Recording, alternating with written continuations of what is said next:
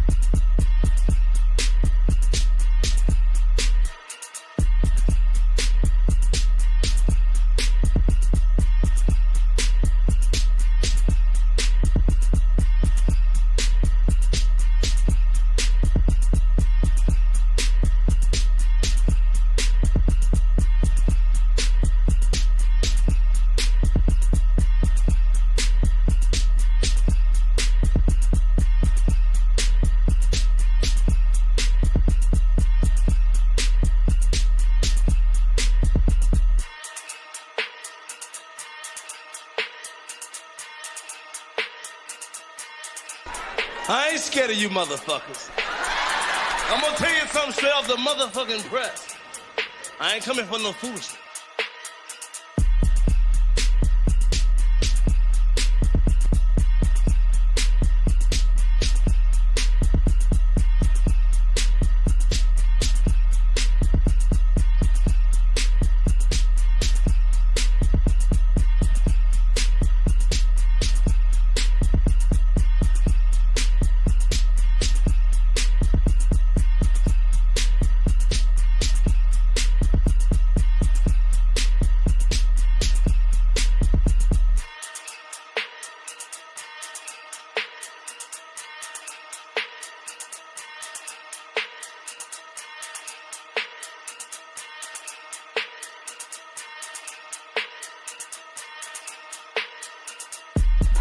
I ain't scared of you motherfuckers. I'm gonna tell you something straight off the motherfucking press. I ain't coming for no foolishness.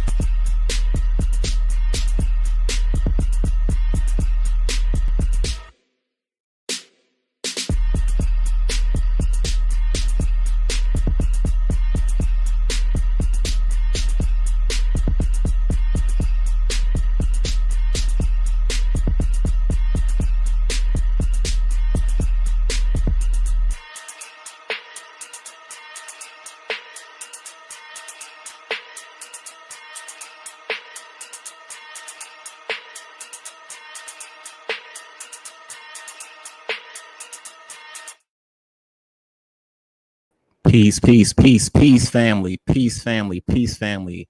Welcome back. Port City coming right black at y'all with his African history, culture, and greatness. I hope you guys are doing all right out there. What's happening, everybody? What is happening? Welcome, welcome, welcome. If you haven't already, go ahead and hit that like. We'll appreciate it. Appreciate it if you go ahead and hit that like. Hit that like. It helps the algorithm get things popping. So what's up, family? I appreciate you guys showing up. We are on volume 5 of our presentation, right? Volume 5. What's up, Kenya? I see you in the chat. What's up? Peace, peace, peace, peace, peace. What's the topic? This is a whole presentation. I think everybody gonna be delivering a little bit of everything pertaining to these presentations and stuff, Kenya. So if you don't mind staying tuned, that'd be great. Appreciate it. We see you in the building, everybody. Shout out to Keys from the Crypt. That's a cool ass name. That's a cool ass name. But yeah, family, we are on volume 6. If you haven't watched any of these presentations, you guys have been cheated out on your history lessons. That's a fact. If you haven't watched any of these presentations, you have been cheated out on your history lessons. So I suggest you take the time and look at some of these videos. And if you got any questions pertaining to what we put out there, please let us know in the comment section and we'll get back to you as soon as possible with those. A lot of things going on in the TikTok community. It's crazy out there. The pseudo soup bowl is getting stirred up, y'all. It is getting stirred up. I see the arrows in the chat. I see the arrows in the chat. But peace, y'all, peace, y'all, peace to everybody that has showed up and is trying to wing off they TikTok addiction. So today I got the fellas. Hopefully they're gonna stop up in here and we'll get this shit going. I'll probably wait till these folks get in here. I'm trying to see. I just sent the message. Let me see if the brothers are out here lurking. I just put the link in the joint. But yeah, y'all got to catch up on the videos. And if you got any questions pertaining to what we put out there already, feel free to kind of ask us about the history. I don't like to take the conversation out of what we've been talking about or out of what we presented. It kind of keeps a laser focus on the information. So that'll help out a whole lot. But yeah, peace, family, peace, peace, peace. What it do, what it do, what it do. I'm probably going to end up going first on my little presentation, but I'm trying to give everybody a minute to come in the building. And shit, come on in and break the ice. So give me a minute. I'm trying to reach out to the family real quick. And so we can get this thing popping, get this thing jumping. Shout out to everybody who's just now coming on in here. Peace, peace, peace. Coming right back at y'all with this African history, culture, and greatness. You guys are all welcome. The water is warm. Come on in here, y'all. Come on in here. Don't be afraid. Don't be afraid. It's all good. Nothing but a good, solid foundation information. It's what y'all gonna get over here. So we appreciate it. We appreciate it a lot. We appreciate the support that you guys have been given. And all of that, the likes, the comments, the shares, everything. Yep.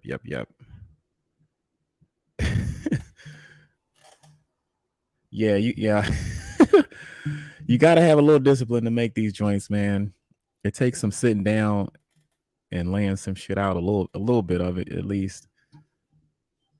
But for real, I'm trying to reach out to the fellas, man. They got me up here over here by you see how they do me, y'all? They got me here by myself.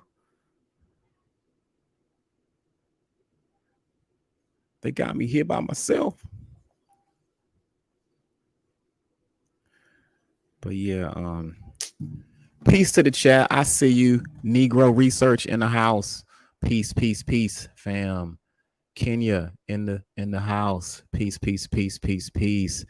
Keys from the crypt. That name is cool as shit right now. Peace, peace, peace. How y'all doing? Everybody having a good weekend? Y'all good? Y'all good? Everybody good? Go ahead and chill out. Get your roll on and get you something to sip on. Yeah, they on that CP time. They come when they ready. They like to make these grand entries and shit. And just pop the fuck up. But yeah, shout out to the fam, man. We take our time with this shit, y'all. We take our time. Peace back at you guys. Peace back at y'all.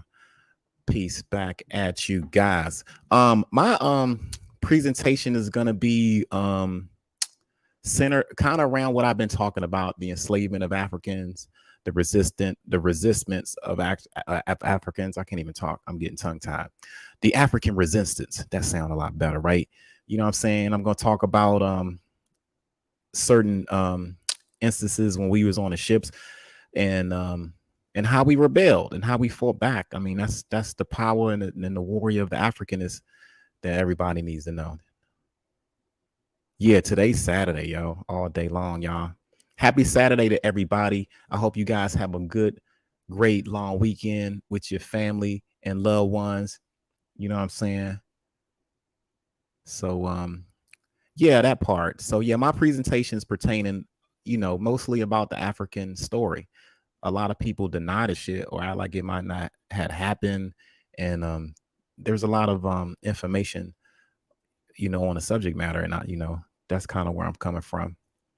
The last time, I can't even remember. I think the last time we talked about the privateers, right? The privateering. We're going to get a little bit into that a little bit again in my presentation, and different types of pirates and shit that was out there snatching these ships up.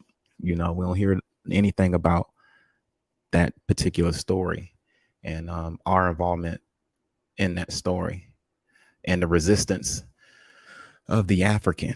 So my presentation ain't gonna be that long, yo. My shit, I'm gonna just slide through. I like to do these little scholastic drive-bys on y'all, man. I'm gonna come in and we're gonna put things to work for real. So go ahead and hit the like button. Go ahead and hit the share button. And if you have not subscribed, I appreciate it. I appreciate you guys just like you appreciate me, and we can keep this thing jumping. Thank you for all the support too. Again, I can't express how much I appreciate you guys. If it ain't none of y'all, it ain't none of me. So I appreciate that.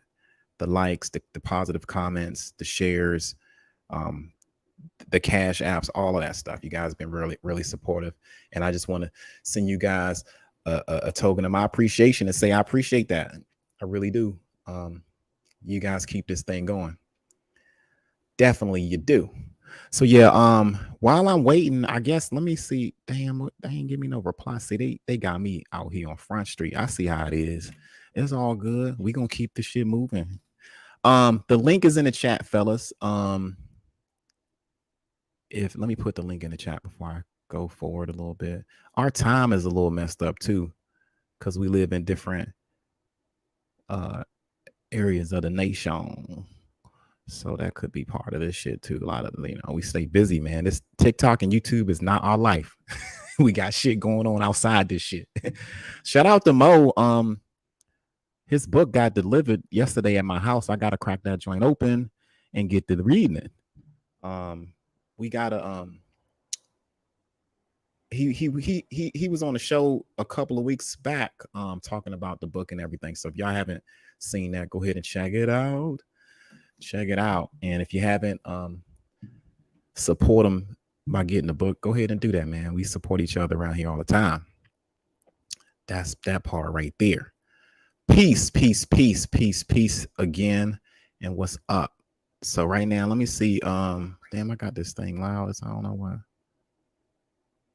So yeah, thank y'all for hitting the likes. I appreciate it. Thank y'all for coming in. Appreciate it.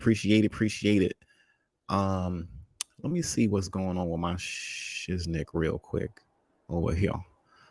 All right, so let's see. The last time, right, I talked about one of the last times I talked about how the transatlantic slave trade got initiated, and we went back to the 1400s. A lot of these folks don't go that far back within the timeline, and they like the 1900s or the 1800s. No. I mean, if you're gonna do this, you got to do it right.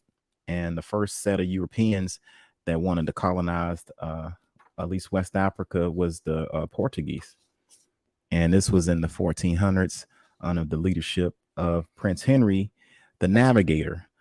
Prince Henry sent Neo Tristram, I forgot his name, Neo Tristram there, and Atom Goncalves, a lot of them. And we talked about how Islam was dominating the slave trade when they got there. This shit ain't new. So the transatlantic West, I guess what you call it, the Middle Passage pertaining to the transatlantic, that started around 1400. Okay, there's several documents that we got pertaining that. And then you look at what happened when they got there. They were already involved in Africa. The Moors were already involved, the Muslims and Arabs. It says that in Prince Henry's conquest of Guinea. Okay, So yeah, I'm gonna just kind of pick up on that a little bit because I want y'all to kind of stay along what we talking about. Like, if you guys are gonna ask questions, make sure it's pertaining to what the fuck we talked about in all of the videos and all of the presentations and stuff. Like, if it's some weird shit, we don't want to hear it. I think y'all got the message with Suitin the last time. Because we get tired of repeating ourselves. I think a lot of the information we already put out, we go to these TikTok lives and act like they don't know what the hell we talking about. We on volume 6 and we have yet to seen any videos of them, any presentations at least. So I don't think they're taking it as serious as what we do. We got a mission over here and we ain't playing around at all. So what's up, Mo in the house? Shit. What's up, man? What's good? Peace, family. I'm just warming up the bar over here before we start drinking over here this knowledge. Peace, y'all. What's up? What's happening? Peace. Yeah, my part. What I was gonna say, I got your book, man. By the way, I showed you the other day. Yeah, word. Good looking. I got this, y'all. If y'all have not picked up the book, go ahead and do that. Go ahead and support the team by getting yourself a copy of the book. Yeah, the book's fake. Hey, how my background? My background noise, I'm straight? You good. Damn, that's what's up. I could have had this AC on the whole time, bro. Dog, I know the feeling. I was sitting there cooking. Shit. But yeah, man, good looks on that. And everybody who got the book. Remember, I said this next person I got that's doing the edit how I want it, he's not a religious person, so that's why there was like no argument or anything. And this is my first time, so I didn't know that, you can't go to just anybody. You got to really vet people and figure out, like, you really can't use a believer. You get what I'm saying? Because they'll deny your shit or they'll just do a sloppy ass job. So as you can see, if you looked in the book, you see how close the words are to the edge of the page. Yeah. And shit like that. And they got the font all extra big and yeah, indentation is not there. Then in the back, all the citations say 1 instead of like 1 through 200. They all say 1. They just like did a little sloppy ass job. But when all of that shit is fixed, it's like seven things in there I didn't really fuck with. But when that's fixed, everybody who has the book already gets the other edited version free. So y'all straight. You basically got and that. I'm cool with this though. I keep it simple. I'm cool with this literature right here, bro. But I'll be more than happy. Yeah, I'm just finicky. You know what I'm saying? Like, I'm just a picky ass person. I want it to be perfect. But I had to hurry up and jump because, just last week, like about a week and a half ago, they was on a live like, yeah, that's a scam. He's scamming. So I was like, man, I could just go ahead and throw that shit out there. I ain't got to wait for the next edit because that would have been like 3 more weeks. I was like, I'm going to throw this shit out there and then give everybody the perfected one for free just to show them, like, this ain't no joke. Because I see how it looked. We kind of transitioned into the Native American shit, right? And I was doing religion. So it did, and then we went to YouTube. So the new people who came along was like, yeah, he was just talking about that. And then he just dipped the YouTube and he ain't on TikTok no more. So he probably took all their money. I was like, man, watch this. Nah, he was already on this shit. He was already on this shit for a long time, bro. I think the indigenous shit just kind of shook everything up. It shook everybody. That algorithm came and it shook. I'll give it to y'all on that. Y'all shook some shit up. But we come to straighten out. Right. We come to straighten it out, man. Y'all shook it up, but we gotta straighten it back out. Let me get my dog straight because it's hot as fuck, bro. It was just 70 degrees. Now it's 81. Go ahead, man. Fill up their water. I'll be right back. That's cool. What's up, Suitin? Peace to you, brother. That man ain't used to that Kansas weather yet, I see. Yo, that John leaking sweat. I tried to tell him that from the South ain't the same as being from Kansas, man. We got a different heat. That's that dry heat. That air shit. Acclimated to that shit. Now, it ain't dry heat yet. It ain't the summertime. We got 1 more month. So you got a combination of like... We got 2.5, 3 more weeks before that shit. Y'all got humidity out there? It comes and goes. Yeah, fuck all that. And it'd be like you have humidity in the morning and then it's like 9, 10 o'clock, it's over with. It's all heat from there, dry heat. Damn. Peace to the chat, y'all. Shout out to Lily. Negro Research. That's a cool ass name too. Get my tea together. That what took me so long. I was looking for my tea. It's all good. Yeah, I'm a breeze through mine real quick. I ain't even gonna be that long. I just want to kind of follow up from the last time. Shit, there's one thing I do want to put on here that I forgot. I gotta find that. I gotta find one joint. Just cause. Where's that book at? I had a book. I gotta find the books.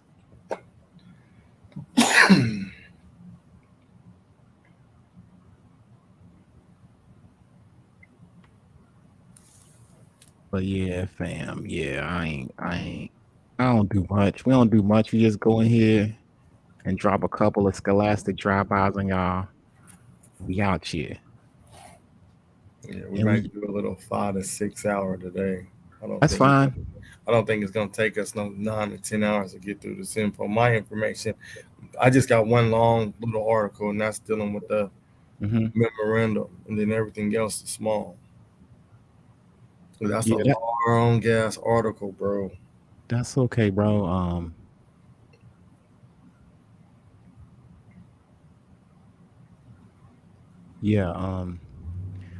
I think the first cut, we had so much shit to get out that initial time. I figured it would be like this. That's why I was okay with the lengths at first. You know what I mean? Because I knew at some point we'll break even. This man said it's 3 races in Africa. 3 races of people in Africa? Negro, Negroid, and him. If you don't get out here with that biblical bullshit, bro.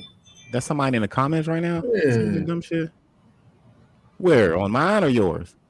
In the comment section. What? Hamite. Hamite is not a race. Negroid is not a race. Negro is not a race. Okay. He said Negroid. Y'all funny. Oh, stop. Y'all are funny. Shout out to the comment section, yo, for making us laugh. Peace to everybody, yo. Peace. All right. What's that, like 1880 through 1920? Like who says that anymore? Hey man, what's that? I'm Negroid. I'm a whole Negroid. That shit is offensive, yo. Right? Y'all, that's like Mongoloid, Negroid. That was the racist shit they said back then. Y'all know that? Y'all don't understand? What do you put down on your job application? You put down African American? No, I say I'm Negroid. I'm Negroid. I'm a whole Negroid. That's some shit my grandma and grandfather say. They wouldn't even say that. They say Negro. Yeah. They'll say Negro, please. You a Negro. I don't know about this Negroid. What is Negroid?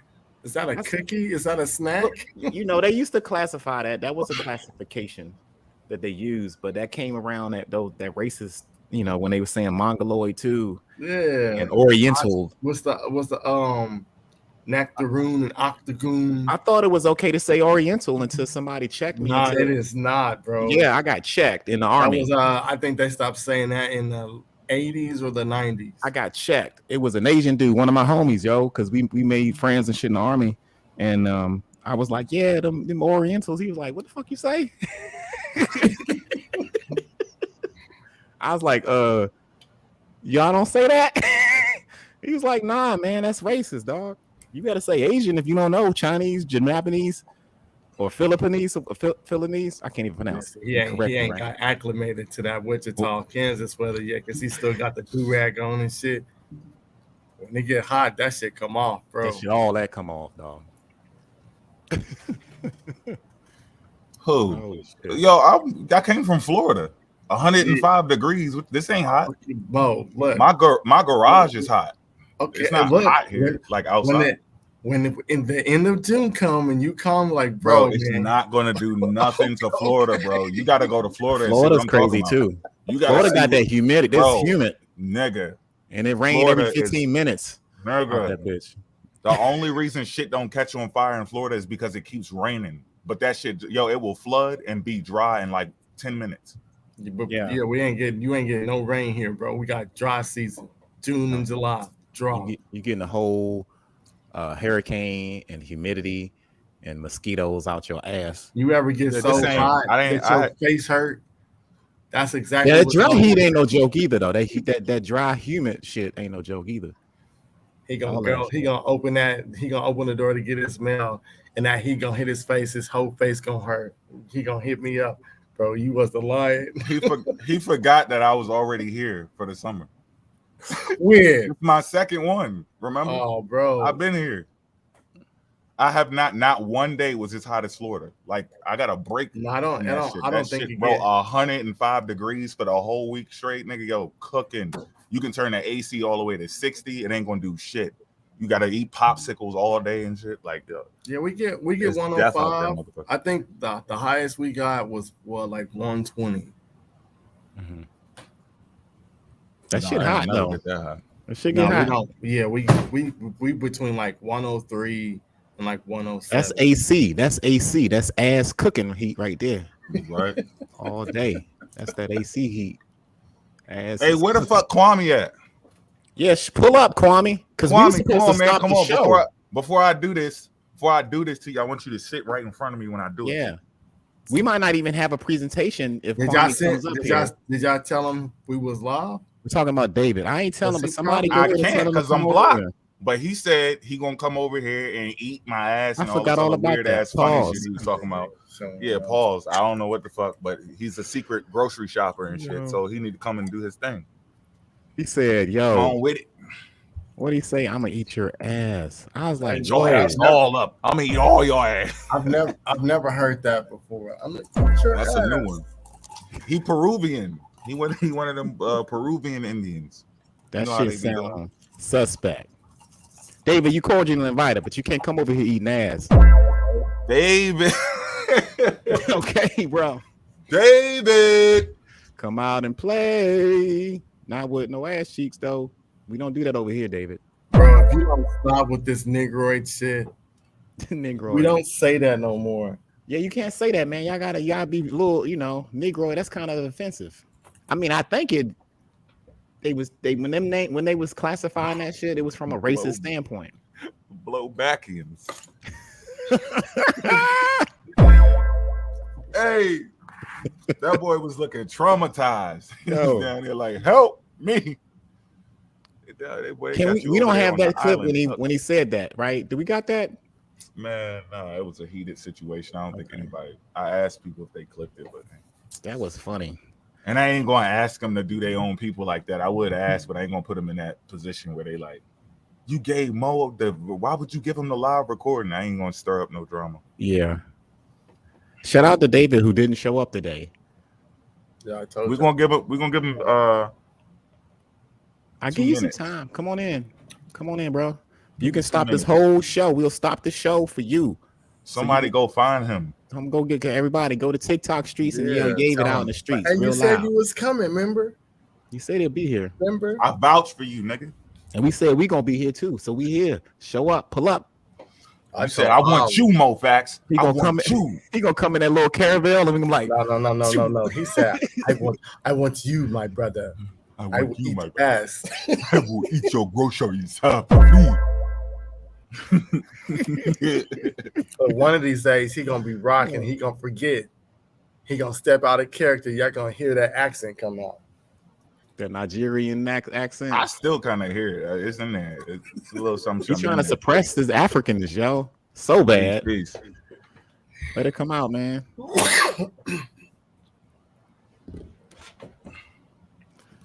But yeah, man.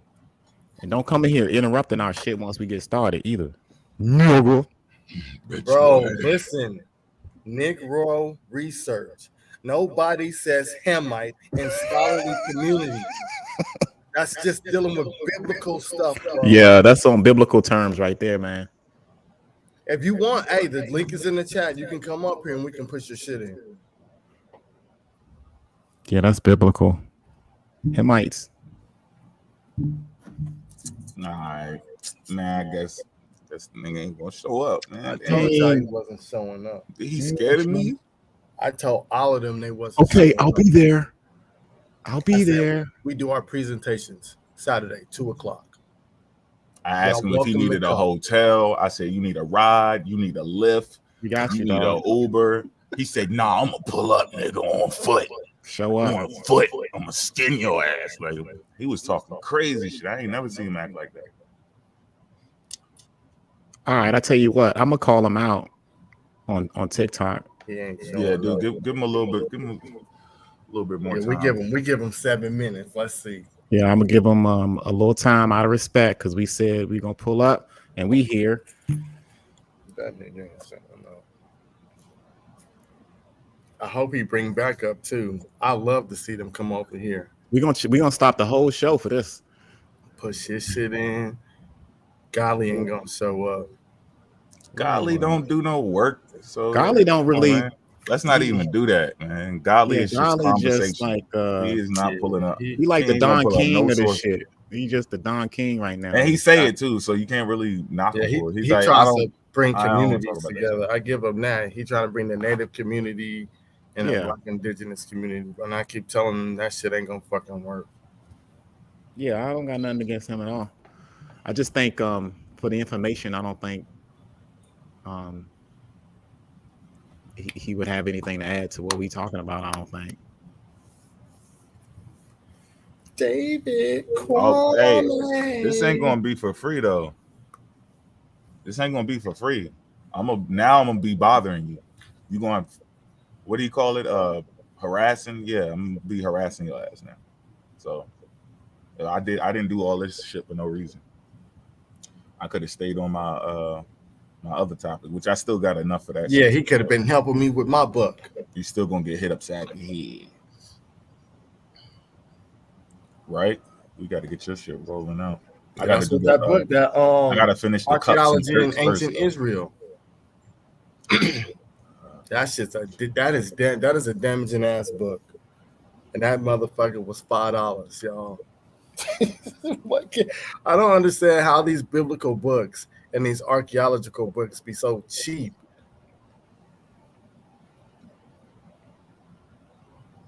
Well, we just got live. Well, I just got up here. I seen the text probably. I put David come smoke with us. Oh, you on TikTok live too? I'm gonna go on live just so he knows. Yeah, everybody go live. I thought you was banned.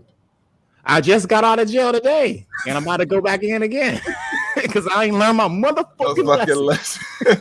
Hey, everybody go live. Everybody that can go live, tell that motherfucker to pull up. He ain't about to talk all of that crazy ass shit and not pull up. I got a whole call. And they be like, your probation officer call you, like, Port, we need you to come back, kid. The same. Yo, y'all seen that part on Casino? Y'all seen the movie Casino? I only saw it once. I was young. Oh, yeah, I think I seen it one time. And the part where Joe Pesci was talking to that dude, like, I want my money back. And the dude was like, I'll come back and I'll crack your fucking head again, open again, as soon as I get out of jail. Oh shit!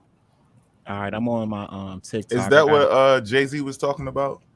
He said, "I'm especially Joe Pesci with a friend. I kill you, commit suicide, and kill you again." That's it. I didn't even know that. I was like, "What the hell is he talking about?" Peace to the chat. Peace to the chat, y'all. Are y'all reading the comments? This man is tripping. Yo. David, if you are out there, I'm live on YouTube. I'm calling out David right now. Come on YouTube. We on live. We invite you cordially to come smoke with us. We are in the smoking section right now, and we want all of the smoke. David, come on. Because if I holler at you on TikTok, I'm gonna get banned. So come on to YouTube right now. Calling out David. Since you said we on this money, we want to know from you and your community. You need some explaining to do. Why are you saying that we was here before all of this stuff on the Confederate States of the American dollars right here? So anybody, reach out to David. Come on. We want all the smoke in the smoking section right now. And if you want to take his spot, so be it. Yeah, anybody from this community that want to defend this picture. Y'all, hey, man, y'all can't be that scared. Mo. Y'all that scared? Well, that scared. This is the 6 week. They watch the YouTubes, bro. Remember, Remember what Yahweh said? He said, you used to be teaching, and now you just attacking me. This is after we start beefing. You've never heard me after we start beefing said, oh, yeah, you be teaching. You have some good information. I never said that shit since the beef. You know, he watched. They probably watched that shit as a group setting and shit. Yeah, it's they like, need oh, to. Man, we can't fuck with them. I repeat. Remember, leading up to the debate, well, not the debate, but the presentation, what did we say? We're going to use their information, all their books and sources that they gave us, and we put it in the first presentation. So we were debunking their information that they use. They can't come back from that because they're going to pull up all that information from the first and second presentation. We already got that shit locked, loaded, ready for the debunk. All I can play with is swarthy. I'm the swarthy. Oh, yo, wait till I play David shit, yo. Y'all know I got him. If he don't show up, I'm just going to get these videos because I got each one of them clipped from what I'm talking about, what I'm responding to about the information that he put out. And we're going to play everything he said, and then I'm going to respond to it. You get what I'm saying? He know what swarthy is. He knows what the fuck it is. He was on his live. Well, I ain't going to say that. Y'all going to see in a second. Y'all gonna see that dude. They play stupid. They go, no, swarthy. It means black. Then they be sitting there talking and then slip out. They go, oh, you do know what the fuck that is. Same thing with Earth Speaks. He don't know where the fuck Egypt is. Then he's sitting on the live talking to a Christian. Now he know exactly where the fuck Egypt is and ain't in America no more. Y'all gotta watch these cult leaders. What the fuck is the date for this? Hold up. Date offered. All right, boom. Now flip that shit. Flip it. Is he live? Let's see if he's live on TikTok. He need to bring his ass over here. Fuck TikTok. No, I don't think he's live. I don't see him.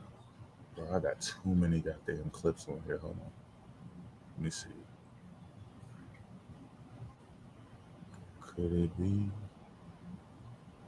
I got the timestamp for one of them.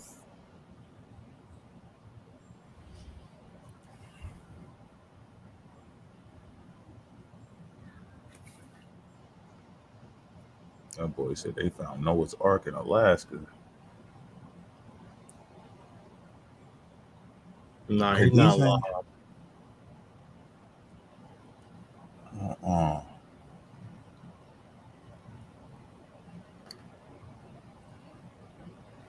I gotta have that other clip though. I can't skip that one. Hold on. You know what? I'm gonna put it in the chat. See if I could put it in the chat. The interior of Alaska, where he.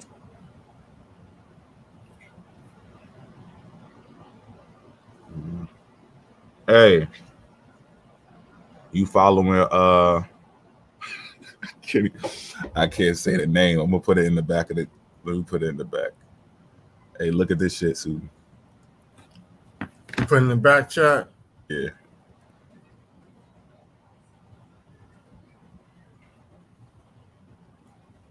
Tell me if you following that G4 thing over there.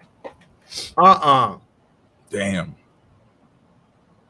Because I'm trying to send you these links. Hold on, I'll follow it now.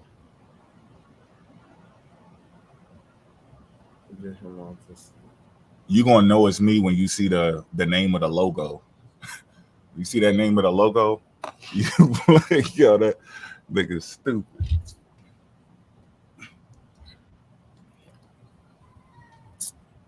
You see it? Yeah. Damn. That's me. All right, now I'm gonna wait till I get to 1K. All right, boom. Now I should be able to send you this link. Oh, come on, man. He ain't showing up.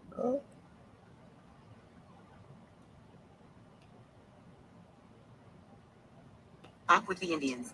Ernest. Come the fuck out. I thought we was gonna get some David sunflower seeds and shit.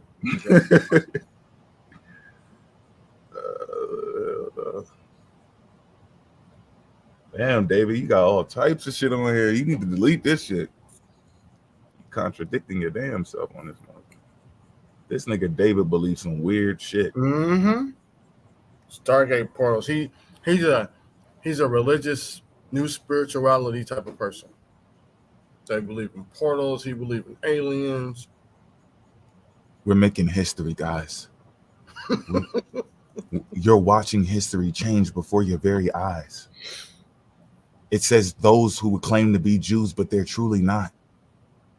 He's going to let you put your finger in the holes of his hands. Peace. Nigga retarded. Fucking dumbass, bro. Stupid as this is a dumbass dude. He's going to let you finger his hand. It's almost gonna be what you stick your finger. You don't believe it's me? Let me stick my finger in your hand. Like that niggas be like, yo, that's deep. That shit's stupid. How the fuck you even get nailed to a cross with your bitch ass? That's crazy. I'm gonna save you after I die. Hold up. Like we dying, nigga. We could have did that our damn self. The fuck you doing? Psych, I lied. I'm still alive.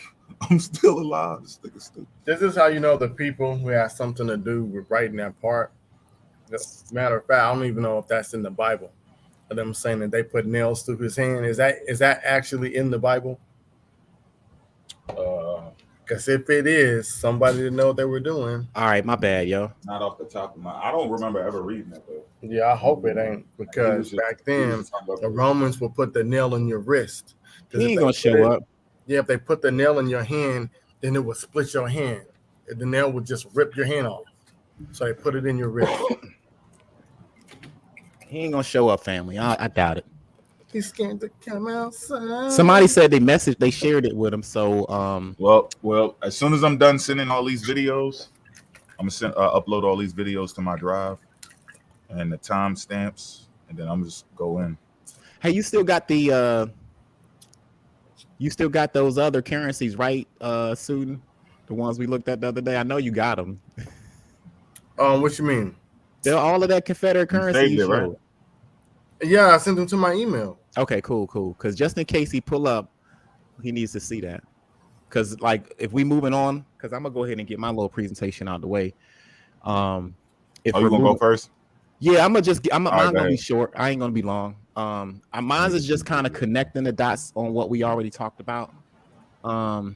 Real quick. Let's see here. Hold on. What's up? Hold on, Port. Okay, can I do it on this one? I just want to make sure this is the thing you're talking about. It was just the currency, all of the money, the $2 bills and all of that shit. Yeah, that's it. All right. I see it. That's it. I just want that shit on standby. And then you had other ones on there, right? That's all on that same joint. No, I don't know. Let's find. I don't think they all on the same thing. Okay. I think it's just that one. It ain't. That's a good one. But I got all of them. I got all of them on my email. Okay, I was just the different types where the whip, that joint. That's the most damaging one we talked about. Just had that shit on standby.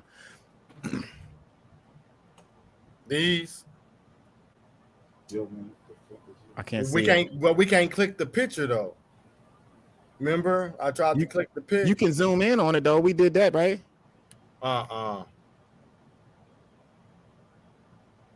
Well, shit. Try to find that if you can, just to have it on standby, just in case David shows up, and we can show David exactly what these illustrations were meant to portray.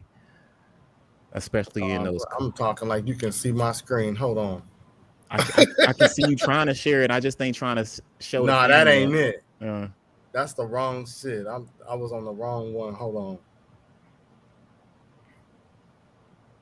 Piece of the chat. I'm gonna say if we cannot use the word Wabo on my channel out of respect of their community. From my understanding, it is a word that has been weaponized to say to black folks, and I'm out of respect. I'm not gonna say that. I'm gonna call them a pretendian and a jive ass turkey and a fake Indian. I'll say all of that, but I'm gonna try to leave out that that particular term. Is that the joint with my man over there overseeing and I don't shit? know if I got the dude on the horse though. Whenever at your leisure, you know, it ain't no rush. While you hanging out, try to find that junk. Yeah. I wish you sent them to me because I would have had them shits lined. I honestly didn't think he was gonna show, and I was right. But I mean, at this point, it's just a discussion about how he feel like these people are living their best life and how sharecropping was supposed to be good for African Americans post Civil War. That shit's crazy to me. I am not a Wabo hunter, bro. Yeah, I told him not to use that term. We deep fry job ass turkeys though. That's what we do. But if a name has been taken out of context to weaponize African people, whether they believe they African or not, we ain't dealing with it. That's kind of how we rolling over here. That's all. All right, but let's get back to the show. This is volume 6 of the ABO Pseudo Assassin. The Empire Will Strike Back, family. Real quick on my last, let me get right into it. On my last couple of videos, we talked about Dahu, the Moor, correct, right? Let me take my cam. I want to stop sharing my cam. So yeah, we talked about Dahu. We talked about Portugal coming into West Africa, right, around 1400, and this is where the transatlantic slave trade gets initiated. Was slavery going on prior to 1400? You're damn right it was.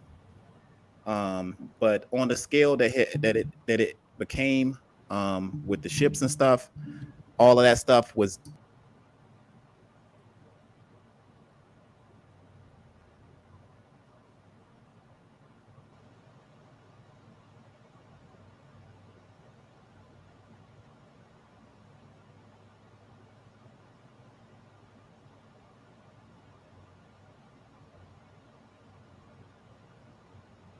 We can't hear you.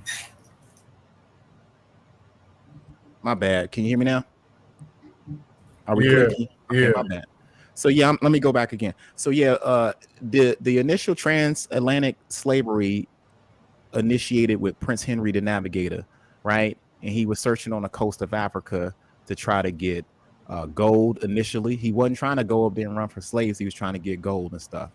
And what happened was he sent Orders of Christ. He was a high-ranking member of the Orders of Christ.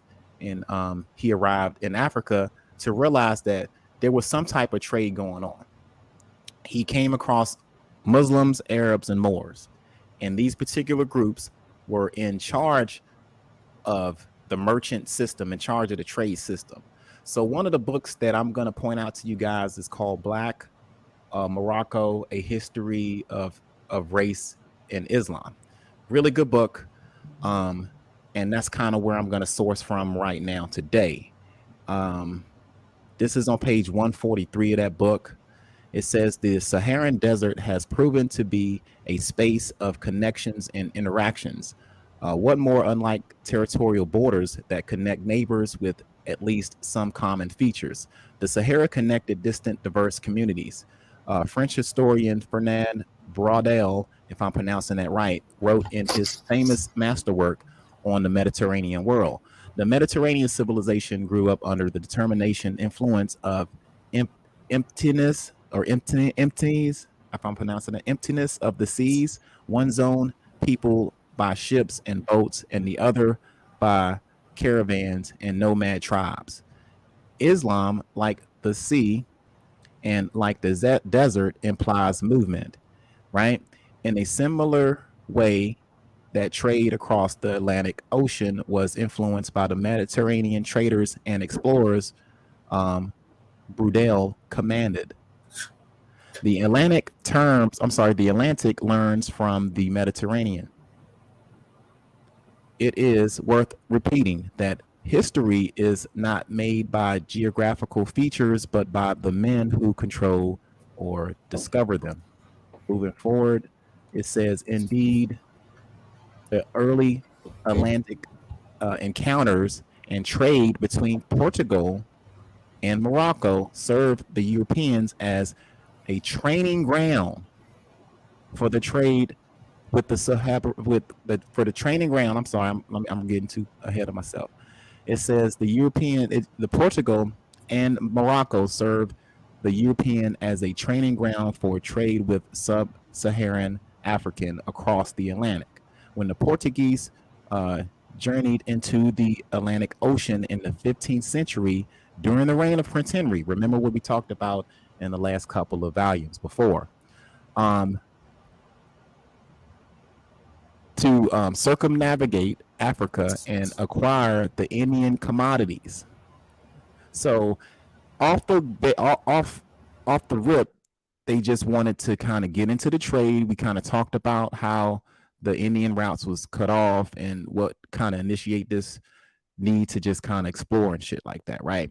And it talks about voyages. It says Portuguese first says into the Atlantic as voyages of discovery and exploration is misleading into this context because these voyages was not motivated by scientific curiosity, but rather by economic imperative of Western Europeans to overcome their remoteness by reaching gold sources and slaves of Africa and gaining access to the Indian Ocean. So remember what Rob talked about, how the trade route and the Silk Route was where the money was prior to these ships being built. And you had an issue where Europe just was hungry for to get into some type of trade to try to gain access. Again, this is page 143 of Black Morocco, A History of Slavery, Race, and Islam. We're going to go to the next page, and it says, hold on, let me see, did I finish everything? Okay, yeah. All right. Markets, okay, markets long dominated by who? By the Islamic world. So when these Christians arrived, the markets, the trade, all of that shit was set up by the Islamic world. So who do you go to, right, for help? Who do you go to get into the trade? You got to go to the people that was practicing this bullshit. Now, Pierre Chanamu, French professor of European modern history, considers the inquisition of slaves on the African coast the primary motive behind the Atlantic voyages. Okay, now here we go again.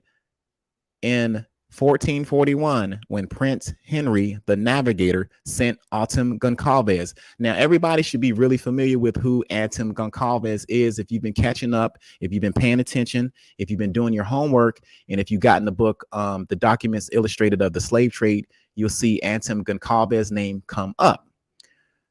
So we can look straight to the primary for that, okay? So it says Prince Henry the Navigator sent Autumn Goncalves on a voyage to acquire some oil. Goncalves thought it would be a good idea to get some slaves. We talked about that. Remember, he was out there catching beaver seals, right? Now it says Portuguese chronicler Gomes de Azura. Now this is the book that I got, that I showed. This is volume 2 and volume 1. He wrote volume 2 and volume 1.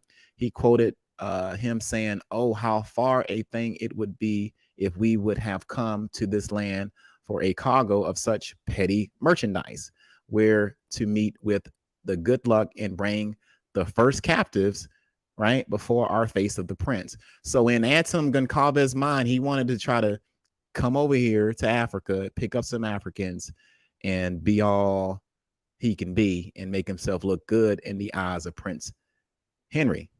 Indeed, Goncalves captured some of the natives from the area of Rio de Oro, whom he had taken back to Portugal. Rio de Oro, or River of Gold, was named that the Portuguese gave to the river on the southern coast of Morocco with the narrow inlet in the Atlantic Ocean. So this was during the time they was running out, chasing the Moors out. We got the primaries in the book, The Documents Illustrated. Okay, so going back to this, it says, because it was according to Valentim Fernandez, the first place where the Portuguese started to buy, what were we buying?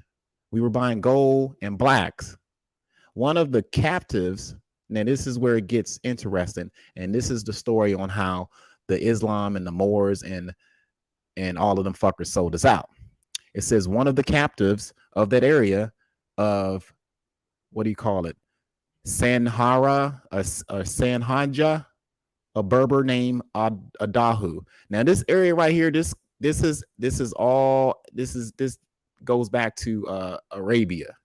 So we know who we dealing with. Okay, this goes right back to Arabia, the origins of all that. So at this time, you had a heavy population of people that was subscribing to Islam. And what did they do? They used to trade black Africans who didn't believe in Islam or Christianity. It says one of the captives was a Berber named Adahu, who succeeded in convincing the Portuguese to buy him back in return for a ransom. We all talked about this. Now, isn't it funny how we got the primary sources that we talked about? I showed you the primaries first before I start showing you literature pertaining to it, just so y'all can be like, well, damn, I can go straight back to that primary and we can see what's going on. It tells you right here. It says, go right back to the primary, the Chronicles, right? And the Conquest of Guinea. So this is the primary, just in case somebody said, where do you get that from? And remember, family, this is volume 1 and volume 2. Okay. It's a 2-volume series, and you got to make sure you understand that before you get them. Now, right back to Adahu, right? Adahu, who succeeded in convincing the Portuguese to buy him back for the return for a ransom, declaring that he would give for himself 6 black Moors. And also he said that they were among other captives, 2 youths for whom a like ransom would be given. De Azora said that Adahu also provided information. What information? Information on black people. That's what type of information. Information. This is value. This is the dagger. Information on who? On the black people in the West African interior and the trade networks. So this is how the shit got started. I want to remind you guys how we get started from another source. And if you want to check this source, you can go all the way back to the primary of Azora, because he wrote all of this stuff down during those conquests of Guinea. So Adahu said, you know what, man, look, let me go. I got you. I'm going to go get some black people, and I'm going to teach you guys about these trade networks. Consequently, the Berber perception of black people in their land was transmitted to the Portuguese. You hear that, right? Now, we read in there about the curse of Ham and the curse of Noah, right? That's why these Portuguese was okay with the shit, because they felt like these Moors, these Arabs, these Berbers were okay with the shit because of the religion that they was practicing in the Islamicized North African area. Just so we're clear. Those are black people selling to black people. Those black people converted to fucking Islam and sold their other brothers and sisters out. Just so we all clear. I want to make that very, very clear. Because when they went to go get enslaved Africans, they went to the interior of Africa. Okay.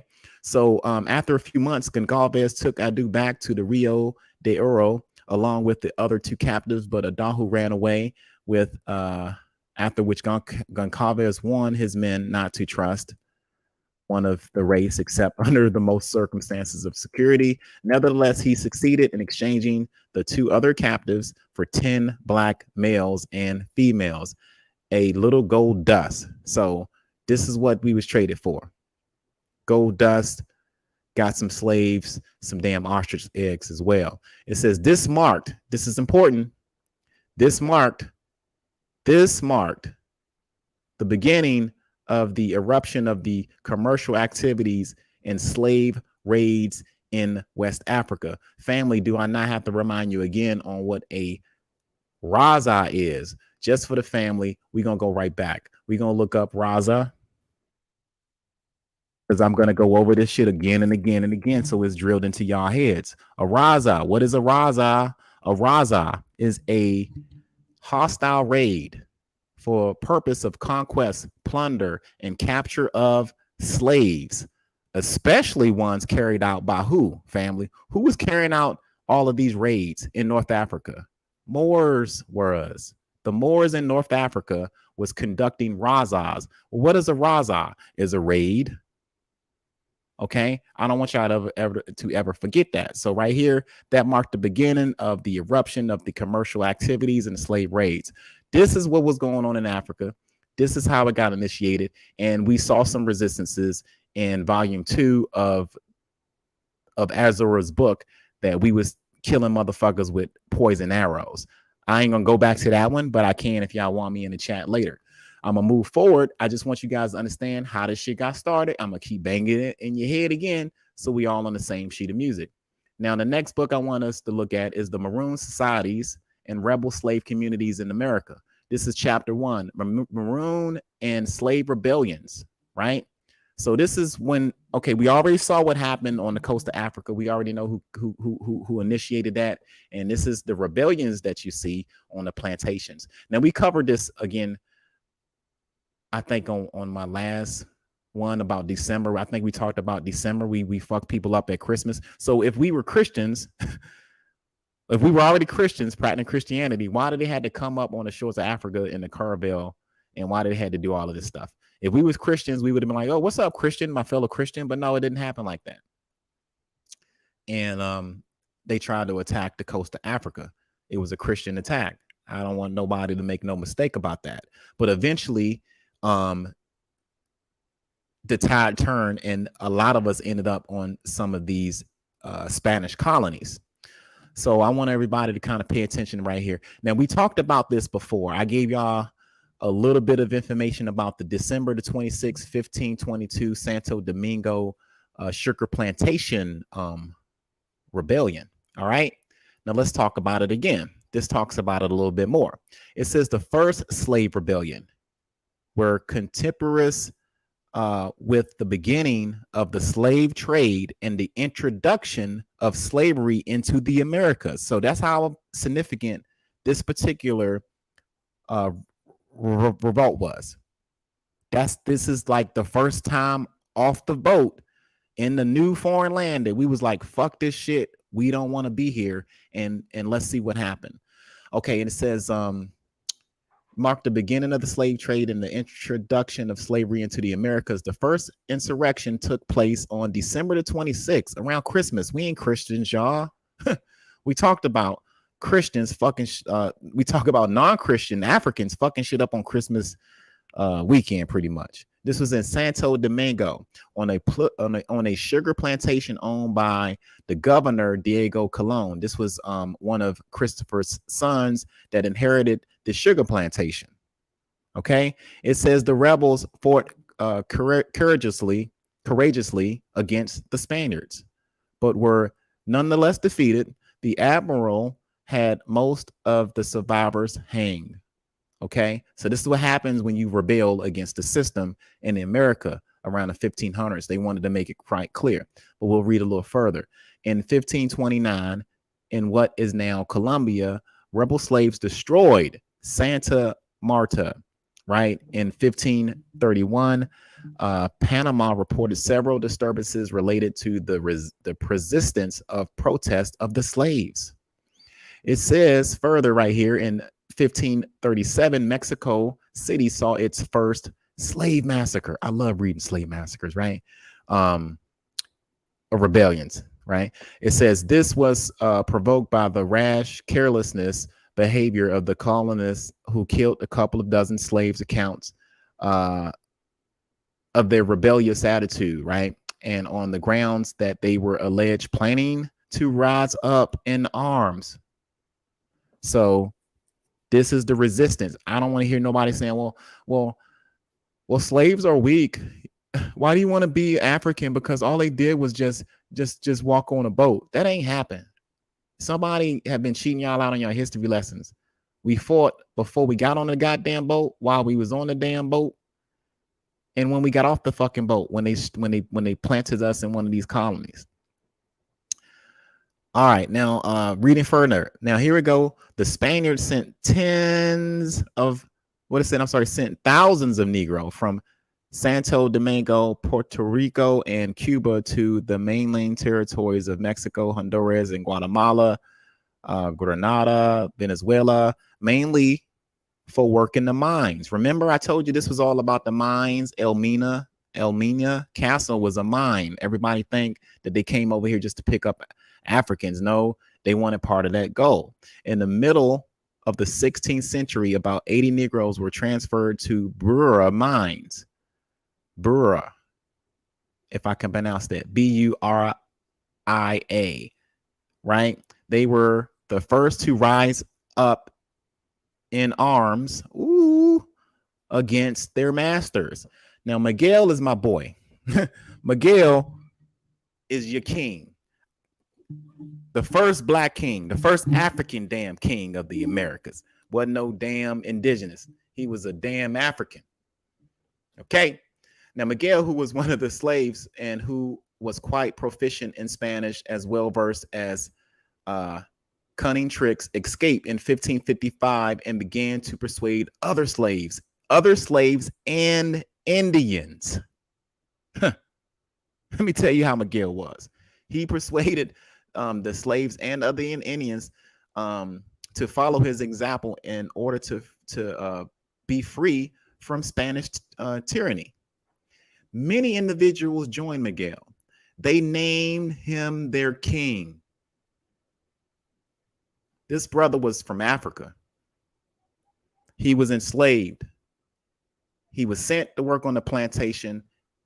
He rebelled, organized the Maroon colony, and they named him queen and his mistress queen. Just so y'all know, Africans was running shit. Don't get it twisted, right? Their illegitimate son, the prince, was named. And another Negro bishop, Miguel, founded a capital, organized an army, and ordered an attack on I can't pronounce that. He ordered an attack on I can't pronounce that. Anyway, it's somewhere near Venezuela, right? Right. And it says where there were only 40 Spanish settlers, but these settlers sent for help in El Tokyo. I can't pronounce these Spanish names. I don't know that.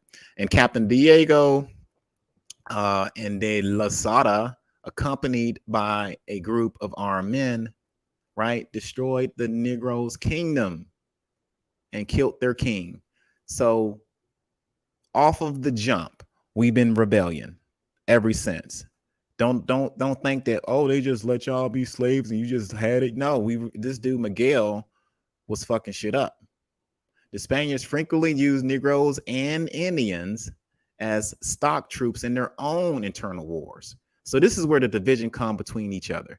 Because whenever you get colonized, you get with one European group and then they use you as a translator. And before you know it, you're just adopting those ways and they will put you into a damn troops to help fight their war. There were slaves accompanying the forces of Vica de la Castro of Peru when he defeated Diego. So they were using enslaved Africans for the purpose of capturing other freed African runaways. Hundreds of Negro slaves were also used by the authorities to suppress the anti-royalist system led by the Contreras brothers, who killed the bishop and marched to Panama. With help of the Negroes, the authorities were finally able to defeat forces of Juan Bermejo, and one of the most courageous of the rebel captains. In Peru, according to Seco, where conflicts of civil wars among the Spaniards was common, there was an uprising. 1553 was the date, which lasted for over a year. Francisco Hernandez Giron, an impatient and proud man, placed himself at the head of this rebellion against the royalist authorities. As in previous cases, belligerent Negro slaves were called on to help both sides. So this is when you get the division of black folks getting put against black folks. That's kind of what it is. You had some rebellious Africans that might have never forgot who they come from. And then you might have some that might have adopted the system that was already in place 100 years ago. Because let's not forget, in 1400s, the Spaniards were in Africa. And this is 100 years of generations born into the system. So I don't want everybody, like, people act like we were born free. right? All of us listening to this shit, we were born free. So we have no clue what it's like to be born enslaved. Is a mindset thing. And people, you free, you got the audacity to say, well, you don't know how it was if you was born into this shit, or what you would have done or what you wouldn't have done, right? Because we have a free mindset now. Back then, Africans ain't have a lot of options when it came to that mindset. But Miguel did. Okay, let's see where I lost my place. It says previous 250 of them joined Hernandez and later increased over 300 slaves armed with hoes and guns in the Battle of Purica. Oh, I'm sorry. I can't pronounce that. Pucara. Those Negroes sacked the dwellings of the royal forces, right? So we're talking about hundreds of slaves rebellion now, where they were few soldiers finding little resistance killed them, as well as those who had been left behind because of illness. They fled. However, when Hernandez was defeated, some of those surviving on the royal side were employed by the colonial government as spies. So this is the earliest time when you see those sellouts on this side. People broke rank and forgot about themselves. They might have just bought into this whole system, and a lot of them had no choice but to fight for these Spaniards, because they came in the colonized mindset. But I wanted you guys to look at that. Let me see if there's anything else in this stream here. So okay, so Court and Francisco Hernandez had their hands cut off, after which they were hanged by their necks along with their fake documents granting an amnesty, and were sent back to the royalist camp. In Lima, slaves rebelled when Drake fleet approached the Peruvian coast in Santiago de Chile during 1647 earthquake. A Negro slave proclaimed himself king. We king, king of Guinea, and called for revenge against the whites. 400 Negroes followed him. God damn. Armed with sticks and weapons they had taken from the ruins. The rebellion was suppressed and the king was hanged, right? Bishop Villarello told his frightened congregation at the Central Square in Lima that this Negro insurrection was a warning from God. Ain't that a bitch? It was a warning for God, because we fucked y'all up on a fucking Christmas, warning for God. And when the earth trembles and the slaves rebel, God is saying we have sinned against his divine majesty and against his humblest creatures, who are the Negroes, who are the Negroes of Angola. They're telling you where they're coming from. Oh my. Holy shit. That's what happened when we get over there and y'all try to enslave the African. We gonna fuck your shit up on Christmas. Now, right here, this is telling you that, look, man, these Negroes from Angola are not to be fucked with, kind of thing. But I just want to touch base with this particular book again. This book got a lot of other maroon rebellious activity. I just wanted to touch base on the early parts of it, and how that we was just fighting from the jump. We've been fighting. What is this right here? What's this? Anybody ever drank? Y'all drink? Y'all drink? Y'all good? Y'all drinkers? Right? Anybody ever have Captain Morgan's drink? I'm gonna close this out real quick so I can see y'all. Yeah, I think I had it one time. Right? Did you know the story about Captain Morgan and how that shit came? Captain Morgan was Henry Morgan. He was a buccaneer. He was part of that like privateering shit. So when you see Captain Morgan's drink and you see the illustration on a Captain Morgan's bottle, you think a pirate, right? Pirate. Right. Right. Well, that shit has origins that goes back into colonial times, and we're gonna talk a little bit about him, real quick. Captain Morgan, right? Who the fuck was he? I think his real name was Henry Morgan. All right, I just paused the show. I'm gonna keep it moving. Where we at? Hey, yeah, brother. Excuse me. Yeah, be for real. Where my brother at? Tell him to pull up. Tell my brother to bring his ass over here, man. Tell him to pull up, yo. I will stop what I'm doing and park my car and let him walk with his primaries right over here. This is look, we all about the information, so ain't no slander nothing other than job. Oh, he can come and talk all the gangster shit he want to. Come on over. I'm just gonna smash books in his face. So he can talk all that crazy shit. No shit. He could come over here and freestyle and I'll pull it up while he talk. He can we're gonna show him all types of hospitality. He can sit here and just run his mouth and freestyle, and we gonna pull up what he's talking about. Right. Come on, man. Come over here and just kick back and just run your mouth. And we're gonna put your shit on the screen. From a jam, baby. And see if it check out. This is why they really scared. This ain't TikTok. This ain't TikTok. This a whole presentation. You gotta run with it. Yeah. Real quick, I'm gonna fly by this one real quick. So everybody know Captain Morgan, the drink, right? So when y'all see Captain Morgan, you see this illustration, bam. And what's this, rum? That's Captain Morgan's rum, right? I think so, yeah. Spice rum. So I just want you guys to get a visual on this shit right here. All of this shit got connections into slavery, right? All of this shit, it does. So let's go back to the Buccaneers now that we saw Captain Morgan. And let me see. Okay. This book right here is called The Buccaneers Realm, Pirate Life on the Spanish Main between 1674 and 1688.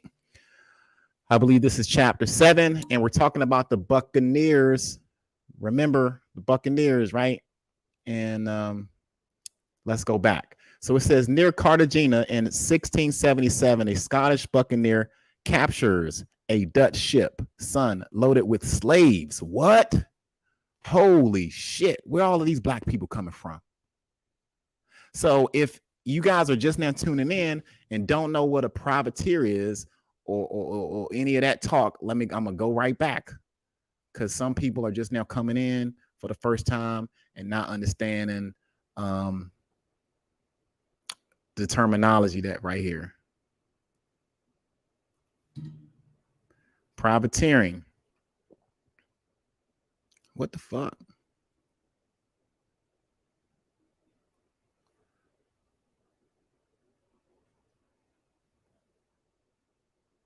Okay, real quick. Privateering. Y'all know what Pirates of the Caribbean is. This is what they really mean. It's all about slavery. The gold, the booty, that's us. All right. But anyway, privateering explained. The operations of a privateer is the attacking and looting enemy ship under the auspices of one's own government. So this is a government takeover of a ship, pretty much. This is the government saying, you know what, we're gonna give you keys to this shit. You can take it all, take everything, take the booty, take the captives, take those Africans and redirect them back to your colonies. That's what this is saying, just so we're clear on what the fuck that is. Now, right back to this book again. We're on the Buccaneers, right? So now that we know what a privateer is, now we can understand what this is talking about. It says near Cartagena in 1677, a Scottish buccaneer captures the Dutch ship Sun loaded with slaves intended for trade with New World Spaniards, and killed the captain and several of the crew in the process. The cargo is valuable. Nations go to war over the slave trade. For the economies of the New World have come to rely overwhelmingly on slave labor to produce the luxuries that drive the old world economies. Jamaica, for example, expects the Royal African Company. We talked about the Royal African Company. That was from the fucking I lost my train of thought. But the Royal African Company, you had the West Dutch Indian Company. All of these were enterprises that were started by white folks that wanted to invest on the voyages and stuff. Though, like the Royal African Company financed all of the ships. Everybody want to know where the ships are? Go to the Royal African Company. Go to the West Dutch Indian Company. But anyway, in this particular instance, the Royal African Company to deliver 5,000 slaves, right, in 1684, and 3,000 per year afterward. Okay. In theory, Captain James Brown Dutch prize is legitimate. He has a French commission, and France is at war with Holland. However, Brown commission was signed by Governor Orgon, who died in France 2 years early. Strictly speaking, then the commission is invalid, and technically the capture of the Dutch ship is an act of piracy. But far more egregious acts are commonly overlooked. Captain Brown's circumstance not only raises an issue on the tenuous distinct between privateering. Remember, there's that word again, between privateering and pirates. See how like this shit, you can be a pirate or pirateering. You can have a permission slip and do this shit, or you didn't need one. Sometimes you had your own enterprise doing it, but there was mixed language between the two. This is what they're telling you. It says the twain of often difficulties or to differentiate, but also of the fragile balance between politics and profits. It was all about money, the booty, the prizes on the ship. Brown lands the 150 slaves at Jamaica, where willing buyers can easily be found. However, these slaves are designated for Spain, and England now not only sees Spain as a trading partner, illicit or otherwise, but also has a great stake in providing slaves to Spain. Now that Brown has enact a piracy obscured by the expiration French commission taking Spanish slaves. We're talking about slaves from Africa ending up in Spain, and they're getting intercepted in these waters from the Dutch and landed into English territory. Spain may see this as nothing more than Jamaica's deliberate support of piracy. Thus, Jamaican Governor Vaughan must act decisively for his intent to maintain good relations with Spain and also rigorously suppress piracy.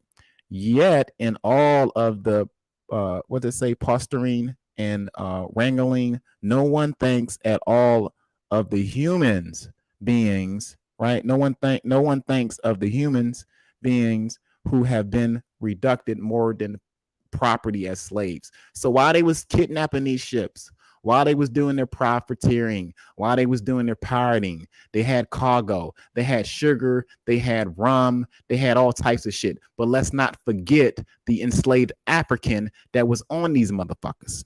Okay. Reading further, the slaves were mere property was an accepted fact in this period. Indeed, a line from Henry Morgan. Here we go. There you go, your Captain Morgan. Everybody take a shot at Captain Morgan, because this is your Captain Morgan right here. So when you think about Captain Morgan, let's look at the picture again, y'all, so we know the fuck we talking about. This is the famous drink Captain Morgan. Look at him. He's a private. What does he do in the water? He pirates ships. He kidnaps ships, and your black ass could be on it at any given moment. So the next time y'all in the ABC store and you see this drink, I want you to think about the Africans that was enslaved on those privateering ships. All right, family? I want y'all to do that. This is real talk. Okay, so yeah, it says the slaves were mere property. That's what Captain Morgan thinks. It says the slaves were mere property, was not an exception fact in line from Henry Morgan. Official instructions for his attack on Panama demonstrated exactly how slaves were viewed. So let's see what Captain Morgan, the famous drink, was named after. So let's see what he got to say about slavery. It says the Spaniards and the slaves are deaf to your proposal. You are then with all expeditions to destroy and or burn all habitations and leave it to wilderness. I mean, damn. So Captain Morgan ain't fuck around. He was quite some man. It says putting the men slaves to the sword and making women slaves prisoner to be brought hither and sold for account of your fleet army. Captain Morgan said this, y'all. That's who said it.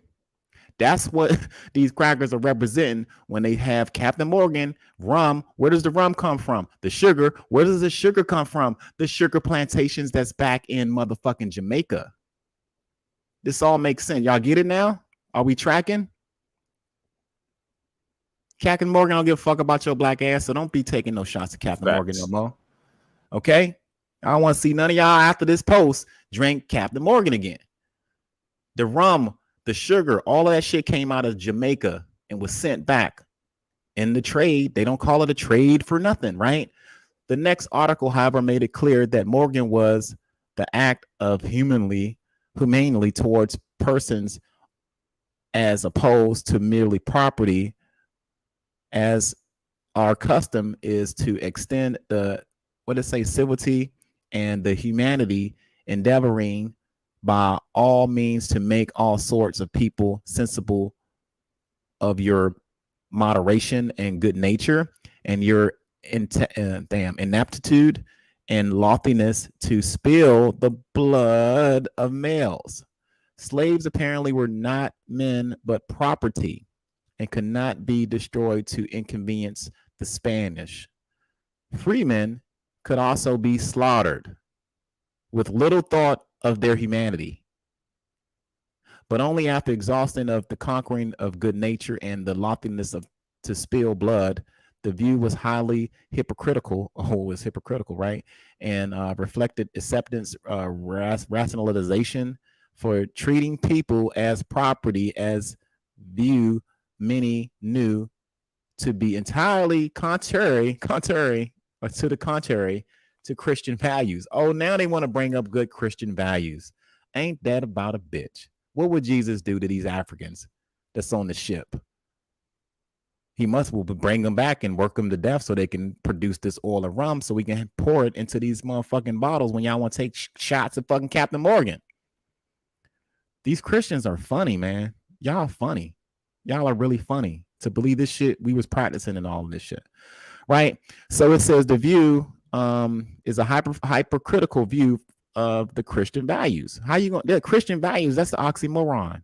That's an oxymoron. Christian values pertaining to Africans, that's an oxymoron, right? For example, a 1685 entry of John's Evelyn's diary noted that James II wishes that all slaves in the plantation be baptized. Wow. Slave masters protest out of a mistaken opinion that they would be ipso facto free if baptized. Likewise, in Barbados in 1676, due to the industry of the Quakers in converting slaves. They was all about converting us when we got over here because they felt like we would be a more docile individual if we was baptized. You had these white planters that didn't want us to even get that. Y'all don't even deserve to be saved by God in their eyes. But it says the conversion of these blacks was forbidden, right? For they feared that baptism, it was pretended hazard and I can't read that. The conversion of black slaves was forbidden for fear of baptism. It was pretended hazard the safety of the island.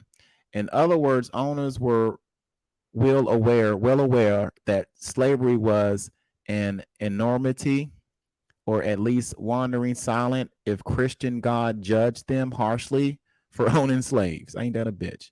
The justification, the conditions of slavery by diminishing Africans and sub-Christians or subhuman or both, and feared anything that might elevate them from their status. For under any reasonable norm or any reasonable morale code, such elevation would render them free or equal.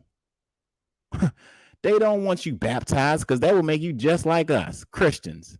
And you just not like us, you Negro. So you need to stay on this plantation and work this shit. So you had a group of Protestants versus the Christians, and they had a thing about, oh, hey, man, you know, we might need to baptize them. So you had a Christian and the fucking Protestant fight over whether or not they should baptize Africans. They was afraid, well, shit, we're going to have a large free African community out here. That's the big issue on why they didn't want to do that. All right. Now, I know David ain't in here, but let's go back to this money real quick. I'm roll. Everybody cool? We good? Can y'all hear me out there? Bro, I got a new one though. Good, Hold up.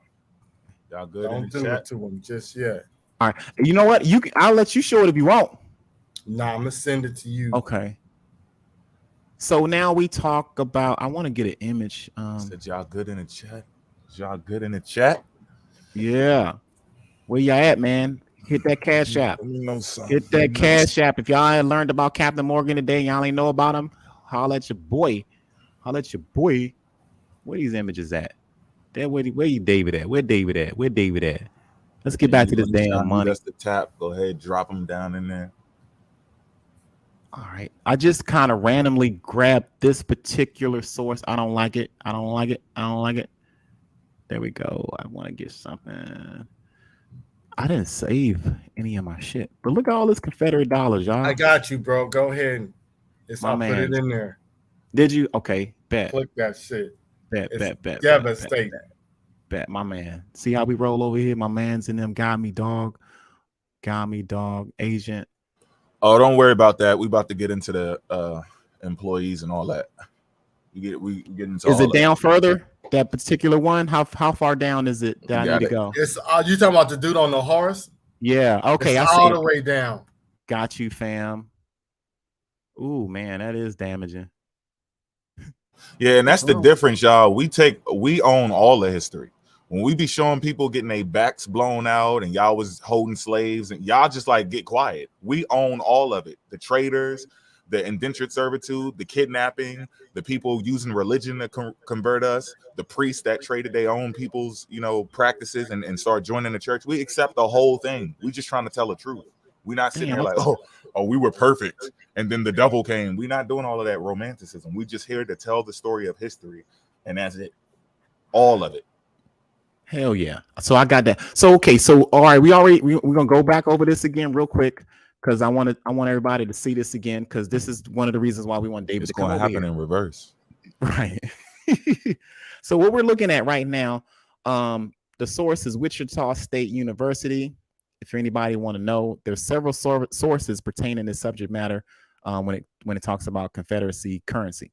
But the Confederacy currency of the $100 is showing an image of slaves doing field labor. This is the university telling us the history. That's what's going on. It ain't clear. It ain't hard to see what they doing over here.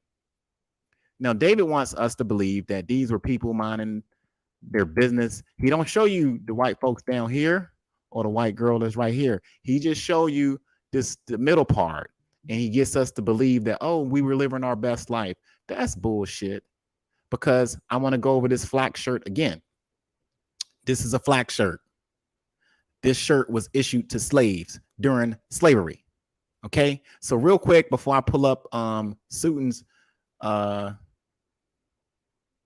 one, we're going to go to Up From Slavery. And we're going to talk about Booker T. Washington and his experience in having to wear a goddamn flak shirt. Now, where is it at? I know it's in here. I can't see. Because this, where in the hell is it? we're gonna find out how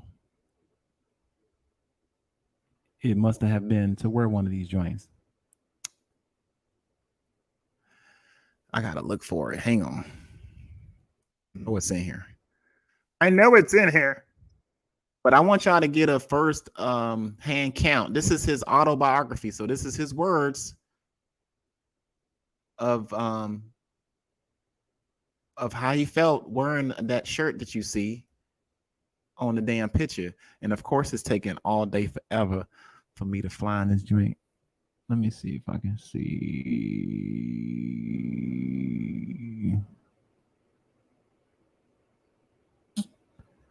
I thought I had it saved. Yeah. Oh shit! Damn it.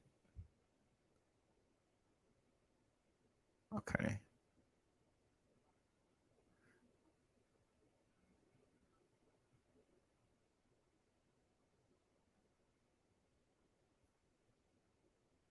Yeah. Okay. Here we go. Page 15. Up from Slavery. Booker T describes his experience on wearing those royal clothes that Dave said we had on. It says the most trying. Here we go. This is Booker T. Washington words. This is him telling his story. It says the most trying ordeal that I was forced to endure as a slave boy, however, was the wearing of a flax shirt. In the portion of Virginia where I lived, it was common to use flax as part of the clothing for the slaves. So I want to be really clear when we're talking about the words of Booker T. Washington on how he felt being issued a shirt that we see on the Confederate States of the dollar when we got Africans wearing them. Booker T. Washington telling you that they gave all slaves this type of clothing. I want to make that very fucking clear because people have the audacity to look at this currency and think otherwise. The part of the flax, I'm reading further, the part of the flax from which our clothing was made was largely to refuse, which of course was the cheapest and roughest part. So this wasn't royalty. This wasn't the best fabric of our lives that we was rocking. This was the worst shit that they can find to throw on somebody, right? The cheapest and the roughest part. I can scarcely imagine any torture except perhaps the pulling of a tooth that is equal to the cause by putting on a new flax shirt for the first damn time. So the shirts that you see in this image right here, that's a flax shirt. David left out the part about John Calhoun, which was an avid supporter of slavery. Now let's go back to students' primary because he didn't show us this one right here. Now what do we see here? This one's a little faded out. This is a state bill, right, from the Confederate dollars, $5 bill. You see an image. Wow, why does this white man clothes look better than these clothes right here? Anybody can pull this up. They're wearing flax shirts, the worst, roughest material, and they say they rather had a teeth pull. Meanwhile, this dude right here got a whip in his hand. That's a whip, y'all. That is a whip right there. That's a whip. Why would this white man be on a horse overseeing these people if this is their land, this is their property, this is their shit? Did David ever show you the $5 Planter Bank Fairfield $5 currency out of South Carolina? No, he didn't do that. He just showed you this right here. He cut out all of that shit. So don't make the mistake like David did and David has and continues to do. When you make these claims, you sound fucking retarded. No disrespect, but that's what you sound like. Why didn't you show us this one? This man got a whole whip in his hand. Overseeing. Why do his clothes look good? I want a bow tie. I want a sports coat. I don't want to wear this fucking needle pricking shit on my skin? Is you fucking crazy? You a clown, David. And I'm going to say it right now. You a clown for this one. And that's why I'm pressing you really, really hard like an iron. Because you need 100 lashes for this. Because that's the man that was going to whoop that ass if the numbers ain't come correct on the tobacco or the cotton or whatever fucking crop that was in season of the year. All right. Let me see. We were different types of slave masters. We had them beat us while we worked. Yo. I just wanted to touch. This is more Captain Morgan. Captain Morgan, famous today as the face of the brand of spice rum.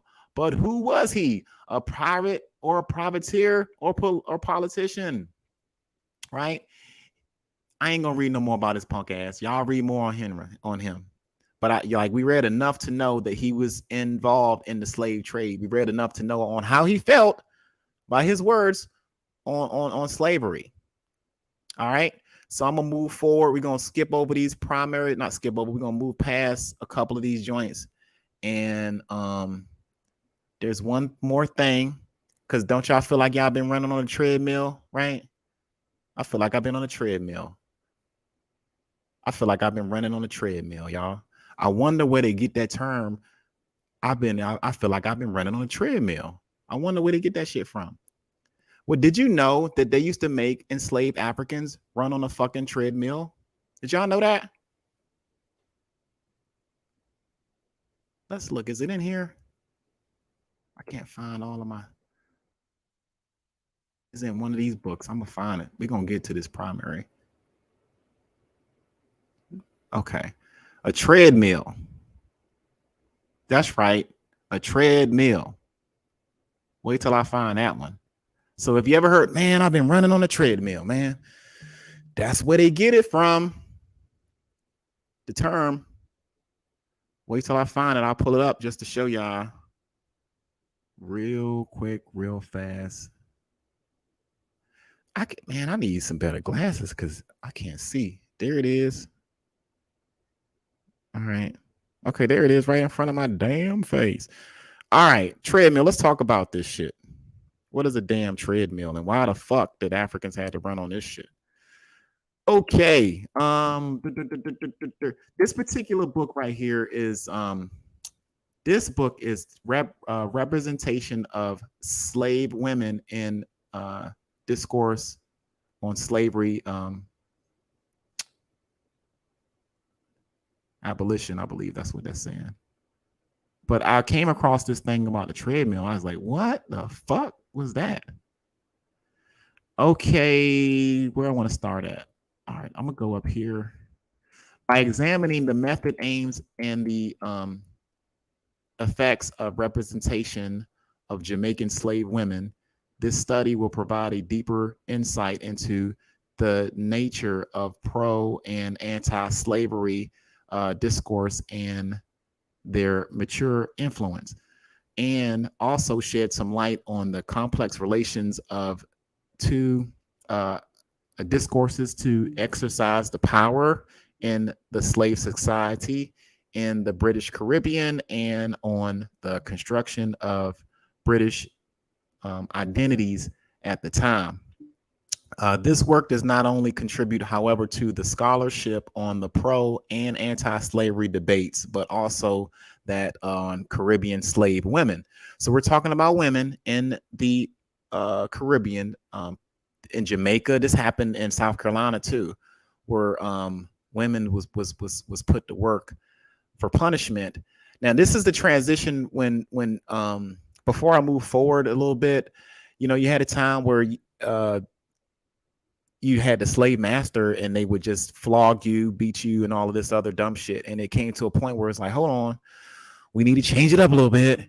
We can't have all the masters whipping them. Let's just take them somewhere and do it. And this is kind of where these jail institutions and shit like that originated from that transition of the enslaved African into how we punish them, how we keep this thing going on, right? It's not an individual master that can enslave you. You can get enslaved in other ways.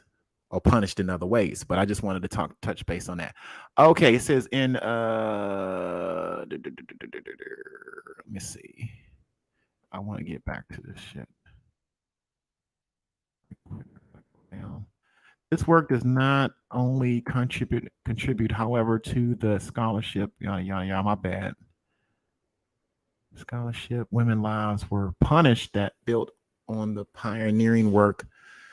Sorry, y'all, my bad. Okay, it says by examining not only slave women working lives, but also their families and domestic lives and their role in slave resistance, these studies have done much to make the slave woman visible in Caribbean history. One serious gap in these works, however, is their lack of attention to the period of apprenticeship. Apprenticeship aimed to create a smooth transition from slavery to a free labor economy. So this is where it comes, like, you know, you got physical slavery.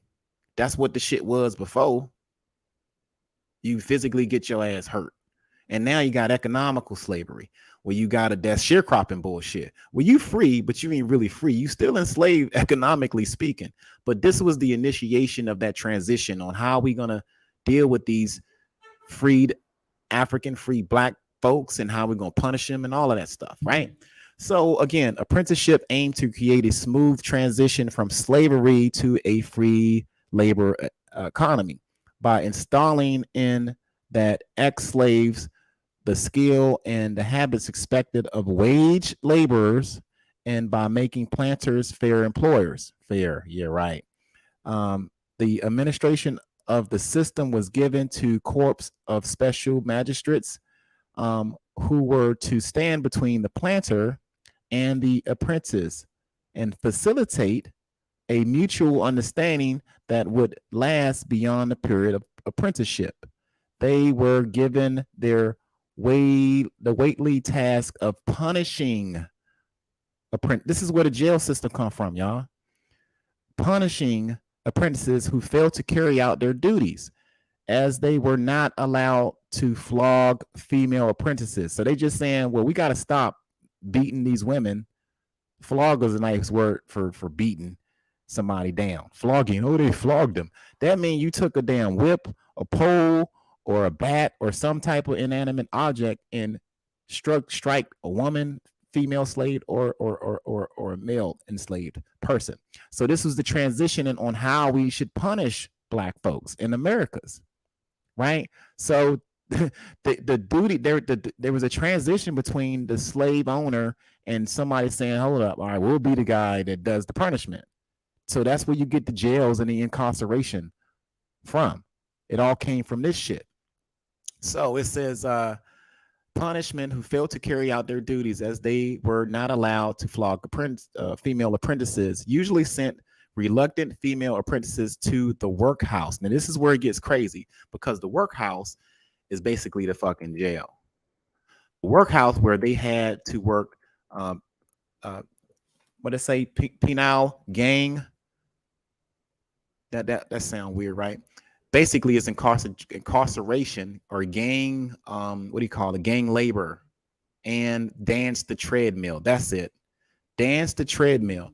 So it says this book is as much concerned with images of the apprentice women as with images of slave women, as it integrates the analysis of image of apprentice women with an analysis of plantation practices. It will provide information about the working lives and domestic arrangements of apprentice women, and thus complement the 3 monographs on Caribbean slave women. It will illustrate that apprentice women faced a variety of legal and illegal practices after 1834 that reversed the improvement that planters had brought about in their lives of their female labor force. 1780, and which also other ways increased their burden. So there should be an illustration of I want y'all to understand what this treadmill workhouse shit is. So basically, they would send what they call apprentices, somebody that's transitioning out of slavery, but you still working, into the sugar house or the workhouse. Now, if you look here, I think I hope they got an illustration of what this was. I think they did. Where is it? Oh man, it might not be in this book. Dang it. Give me a minute, y'all. Hang on. Where the fuck is the illustration? Reparations. Represents. Got that book. I'm trying to show you guys what.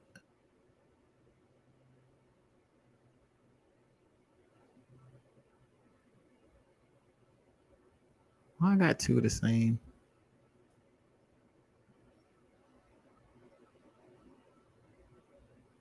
No. All right, I'm gonna do it like this.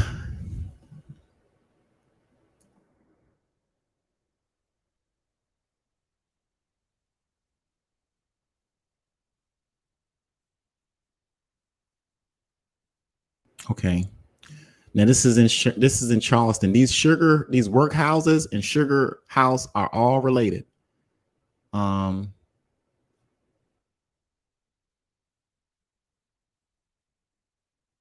need y'all to see this shit.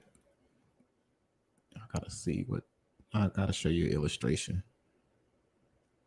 Let me see if I can find an image. Okay. All right, I think that'll be a good one. Okay, so yeah, so this is the workhouse. This is the sugar house. They're making sugar, yada yada yada yada. Well, damn, slave workhouse. Okay, summary. This is from the Cambridge University Press. In many ways, the workhouse epitomized the brutality of urban slavery, and slavers sent their slaves to the workhouse for punishment, more often in the forms of whippings and paddlings. Sometimes they had their slave labor on the treadmill. Remember, I'm tired of running the damn treadmill. So this is where the term treadmill comes from, a dangerous contraption that often led to injury, including permanent disability. The workhouse also served as a pen for slaves awaiting sale, a pen, right? A place for safekeeping slaves who might otherwise run away before being sold away to New Orleans or some other strange place. In addition, the workhouse was a prison. What I tell y'all, this was the first prisons that they were building in the Americas to transition the African slave, right, to become, part of this system. And for punishment, you went to the workhouse. Captured runaway. So anybody that ran away or fled was going to end up in this workhouse. Captured runaway slaves were logged into the workhouse. Convicted slaves like Nicholas served the term of their convictions there because the city council restricted the jail to whites. Right? This says because the city council restricted the jail to whites and free blacks only. Now there's an image somewhere. I'm looking for the image of this thing. They're trying to hide the image. I wonder why they're trying to hide the image of the damn. Y'all see that? God dang it. Why are y'all trying to hide the image of the damn?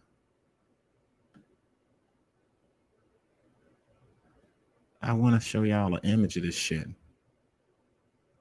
Y'all, can y'all see that? That's the type of device it would be. That okay, this is Jamaica.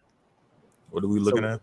So my bad, I'm trying to pull up. Oh, here we go. Yeah, so this is Jamaica. So when we talk about Captain Morgan, when we talk about the rum, and we talk about the sugar, it all comes back to this fucking treadmill that they would put enslaved Africans on for their punishment, right?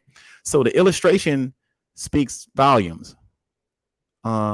This right here is what Africans had to endure.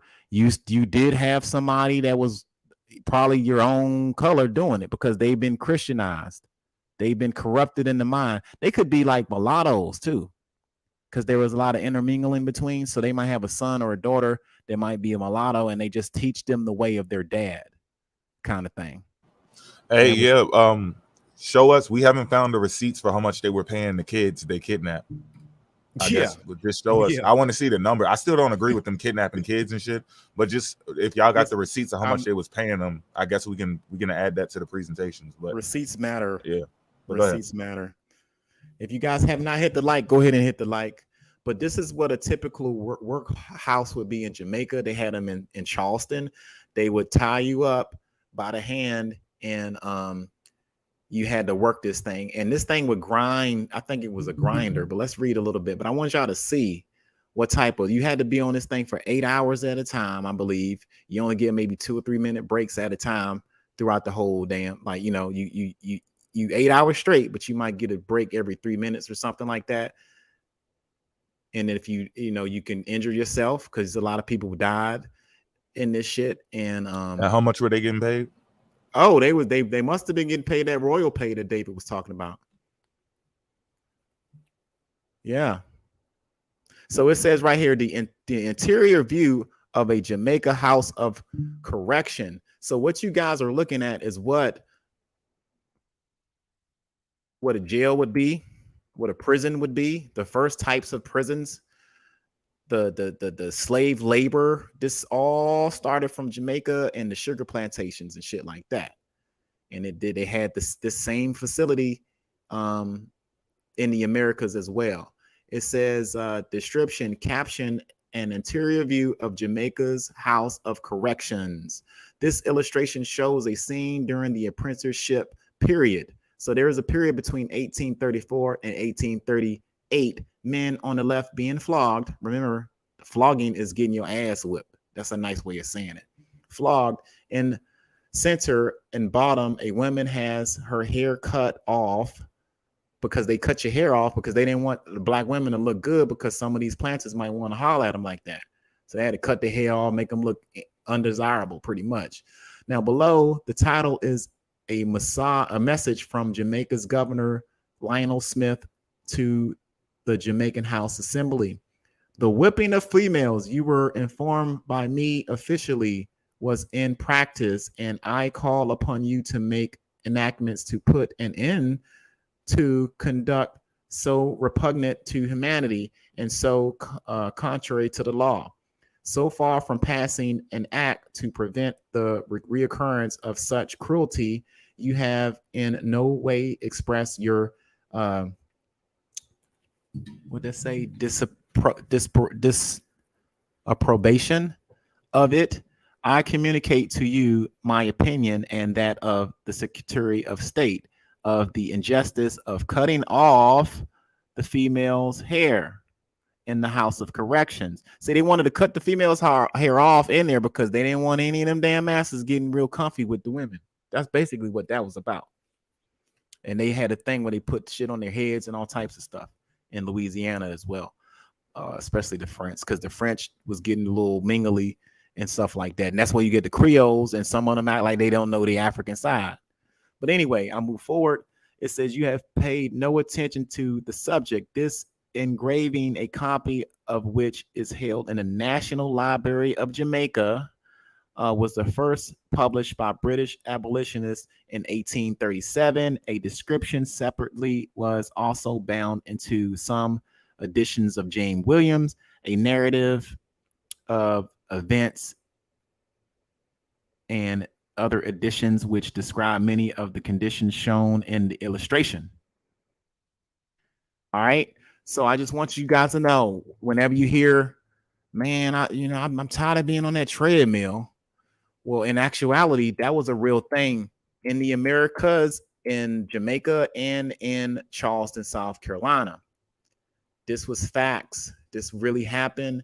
If you want to read up on that a little bit more, talks about women in the representation of slave women in discourse on slavery abolition. I believe that's what that's saying. So again, Whenever you think of a treadmill, oh man, I'm tired. It's like we on a treadmill, y'all. That was real, and that really happened. Anytime you think about fucking Captain Morgan's drink, right? Or this flak shirt, that's the flak shirt. Where Captain Morgan at? Where you go? Where you go? Anytime you think about Captain Morgan drink, think about the rum and the sugar that came out of motherfucking Jamaica. Think about these poor Africans that had to get their ass whipped just to produce this shit. And y'all say it wasn't real. So a special shout out to all of the Africans that had to endure this shit. Shout out to all of the Africans that rebelled. And fuck all of the damn Arabs, the Muslims, and the Moors who put slave raids, because we talked about what a Raza is. Remember, don't forget Raza. Fuck them too. And I'm out. Peace. Cash App. Holla at your boy. Thank you. Thank you all. You're all welcome. Facts. Yeah. I told you it wasn't going to be that long.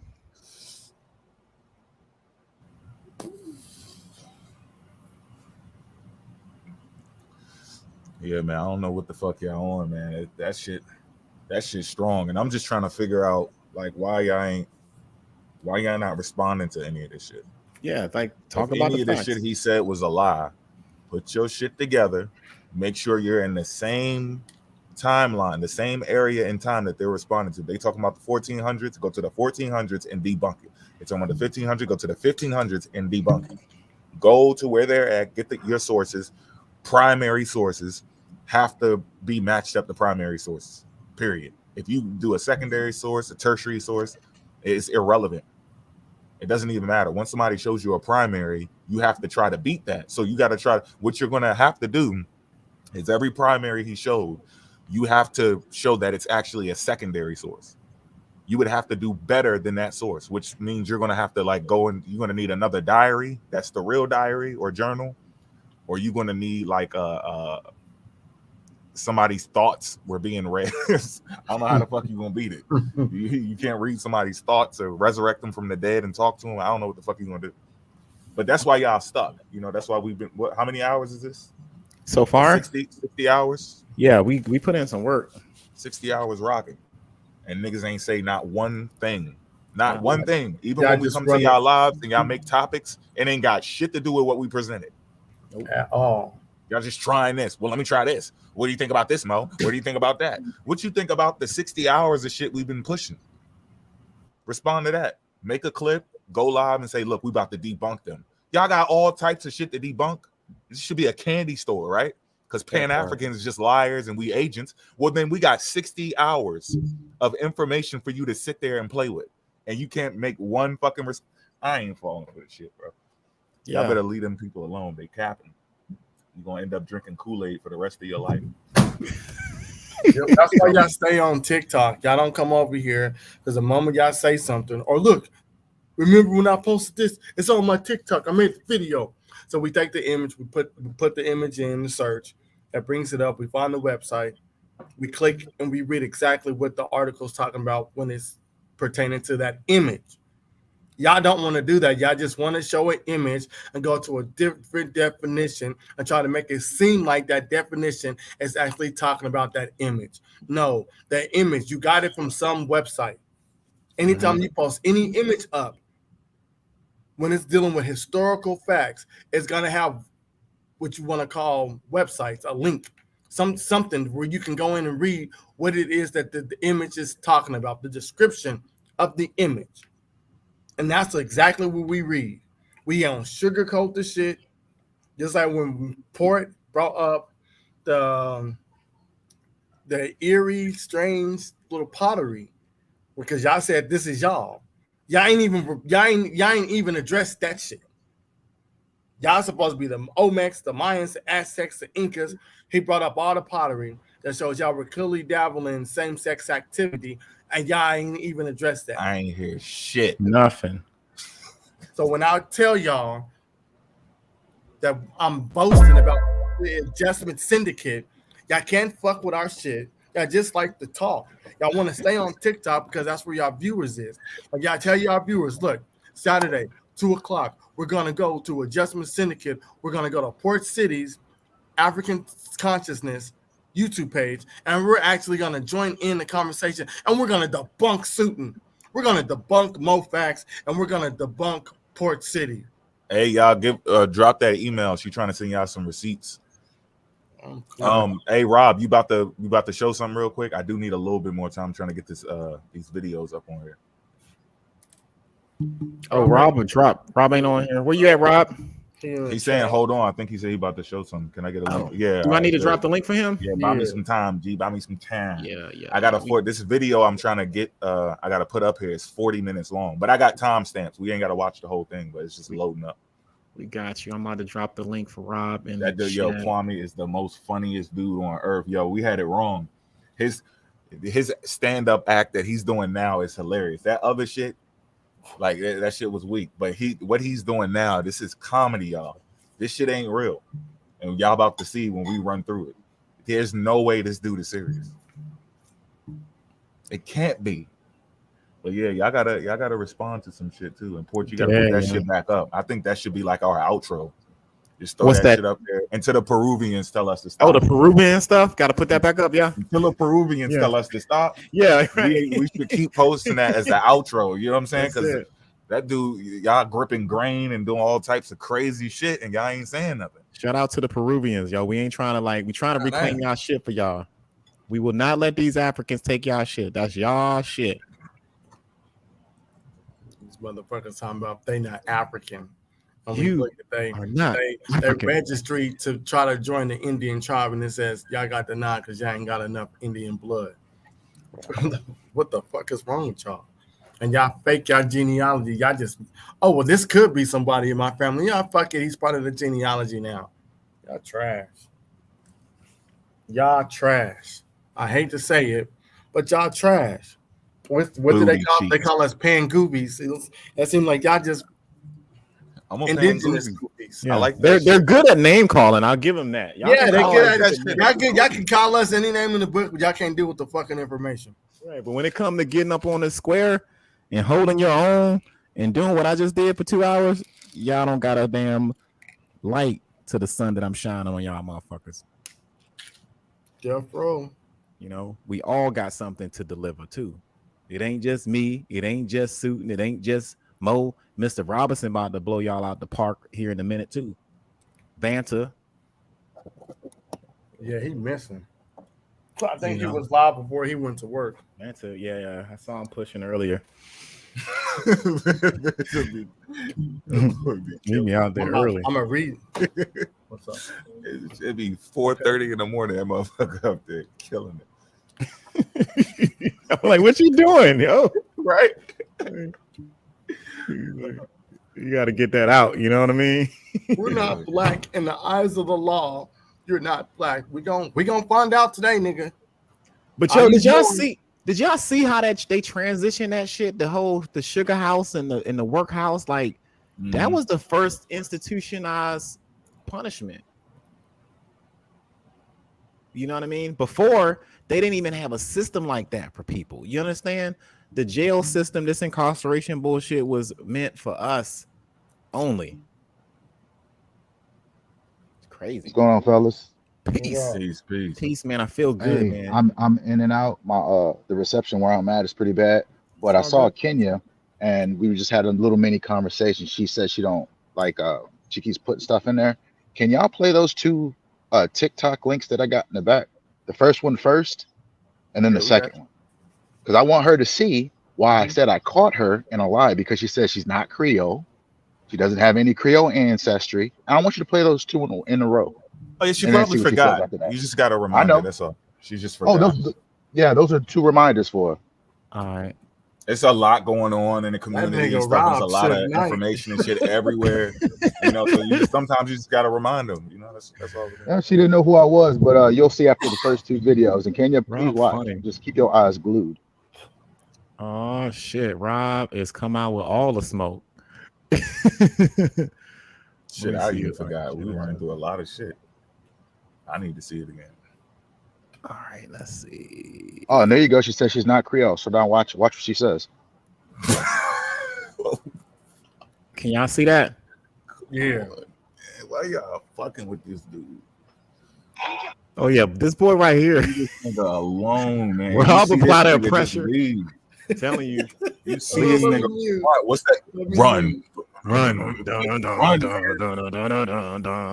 Rob applied a type of pressure that y'all don't want, man.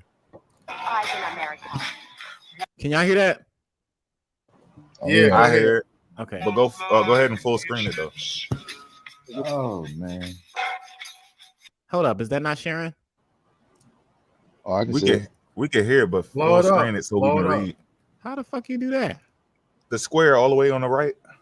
Go to the right. It's a square on the right side.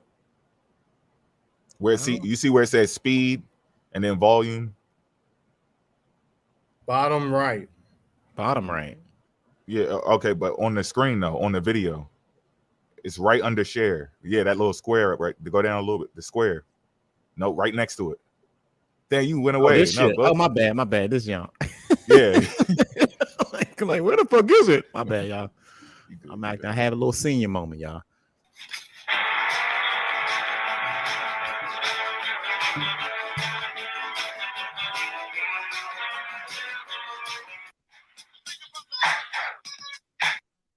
So I notice whenever I like go by somebody's live and I see this group of people and they like to push this message, all I think about is all the misinformation. And it's crazy how much misinformation, especially Egypt being in America. Well, guess I just got to show y'all how to spot misinformation. Again, let's roll the tape. So at this point, I think this stuff is on purpose because you just do a simple Google search for the same thing she did. It's going to lead you to MyHeritage. Next. Look familiar? It's the first thing in her video. Look up top, MyHeritage family trees. Look at the bottom. Same thing as hers. Now, if you notice, these are family trees, meaning if you ever did genealogy, that when you do a family tree, you can put anything you want in there. But let's go to the next one. Oh, look. Same thing. Look at that. Thebes, Alexander, Illinois. Huh. Now, look at everything I circled. 1542. Turn it up if you can. 1542 down there. Watch this. This is the other one that was shown. This is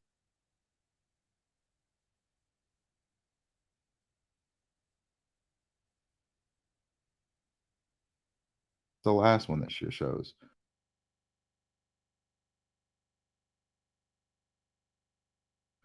1540, 1543.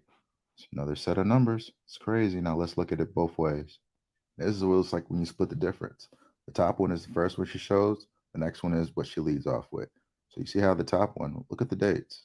I'm going to pause right here so you can see the dates. See how they're different? But guess what? Since these are family trees, watch this. So if you keep scrolling down, if you look up, there's another one. Why didn't you choose this one? Oh, because the other one said Illinois. And she's trying to push the Egypt's in America angle. Now look, this says pause and read. So let's look at this. So I have found a bigger copy so I can read. But if you look there, it says this pyramid differs in some respects from the Egyptian pyramid. It is or was more slender or pointed, and while those of Egypt are composed of steps. So pretty much this is saying there was already an Egypt. They're comparing this one to Egypt. So how can Egypt be in America? I mean, it's not like you can name places after original places. That'd be kind of crazy, wouldn't it? So now, as a bonus, they had two videos. And the other one I thought was very interesting because I don't meet a lot of people with Jamaican ancestry that denies their African roots. So let's look at this one. So this is the question. If all slaves are from Africa, then where are these Creoles slaved from? So I want you to notice something. Up here, I know it's kind of hard to read, but remarks, it normally says son of or daughter of, and this one does say African and Creole. And then, you know, the color, and that says ditto, but it's kind of hard to read. So let me show you something.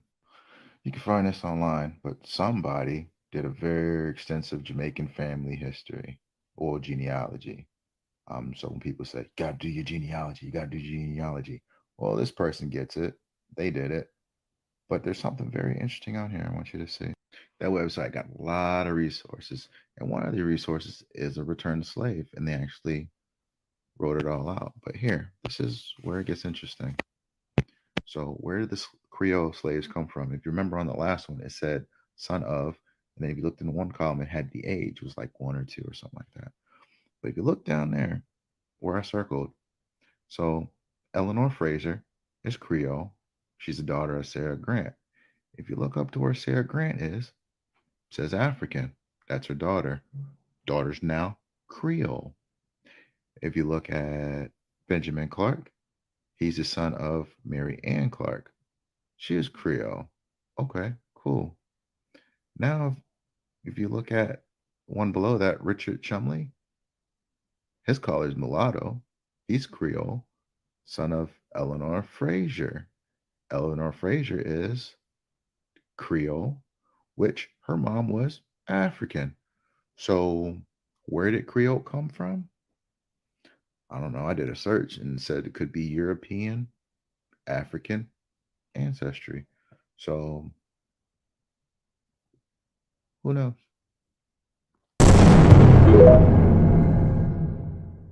So now she want to know where she lied at. Play the second video. And you'll notice she says the same thing that she's doing in the chat right now. Her parents ain't Creole. I made a video, and she's actually the start of that series. You can't trust everybody because she did the same thing she's doing in the chat.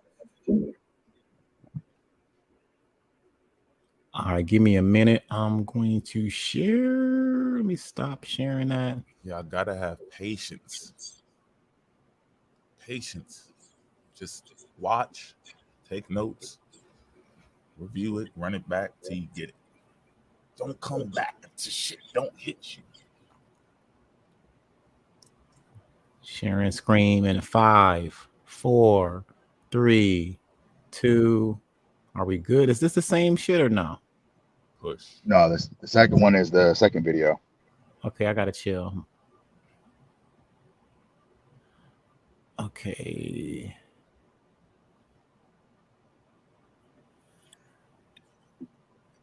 All right, let me share. If I can share my screen. Sharing in 5, 4, 3, 2. Push. Can y'all see that? Yeah. Bet. This is for educational purposes. No harassment or bullying. Look, I just want to highlight something else that I found. So with all these different trolls and bots coming around, and they're always saying somebody's an agent and stuff. Well, I saw something funny tonight. Watch this. So as I was listening to this live, it was crazy. It was going down, right? I noticed this right here. I know my ancestors do you. So I was like, okay, let me see if she learned the last time. So me being me, I put a Creole. And then if you look on the bottom, she says incorrect. It's very interesting. Double down on it. You don't have any Creole ancestors. No Creole ancestry. It's crazy. So I tried to do like another double down. Yeah, I'm at triple now. So I said, do I gotta drop another video of you lying, right? Disappeared for a little bit. And I came back and knocked on the profile. Right there. And then dropping that gem of a comment, slave. Bam, I hit it again. Hey, your ancestor not Creole? And then nope. In Jamaica, they were chattel. Cool. So and then I saw one she's calling somebody Sambo. So I dropped one more comment just to see if it clicks. So you call someone Sambo and you lying about your Creole ancestor. Pay attention. What Creole ancestry? So at this point, you know, after how many chances, I'm like, man, there's something wrong, right? What's going on, man? In this video, she asks this question. Then drops this, my family genealogy, which said Creole. Interesting. Then also admitted it down there. My family only had 2 African out of hundreds. Can't forget, she had this one. So bounces back and forth from I don't have African, I do have African, I guess depending on who they talk to. Which leads me to my final point. At what point are we just lying about stuff just to lie about it? I mean, if you're an African descent, there's nothing wrong with it. But I'm guessing with this whole cult type movement, doesn't make any sense whatsoever. So this is why I won't be trusting y'all. Oh, did she not say that was her genealogy? Huh? Did it not say that was her genealogy? Did she not write that? I think so, right? That's what I saw.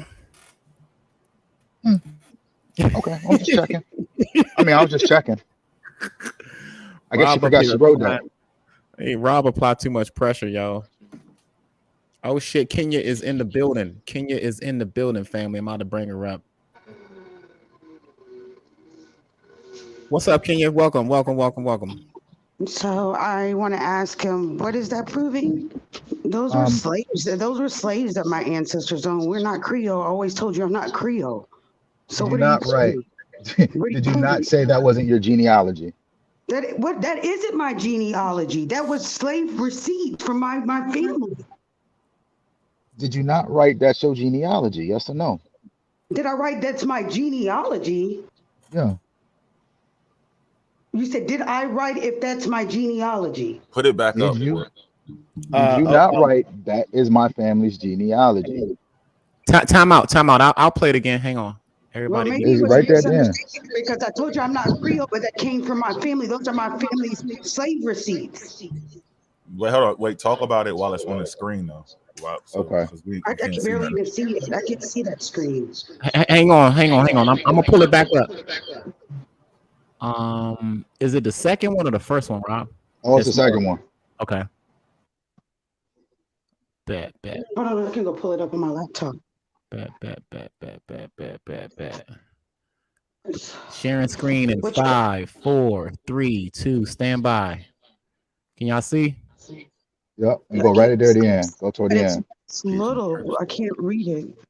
Which account was that under? So I can go look at the. Keep on going toward the end. No harassment. I came back a little bit more. Right there. And then a little bit more. Mm-hmm. You're gonna see it pop up when it her comments. Okay.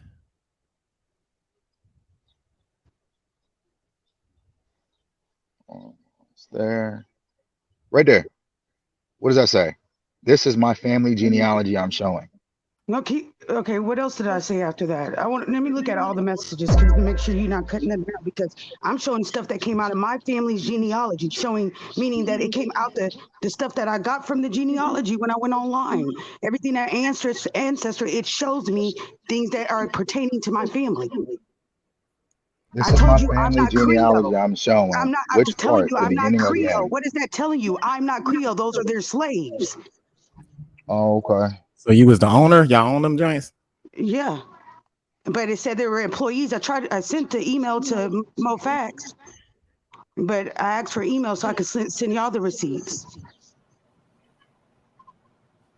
Huh. Because it says employees. So what's a Creole? The etymology says that it's doesn't necessarily mean a mixed race. It depends on when you look at the word. So nowadays it means mixed. What was it before? I just looked this up yesterday. Here it is. It says, okay, it says a person born in a country but of a people not indigenous to it. 1600s from French Creole, from Spanish native to a locality. Person, especially a servant, raised in one's house. To raise or bring up, to make, bring forth, produce, beget, to grow. The exact sense varies from local use. Creole does not imply mixture of race, but denotes a person either of European or now rarely of Negro descent, based or descent born and naturalized in certain West Indian and American countries. Oh, everybody got to mute. Kenya, hold on, Kenya. Everybody has to mute but Kenya because it's an echo. Okay, what do y'all want me to start over? Or? We just sometimes we got like noise and stuff. Again, you can read that over again so everybody can hear you.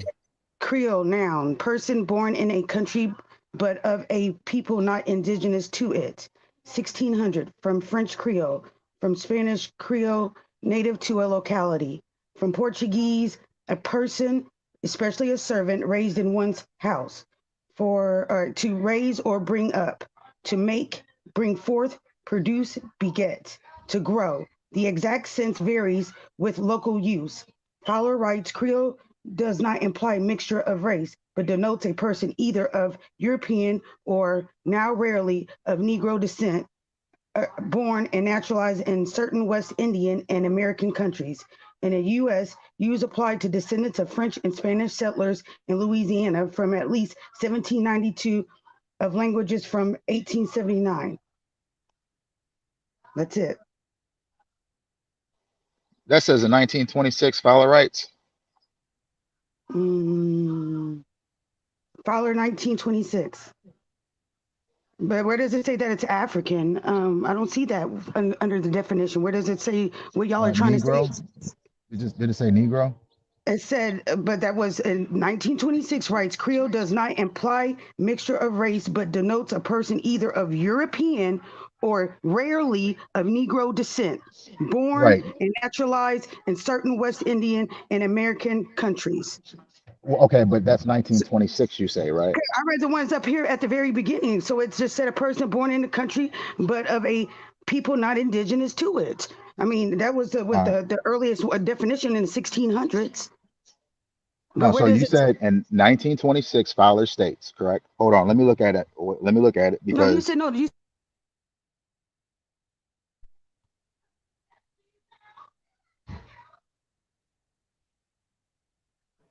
Can everybody hear? We good?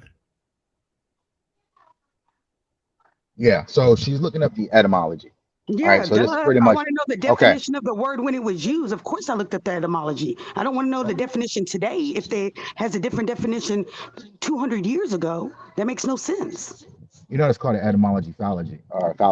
It makes no sense. If a word meant something hold on. Slow down, Kenya. In 1950, I'm not going to use a 2000 definition for it. If it's different, make it make sense.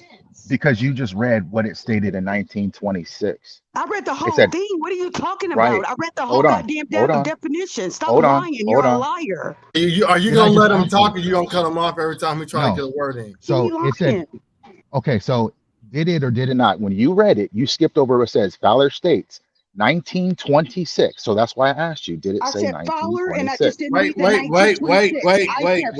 on. I didn't say 1926. Bob, you got to put it on the screen.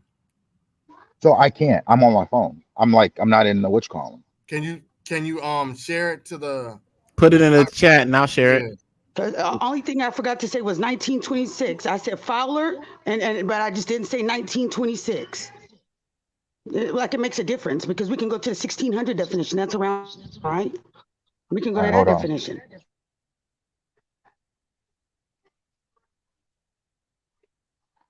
Or we can even go to the definition that the Portuguese use. We can go to any definition. It doesn't say what y'all say. Or you say, sorry, not to include everyone.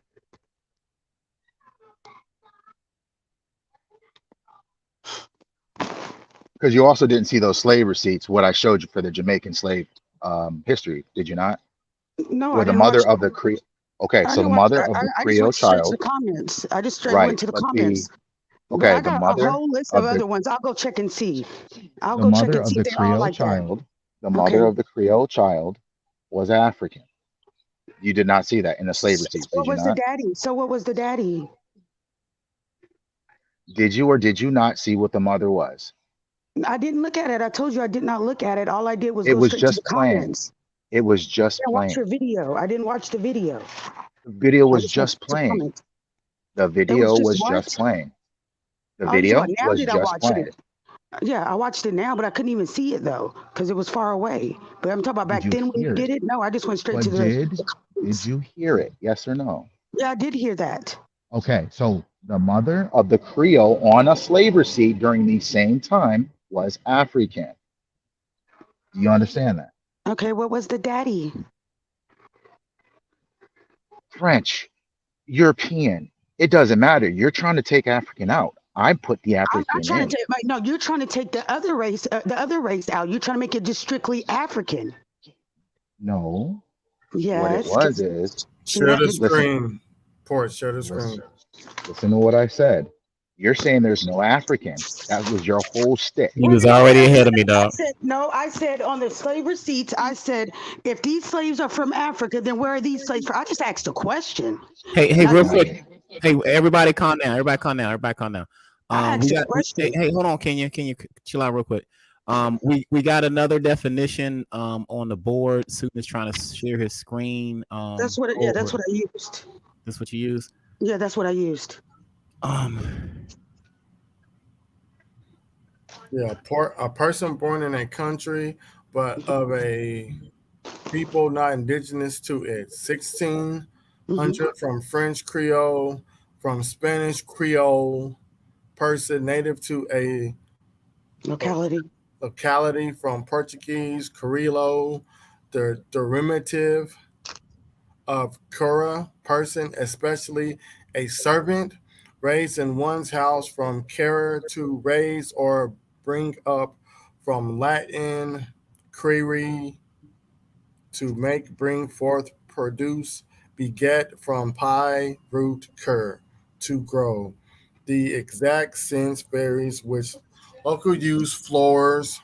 Writes Creole does not imply mixture of race, but denotes a person other of European or now rarely of Negro descent, born and neutralized in certain West Indian and American countries, and the U.S. use applied to descendants of French and Spanish settlers in Louisiana from at least 1792, of languages from 1879 as an adjective from 1748. So denotes means they can be part of Negro descent, right? Yeah. So denotes it says, but yeah. So what's the date? Well, we got to do it right though. What is the date in which Creole is being written on that document? What's the date of the document? This one, 1830. The So 1820s, 1830s. So here, let me show you something. So on that definition, go down. oh, hold on.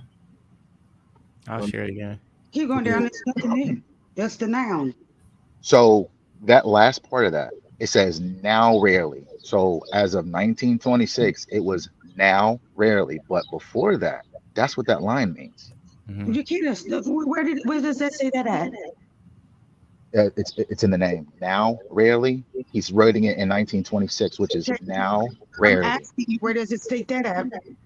It's right. Oh, I know I saw the now rarely, but what you said afterwards. it's right there in the etymology.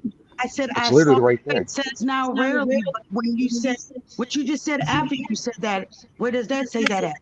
Because I don't see it. Did this thing just kick me out this one? Okay, here, I'll say it for you again. If you're sharing something else, when he wrote it in 1926, right? So that's the date. So when he said that it denotes the race, now rarely. So in 1926, it was rare, but the document was in 1830. Okay. You understand that? Okay. You do understand that, right?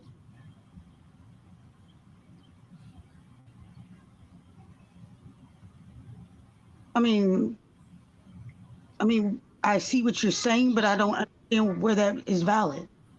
Okay, it's valid because of the picture I shown from the Jamaican slave website that shows the slave receipts and then shows the parentage, which is the mother was an African. And then it has a whole thing of somebody that actually did the genealogy over in Jamaica.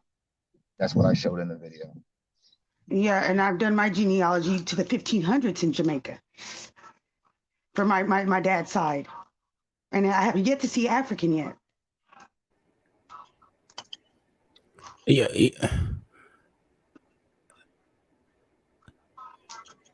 But I do know they started in Brazil. So.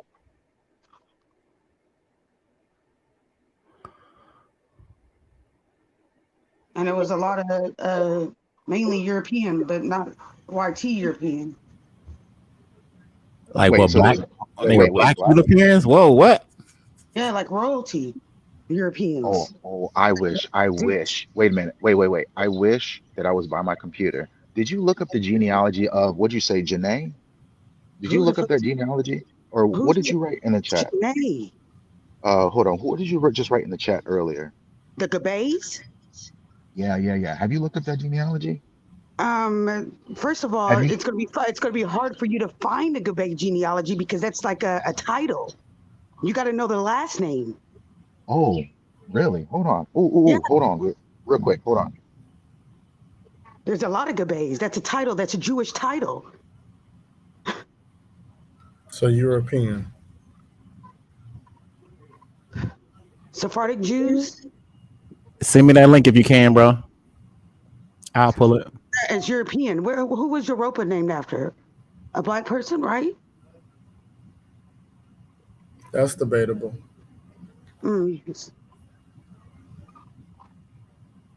Just put a link in the chat for you. But technically, all this shit's debatable because we weren't there, and we're believing whatever and whomever is putting this information out. So technically, it's all debatable. Yeah, we believe in it with definitive proof, though. You guys believe a lot of stuff without definitive proof. So now, if you click her husband, George Edmund Gabay. That's somebody totally different. That's somebody totally different. Okay, what? Click George Edmund. Did you know Gabays was on the island? Shh. Hold on. That's not the same one. Okay, hold on. Click George Edmund Gabay for me. Oh shit, me, my bad. Yeah. Even the same one, so keep it going. Where we're at? Family line. Yeah. Where I'm at? George. Click George. Oh, right here. Yep. Who's George? Okay. Now look at those names. George? So wait. David. His name is David. David is my ancestor's name. Hold not on. George. Slow down. This ain't TikTok. We can breathe over here. It's all good. No, I just don't like people lying on me. Now click the second link. Especially a nigga I don't know. The second link. Oh, you just sent another joint? Yep, I sent another one. Okay.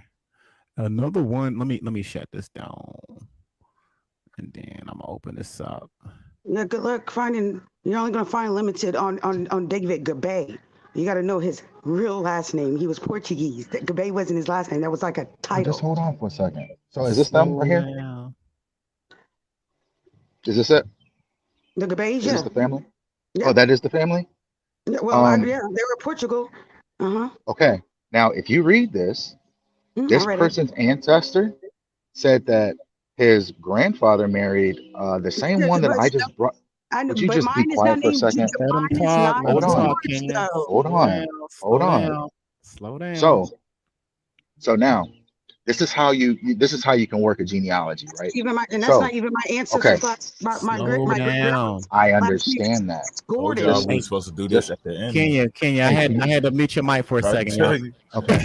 Now look. Everybody take turns. Everybody take turns. I'm gonna unmute you, Kenya. Hold on, Rob. Hold on.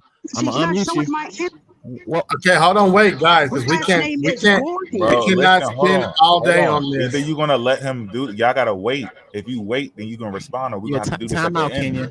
Yeah, because I got a lot of shit to run through. Yeah. Calm down. I'm gonna unmute your mic, but just chill. We're gonna do one at a time. We'll breeze past this, and if we have any concerns, we can always come back. So just hang out. I want everybody to have an opportunity to talk back and forth and not over talk each other.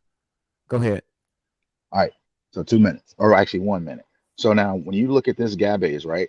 So in here, it says George married the same person that I just brought up. So from here, if you go to that genealogy and click all the way to the father, you can also look at the people that's submitting this, and they don't look like swarthy.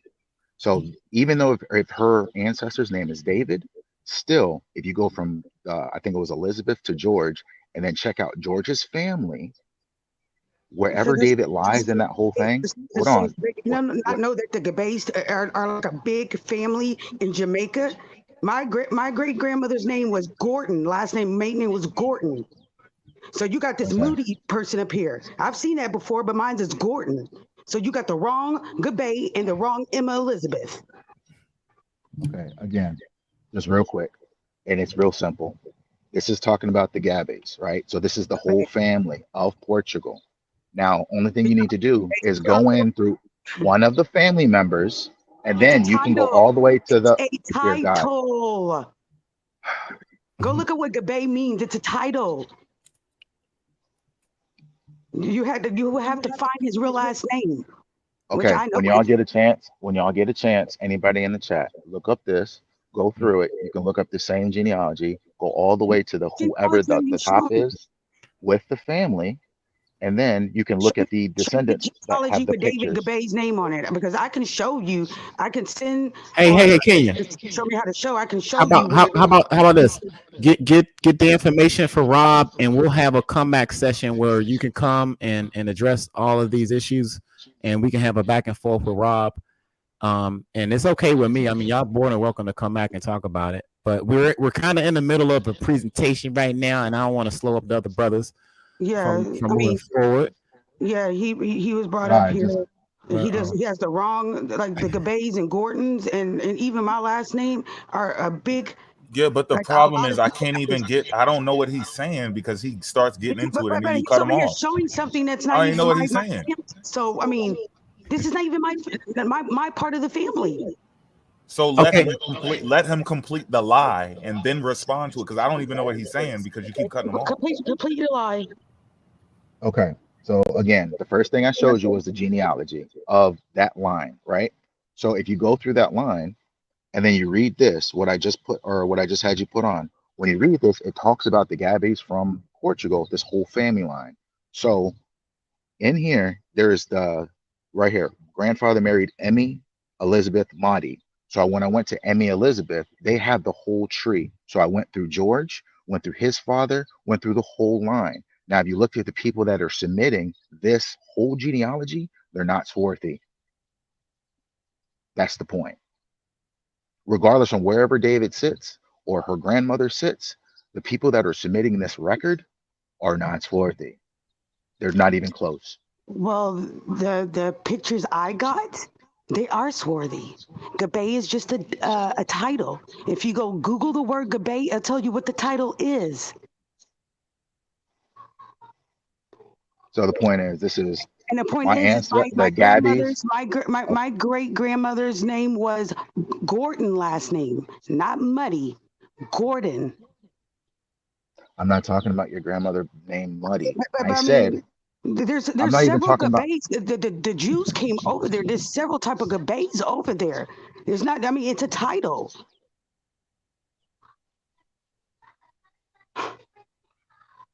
It's a title. So yes, my Gabays were from Portugal, but there was other Gabays there with other names, last names. It's a title. Okay. Mo, do you understand what I'm saying? Yeah, I got it now. Yeah, so Gabays of Portugal, and you can probably look up Gabays of Portugal. Can you look up the definition of Gabay? Man, what the? Oh. I mean, I'm the one going through my genealogy. You just quickly look through it. I'm the one that had to try to figure out what the fuck the last name was, not you. So I'm gonna look at I'm gonna look at the Gabay. So you want me to make what do you want me to do, the etymology of Gabay? Is that what you're saying? I mean that's where I would start. But if they don't have the etymology, then I would go just with the definition. The Gabays of Portugal. And it's also in the Bible too, in Nehemiah chapter 11, verse 8. Okay, so how about this? I'll do this for you. I'm gonna let them complete the what they're doing today because I'm also at some families. And how about I'll find all the Gabays for you, and then I'll see if I can find all the descendants and see how sporty they look, just for you. You want me to do that for you? That would be awesome. Hey, in Kenya, you can come back if you got some information that you want to share. I'm okay. I ain't gonna be biased with it. I don't share my information. Oh, that's understandable. But whatever you got that's willing to be shared without exposing yourself. Maybe if he would have came at me a different way, I wouldn't have mind showing my stuff. But he over here No. Whoa, no. He's talking about information, just educational stuff. Yeah, just educational stuff, Kenya. No, education. I would show my line, but not with Rob. So he's only doing that because that was already up there. That was already up there. And he's over here acting like he's trying to catch me in a lie. I said I wasn't Creole. I'm not Creole. On my post, I asked you if these people are from Africa, then where are the Creoles from? I'm asking a question. Right. I'm saying that from your comment, saying that was your genealogy. I mean, it came from my genealogy. I mean, when I did my genealogy, that's where it was under the records of all the shit that I looked at. That's where it was. That's where I found it. It was shit that my ancestors had. They were the ones that owned slaves. I told you I'm not Creole. Every time you asked me, I said I'm not. And I said it again. I'm not Creole. Okay, that's cool. Let's move on with the presentation. Yeah. All right, we'll get it going. We're good going. Hey, Kenya, thank you for hollering at us. We appreciate it. We can go over this at a later date and stuff because we are full steam ahead with the presentation and shit. All right, thank you for coming in. Appreciate it. Okay. Appreciate it. All right, I'm gonna drop down. I gotta go with my daughter and stuff. But hey, Rob, are you coming to do? Are you doing anything as far as presentation today later, or you tied up? If I get back in time, I'm okay. That's fine. No pressure. Yeah, if I get back in time, I will. But I'm out of town, so I just saw that and just wanted to jump on real quick. No, we know you would like to apply pressure, niggas. We all know. We know. But no, man. But y'all go ahead and let it roll. All day, every day. You know how we do. That was a good little break, man. Rob, they don't like Rob applying pressure. Now, my opinion of Creoles, they got African ancestry, with the whole admixture shit thing going on. Am I wrong to believe that or what? The first sentence of the definition, if y'all still got it open, it said, person born somewhere, but they're from somewhere else. Right? They're born other people, but they're not from that land. And when it says denoting, that means I was trying to understand that too. I'm trying to share your hold up. Pseudo, you trying to share your screen? I don't know why I can't pull it. Can anybody hear me? I feel like I'm breaking up. I can hear you. Okay. I'm looking at where I'm gonna start at. Pseudo, you trying to share your screen? What the fuck is going on? Susan walked away. Okay. Where I'm gonna start this shit up. Take your time, dog. Take your time. Let me see somewhere. Okay, we're gonna start at cultural trauma. No. Shit.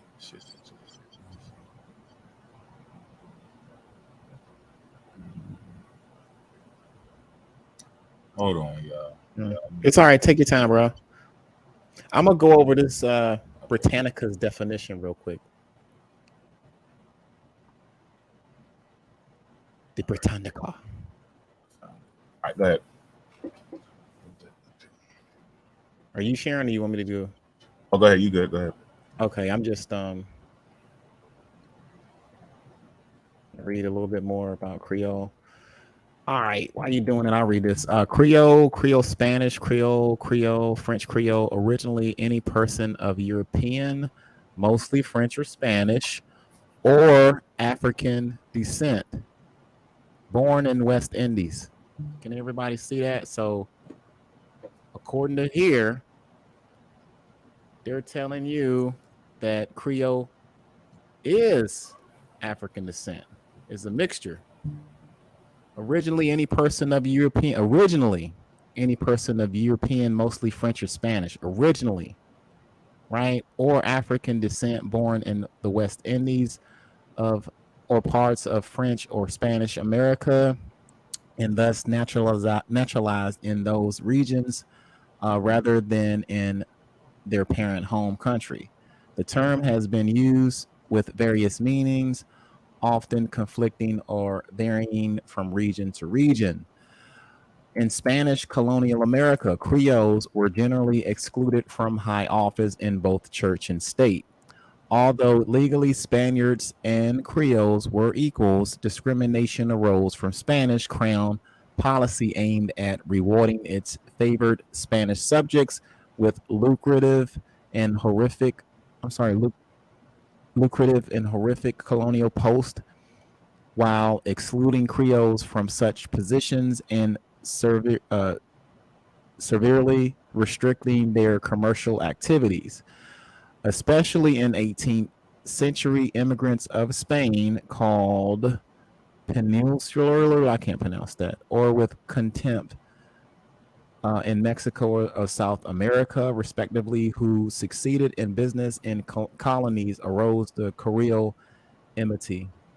The Creoles led the revolution that affected the expulsion of colonial regime in Spanish America and in the early 19th century. After independence in Mexico, Peru, and elsewhere, Creoles entered the ruling class. They were generally conservative and cooperative with the higher clergy, the army, large landowners, and later foreign investors. In Western Indies, the noun Creole formerly was used to denote descendants of any European settler, because commonly the term is used more broadly to refer to all people, whether their class or ancestry. European, African, Asian, Indian, who are part of the Caribbean culture. So this includes Europeans can be called Creole, Africans, Asians, Indians that are part of the Caribbean culture. In French Guinea, Guinea, if I'm pronouncing it right, the term refers to those who, whether the color of their skin, have adopted a European way of life. In neighboring surnames, it refers to descendants of African slaves, right? I think Rob tried to address that a little bit. In Louisiana and the United States, it refers to some context of French speaking white descendants of early French and Spanish settlers. In other texts or in other contexts, to a person of mixed black and white ancestry, speaking a form of French and Spanish, ladies and gentlemen. Okay, so just so we got a good understanding of what that is. Shit, you need me to drop the link, dog? My bad. I didn't even know you was out.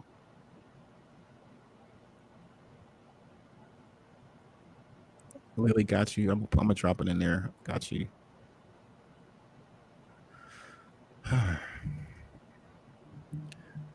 So you can be an Indian Creole, an African Creole, a European Creole, according to what that source said. That part. Hey, family, welcome back, ladies and gentlemen. We are on part 6 of the marathon. The marathon continues. This marathon is titled ABO Pseudo Assassins. The Empire has strike back, family. That's right. We come hard with these primaries, hard with these sources.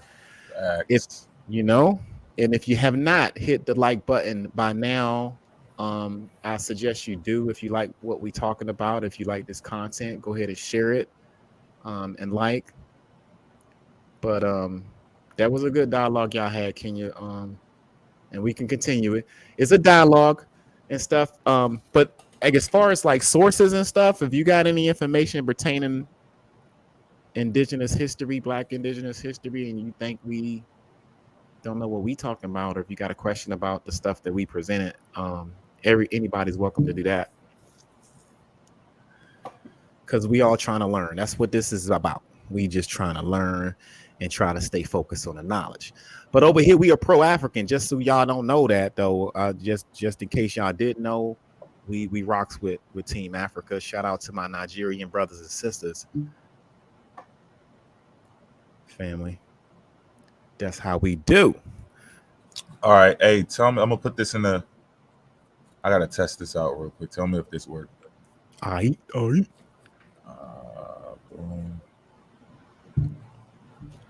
All right. Hold up.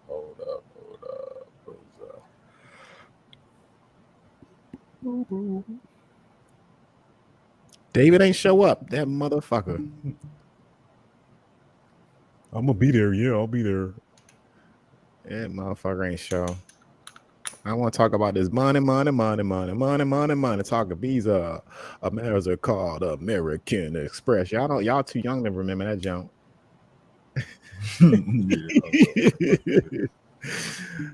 Talk about money. Peace to the chat. Peace, Taylor. Peace, Lily. Kenya, thank you for stopping in. Everybody in the chat, if you guys have not hit the like, go ahead and do that. Oh man, I lost the timestamp. Hold on. It's all good though. I know exactly where it's at though. We good. We breezing, man. Just tell me if this link worked. We'll take our time with this shit today, y'all. I'm trying to make a link for this shit. Hold on. Get a link. Open. Oh, there go download. There we go. See what the fuck. I just received a download. I'm gonna save it. European don't mean pale. What? We got to get you back on the show, girl. Y'all be tripping with that European ain't white shit. That nigga don't mean black either. Come on now. We all involved in this shit. It's white. Yeah. He white. We doing the same shit. That's what I'm saying. Since we already playing the game, we playing it too. We know it don't really mean that, but we already in the game, nigga. You white. Right? Your skin white, you white. That's what it is, because they started the game. So it's like when you playing one of them, what's the name of that game? It's like Fable, but you only can pick like, I think 4 characters, ain't none of them black. But so you got to pick your characters to be non-black. We know that ain't us. We know it ain't us, but we got to play the game. We're playing the game. Right. That's what dude was talking about on what's the name live. I don't know if y'all Susan, you went to sleep. Well, you heard some of it. He was saying, ain't no way in the world we slaves. How the hell we gonna be slaves? And slaves is Slavs. Like, nigga, if I make you go rob a bank, are you a thief? The whole point is I made you rob the fucking bank. So yeah, you a thief because of me. Yo, so yeah, we were slaves because of what the fuck they did. We not actually slaves, nigga. Yeah, fucking flow. So you got me tripping with the like, you don't got no options but like fucking Phil or Philip or some shit. You're like, I don't want to be Philip, but hey man, if you want to play, you gotta be him, dog. It's like when you first play Grand Theft Auto, you know, they let you choose. Where's Jamal at? You could choose the genre of your character, but there wasn't no black. Right. We didn't get a black Grand Theft character, I think, till Grand Theft Auto 3 San Andreas. Nigga, you gonna be Doug. Look, and for listen, that's true though. That's true. That's when Mo get done with his shit, y'all gonna see, because in law they are talking about black people as black people. Ain't no, oh well, you're Moroccan, you gotta claim a nationality in law, you're dead. No, it's gonna tell you. We're talking about the African, the Negro, the black, the U.S. black movement. In law. Tell him to pull up. He still got time. He still got time. Nah, he ain't got no time. Yes, he do. Nigga, I want him to sit right here and get this shit. Fuck that. He need to sit his ass right here. He like, yeah, we got time to go to the Look, store. yo, we will stop the show for David. David will get all of the show will be devoted to him. Like he can share. We all know he ain't pulling up. He can message you till the cows come home. He can show up. Because over here, he can't just talk. He got to pull up the source. Matter of fact, we'll do him one better. We'll pull the source up. That's why I said I'm going to pull it up. Yeah, we good. Look, I told y'all we want all the smoke. This is the smoking section. We got our pre-rolls all ready. And I'm about to choke one in the air right now. This is Mo. Me and Mo like money train. No, Sue, you ain't gonna hit him. Why? No, you ain't gonna hit him. Why not? Because I'm gonna hit him. Right? It's the fuck? Hell no, that nigga need to pull up. Pop out. I just want to talk about this money. I want you, nigga. I want to talk about. And the interesting part is that we already got the link in the chat to the money. That's sad. Yeah. Yeah, that's can't run from that. You can't. He stuck his neck out there like a turtle, man, and he tried to go across the street, and I was like, shut. You know how when you're young, you in high school and you chilling with your boys on the block, and then it's like three females walk past and they bad, and you always got that one dude in the group that just start acting like goofy to try to get the attention. Yup, acting. That's him. Mm-hmm. Like, look at me, I can blow spit bubbles. Eat you, Mofax. That's why he was look, he was doing all. If he don't pull up, that means he was doing all of that shit because people were watching. That means if we was at the bus stop waiting for the bus, we were just sitting there talking. You were like, oh, okay, I see where you're coming from. All right. And it would have been nothing. But since people watching, you doing all this crazy shit. When I see you, nigga, I'm like, I want you. Rob over there smacking you in the back of your head, giving you a fresh cut. You ain't even got a fresh cut. He just smacking you in the back of your head for nothing. Knocking your books out your hand, tripping you, giving you your shoes, and you talking to me. So I lured your ass over here. I took advantage of it. I was like, you know what? Hold on. I ain't going to tweak with you. So you going to come to the line? I knew he was going to say yes because he's already amped up in his ego. So he said, yeah, I'm coming over there. All right, Saturday? What time? Now all day, nigga, all day. That's what time. That man said, I'm going to show up and I'm going to eat the booty like groceries. With no pause. He didn't pause it. Butt munch your ass, nigga. And fuck Jesus, nigga. Pull up. How about that one? I'm gonna pull a yeah, he gonna get robbed too. We're gonna rob doing that shit. Whack 100. You can't even talk to that nigga. He's talking for 2 minutes. All right, fuck your mom. Fuck Jesus. And we robbed that nigga last night. Yeah. Right? Fuck and Jesus. I got Jesus to cut my grass this morning. What are you talking about? I made him stick the handlebars through his hand. Pull up.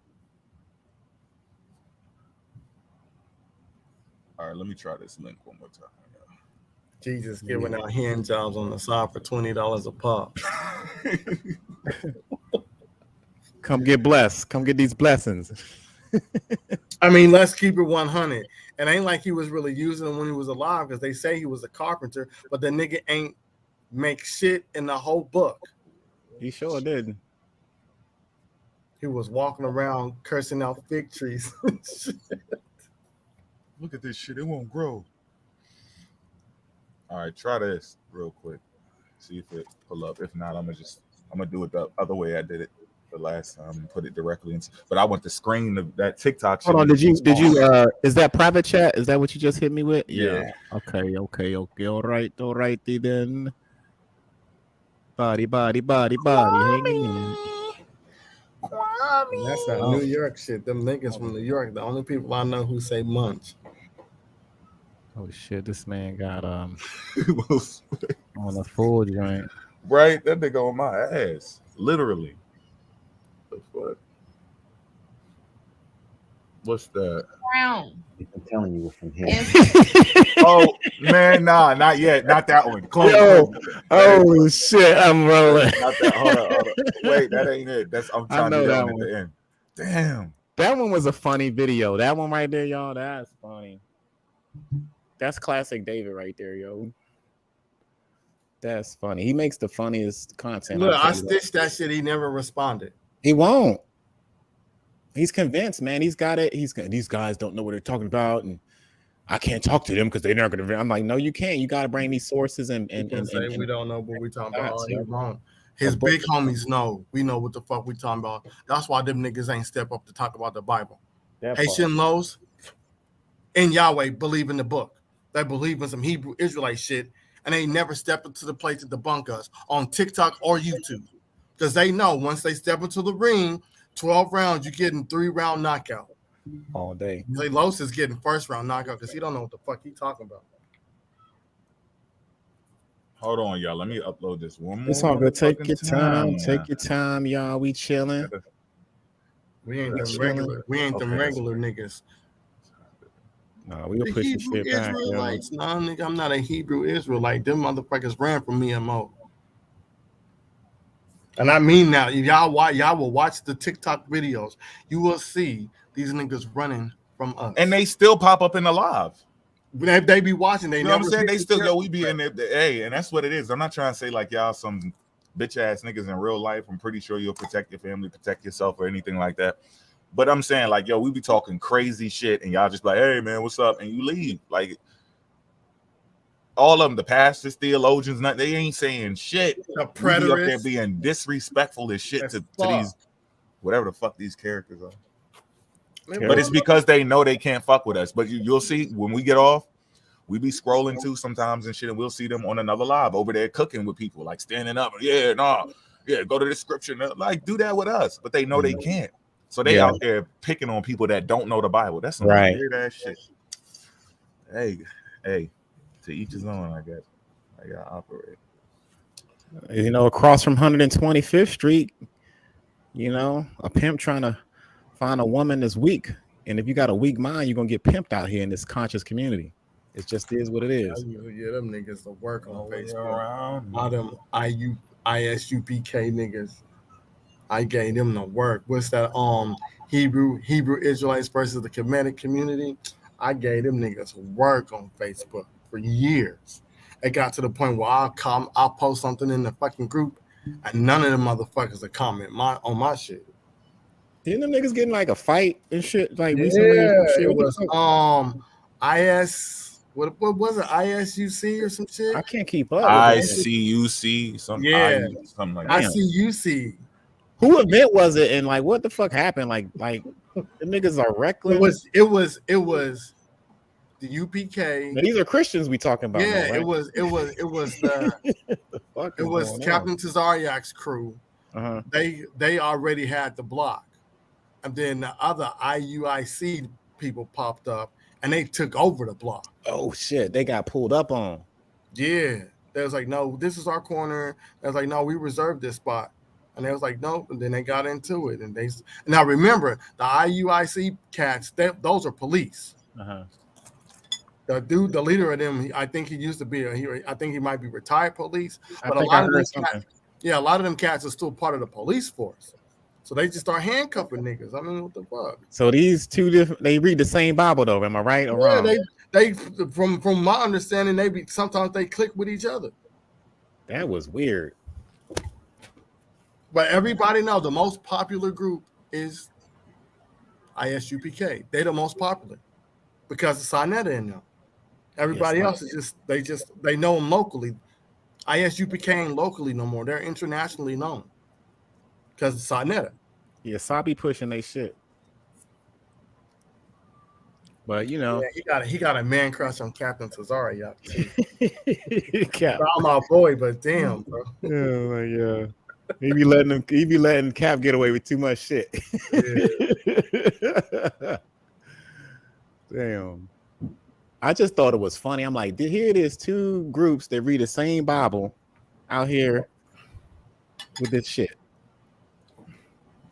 I don't know, y'all. Shit wild to me. They could have shared the corner. It's big. I mean, really though, they could have been. Yeah, that could have turned out to be something like really big for the greater of the whole group. But they did. I think their differences and the egos got in the way and shit. Ego.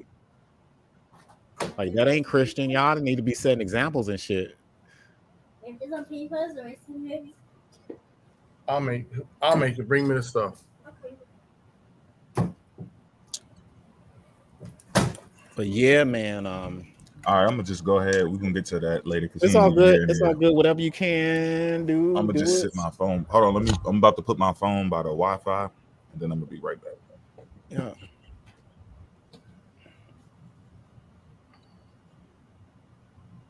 Yeah, these boys, they be playing on TikTok.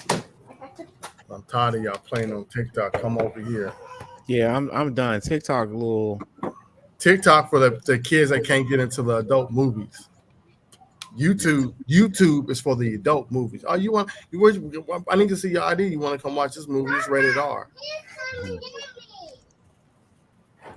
Y'all can't get into the rated R movie, so y'all stay in. see, they can say something that's really foul and not right and don't make no sense in that content. The way the algorithm is, I've been analyzing this shit. The TikTok algorithm is an anti-African algorithm, dog. That shit is on some anti-African shit. I don't care. You can't convince me that it ain't.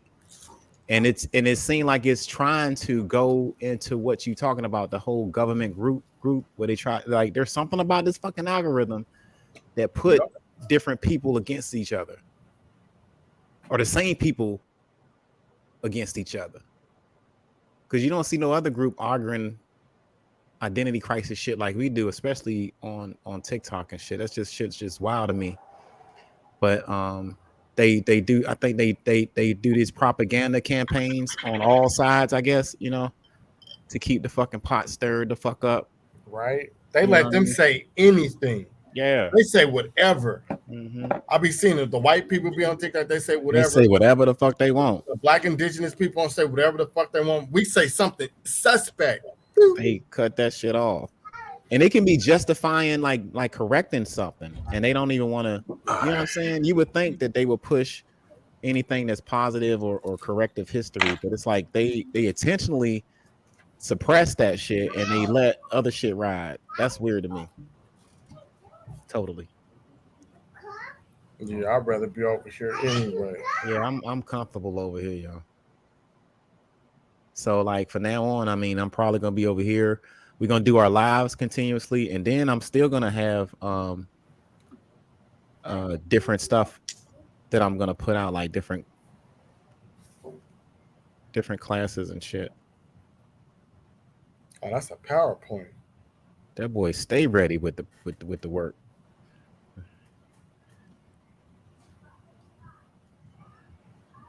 He was hoping they was gonna come over here. And them niggas was, hold on, go back. You got the oldest map of America? Huh?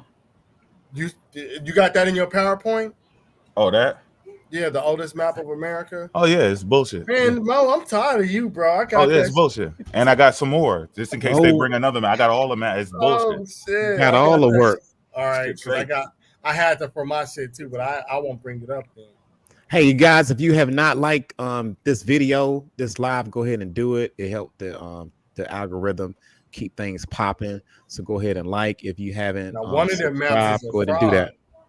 Which one? That one, Mo? They okay. So the one that they found had maggots and shit in it. The one where they talking about like it's from Antarctica and all that shit. What is it? Hawaii? I think it had Hawaii. The one in Japan, it has all of them land masses and shit. That shit had maggots and shit in it, so they drew it. They never seen it. It doesn't match the original. That shit is all ripped the fuck up. So the dude just drew some land masses that was there, and he clearly drew some shit from recent times. So that when they say they found some shit, it don't mean that the picture that they're showing you is actually what they found. That's them drawing the shit. Like I don't know how to. That's the first thing that popped up in my head. I'm like, who the fuck would have a computer to make a map look like that? It's clearly computerized. It's not somebody in ancient times drawing some shit. But anyway, or even I'm gonna mute. Go ahead. 400 years ago. But yeah, we're gonna go into this views of Africa after and before colonization, just to show y'all what's going on, because we are dealing with trauma, whether we like it or not. That's what the fuck it is. A lot of this shit, we get emotional and we be fighting and all of this stuff on both sides. There's shit we don't even want to talk about. We force ourselves to do it. I definitely didn't see myself talking about some shit like this that was already established before I was even 10 years old. I don't know what the fuck is going on. I don't understand where this school shit comes from. And the school taught you this, these catchphrases and shit that people saying, like these telemarketer prompts and shit they reading this script. Like I really cannot understand why people keep saying that the school taught us this shit. I don't get it. You know, and then even what I'm about to show y'all today, this is going to be proof that there's nobody's teaching us this shit. This is something you would have had to have found on your own because they don't teach it. And that's the problem. That's the problem with our field of academia today. Africa has not been able to speak about its own history, and the people that live in the country that was built off of their back, they have to go get their history themselves. The least you could do, which I don't agree with because I want us to do our own history, but you should, if you have some type of remorse and you are ashamed of what your ancestors did, yo, tell our whole story. Don't be like, yeah, you know, and you're slave and that's it. Tell the entire fucking story. Don't even start, and you start at 1619. How many people do we hear in the so-called indigenous, whatever y'all call yourself, community, right? How many people say in 1619? In 1619, they keep saying 1619. Why? Because your ass was taught that in school. We went and looked for ourselves, so we already know that 1619 is only really talking about Virginia anyway. That's one place. Slavery is taught in different sections of the United States. That's a fact. California has its own slave history. Texas has its own slave history. South Carolina, North Carolina, Florida, Alabama, they all have their own slaves, the way they treated their slaves, how they got their slaves. They got their own underground trade, weird fetishes, breeding farms. It's all types of different aspects of the slave trade. But they want to just keep talking about 16. Did you got that 1525? 1525 what? The map? Dealing with the slaves. In South Carolina? No, in your PowerPoint. 1525. I mean, you gotta be more specific. Yeah, they brought slaves to the hold up. Yeah, you talking about the Spaniard joint? Yeah. I don't have a map, but I got no, because if he got in his PowerPoint, then I'll probably want to talk about it. No, I'm going through. Bring this shit back up, dog. Shit. Bring man, keep man, this is a marathon. Yeah, you can bring that shit. I'm not going through that. I'm going through more of the anthropology and the traumas from us not being able to actually know the story or disconnect from Africa. Us now currently in recent times trying to put together different institutions and shit so that we can get our story told out of Africa being something recent. It's not old. It was rejected before. And then I'm going into Kwame shit, you know, Alaska, the Noah's Ark, and whatever. There's a whole bunch of goofy shit, whatever. But right now I'm not going to go to like the shipping of slaves or anything. I'm going to talk about slavery and how they were treating people and all that stuff and how we were stereotyped and all of that, but nothing specific like 1525 they pulled up and like that. You should be good. All right. But yeah, let me start right here with this definition: Latin Africa, because Africa seems to be a problem. And just for those who don't know, when people say, "Oh, it came from Africanus," you know, Scipio Africanus, and that was his name. If you understand how this happened, and you look even further into how they named themselves, right? They weren't just because they had something on their name. It doesn't mean that the land was named after them. They would conquer a place and then take that place's name, right? And then it's also a description. They're describing to the people what they have conquered. So it's Afri, Afar, Afrique. All of these things are used. You can see it right here. And then the Ka is Ika is referring to the land. So they're talking about the land of the Afri. These people they existed before the Romans. So, and this is where you can catch on to it. If you go look at the history of Scipio and the people who came before and after him, they only speak about the Afri, Afar, or Africa, or Afrique. They speak about them after they go there. Your name should be Africa, right? Or Africanus, or Afri, Afar. We should see that before you go and run into those people. See, why is your name turning into that shit after you run into those people? So that shit doesn't make any sense. But screenshot that.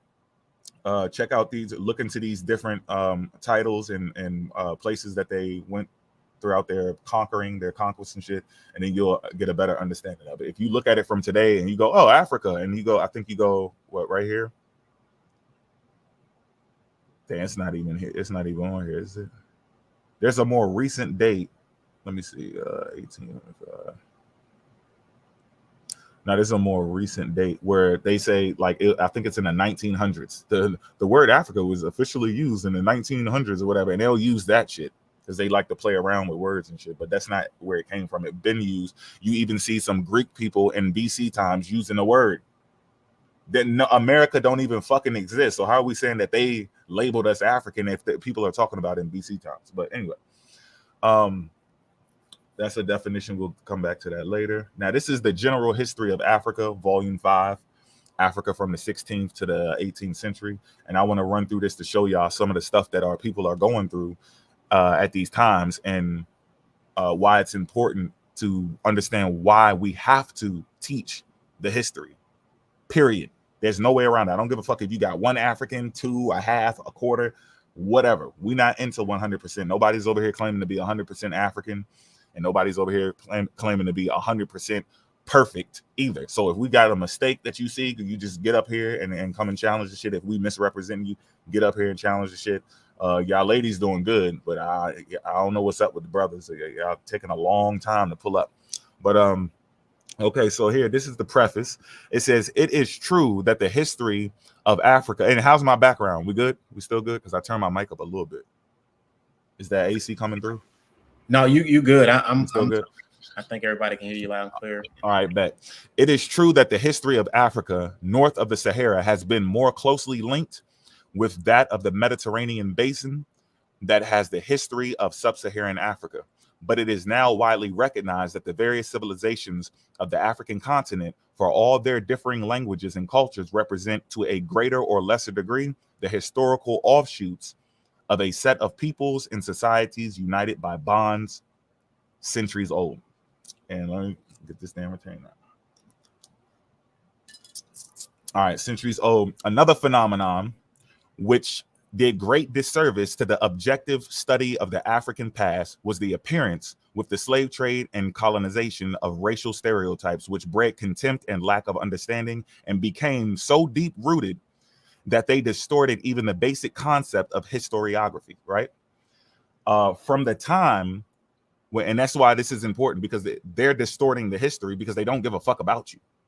They don't care about you. You're obligated to tell your own history. And that's why I said, like, fighting for, I can't tell you how to fight, but I'm just saying, if you're going to do that, you're going to argue about them not putting all of the shit in the school and you want to get it put into the colleges and everything, that's fine. But at the same time, you got to make sure you teach at least your children. You ain't got to get up here and do all this, but sit your kids down for a few hours, every week, and let them know, get your documents, get your genealogy, pay to do it if you need to, have that shit ready, because our people are running around ass naked mentally. They butt ass naked, and that's why it's so easy for them to fall into shit. They don't have an identity for real. Because they're right when they say, like, yo, I'm not black. Yeah, you're right. You're not black, right? In the sense of what this place over here is making you, because you're not the black like your ancestors were talking about. They were talking about beautiful. They were talking about the universe, the backdrop of the universe. They're talking about the essence. They're talking about the original, right? They're talking about the child of the sun, right? That's what they were talking about. These people are not talking about that when they call you black. So technically they're correct. So, but you're empty now. You don't even have a correct view of life. And they're the ones that are behind this shit, okay? We're going to show you how deeply this shit is rooted.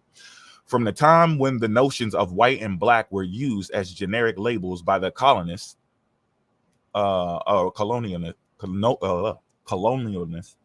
I cannot say that, colonialists,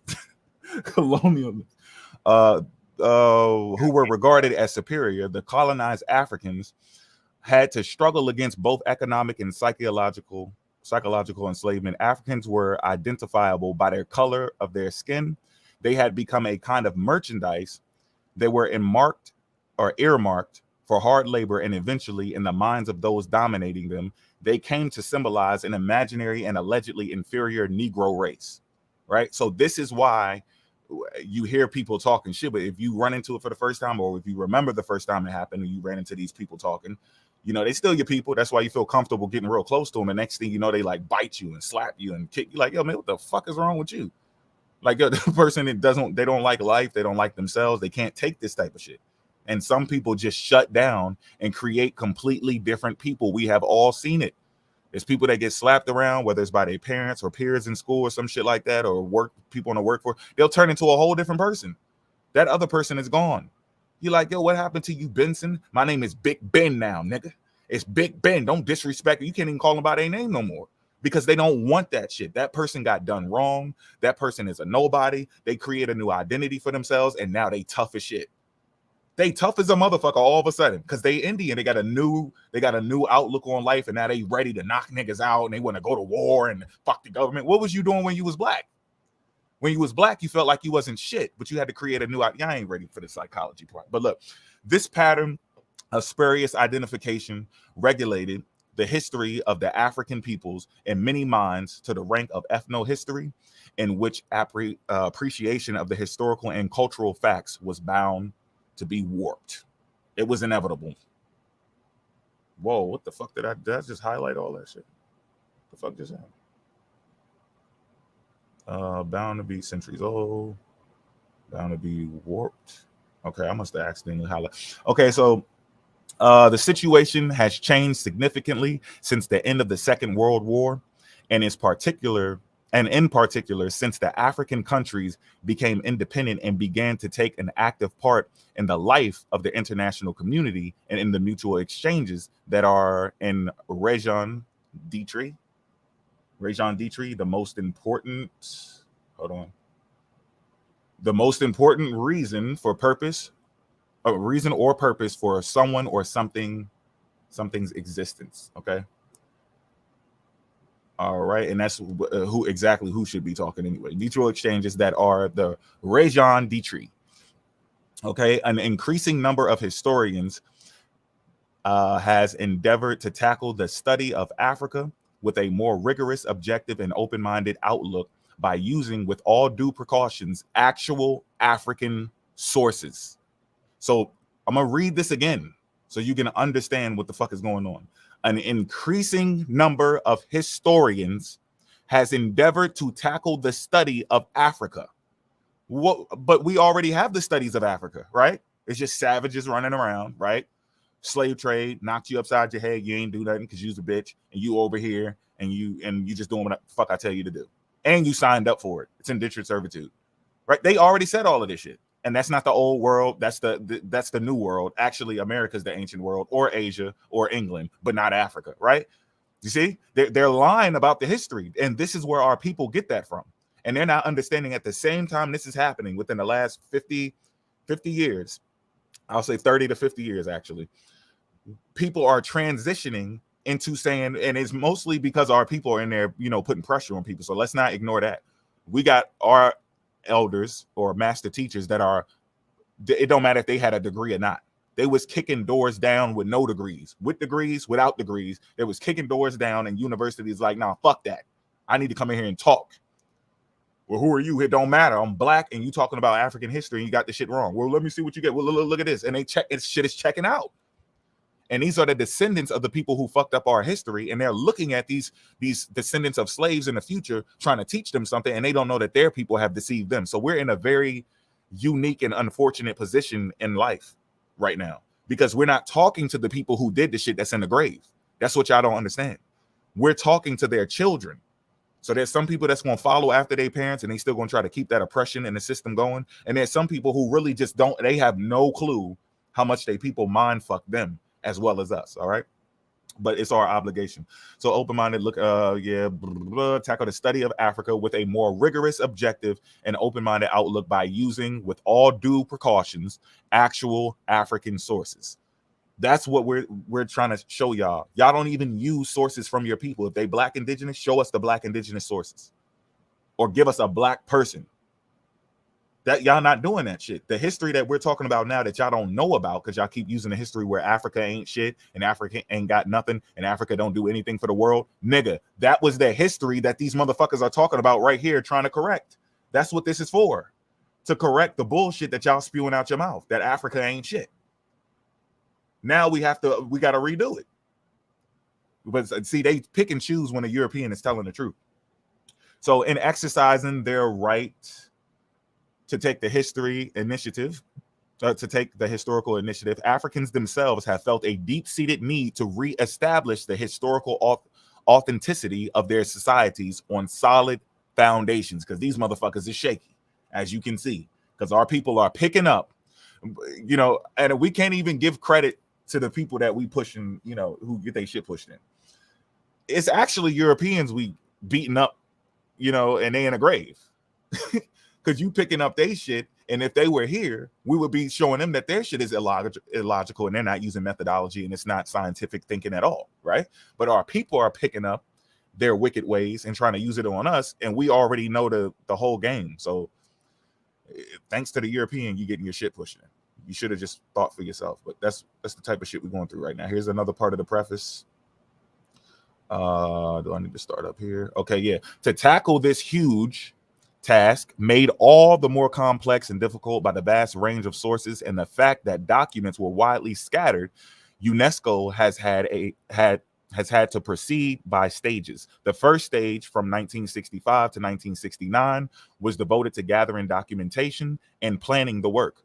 Operational assignments were conducted in the field and included campaigns to collect oral traditions, the creation of regional documentation, centers for oral traditions.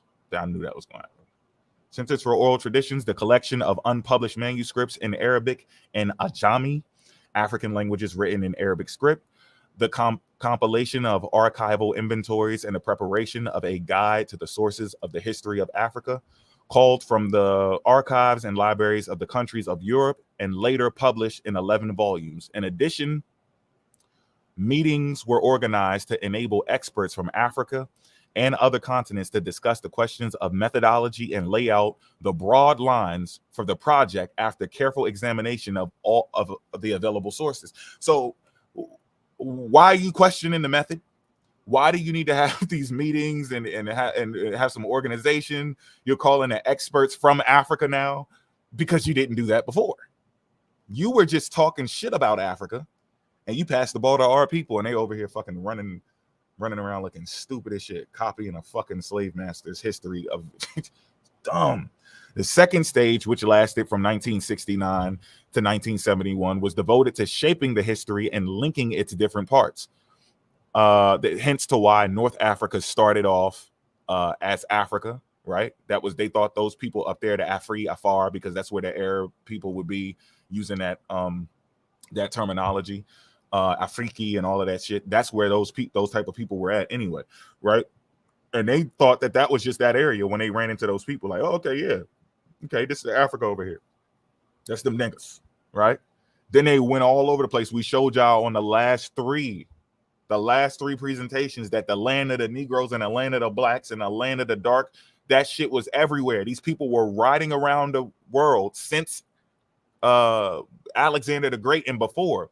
They were riding around different areas in Africa trying to conquer different places, and they didn't know how far this shit went. They didn't know. And as they kept on maneuvering, they like, yo, they Africans over here. These the same people over here. And the languages are similar. The practices are similar. The Godhead is similar. The recipes are similar. The dances are similar. You see what I'm saying? That it's all the same thing. They start the fire the same way. They got the same patterns on their goddamn clothes. They building shit the same way. They smelt metal the same way. So they knew these are the same people. The same fucking people. All right. And that's when it got expanded. And then as they traveled more and they got on them ships and went out more and circumnavigated and shit, that's when they found out like Africa is huge. It ain't just this little corner in the north. All right. And people didn't come from Egypt. Actually, the people that were the ancient Africans that were in North Africa actually came from the other regions of Africa and not the other way around. They had to learn that, you know, and you can, if you study history, you can watch them learn these things. All right. And that shows that they actually did this shit on purpose. Everything that they're doing to deceive us with the history that our people are using today, they did it on purpose. It wasn't an accident. They kids can get slack or whatever, but not, the people who are in the grave. Fuck them. The purpose of the international meetings of experts held in Paris in 1969 and Addis Ababa, whatever, in 1970 was a study and to study and define the problems involved in drafting and publishing the history. Presentation in 8 volumes, the principal edition in English, French, and Arabic, translation into African languages such as Kiswahili, if I'm saying that right, Hausa, Fulfoldi, Yoruba, or Lingala, perspective versions in German, Russian, Portuguese, Spanish, and Chinese, as well as abridged editions designed for a wide African and international public. The third stage has involved actual drafting. See, and this is, y'all don't do this shit. As you can see, this is what they're doing. They're showing you what they're doing. This is how we're going to put this shit together. Y'all don't do this shit. Y'all, I don't know what the fuck y'all do. Y'all just say random shit to the point nobody even knows what the fuck you talking about anymore. Y'all don't walk in a straight line. Source for source, primary, secondary, tertiary. If the primary is not available, fine. We see why you're at a secondary. But if there's a primary available, what the hell are you doing talking about a secondary source? I don't give a fuck what he thought about the primary. I want the primary. I want to see what the person said, and then that's it. Unedited. I don't even like seeing corrections, like with slave narratives and shit when the black people didn't know how to talk back then, so we had to do the edit. No, fuck that. That's not a primary no more. I want to hear what she said. When I was little, I had to get those grits and do as I needed. I want to hear that shit. You see, y'all be looking at these maps that are all fixed up and looking at shit it's all written perfectly just like this. That ain't no damn ancient primary source. What the fuck are you reading? Somebody clearly put that shit together. Okay. The third stage has involved the actual drafting and publication. This began with the appointment of the 39-member International Scientific Committee, 2/3 African and 1/3 non-African, which assumes intellectual responsibility for the history. That's how you do it. That's how it's supposed to be done. Shit, if anything, make it 100%. You know what I'm saying? 100% African if you have to. But yeah, we see that's progress. 2/3 African and 1/3 non-African, which assumes intellectual responsibility for the history. The method used in interdisciplinary and is interdisciplinary and is based on a multifaceted approach and a wide variety of sources. The first among these is archaeology, which holds many of the keys to history of African cultures and civilizations. Thanks to archaeology, it is now acknowledged that Africa was very probably the cradle of mankind and the scene in the Neolithic period of one of the first technological revolutions in history. What we already know that though, right? The people who actually study, we know this already. But there's some people lurking around that actually don't know this shit. They don't get it. They're in their mind, they're convinced that someone just made this shit up because they liked Africa so much that they slaved them and are still over there raping and pillaging the land right now and causing confusion in the country. Sprinkling shit on them, spraying shit, dropping off poisonous food, got people picking cobalt so we can use these electronics over here. And they're supposed to be using machines. The contract said that they were supposed to use machines to do it, not human labor. And they're still over there using human labor. Okay, so they love us so much that they're putting out there that we were the cradle and that we were the first one with the technological revolution in history. Okay, right? The first metal workers. Why would they do that? That's not what happened. Lies caught up to them, and the people who really was pushing for this deception died. That's what happened. It's common sense. It's not no fucking rocket science. The people who were trying to push that Africa ain't shit, they died off, and now everybody else got put in check, and black people are the only fucking idiots left talking shit about their own motherfucking people. Crazy. Archaeology has also shown that Egypt was the setting for one of the most brilliant ancient civilizations of the world, but another very important source is the oral tradition, which, after being long despised, has now emerged as an invaluable instrument for discovering the history of Africa, making it possible to follow the movements of its different peoples in both space and time to understand the African vision of the world from the inside to grasp the original features of the values on which the cultures and institutions of the continent are based. So these people are putting in work right now to make sure that this shit is being told correctly. And we're in, where are we at with this? I want to say this is the 1900s. That shouldn't be going on like that. You in the 1900s trying to put shit together? And we already been here? Oral traditions, a collection of unpublished manuscripts in Arabic. Okay, I already did it. What am I doing? Hold up. Wait, is it up here? Okay, now I'm just starting. I think the reason by demonstrating the inadequacy, my bad, of the methodological approaches which have long been used in research on Africa, the history calls for a new and careful study of the twofold problem areas of historiography and the cultural identity, which are united by links of reciprocity. Like any historical work of value, the history paves the way for a great deal of further research on a variety of topics. It is for this reason that the International Scientific Committee, in close collaboration with UNESCO, decided to embark on additional studies in an attempt to go deeper into a number of issues which will permit a clearer understanding of certain aspects of the African past. The findings being published in the series of UNESCO studies and documents, General History of Africa, will prove a useful supplement to the history, as will the works plan on aspects of the national and sub-regional history. The general history sheds light both on the historical unity of Africa and also its relations with the other continents, particularly the Americas and the Caribbean. For a long time, the creative manifestations of the descendants of Africans in the Americas were lumped together by some historians as heterogeneous. Hold on, let me make sure I got this right. Heterogeneous. Yeah, I think it's heterogeneous, but I still gotta get the. Let me get the. Or y'all want to get the definition so I can stay on the page? Yeah. Go ahead, do whatever you gotta do. I'm curious. Shit, I don't know what that means either. All right, I'll get it. UNESCO book, yo. These books be banging with information, yo. I think I got volume. All right, hold on, y'all, real quick.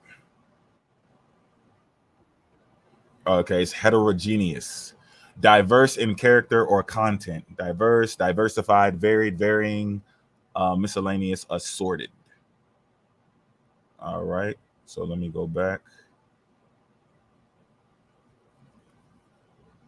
Where we at? Understand as well as finding out policy. Let's go documents. Oh, here we go. Historians as a heterogeneous collection of Africanisms. Needless to say, this is not the attitude of the authors of the history in which the resistance of the slaves shipped to America, the constant and massive participation of the descendants of Africans in the struggles for initial independence of America and national liberation movements are rightly perceived for what they were, vigorous assertions of identity, which helped forge. And let me see, forge. Wait, was it the after that? Forge. Okay, yeah, forge the universal concept of mankind. Although the phenomenon may vary in different places, it is now quite clear that ways of feeling, thinking, dreaming, and acting in certain nations of the Western Hemisphere have been marked by their African heritage. The cultural inheritance of Africa is visible everywhere from the southern United States to northern Brazil, across the Caribbean, and on the Pacific seaboard. In certain places, it even underpins the cultural identity of some of the most important elements of the population. The history also clearly brings out Africa's relations with Southern Asia across the Indian Ocean and the African contributions to other civilizations through mutual exchanges. I am convinced that the efforts of the peoples of Africa to conquer or strengthen their independence, secure their development, and assert their cultural characteristics must be rooted in historical awareness, renewed, keenly felt, and taken up by each succeeding generation. That's facts. I am convinced that the efforts of the peoples of Africa to conquer or strengthen their independence, secure their development, and assert their cultural characteristics must be rooted in the historical awareness, renewed, keenly felt, and taken up by each succeeding generation. If we don't do that, we're gonna end up Indian, nigga. Fucking stupid motherfucker. My own background, the experience I gained as a teacher and as chairman from the early days of independence of the first commission set up to reform history and geography curricula in some of the countries of West and Central Africa taught me how necessary it was for the education of young people and for the information of the public at large to have a history book produced by scholars with inside knowledge of the problems and hopes of Africa and with the ability to apprehend the continent in its entirety. The whole thing, not just, we did this, I kicked you, I took your ball, slapped you upside your head, kidnapped your kids, and yeah. Nah.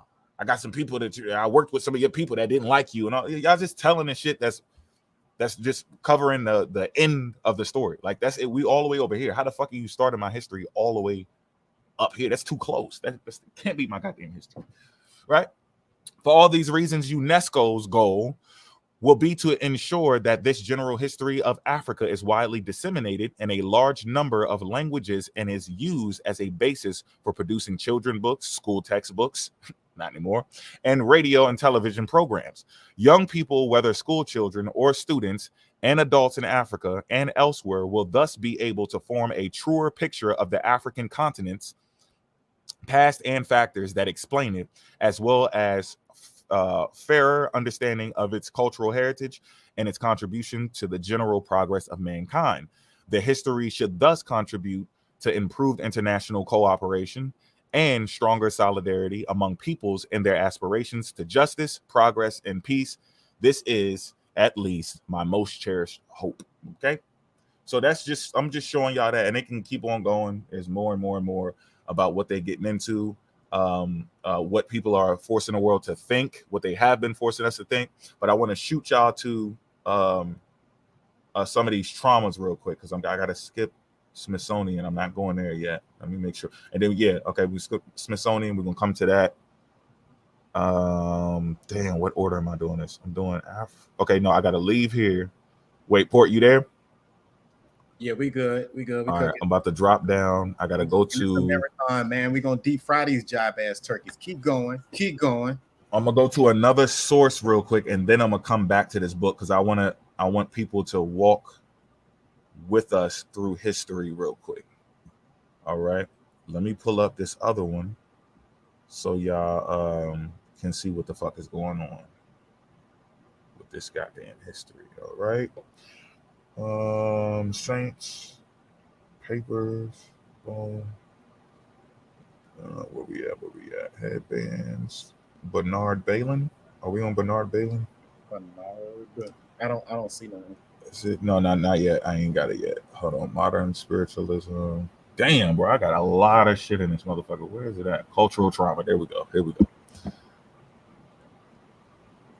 Dang, because Kwame done added himself to the damn chopping block. I got a whole we got a boatload of shit on it. Chop them up too, bro. Yeah, nigglets. So that these people be lying. They're over here agreeing with the craziest shit. The craziest shit too. I don't understand, yo. Shout out to everybody in the chat, man.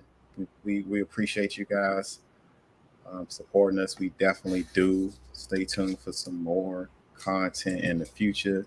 And y'all gotta recognize, bro, y'all be arguing over like 30,000 years of history. Africa is covering shit where y'all niggas don't even know what metal is. Like people around the world, it's people, scattered around. But these motherfuckers are fucking with math and you don't even have numbers. They already fucking with shit. Like this is a history that it's a disservice to the whole world, not just Africa. The whole world is being deceived. And people should be revisiting these places to go actually learn their history. And for hundreds of years, these people had them like, yeah, come over here to Greece. We're going to let you know about everything in the world. These niggas don't even have a full story. They don't have it. They was begging the Kemites to tell them the rest of the story. Can't tell you that. So they're like, man, fuck them niggas. We got everything we can get out of them. Let's just take over this shit. We gonna read it ourselves and figure it out. They didn't tell you the rest of the goddamn history. Told you what you needed to know. But anyway, cultural trauma. Here we go. And I think am I on the correct page? I'm going to 80. Let me see where I started at. 80. Okay, regarding blacks and mud. Okay, 85. Let me remember that so I can go show y'all the title real quick. cultural trauma, slavery, and the formation of African American identity, or the lack thereof, right? Let me check this PowerPoint so I'll make sure I don't do double real quick, because I got 2 in here, right? No, I got 1. Okay, Garvey. Okay, that's just Garvey statements. Boom. Let me go back. I'm coming right back, y'all. We're not dropping the link because y'all not gonna get up here and sit there and go against what we're doing right now. He's doing. We're gonna dodge the hijack on that one. Wait, who is that? Kwame? No. Oh, I'm about to say Kwame can go ahead. Kwame can come. Kwame is well. Black First can come up. That's old dog new trick. That's Black First. Oh shit. Okay, we cool. Okay, we can let him up. We good. Yeah, anybody that's just sitting up here and commenting in between time, yeah, y'all can come up here. But I'm saying we're not trying to argue with. We're not trying to have like arguments right now. I'm about to drop the link, y'all. Hang on. But Kwame he get a pass because he was supposed to pull up, so he can come in here and pop his shit all he wants to. But everybody else got to recognize this jump from YouTube. I think. Yeah, but neutral people sitting in, listening, commenting here and there, y'all can jump up and sit down. It ain't no problem. Just don't move. What was I looking for? It was.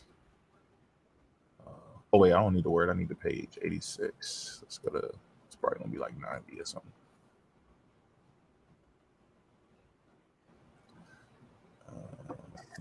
Come on now. All right, boom. Regarding blacks and much else, the new movies continued traditions already established and thereby proven successful in minstrel and vaudeville shows. Although he exaggerates, like somebody got echo. Yeah, I just muted my man. He's driving that shit. He's muted. I bet. Although he exaggerates slightly, especially when one considers radio and television, Henry T. Sampson has a point when he writes, "There can be no question that motion pictures have had more impact on a public mind than any other entertainment medium during the last 90 years." Okay, although movies did not invent the American black as a stereotype for stupidity, submissiveness, irresponsibility, laziness, and cowardice, they have contributed mightily to the reinforcing and enhancing the stereotype all over the world. That's a fact, and we're looking at this shit happen today, y'all. So I don't give a fuck if you, oh wow, well who said that? Who's writing that? Is that a European? Is that a? Listen, you're doing it. The person who's questioning the shit that's being stated is showing that this shit is actually real. You're thinking less of yourself. They already started the shit before you got over here. They was already grooming you. Port showed you that shit. I showed you it. Suitin showed you.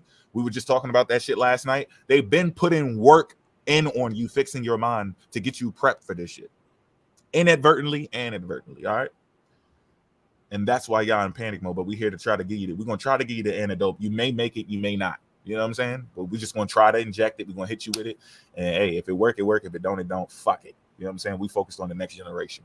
Unlike these critics, the black middle class did not have the luxury of ignoring either the past or those lower class behaviors they associated with it. In a society where race, as it was now defined by visible characteristics like skin color, was a marker of social status, those whom these characteristics were ascribed share the same fate. Linda McMurray, 1998, succinctly summarizes the dilemma of the new Negro. Because whites often judge all African Americans by the actions of the most degraded, black elites believed it important to demonstrate the possibilities of the race by setting themselves apart from the struggling masses. See that? Separation. I need to get the fuck away from them niggas, man.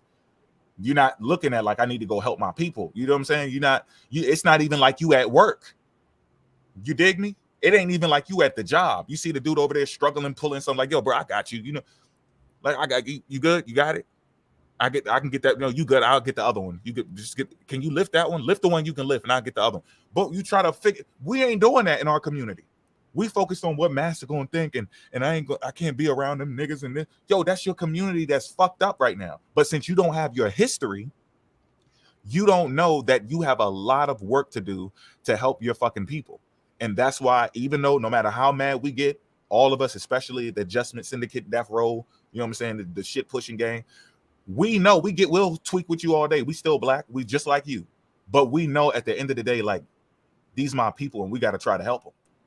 That's it. But we will not put you before the next generation. There's a certain point where we're just going to let your ass drown. And we're really just focused on the next generation. And you're just an example. We're just going to make an example out of you. We really don't give a fuck. You too far gone. And that's it. But for the people that's willing to learn and the people who willing to at least even compromise, because a lot of y'all be half correct about what you're saying. You just being a little too greedy. We don't have no problem with no Indian shit. Y'all got that twisted. We don't have no hate for no Indians. We don't have no, we don't support erasure. None of that shit. We just saying like, you're not 100%. You're not 100%. Yeah, you got that shit in your family. We all probably, that's not the point though. And some of y'all may have a higher percentage than others, but your ass is not about to erase African history. Now, fuck the whole thing. I don't give a fuck about no percentage because you're trying to erase the African history. So now I'm just dealing with Africa. And that's it. I don't care about nothing else that you got. I'm just looking for Africa. Erased by setting themselves apart of struggling masses. At the same time, however, upper class African Americans' own advancement depended on the alleviating the poverty and ignorance of the lower class African Americans. Huh? That's what I was just saying. At the same time, see, these people who wanted to separate themselves from the struggling masses didn't even understand how the economics works, how community works, right? At the same time, however, upper class African Americans, their own advancement depended on alleviating the poverty and ignorance of the lower class African Americans. So it's still our responsibility. You have to make an attempt. No, not only would these conditions continue to be used to justify discrimination towards all blacks, but black professionals also depended upon black patronage. They needed people who could afford their services. As victims of oppression themselves, successful African Americans usually felt a moral obligation to those on the bottom of society as well. In addition, after the debasement of slavery, racial pride was seen as essential to advancement, and unity was crucial to success. Okay? So this is what we're dealing with today, and it's, as you can see, the unity shit ain't working. We unify, like it's a pattern that's going on. We unify in small groups, right? And then go battle with other groups. We won't unify and just unify. If you see another group, then you unify and you got subgroups, right? We keep trying to say, no, your group has to be deleted. Your group got to be deleted. That's why everybody goes to an extreme. And we got people to like, hey, let's not get it twisted. We got some people who will walk around America right now, mixed as a motherfucker, and say, I'm 100% African. Ain't got no Indians in my family. It happens both ways. Everybody wants to go to an extreme. I done seen people on these live panels we on that sit there and they on my side, right? They Pan-African, or they're just black first, or they're atheists or whatever. They don't agree with religion, whatever.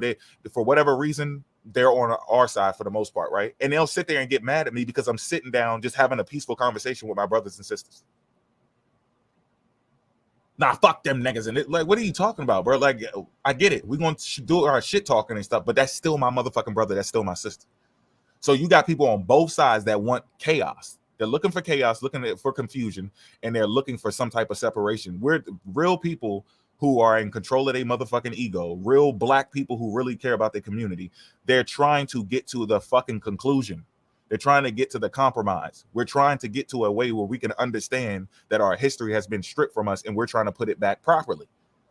And these discussions have to be had. I'm not about to sit here and fucking argue with y'all ass for the rest of my fucking life. That shit is stupid, right? We got to get to this damn information. And that's why we over here, we come kick it with y'all on TikTok, but we need you to get over here with your fucking computer, or you just come over here and do that freestyle and shit, and we'll get on a computer and get your sources for you while you freestyle. We need this shit to happen, because these discussions are important, okay? 59 years ago, Abraham Lincoln signed the Emancipation Proclamation declaring 4 million Negroes in this country free. Several years prior to Queen Victoria of England signed the Emancipation Proclamation that set it at liberty hundreds of thousands of West Indian Negro slaves.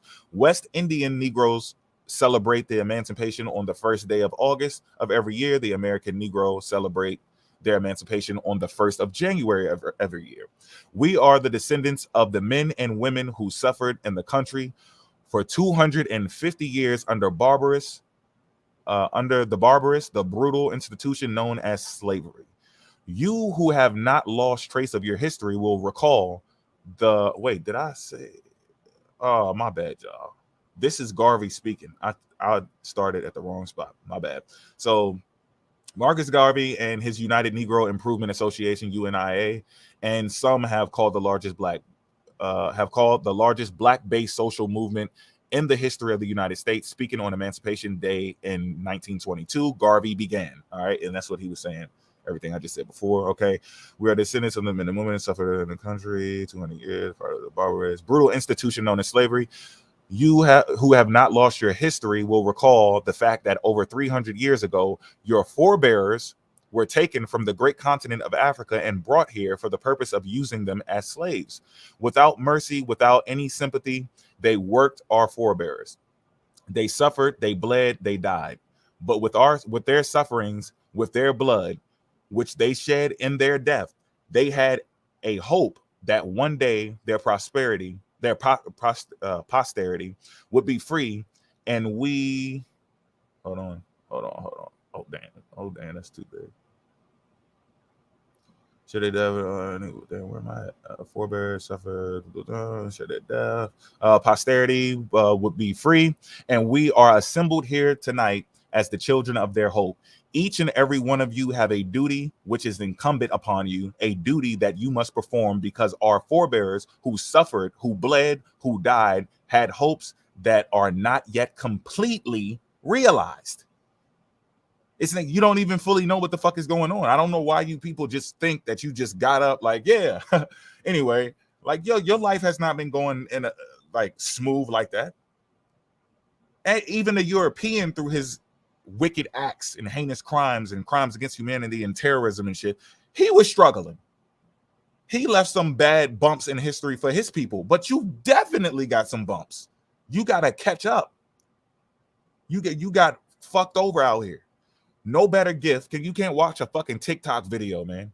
I'm tired of fucking telling y'all this shit. You're not gonna watch no fucking TikTok video and then come and talk to me when I've been studying this shit for the longest time. No better gift can I give in honor of the memory of the love of my foreparents for me, and in gratitude of the sufferings they endured that I might be free. No grander gift can I bear to this sacred memory of the generation past than a free and redeemed Africa, a monument for all eternity, for all times. That's Garvey, okay, and Lewis, 1994, 26, page 26 through 27. All right. I think I got a few more in here. Du Bois.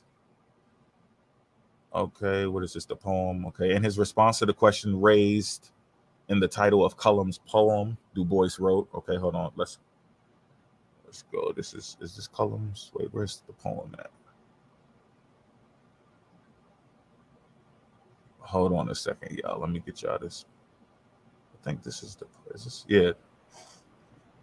Peace to the chat. Everybody get those likes up.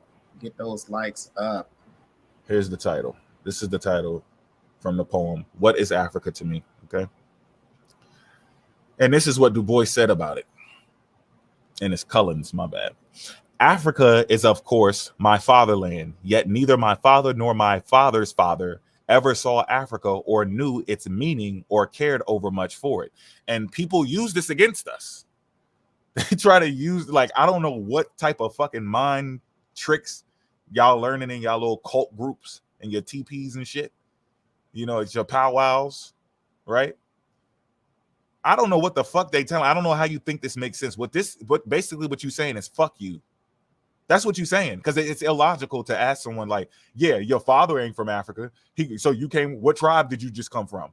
What the fuck are you talking about? No one is claiming to come from a fucking tribe. Like, yo, I just got here. Hey, how you guys doing? I'm from Africa. I'm from the fucking Ashanti. Like, what are you saying? This is the dumb shit that these cult leaders be telling you, and you be walking around saying this shit or fucking scrolling around on your phone saying this shit. What tribe did you come from? With your parents, they were born here, right? We know we American. What the hell are we talking about here? We're talking about our people's history who cannot speak for themselves. The people who weren't born in Africa. born in America. The people who are the reason why we are American right now. they at least survived to get here. There's people who didn't survive the trip. We got to represent the people who fought, who died, the people who fought and lost, and the people who survived and cowered out. All of those are your people, and all of them contribute to your ass being here with blood flowing in your vein. No matter which part you like and what you thought you would have did, it all comes together for this oneness, this wholeness that we have today, right? My mother's folk were closer, and yet their direct connection in culture and race became tenuous. Still, my tie to Africa is strong. So even the people who were closer had an issue with their relations, okay? On this vast continent were born and lived a large portion of my direct ancestors going back 1,000 years or more. The mark of their heritage is upon me in color and hair. There are obvious things, but of little meaning in themselves, only important as they stand for real or more subtle differences from other men. In this context, Du Bois speaks of race as the long memory, as one long memory. On one hand, the tragic and redemptive narrative that guided Black nationalism viewed Africa as the homeland and would drop the American altogether. So there's different views. When you hear people say, well, Du Bois did this, and Jackson did this, and Johnson did that, and Umar did this, and Garvey did that, and Seti doing this, and nigga, it's different people doing what the fuck they do. We starting from scratch, nigga. Imagine you on a fucking plantation or trapped anywhere. Since y'all can't handle slavery, I ain't gonna trigger your trauma, right? Imagine you just trapped somewhere. You and your group, you and your feather gang trapped somewhere. The Pan-Africans got you locked down, right? And the Pan-Goofies got you locked down, and y'all escape. Y'all fuck us up somehow, trick us or some shit, and the Pan-Goofies fuck up, and y'all escape. Yeah, we got away. They tried to indoctrinate us, y'all. This has been going on for 250 years, 300 plus years, right? And y'all finally break free. You got a little bit of freedom. You still got some Pan-Goofies running around, right? Looking for you, right? Get into the mode, right? What the fuck y'all gonna do? Y'all just automatically know what to do? Y'all gonna all be in agreement? Some people gonna go left, some people gonna go right. Some people going to meet you months later at the same destination. They just may take longer to get there. Some people going to pass away. Some people going to run back to us and be like, man, I know where they at. It's going to be all types of shit going on.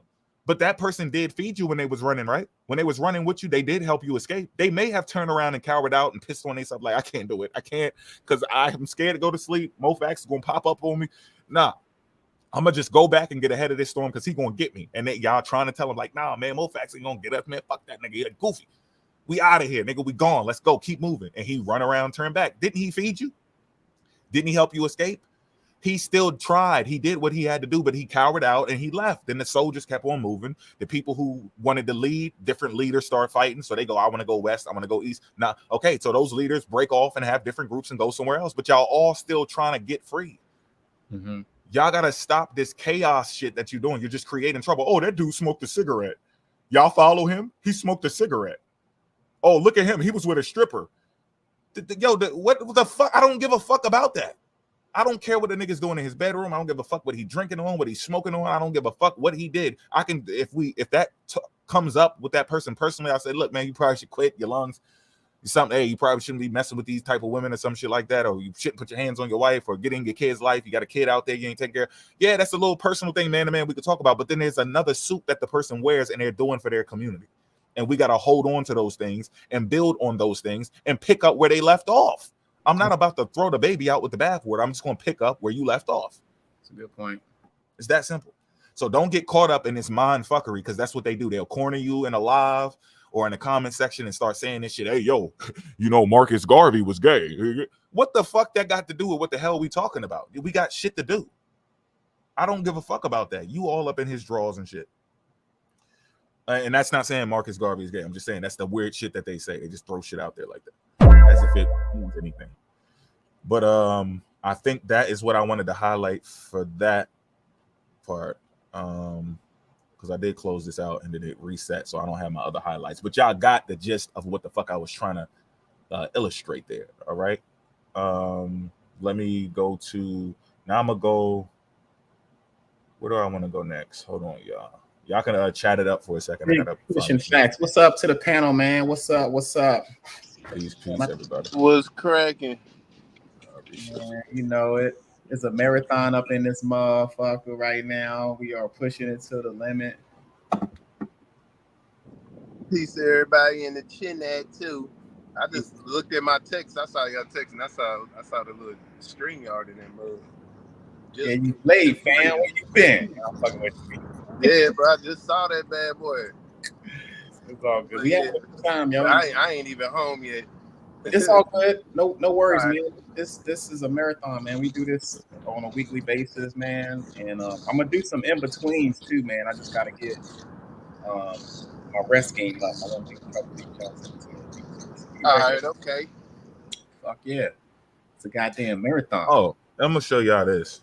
Let me show y'all this shit, cause y'all I got the whole thing on misconstrued.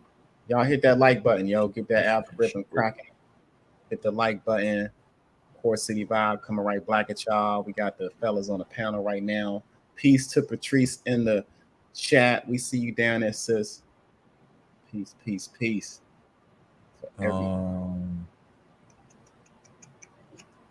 Okay. Yeah, let's go right here real quick. Kick him in the motherfucking ass real quick. Motherfucking ass quick. Okay. Check this out. This is just something interesting for people that don't seem to get what I was saying yesterday, right? That fucking chaos and confusion. The Zulu are a proud African people, famous throughout history for their fierceness and bravery in fending off invaders. Archaeologists tell us they traveled to the lush green lands of southeastern Africa many centuries ago from the huge lake regions to the north. Their creation story has many versions passed down by word of mouth from generation to generation. It tells us of how the ancestors of all plants and animals and humanity began from a single source. What the fuck that got to do with Darwin? Darwin don't know them niggas.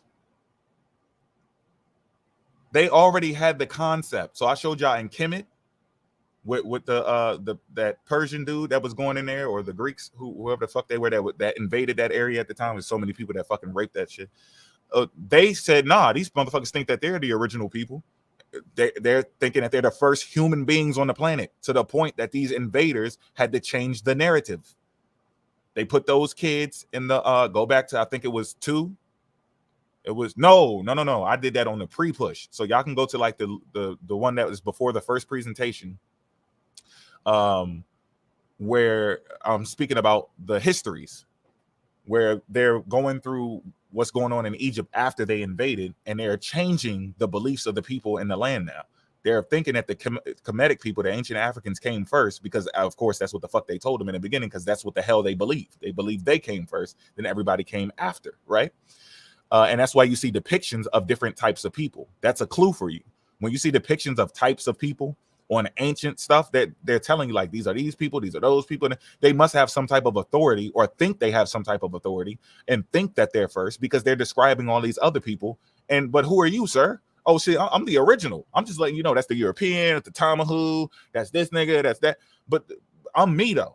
You know who the fuck I am. But I'm going to show you who the fuck these other people are, and who I'm closely related to, who I'm not cool with, who the fuck's my prisoner, who's my arch enemy, and all that shit, okay? So, yeah, that's all I needed to show y'all from that one, just to show you that it's there. And there's other, I found that by accident. There's other African stories that I was looking for, and then I found out the Zulu also had that shit too, where they're saying everything started from a single source. Everything. That's what science is, just moving into everything coming from a single source. They just reached that shit with the Big Bang and evolution, prokaryote, eukaryote, abiotic, biotic, and all of that DNA sequence, fruits, vegetables, we all sharing the same thing. They're just getting into that. Thousands of years ago, we already said there was one source, and everything turned it and formed in different ways and came to what it is today. We already were talking about the shit. It's just you have been taught history the wrong way. You think that this person came up with all of this shit while you was getting your ass beat, while you was running around panicking, while you were getting shipped from one land to the next, while you was warring with people that you didn't know you were at war with, while you were being indoctrinated into different religions, while you were on your knees praying, while you were trying to do whatever you could to keep your fucking child alive, sacrifice yourself, cut a deal, women giving themselves up, men just going fucking kamikaze. A bunch of shit is going on, and these people are like, yeah, you know, they're chilling, getting fanned. Grape, get a grape, fan me. They chilling. They got all day to just make up shit. They're making up shit. This whole time you've been in bondage fighting with these motherfuckers. They've been over here brewing up this chaotic pseudo-scientific storm that y'all are chewing on right now. This is what the fuck y'all chewing on. A bunch of cap. Now we're going to get, I want to go into the Born in Africa, okay? But let me check out one thing real quick, just to make sure I'm not skipping something. Races, okay, no, that's the Kwame, his ass. I don't know what the fuck happened to him. Y'all better check on him, make sure he all right. Let's go back to the PowerPoint real quick. Let's get back to the PowerPoint.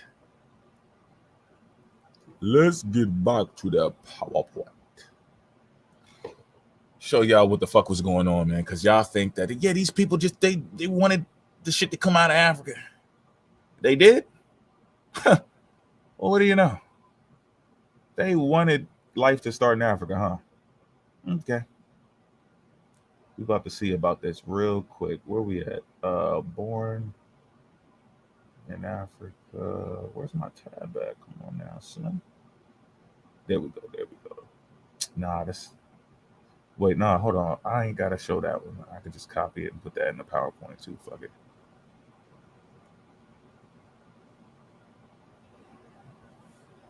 Oh no, I already got it in here. We good.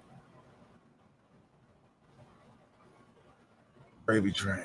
All right.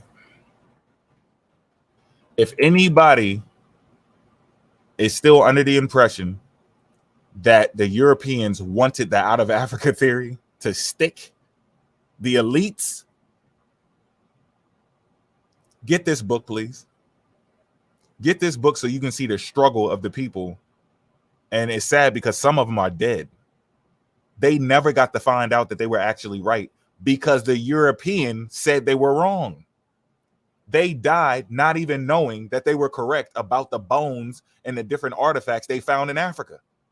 This is what these people do not understand. These people got shut down, and then later on, they found out that they were correct, but they're all dead. The people who shut the people down died, and the people who got shut down are all dead. The next generations who had open minds, who didn't have biases, our people then got involved. Africa is now involved. That's when they got put on blast. Like, yo, man, hold the fuck, Piltdown, what? Cambodia, what?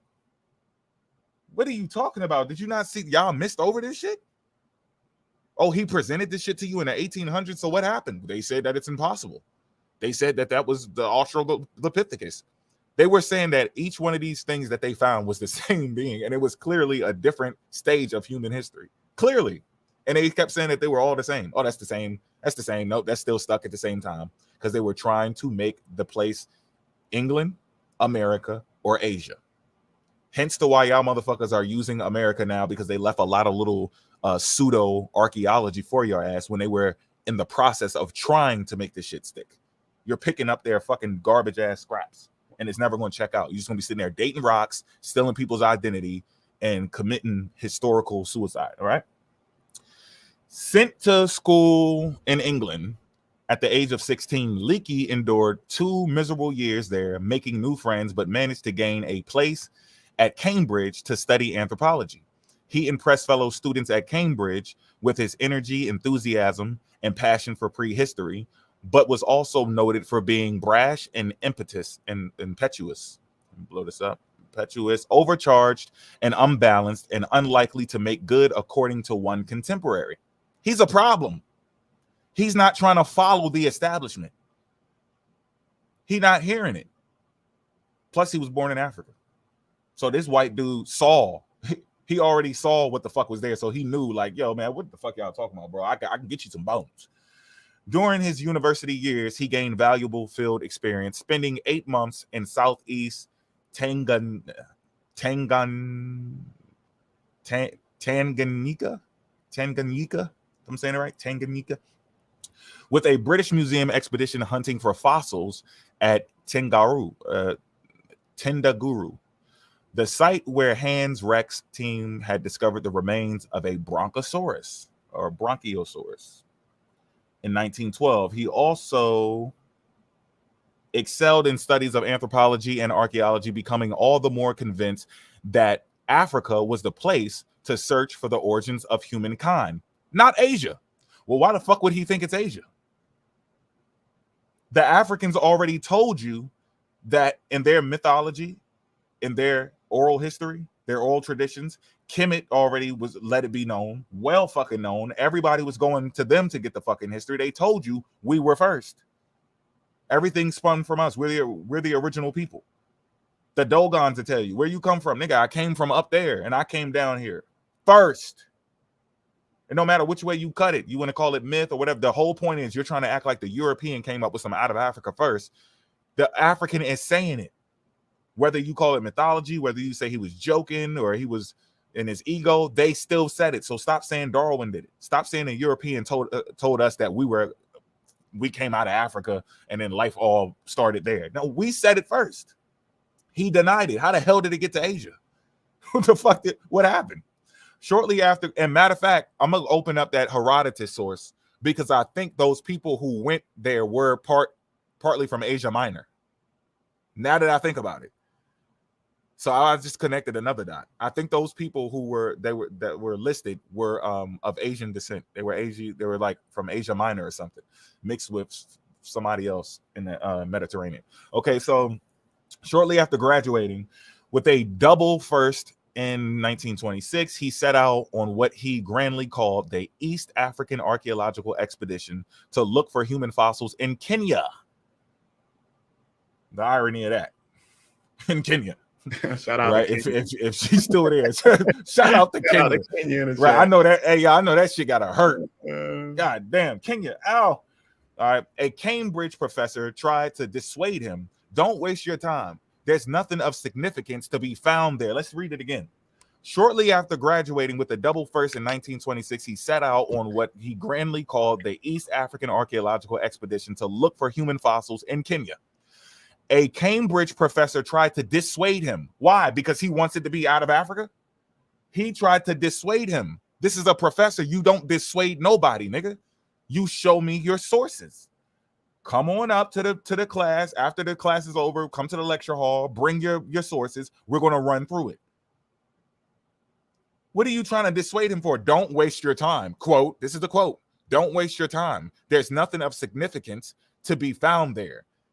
If you really want to spend your life studying early man, do it in Asia. Huh? I thought they wanted it to be Africa.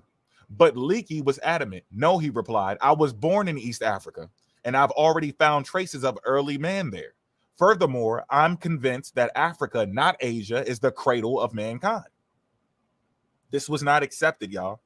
The East African Archaeological Expedition, financed by a variety of grants, consisted of Leakey and one assistant.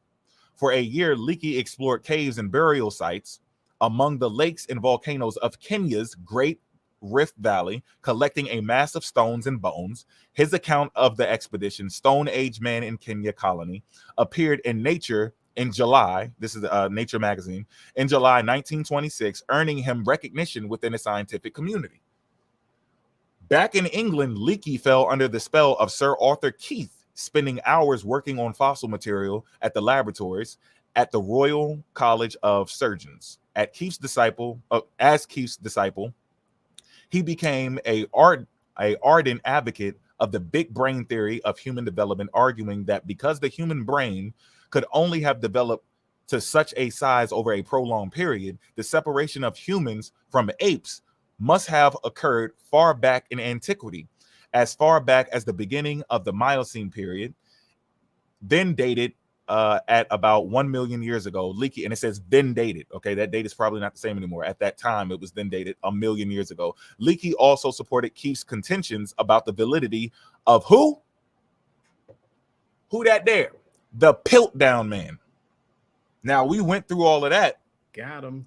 When people were trying to say, oh, you know, look, they found bones over here in America. We showed you all of the hoaxes that they did in America. And for shits and giggles and, you know, good measure, I added the Piltdown Man to it just to show y'all that these people were trying to make a hoax to support human life coming out of England. Okay? The European wants it out of Europe. You're not going to get around that shit. And the only slack he'll cut is he'll put it somewhere closer to Africa, you know, after the Suez Canal or some shit like that. They'll probably do some Israel shit right now. You might see them do some Asia shit, and they'll definitely do America. But they fucked up so bad with America that it's just no point of even trying it. It's obvious now because they fucked up too many times. And y'all about to see later, if I have time to get to it. I might do Kwame shit separately. But because I really want him to sit in front of it when he sees how many Noah's Arks there are and how many these Europeans were behind trying to make this the old world. Nigga, when I say that there's hundreds of niggas that tried to make this the old world, and they're all European. Your black ass wasn't even involved in it. Oh, this wasn't the first time, huh? Nope, not the first rodeo. Your shit is cut. Stepped on, nigga. All right. After raising funds for a second larger expedition, Leakey returned to Kenya in 1928, accompanied by his newly married wife, Frida Avern, focusing again on Rift Valley sites. Throwing himself tirelessly into work, he made significant discoveries of stone tools, including ancient hand axes, and managed to piece together for the first time a sequence of prehistoric cultures in Kenya. Yet his Cambridge mentor sometimes fretted about the propensity for grandstanding and overstatement. On learning that Leakey intended to attend a meeting of the British Association for the Advancements of Science in Johannesburg in 1929, Alfred Haddon warned him in a letter, do not go in for wild hypotheses. Or hypotheses, I should say. Do not go in for wild hypotheses. These don't work. These won't do your work any good, and it's foolish to try to make a splash. Look how he talking to him. Look how he talking to him. Because he know what he coming with. He gonna come with that fucking African shit. He gonna come with that African shit. First of all, the Africans already told you that. You just don't believe him. That's the only reason Leakey is still looking. Leakey is looking because people have taken and discredited Africans. The Africans told you that they were first. And you know damn well they first because Africans have been teaching you about your motherfucking history. Africans are teaching you about human history. Africans skipped the fucking Stone Age. They skipped it. They like, when did Africans start using metals? Damn, they was using it when we was using stones. That don't make sense.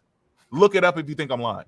Go try to give me a fucking direct line in history with the development of Africa the same way as all of the other places who have civilizations around the world. Do it. Do it. They were already doing what the fuck people started doing just recently in the last 10, 20,000 years. They were already doing it a long ass time ago. They have the Sudi pyramids. Right. They got their own. Oh yeah, Vanta, you here? They have their own separate timeline, right? For their development, their own ages. Their Iron Age, Stone Age, and all that is completely different from everybody else. Because it's way too far back.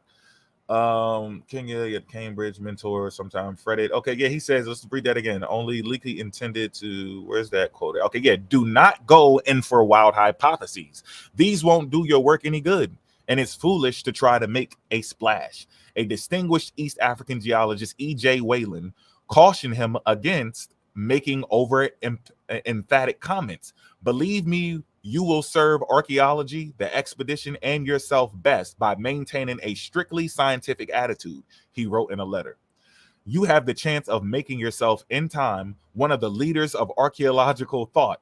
Don't spoil your chances. For by doing so, you will unintentionally let the science down. On the occasion, Leakey heeded their advice. So he's giving in. Pay attention to this. He's giving in. He got 3 people on his tail. And many more. On this occasion, Leakey heeded their advice, delivering a restrained account of his work. So he backed up a little bit. To his delight, he found himself the center of attention while Raymond Dart and his Tong fossil stared a little interest, right? So that's the guy who has information on human history starting in Africa. He's dealing with some African shit, and he's telling you that when he heeded to it, delivering a restrained account of his work, you know, he found himself at the center of attention. He's getting attention now. And as you can see, the people before that who is giving him that, hey, look, man, hey, I'm telling you, don't do that. They telling him, look, you want to go down in history, nigga? Leave that African shit alone. We ain't on that, nigga. We understand you found some little rocks and bones and shit and stones, and we ain't on that though. We dealing with what we doing over here, man. Follow the program. So he got some fame from that. No sooner had Leakey returned to England to widespread acclaim than he began to plan for his third expedition.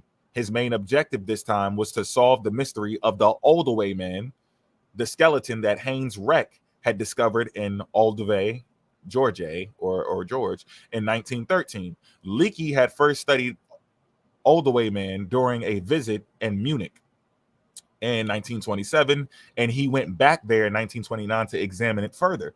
The conclusion he reached was that it was not as ancient as Wreck claimed, but was of similar age to some of the human skeletons he had found during the expeditions in Kenya, late Stone Age specimens dating back no more than 20,000 years. Leakey discussed the matter with Wreck in Berlin and invited him to join the expedition. Wreck eagerly accepted, but he remained adamant about the ancient origins of Olduvai man. Examining Wreck's collection of Olduvai rocks and fossils, Leakey noticed similarities to stone. Do I have the next one on here? I don't think I was supposed to read all of that anyway. But yeah, to stone. I guess it's down here. Hold on, y'all. To stone tools he picked up in Kenya and suggested that they might find other examples in Olduvai. Sorry if I'm butchering that, but Wreck disagreed. He had searched the area diligently for stone tools over a period of 3 months, he said, and found none. But Leakey persisted.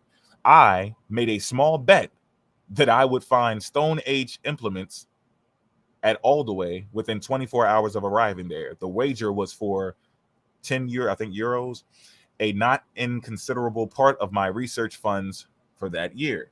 And if y'all know, if you were paying attention to what he said earlier, the dude, he was born in Africa. That's why he knows he's going to find it. So he was trying to make a little money on the side. He already knew he was going to find it. It's crazy. By the end of the 19th century, nearly 80 scientific books and articles had appeared discussing Du Bois's. Oh, wait. No. Wait. Am I still in the same? Yeah, I am. What the fuck? Du Bois's. Vanta, you got me on this one? I don't know how to say this one. Is it Pithecanthropus? Oh, sorry, bro. Where you at? Pithecanthropus, right here. Oh, shoot. Yeah, I don't. Yeah. Pithecanthropus. That sound about right. Pithecanthropus. Yeah, Pithecanthropus. Almost all of them disagreeing with his claims. Embittered by the reaction of his colleagues, Du Bois withdrew from scientific debate and hid his Java bones inside cabinets in his dining room, refusing to let any researcher see them. Meanwhile, the fortunes of Neanderthal man as a contender for the missing link had improved. Further discoveries of Neanderthal fossils were made in Belgium, Croatia, Germany, and France, demonstrating conclusively that the Neander Valley specimen was not an aberration. But the reputation of Neanderthals was soon ruined. In 1908, 2 young priests excavating a small cave near the village of La Chapelle aux Saints in central France unearthed the most complete Neanderthal skeleton yet discovered. The skeleton was sent for examination to Marcelin Boulay, a renowned paleontologist at the Museum National d'Histoire Naturelle in Paris. Boulay's verdict was decisive. He described the Chapelle aux Saints individual as a coarse brute with a short, thick-set body, heavy overhanging eyebrow ridges, retreating forehead, stooped posture, bent knees, and low intelligence. An illustration authorized by Boulay to depict his findings was published in 1909 by the French magazine Illustration and by the Illustrated London News. It portrayed an excessively hairy, ape-like thug wielding a club, teeth barred, eyes glaring, an image that became embedded in popular culture for more than 50 years. Boulay excluded all possibility that Neanderthals could have stood in direct line with human descent. They were an unfortunate offshoot. Other leading scientists, included Arthur Keith, concurred. Once again, the missing link was missing. Hold on. The gap was soon filled by one of the most audacious hoaxes. They're not done yet, y'all. They're not done. This is all of this shit is to pull away from Africa. All y'all motherfuckers keep saying, no, they wanted this African shit. Why are they fighting it then? Since they wanted the shit to come out of Africa, what is all of this fighting for? Why are they doing so much? Hey, man, be quiet. Hey, come on, I give you $1. Shit, I mean, I make you famous. Hey, look at this. Check this out. I found something. Hiding shit, covering up shit, fucking with students coming up under them, dissuading them because they wanted it to be real. Stop. The gap was soon filled by one of the most audacious hoaxes in history, a fossil find that fooled the British scientific the British scientific establishment for more than 40 years. In 1908, it was said a laborer digging in a gravel pit at Piltdown in southern England found fragments of thick human skull, which he passed to Charles Dawson, a local lawyer, amateur fossil hunter. Over the next few years, Dawson visited the site frequently, and in 1911, he found another fragment from the same skull. He took his finds to Arthur Smith Woodward, the keeper of geology at the British Museum, and an eminent paleontologist who expressed keen interest in them.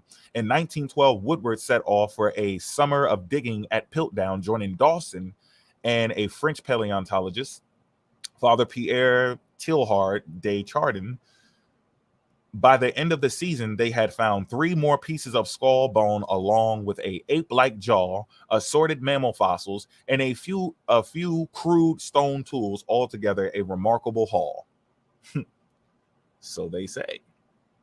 Back in London, Woodward pieced together the bits and pieces to produce a reconstruction of the skull.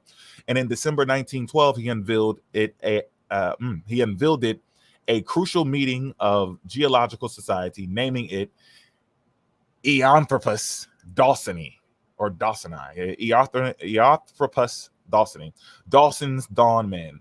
The skull accorded neatly with the prevailing view among scientists about what a proto-human should look like. It possessed a relatively large brain while retaining certain ape-like features, such as the jaw. A leading neuroanatomist, Grafton Elliott Smith, who specialized in brain studies and supported the Brain Led the Way school. That's like a movement, the Brain Led the Way school, concurred with Woodward that the Eoanthropus dawsoni, or Piltdown Man, as it was popularly known, represented the ancestor of modern humans. Arthur Keith. So they just took that quick. Why did they just snatch that up? Yeah. Oh, yeah. That represents the modern humans. Okay, we cool. Arthur Keith initially had some doubts, but after further discoveries of a canine tooth in a gravel pit at Piltdown and fragments of a second individual at another site 2 miles away, he too fell for the hoax. Everybody falling for the motherfucking Kool-Aid. Much to the satisfaction of British scientists, Piltdown Man put England firmly on the anthropological map. That was the point. They're not trying to put Africa on the map. They're trying to put themselves on a fucking map. Y'all are fucking slow. Or you're just deceiving people on purpose. Both of these things are happening in the community. And I'm not cutting nobody no fucking slack. If you slow, shut the fuck up and let other people who understand the shit teach. And if you deceiving people, we pushing your shit in. Every time we see you, every time you say something, we on your motherfucking ass. And it's out of love. That's just how we do it. It's aggressive because this is something that you shouldn't be fucking with. You already got your oppressor. No slack. Don't cut them no slack. Your oppressor is already fucking with your history, and then now you gonna do it. That's tough. Like y'all tripping if you think somebody's. And then who the fuck would I be? What if you find out 5 years from now, like, damn, that dude Mo back in the day, I remember, damn, whatever happened, and he was right. Now, what if you remember back and I was just sitting there just letting you say this shit, and you find out that he knew this shit, and he was just sitting there like, yeah. But what y'all think about religion though? Trying to find something that we all can agree on. Fuck if we agree, nigga. We need to get to the bottom of shit. You would see me as a fucking coward. You would see me as a fake nigga anyway if in the future, because all of y'all not gonna remain Indian. Let's get that straight. For a lot of y'all, you're just riding right now. You're gonna get hit with a harsh reality. Some of y'all gonna put the Kool-Aid down. Some of y'all, the Kool-Aid ain't even gonna work. It's gonna work for a little bit, and then you're gonna like, yo, you gonna snap out of it. So I don't even want to be looked at in the future by my peers, family, friends, random people on the fucking internet, nobody, as if this dude knew and he didn't even say nothing about it. Because later on, when you think back, you can be like, this nigga ain't even say nothing. I don't even want to look like that in your memory. I told you the truth, and you're gonna thank me later. Piltdown man put England firmly on an anthropological map, trumping French and German claims. Indeed, it became a matter of national pride that the earliest human ancestor had been found on home soil. News of the discovery swept around the world. No one, meanwhile, gave much thought to Darwin's suggestion 40 years before that Africa was the most likely birthplace of humankind. They don't give a fuck about none of these people talking about out of Africa. They don't care. And they died. You not get it? 40 years before this shit was said. The Piltdown man worked for another 40 fucking years. Africa told your ass thousands of years before that. No one cared that people have already said life for human beings started in Africa. They're fighting against it. Hey, real quick, Mo. Yeah. Do you got time to show the audience what the Piltdown man skull look like? Do you got that in your slides? Oh, yeah. We can do that. We can pull that up real quick. So they can have an awareness of what these motherfucking jive ass turkeys try to plant over there. You know what? I can just put it directly into the PowerPoint. I'm gonna leave the PowerPoint open. We could try this Piltdown man real quick. Cause they really try to make this shit look authentic. That was working overtime for this bullshit.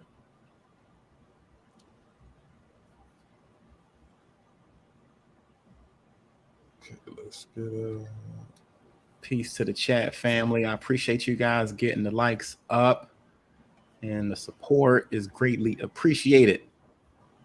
Thank you. We all thank you kindly.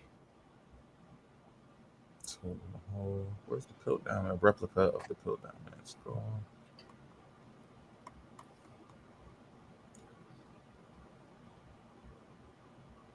Okay, that's a replica. Hold on, let me get the original.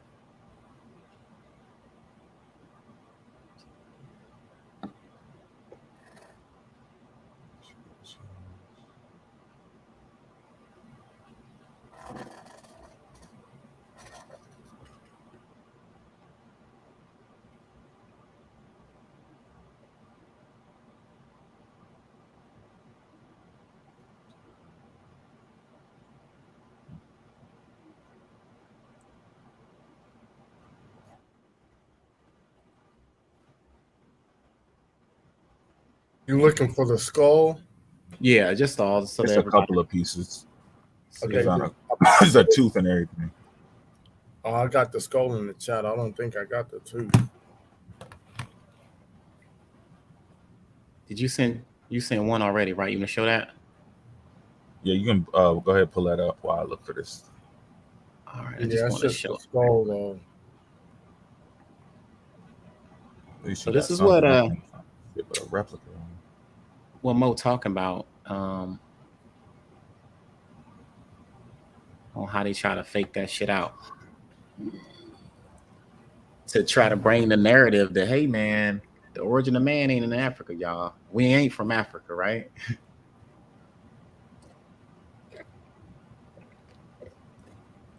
We from bloody Liverpool. Yeah, I'm gonna have to use that one because where the fuck did I have that shit at? Yeah, all I see is a skull.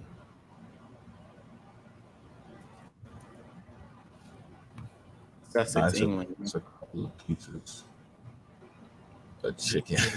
Take that down. Even take that down. I wanted everybody just to see that. Can everybody see these? I'm pretty sure you can. Does Britannica have it? No, I already looked, bro. I'm gonna have to turn my camera on and just show you out from the book. It just shows the skull. I mean, I everybody got a good little picture of it. There's another one though. You looking for the tooth? Yeah, it's like a tooth, like that, it's right? A orangutan jaw, the mandible and all of that. Yeah, let me see what we got.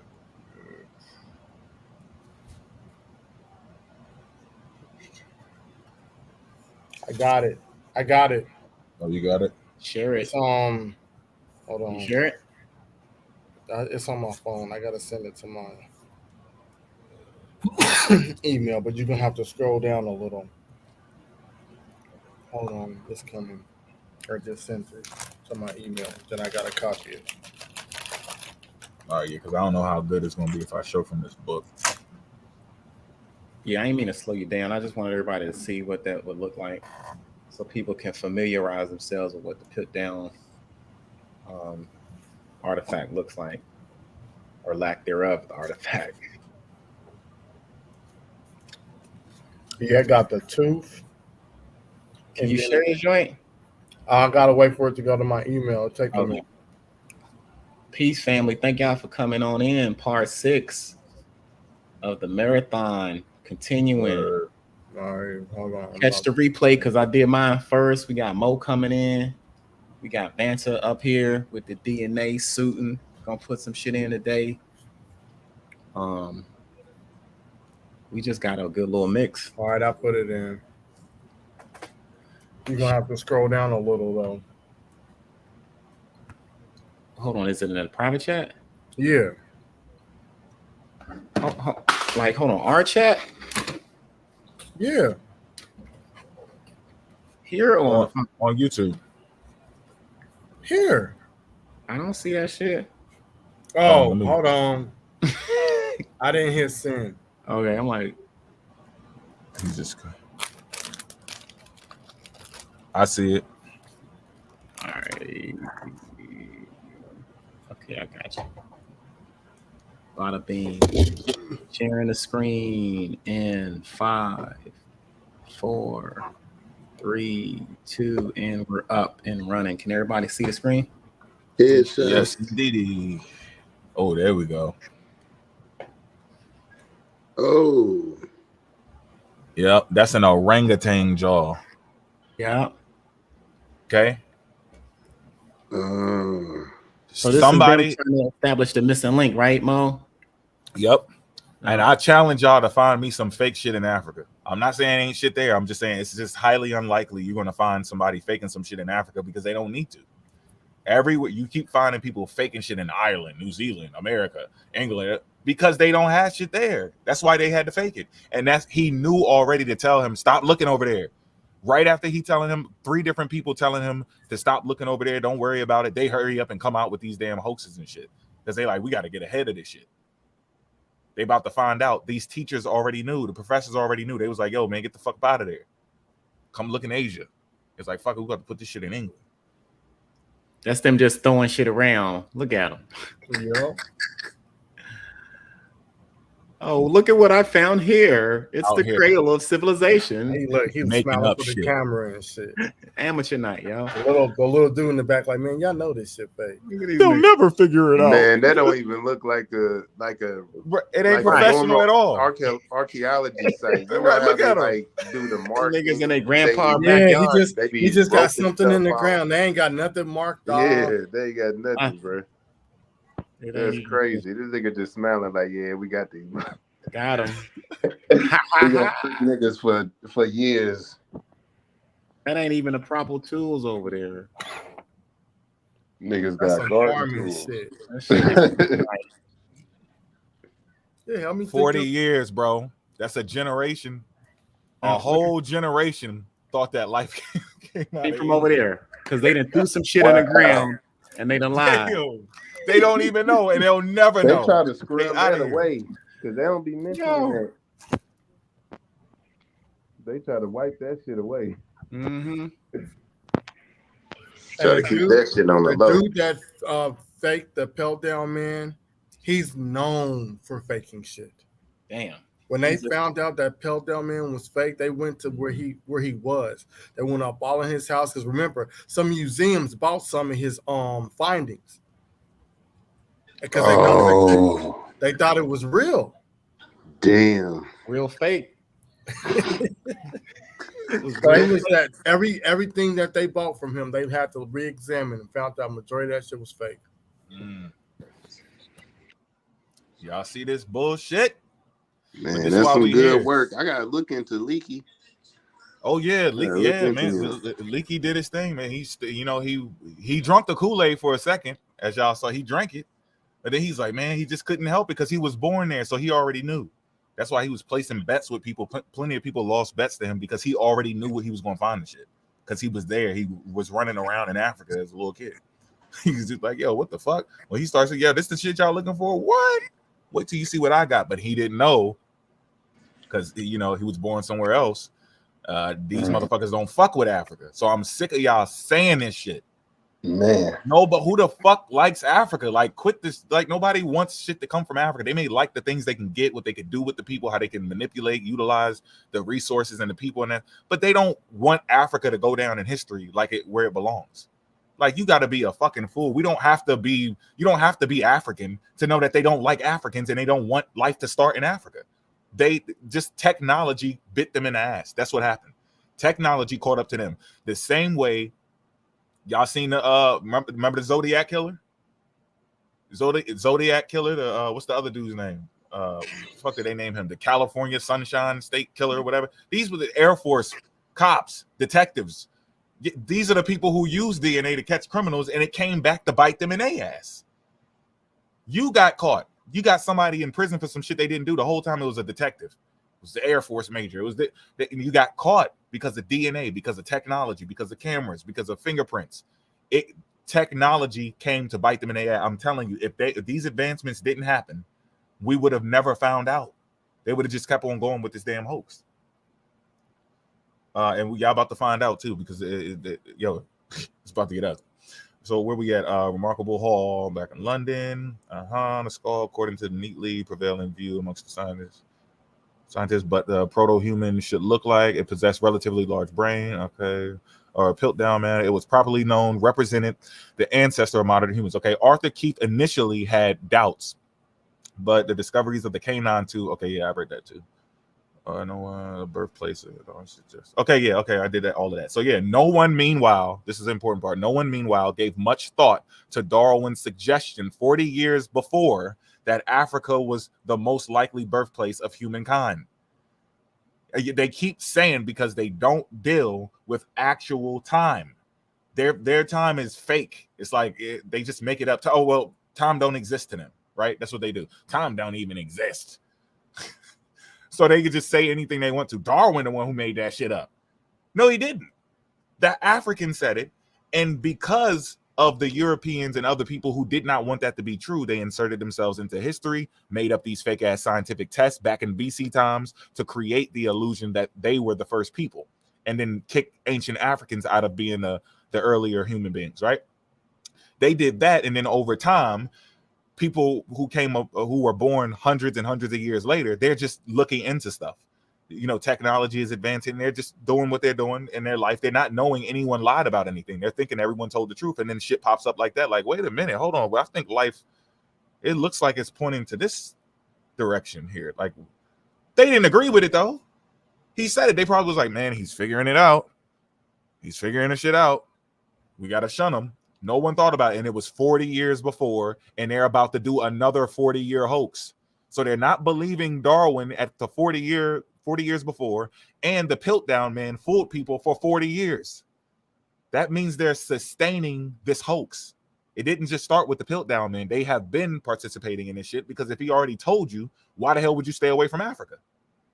Why would you tell people after that to stay away from Africa after this person said it, who was supposed to be someone with accurate information, because you agree with a lot of other shit until he got to that African shit. That's when they was like, oh nah, hell nah, not African, nigga. By the end of the 19th century, nearly 80. No, what are we doing? Hold on. Demise. Okay, in England. Okay, here we go. This is what we're supposed to be at, right? Because Gap hoax 1912 scientists Piltdown man England firmly on the anthropological. Yeah. Okay. My bad, y'all. So let's go up here. In England, the demise of the Piltdown man finally came in 1953. 1953, my nigga. You know how many people died? That's the shit that irks me the most. When I think back to my family members that are no longer alive. And these scientists, So a lie can travel around the world before the truth put the shoes on. Bro, they just died and didn't even know it. And y'all niggas out here still capping. The chain of events that we getting paid. It's crazy. The chain of events that ultimately exposed the fraud started with Kenneth Oakley of the Natural History Museum subjected the fossils to a new dating technique, the fluorine absorption test. The test established that they were relatively modern. Subsequent investigations swiftly revealed the hoax. Every single one of some 40 finds at Piltdown had been forged and planted there. Y'all saw the picture. It don't even look real. It don't look real.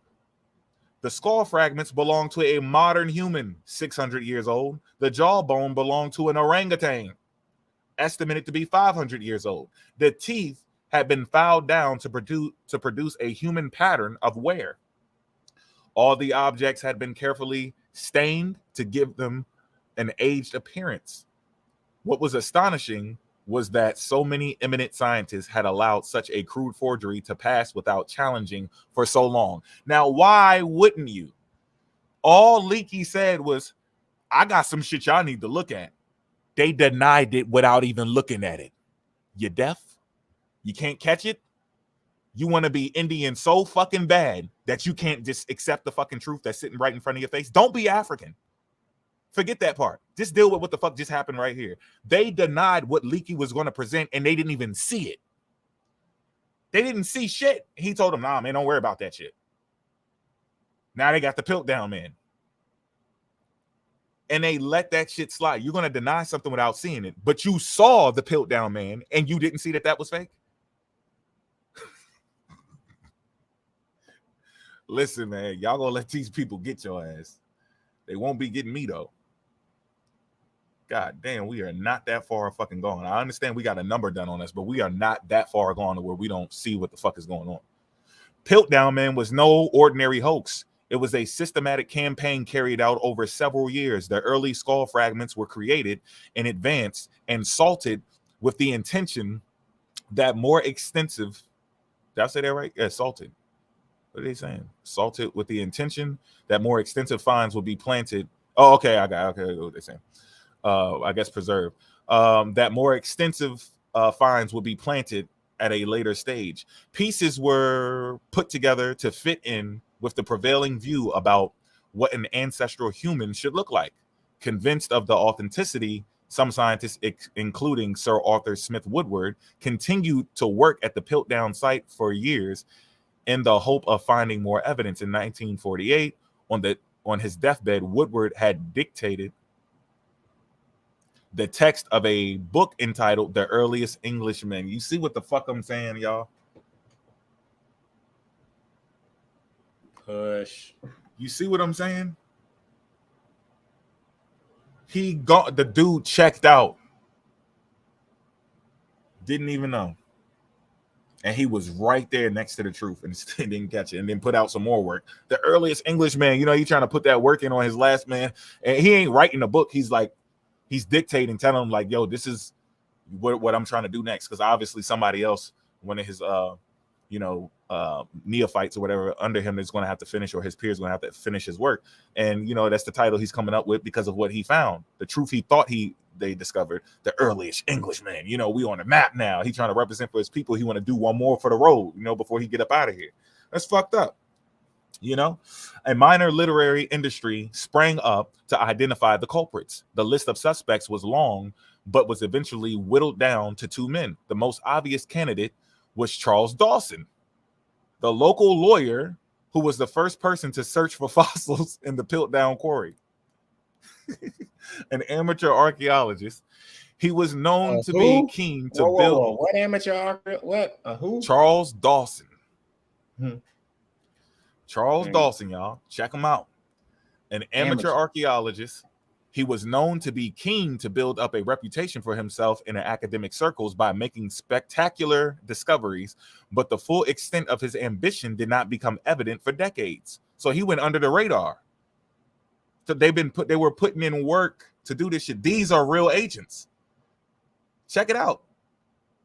He was known to be keen to build up a reputation for himself in academic circles by making spectacular discoveries, but the full extent of his ambition did not become evident for decades. In subsequent investigations, Dawson turned out to be an inveterate hoaxer and forger, claiming dozens of significant finds that later turned out to be fraudulent. Imagine how much, man. The other candidate was Martin Hinton, an eccentric and devious character with a reputation for playing practical jokes, who rose to become the keeper of zoology at the Natural History Museum. That nigga was all the way in that bitch. Ain't that about a bitch? The other candidate was Martin Hinton, an eccentric and devious character with a reputation for playing practical jokes, who rose to become the keeper of zoology at the Natural History Museum. Throughout the period of the Piltdown Men affair, he was working as a curator in the museum's geology department.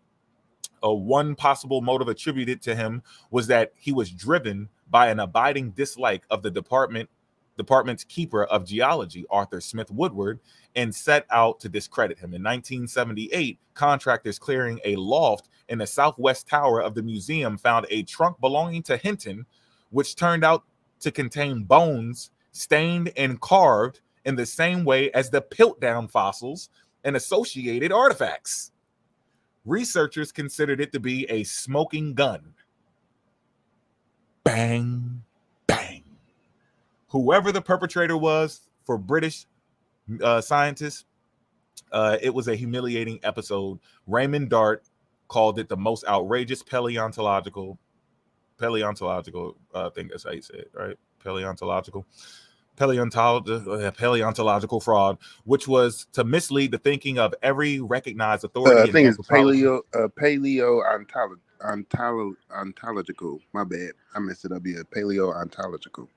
Okay, thanks. That boy Vincent coming through. Every recognized authority in anthropology for 40 years, and so arrest the recognition of the Australopithecines. Is that right? Australopithecines until July 1953. Yeah, that was right.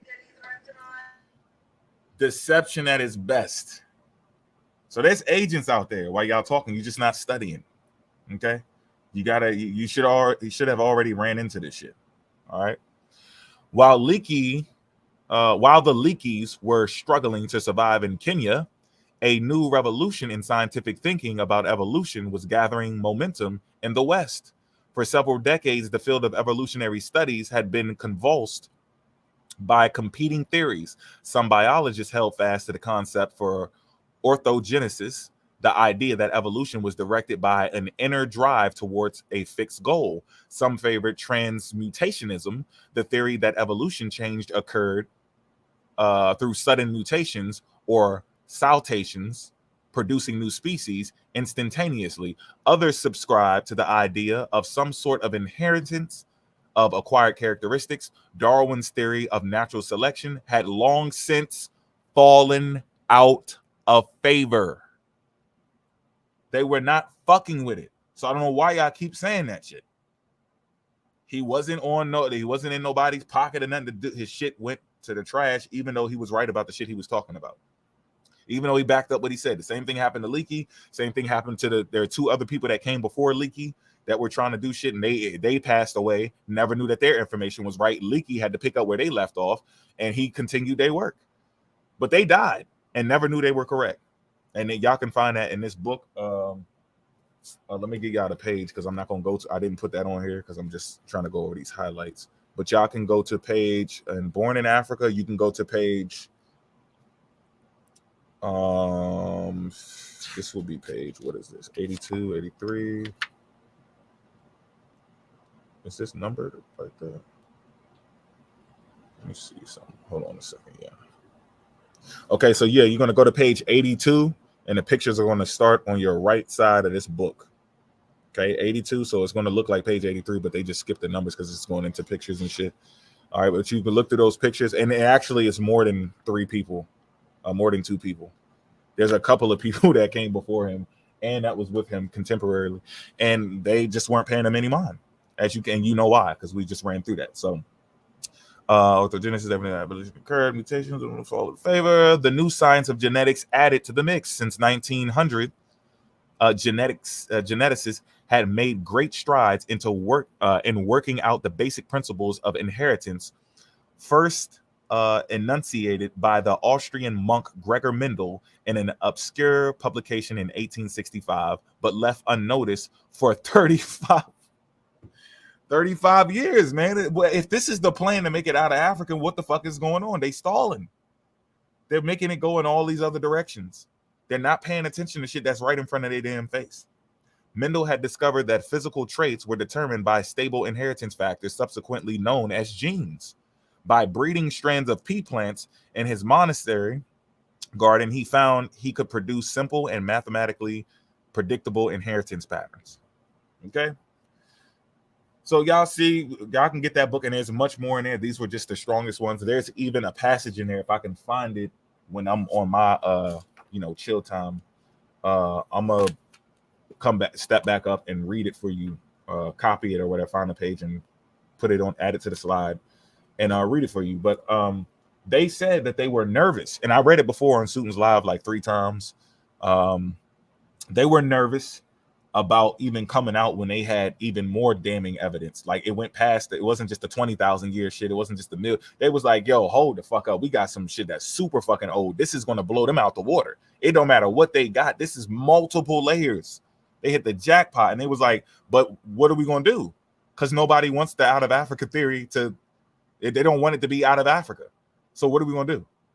If we put this shit out, we probably gonna get destroyed. This shit's gonna get swept under the rug. Look what we up against. So they were sitting down before they even presented it. They sat on it for a while because they knew nobody was gonna accept them. Who were they gonna go to?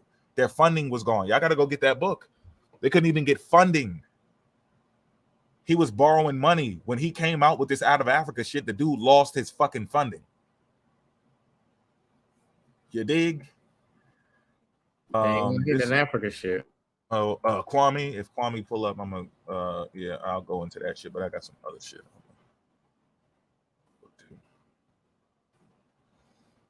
All right, so y'all just went through this shit with me. I started y'all at what they were trying to fix in our history because they have been lying, right? That was the first thing I was going over. Then I showed you the issues that we were having. Some of our elders were speaking. Some of the people were doing commentary on the life of African-American people, people of African descent in America, and what we're going through, our level of education, what's going on in the community, how we're being treated. And I walked you from that point and then went through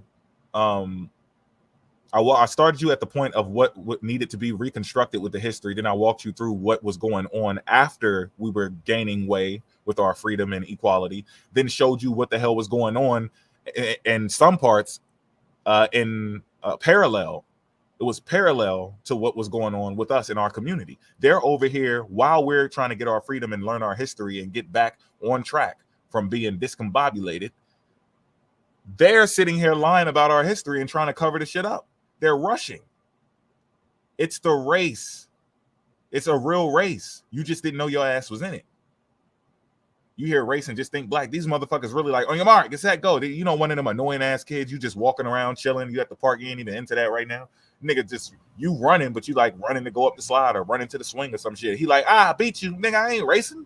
What the fuck is wrong with what the fuck is you doing, nigga? Yeah, nigga, I told you I'm faster, bro. I will smoke you, but I'm not racing right now. Like, what the fuck is you doing? Nigga, just take off running like, oh, we racing and shit. Stop that. Nigga, just grab your ball. I'm practicing my fucking jump shot right now. This nigga over here trying to dribble. Yeah, what point is that? We not playing a game. Who's counting, nigga? We just shooting right now. Someone said, I got 7. We ain't, what the fuck is you counting for? Nigga, check up. We just shooting, right? We ain't check the ball, break the ice, nothing. Fuck is you talking about? But that's them. They have always been in competition with you, and you're comfortable in your position. Well, we're supposed to be comfortable in our position. We're not racing, but now, unfortunately, our people are doing this on your mark and set, go shit. I'm not stupid. I walk off the track. Then nigga told me, on your mark, get set, go. Nigga, y'all, what y'all running for? We won.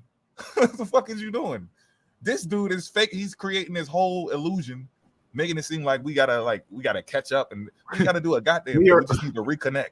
We at the finish line with the fucking flag waving already with y'all jive ass turkeys. The senior branch, nigga, of the human tree. Now I just wanted to ask y'all something real quick. Well, let me do this first. Because I wanted to. Let me not get into my little smart aleck shit right now. Let me just keep on teaching. I don't give a fuck what y'all smoking that pretendian pack. Yeah, that shit gas. Gas. Rolling up them pretendians now. You ever been in a backwood? Look, in the late. Hold on. Wait, let me tell y'all where we at. What page? 195. All right. We're in the barbarous years. Okay? The barbarous years. And did I? Hold on, y'all. Barbarous years. I think I did put that. Did I take snapshots of this shit? No. No, that's the Smithsonian. Okay, yeah, okay. I skipped that. Boom. Now I'm on this one. Okay, I'm on the right track. Yeah, barbarous years. And we're gonna go back down here. We'll go back down to what was it, Chesapeake? What is this? Terra Maria. Hold on, y'all. Hold on. Let me get this right.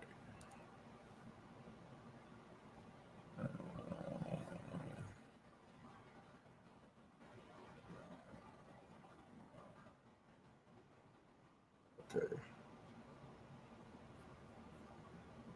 That's right. It's Thanksgiving all year. We are deep frying you jive ass turkeys. We said we got turkey sandwiches out here in the lobby. Y'all want to pick those up? And that's just the leftovers. That's from the leftovers. We got some shit coming straight out the fryer. Go get your mans in them. All right, y'all. In the late 1640s and the years that followed, newcomers arrived by the hundreds, then by the thousands, 8,000 to 9,000 per decade in the 1630s and 1640s. Prominent among them, attracted by the region's widely publicized profitability, were free independent migrants who arrived with family, 1 or 2 servants, and some small savings. Okay? So yeah, this is the other side of slavery. We run through these parts too. I don't know why y'all scared to pull up. We talk about indentured servitude. We talk about traders. We talk about cowards. We talk about people helping with religious indoctrination. We talk about all of it. It's y'all who be over there talking about, I'm 100% Indian. That's it. But what about nothing? You sure nothing? Just Indian. That's it. Nothing happened. I'm perfect. I'm a good person. I take care of the land. Everybody else is evil. I'm good. God's chosen. You see, y'all own that romanticism. We not into that. We're realists over here, and we just want to deal with the facts and let it be what the fuck it is. Okay? The family, 2 servants, and some of their savings. Okay, they came from slightly higher levels of society than most of the indentees and were more likely to have diligence, discipline, calculation, family cooperation, and a modicum. Yeah, race. Hold on a second. Hold on, y'all. I ain't trying to do that or whatever the fuck that means moment right now. A small quantity of a particular thing, especially something considered desirable. Okay. Modicum. Not modicum, modicum. All right. We learn together. Boom, bam, bibbity wop, boom, bam, schmoop. Modicum of luck. They lived frugally, but they did not assume, as they might have been expected to assume, that some must be rich and some poor, some high and eminent in power and dignity, others mean, and some Sebastian. Hold on, y'all. I'm doing a detour again. Sebastian. We break down that shit. Okay. This ain't in a dictionary.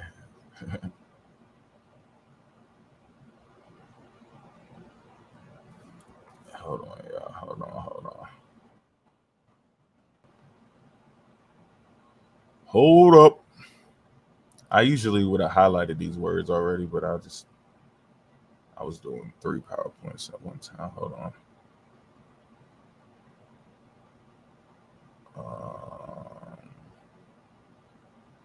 Oh, damn. I'm in a damn PowerPoint. I'm supposed to be on a damn. Okay, that word is not in there.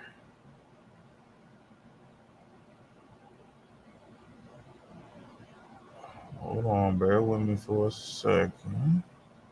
Wrong window. That's what I think.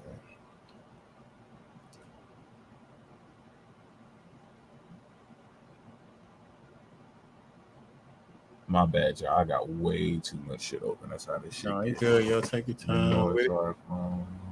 Get those likes up, family. We appreciate you guys. We appreciate the likes, the follows, the subscriptions. Oh, the barber is here. Okay. Support.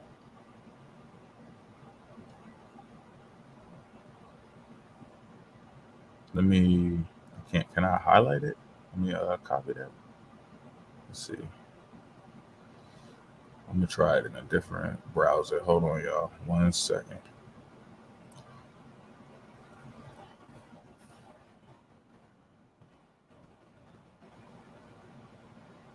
I guess it's just a word that they used to use for subjection, because that's what keeps popping up.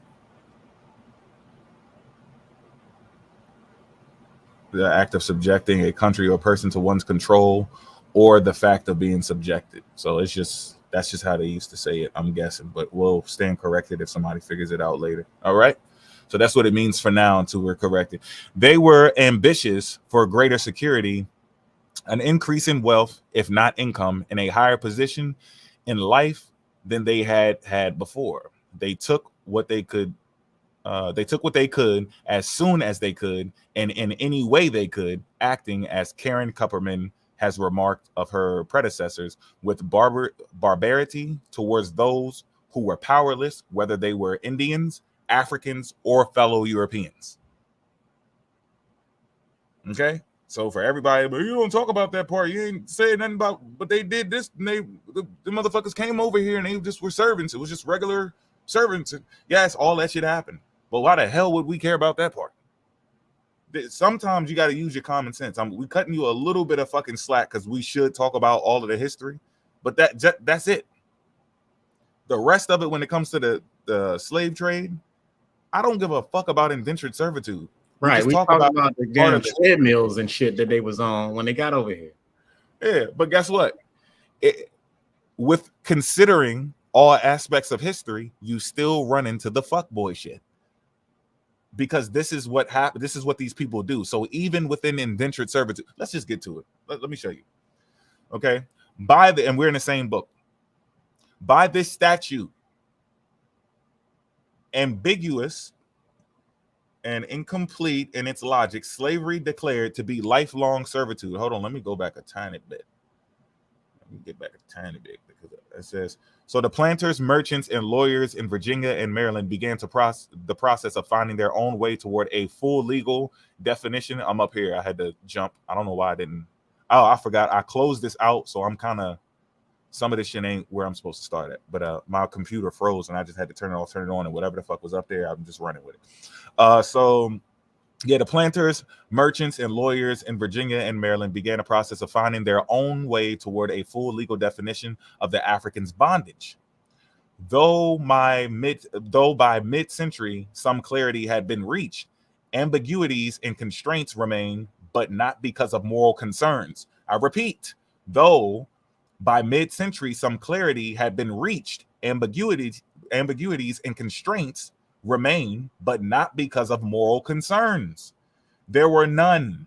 They weren't concerned about the moral shit. That wasn't their concern. To those Virginians and Marylanders, whatever the fuck that is, who owned slaves, bought and sold them, forced them into degrading and perpetual labor, there were no moral constraints. Even the few planters known to have been generous to their slaves, who freed them in their wills and provided for their welfare, did not condemn slaveholding as such. The English were people who denounced barbarism as they knew it and declared it to be unchristian, uncivilized, and immoral.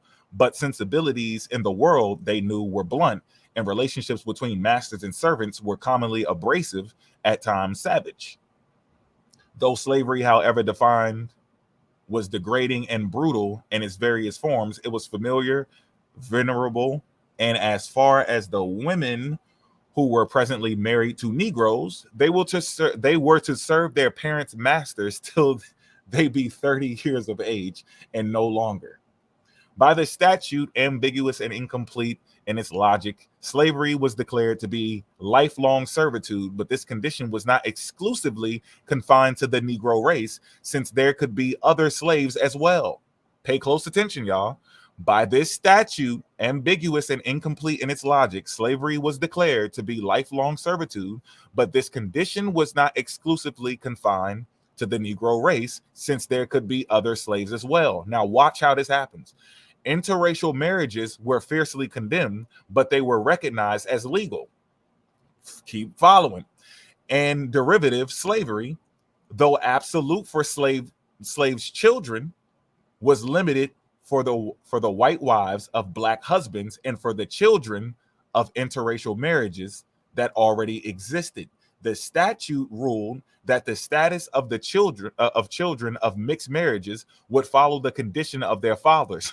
Watch out, this shit gonna get ugly quick. Which was the normal provision of the English common law. But it would soon see that in the plantation world, this provision would have bizarre consequences. Slave women would be bringing up their own children in freedom, and the women's masters would be denied the benefit of their slaves' fertility. The law was therefore changed to matrilineal descent, which became the normal American usage. They thinking they fixing a problem. And when in 1681 it was seen that the law as written might encourage planters to marry off their white female servants to black slaves to reduce the women to slavery, the entire statute was repealed. See how that works? Even more confusing was the struggle, not even attempted in this early statute, over how to define slaves as property they evidently were. Were they realty, like land and buildings, or chattels, like horses and plows, or freehold, permanent attachments to specific realty? In time, through successive revisions and expansions of the early laws of servitude in the two colonies, such confusions, ambiguities, and anomalies would be eliminated. Both colonies outlawed conversion to Christianity as grounds for manumission. Virginia as early as 1667. And mind you, this is going on in Maryland, Virginia, and DC area. Okay. This is not going on all over the place. So for the people who are going to look at this and go, oh, shoot, see that? Nope. This is going on in Virginia. This is going on in Maryland. This is not happening all over the place. There's other shit going on in other places, and these people would eventually be fighting with each other about what they're supposed to do. But they're getting the tweaks and shit together. I mean, the kinks and shit together with what they're going to do legally with these people. They're already doing whatever they want to do. You get what I'm saying? Nobody's gonna like come out flat and just be like, yeah, this is what I'm doing. I'm back here beating the fuck out these motherfuckers. Like, that's some shit you do in your own time, or if you're in that area where people are participating in that. In this area, like people point out, there were indentured servitude that was amongst all of the people, the Indians, Europeans, and Africans. Okay, so this is just one aspect of the United States slavery. So don't get excited. In time, through successive revisions, expansions, and early laws of servitude in the two colonies, such confusion, ambiguities, and anomalies would be eliminated. Both colonies outlawed conversion to Christianity as grounds for manumission. Virginia, as early as 1667, encouraged mating among slaves, but did not recognize blacks' marriages as legal and banished whites who married blacks. Restricted slaves movements without passes, mandated an automatic expulsion of newly freed slaves, relieved masters of the charge of felony whose correction of a slave ended in the slave's death. This sounds like the Bible. Limited slaves' access to arms and legal processes. And after peculiar contortions, William Weisach writes in efforts to make a human being into a vendable thing. He wants to make a human being a vendable thing, settled on the compromise of chattel personnel or chattel personnel. Okay, and I think I lost the highlights for the rest of it, but you get the idea here. I think, wait, hold on. Actually, I could find it. Let me see. If I don't see this highlight, there was definitely a few more I wanted to get at. Let me see if I could type it in. If I don't. Now I got to think of the keyword. What the fuck was it? They were saying,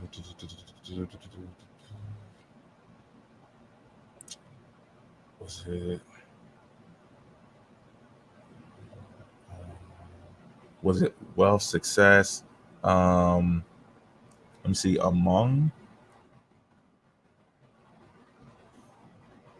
it among the community, among the strongest and the fleeted? Nope. Is it lambs among? Nope. Prevailed among the Dutch individual property is not protected by the government, bound by lack of legitimacy. When rumors circulated that that's not it.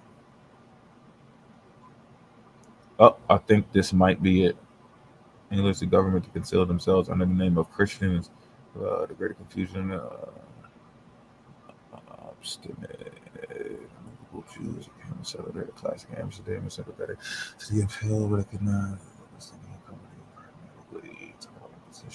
Infuriated director. Wait, that might not be it. But I think I did highlight this part, but that's not what I'm looking for. What I'm looking for in this book, and y'all need to get it, because I'm not gonna hold y'all up with this. Told y'all my shit shut down. Gotcha. Yeah, the barbarous years. What they said in here was, and I'm gonna find it eventually later and bring it back up. I'm gonna go right back through it, but I just don't want to run the clock out. But so what they said in here, and I should have enough trust at this point because I back up all my shit, right? What they were saying in here is that even though they had these people in indentured servitude, right, they still would make it hard for them to get jobs. They'd be like, yeah, man, I got my freedom in this. And they'd be like, man, count the jelly beans. You know what I'm saying? You can't count it. They would make little stupid ass shit to make it hard for people to live. They still were abusing people. They still did it. They weren't supposed to do it. You did have a contract. So when people be bragging about these contracts, the people who had contracts still got violated. They still got stripped of their family. They don't give a fuck about no goddamn contract. They was doing whatever the fuck they was doing. Some of that shit was just to make it look like a peaceful interaction between two peoples. And once they got you where they got you at, they treated you however the fuck they wanted to treat you. And then by default, every slave master is not into all of that abuse shit. Why do we have to talk like that? You're not going to find one scenario where you don't see a whole bunch of violent activity and go, oh man, that wasn't even how they said it was, because you're looking at some shit in the 1890s and the 1900s and the end of the 1700s and shit, or you may find it even earlier amongst the Portuguese who weren't. It was just certain people who wasn't on that type of time. people operate different on their settlements, plantations. They fetishes are different. Some people just trying to make money. Some people trying to abuse people. Some people serial killers. Some people are trying to experiment on human bodies and see what's inside of it.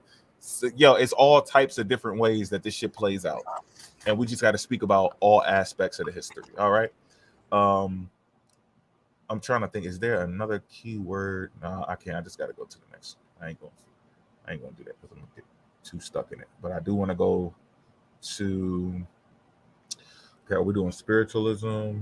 Oh no, that's Madame Blavatsky. We ain't doing that. Say that. We ain't doing that yet. Yeah, this shit ugly, bro. We could do this though. Oh yeah, I need to show y'all these two extremes. Watch this. Let me see if I can let me get both of these tabs ready. Because we got this book. Oh, I couldn't get that book. So wait, do I have portrait is the function of an important artistic genre of the wealthy elites asserted by the legitimacy in the viceroyalty of Peru. From the art historical perspective, portraits also transmit a wealth of information by prevailing trends. Is this it? Portraits, visual. Don Coleon, Andre Sanchez, Galique, how the fuck you say his name? Oh wait, any discussion of colonial Athenian Andean general mulattoes, the 1599, the first sign of date in South America, the indigenous culture. Oh yeah, okay, so we can work with that. Let me show y'all what is going on the internet, and then I'm gonna show y'all why you got to be disciplined when you're doing this shit. You sharing your screen, bro? I'm about to do it right now. Got you. Let me show you why you got to be disciplined. I think it's Pinterest where we were at. Pinterest. All right, y'all see this shit? Now, you see this picture all the time, right? All right, sharing screen in 5, 4, 3, 2, 1, and you up. All right, we see this picture all the time. Yeah. Right? See it on the front of the book. Yeah, that's supposed to be the 3 tip spears. Mm-hmm. They're going to see the tip of these spears. So it says, portrait of an Inca noble and his sons by Andre Sanchez Galque, year 1599. Inca nobles painted as wearing Spanish clothing. This is the oldest known signed and dated painting from South America. It is said to have been commissioned by a colonial official as a gift to the King of Spain. They do not look alike. They do not look like who you would expect based upon who we were being told are the Incas, do they? Museo Nacional de Pedro Madrid. Okay. So who that sound like? Like just by the verb, like by the way that is worded, we know who is that. Like, I don't even need to click on his Facebook page. This is an Indian. It's one of them black Indians. Or at least a Moor. Which would still be a black Indian, right? Am I correct? I mean, y'all can correct me if I'm wrong, but from what I know, like y'all both Indians. Y'all just like niggas playing. The term is black goofies, Mo. Black goofies, yeah. The black goofies, right? The black goofy shapeshifters. So check that out. This is the Inca noble, right? And his sons. And look at this comment right here. This is Carlos Daniela. They are absolutely not Incas. They are African slaves who were the Spaniards. This can be seen at first glance. Lookership. Their names are mentioned above each of them. Big factuals. This one's not that clear, but person's right about that. But they're both, if you pay attention, these are two extremes. I love this when I found this. I was like, man, I ain't using this shit. This is Pinterest. They up there talking that crap and see no sources. But I was like, you know what? This is good for a teaching tool. They're both going to extremes. These are the first Incas, the noble, painted, wearing the Spanish clothing. The oldest known sign and dated, painted back. This romanticism. This person down there, like, no, absolutely not. Those are not Incas. Those are African slaves who were then neither. But y'all both wrong. Y'all both are going to extreme. This is not discipline. Not nobody's. This is garbage, man. I know this painting. There was an error on the site where you found the image. I am Peruvian, and I know all the ancient history of my country. I think Port would disagree with that, my knuckle. Thank you in advance for correcting this big mistake. Thank you both for being two extremists. Okay? Let me show you what the fuck is actually going on. You got to meet in the middle somewhere. It's never all the way to the left or the right. It's always right in the groove, y'all. It's always right in the groove. The truth is like rain, and it don't give a damn who it falls on, ladies and gentlemen. Right? Get your damn egg cracked. Wide open. Wide open. Visual culture. I think this is it. No, that's not it. Pinterest. Oh, damn. Hold up. Wait a minute. Here we go. Oh, hell nah.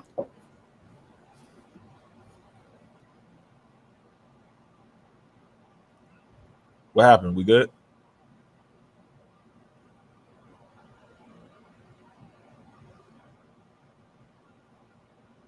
Statistic, people experiment with people. Yep, facts. That's the shit they don't want to. They don't want to talk about that. Thank you, AOF. Doc, Doggity Doc. Shout out to the chat. Everybody in the chat. Okay, all right, we on. Go ahead, go for it, bro. My bad. I was on pause because I got my TikTok live on. I was just sharing my joint. All right, bet. All right, so look, any discussion here. Oh, and look, this is a better view, y'all. I don't even need to read it. Do I need to read the description? Yes. At first glance, well, okay, these aren't African slaves, right? They could be servants. They could be less than some people, but these are clearly not like African slaves like the lady is trying to make it, or the young man, whoever that fuck that is, because I don't know what it is. Whatever you identify as. That's not what this is. That's not what's going on here. And the other guy was wrong. This is not the Incas. The fuck? Y'all both are talking some trash. Okay, hold on. Who are these people again? Like, what's they look like Europeans painted black. And you're about to see why. Oh, shit. Any discussion of colonial Indian portraiture must begin with Andres Sanchez Gallegos, 3 mulatto gentlemen of the Esmeraldas from 1599, as it is first signed and dated canvas in South America. The indigenous Quito artist depicts 3 men of indigenous and African descent.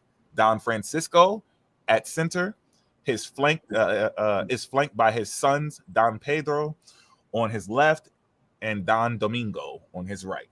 All 3 of the men wear clothing associated with varying cultures, affiliations. The stiff, rough collars and sleeves called La Huguelos, where's Child of the Sun, or little lettuces, pay homage to Spanish and Flemish styles. That is an even closer look. That's why this argument happens. It's not one extreme or the other one. It's somewhere right in the middle. And I could use lookership and see that. I'm like, yo, there's something else. That's why I didn't listen to either one of them. That's why I didn't listen to the people that's talking about the shit on Facebook and TikTok and YouTube. Like, nah, man, I'm just no. Then I seen that shit on Pinterest. That's the same argument that they got. I was like, this is not looking right here, because I'm seeing that the person ain't maybe, top royalty or whatever, but they kind of in there, but then they also they're not African. Mo, you can't hear me. Can you hear me? Send me that link, bro. I'll put that shit in the private. My bad. I got you. Straight. Yeah, so it was something in the middle. And it goes on, and it even shows you even more people in there. And that's what was supposed to happen, man. All women are fine as shit. I don't know what planet y'all on. Y'all thought they was just not gonna mess with none of our women?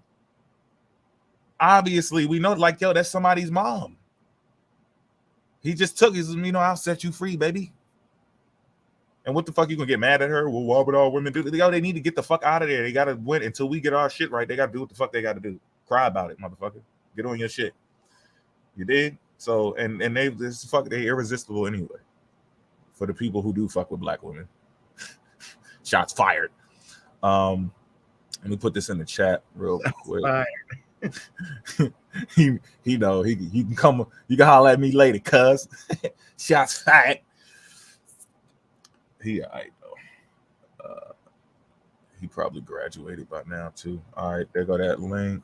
Boom. And yeah, so when y'all see that shit, call them out on that. They be fucking talking stupid. Just That shit is ridiculous what they be talking about.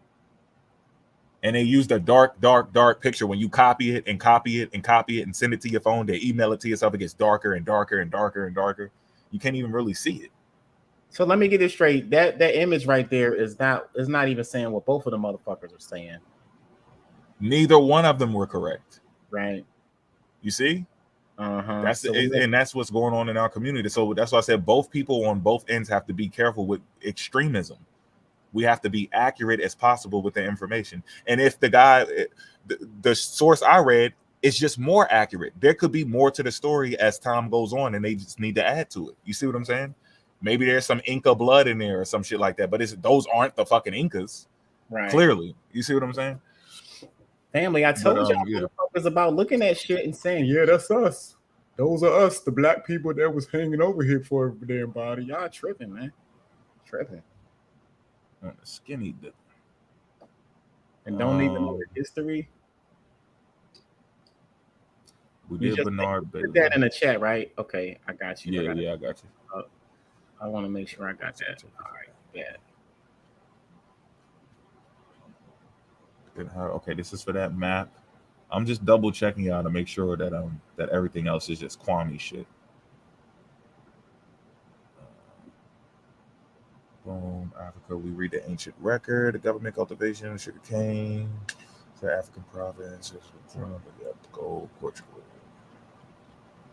all that other gravy shit. Yeah, I think we good. We good. Let me check this PowerPoint. Smithsonian. Oh yeah, I did need to ask y'all about this. We did go into it, and I wanted, I needed to find this shit where they said they cut the niggas' toes and fingers off and put it on their head. Like they put it on a what's that string that's like wrapped around the hat? Damn, I forgot what the hell that shit's called. The headband. They made headbands out of these niggas' fingers and shit. The motherfuckers wasn't playing. So, they say that was them, but they also was introduced. If you read it's in that book that I was showing y'all earlier. The what's it called again? Barbarous Times. Hold on, let me go back.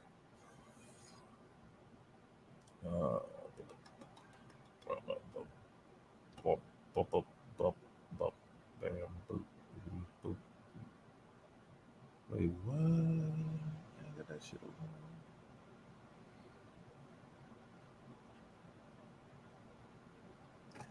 over. Is it this? No, that's cultural trauma. Hold on, y'all. I done lost the goddamn one. Shout out to the Turner family. R.I.P. Tina Turner. Oh, the Barbarous. The book? Yeah, the Barbarous Years. My bad. I was trying to be accurate. The Barbarous Years is also in that book as well, where they're speaking about making the headbands. They cut these niggas' fingers off and hat bands. I'm sorry. They made hat bands. So let me share this real quick so y'all can see what these niggas did. Man. They made a hat bands. I need to read that book and go understand when y'all be saying these people weren't fighting and none of us. Look, y'all gotta quit that. Like I don't know what the fuck is going on. Native Americans was fighting, Black Indigenous was fighting, Africans were fighting, the fucking Irish were fighting, the French were fighting, the Portuguese were fighting. Well, what the fuck? Everybody was fighting. God, tripping. So with the new people in the chat, we see y'all. Peace. Okay, let me share. I'm gonna show y'all this real quick to show y'all what they put these damn toes and fingers on. Right, Shah.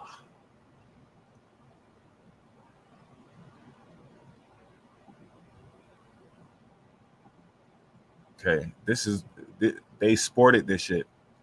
They would make little like hat bands. This right here, and they would have their fingers. They would make hat bands out of their toes and fingers and have it on their fucking hats, walking around chilling. And these people called them the Antichrist because of it. That's what that book goes into. I'm sorry that the highlights got lost, but that book goes into well, actually, you know what? Hold on. I actually have because I had to go get that primary source because I was reading an article. So I already showed y'all that. I'm gonna just go to the article, and then y'all can get the book if you don't trust me, because that's this article sources this guy's books. He has like 3 books it sources. So I'm gonna go ahead and show y'all that shit real quick. Smithsonian. Wait, I got it in PowerPoint. Lily and Patrice, who are y'all talking about? I have that book, by the way. Oh, bet. So you already know. Let's see. This is people experiment. Who they talking about? The European. Sick fucks.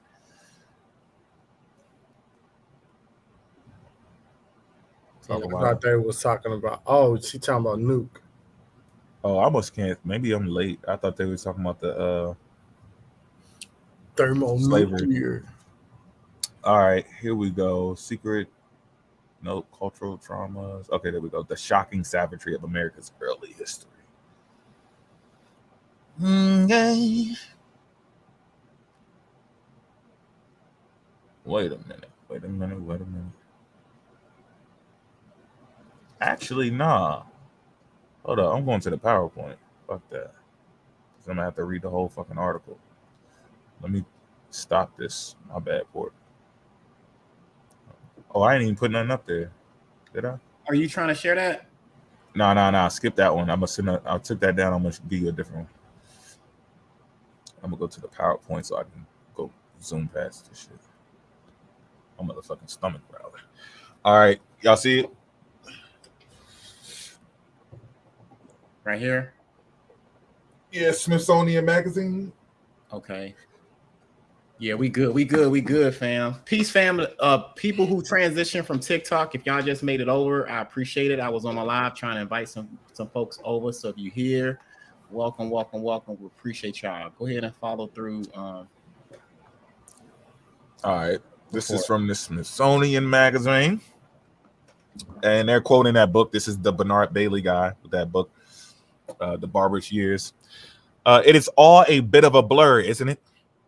The little remembered century, 1600 to 1700, that began with the founding and foundering of the first permanent English settlement in America, the one called Jamestown, whose endemic perils pretended failure for the dream of a new world. The century that saw all the disease-ridden, barely civilized successors to Jamestown slaughtering and getting slaughtered by the original inhabitants, hanging on by their fingers to some fetid coastal swampland until Pocahontas saved Thanksgiving. No, that's not right, is it? I said it's a blur. Because it is, y'all. It's a fucking blur. That's why you got to study. You couldn't, if you tried, you couldn't teach this shit from elementary to high school. You couldn't do it. So either you're going to go on your own and study the rest of it, or you're not. You're just not going to know. And you shouldn't be talking. You should shut the fuck up. Fuck them out. And we ain't on TikTok, so shut the fuck up. That's what I meant to say. Yeah, all y'all be quiet right now. Enter Bernard Bailey, the greatest historian of early America, alive today, now over 90 and ensconced at Harvard for more than 6 decades. Balin has recently published another one of his epoch-making grand narrative synthesis, The Barbarous Years, casting a light on the darkness, filling the blank canvas with what he gleaned from what seems likely every last scrap of crumbling diary page, every surviving chattel slave receipt, and ship's passenger manifest of the living and dead, every fearful sermon about the Antichrist that survived in the blackened embers of the burned out churches. The Antichrist. Isn't this ironic? How they're talking about a fucking Antichrist and they're on somebody else's land? Whether you think you African or indigenous, doesn't matter. The nigga pulled up on both your fucking lands. So the point is still valid. And y'all both be saying people of African descent and indigenous descent, wherever you think you are, y'all both be supporting religion. And this nigga's calling you your people the Antichrist. We spoke Paleo Hebrew. Fucking we were speaking Paleo. That shit don't even exist. It's crazy. Balin has not painted a pretty picture. Little wonder he calls it the barbarous years and spares us no details of the terror, desperation, degradation, and widespread torture. Do you really know what being flayed alive means? Whew. The skin is torn from the face and the head, and the prisoner is disemboweled while still alive. Whew. They still do that in Oklahoma, by the way. Happened twice when I was living there. And yet somehow, amid the merciless massacres, were elements that gave birth to the rudiments of civilization, or in Balin's evocative phrase, the fragile entanglement of civility that would evolve hundreds of years, would evolve 100 years later into a virtual Renaissance culture. A bustling string of self-governing, self-sufficient, defiantly expansionist colonies, alive with an increasingly sophisticated and literate political and intellectual culture that would coalesce into the rationale for the birth of the American independence. This motherfucker trying to fuck me up. God damn. Relax yourself. Damn. Oh, I went to it moved. Okay, here we go. Shit. All the while shaping and sometimes mishapping the American character. It's a grand drama in which the glimmers of enlightenment barely survive the savagery in Yeats called the blood-dimmed tide, the brutal establishment of slavery, the race wars with the original inhabitants that Balin is not afraid to call genocidal, the full horrifying details of which have virtually been erased. Because people see things differently. You can hear how Europeans talk like, we came here, you know, it was like the land was there. I mean, the earth is for everybody. Nigga, you pulled up and was acting stupid. You pulled up and you were acting very dumb. Like, you can't get around that. The ferocity, but watch how they flip the script, though. The ferocity of the little war is just unbelievable, Balin says. The butchering that went on cannot be explained by trying to get hold of a piece of land. They were really struggling with this central issue for them of advent of the Antichrist, of the advent of the Antichrist. What are you talking about? Go back to the other side of the world where the Antichrist is supposed to be at. You over here in America acting ridiculous. Suddenly, I felt a chill from the wintry New England air outside enter into the warmth of his study. The Antichrist, the haunting figure presaging the apocalypse from the book of Revelation, plays an important part in Balin's explanation of the European settlers' descent into unrestrained savagery. The key passage on this question comes late in his new book when Bailey makes explicit a connection I had not seen before between the physical savagery, the radical dissenting Protestant settlers of America wreaked on the original inhabitants, and the intellectual savagery of their polemical attacks on the church and state authorities. They fled from Europe, and the savagery of vicious insult and vile denunciation they wreaked upon each other as well.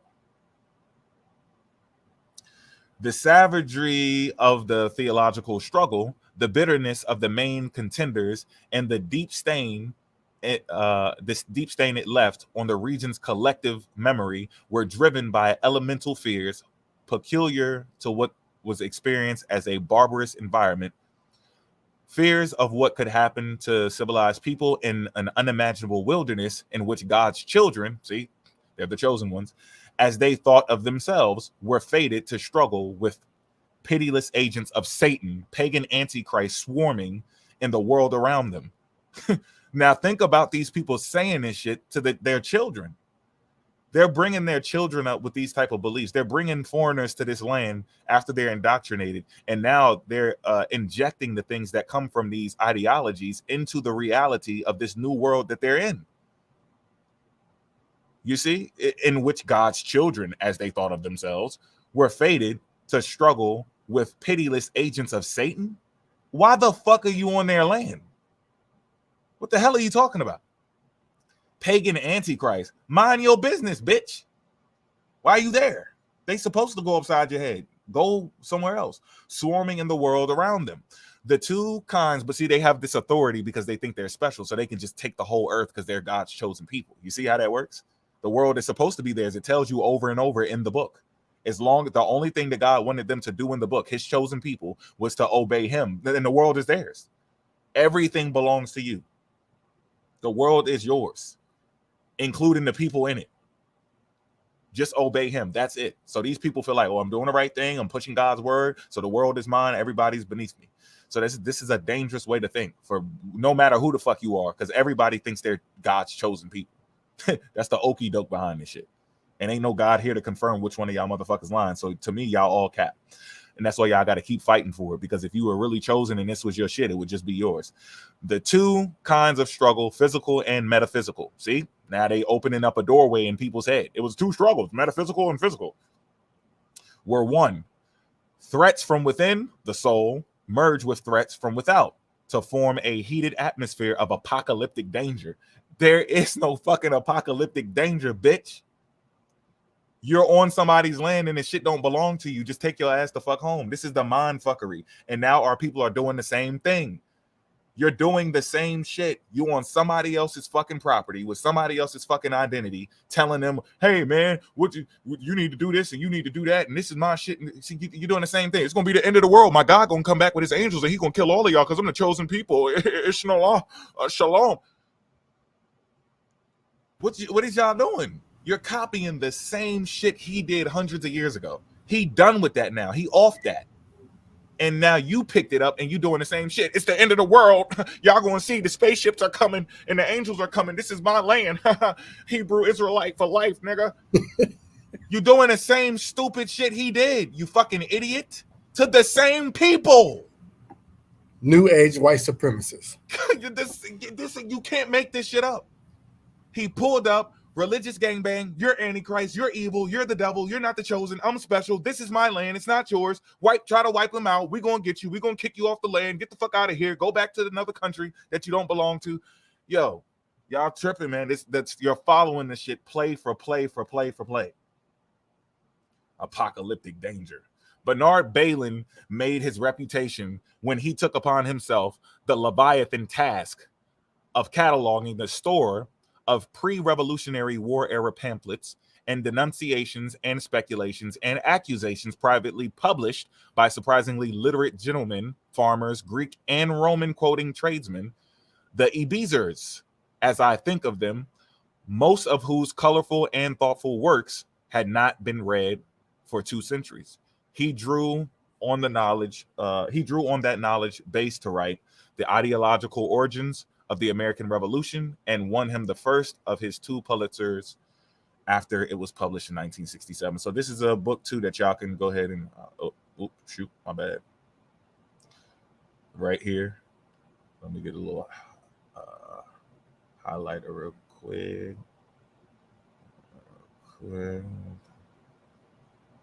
Right, that's another one that y'all can get. I had that one open too, but like I said, I lost all my marks, so I was kind of like trying to rush through it and find them parts while they was buying me time. But Balin, is this where we at? Yeah. Balin could have coasted on that success, researching and publishing on a multitude of controversies, still raging over the meaning of the revolution and the Declaration and the Constitution going forward, the way most historians have done. But instead, he did something unusual. He stepped backward. Not just in time, but in spatial perspective. He had what he would call, shit getting extra small for me. Hold on, y'all. Ooh, yeah, that's too big. He had what he would call, come on. There we go. He had what he would call his cosmic eye on a grand vision of the massive westward movement from Europe and Africa to North and South America that began before 1492. And he chronicled it in his subsequent book, Voyagers to the West. So there goes another book, and I didn't have that one open, but I downloaded it because that's going to be part of a different presentation. In examining the interactions of 4 continents bordering the Atlantic and seeing them as a single mutually interacting whole, he reshaped the modern history profession and helped create what is known as Atlantic history. Something that the guy last night just could not understand. If y'all was on that live, we could not get him to get that shit through his motherfucking head for some reason. But North Africa and the Mediterranean and the Sumerians, nigga, we said transatlantic. What the fuck is wrong with you, man? You all right? Slide that up. Oh, that shit stays there like that. Ain't that about a bitch? All right, I'll move it. I'll move that shit back down in a second. I know I might look at that shit later. Like, what the fuck was I highlighting?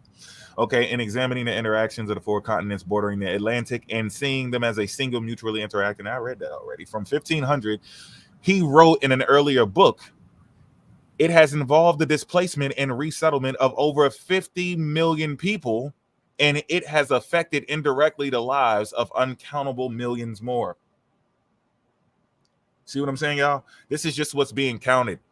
This is just the sources that were presented. Like when we show you the different records, the Royal Navy, the military site, the Navy site, what is it? The London, France, the France archives, what else is it? The Voyage site, the different books that even come from some of y'all people that have the receipts in there. There's records all over the place, y'all.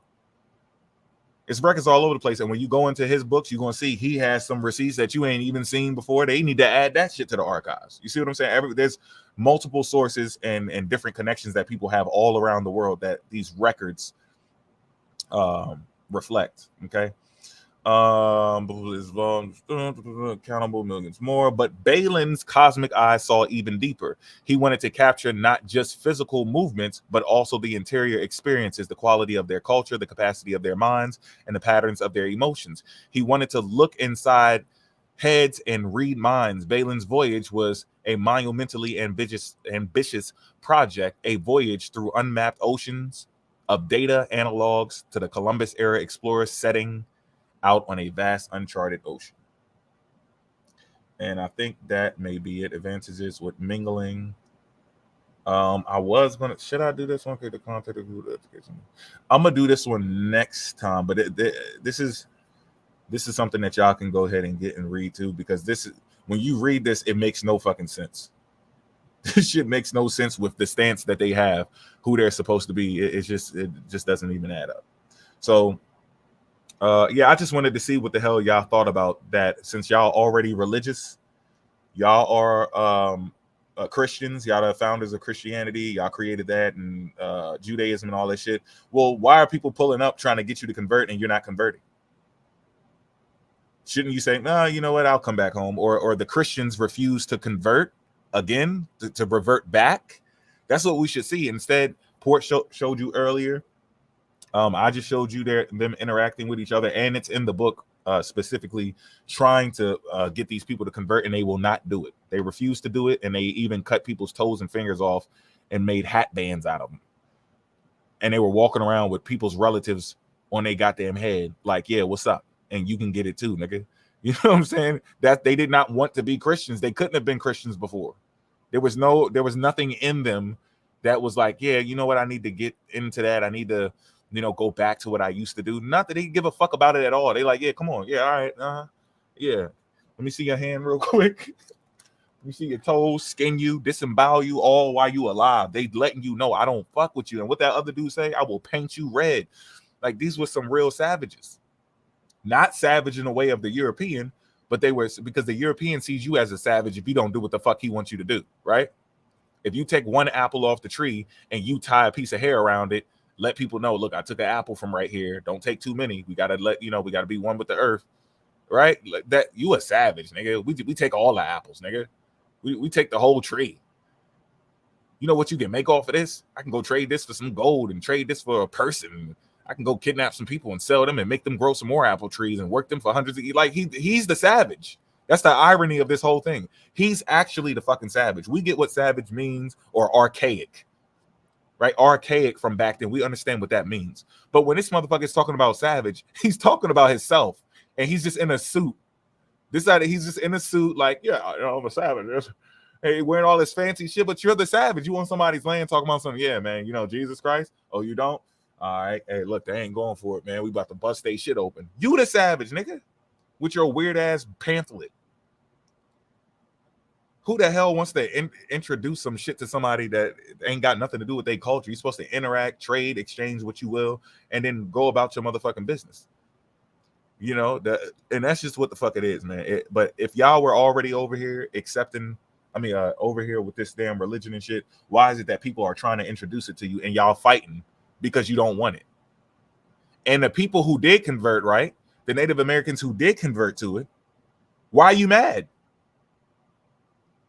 If they beat you into submission, you get to go to heaven now, right? You're back as God's chosen Hebrew Israelite nation, and it was because the slave master gave it to you, right?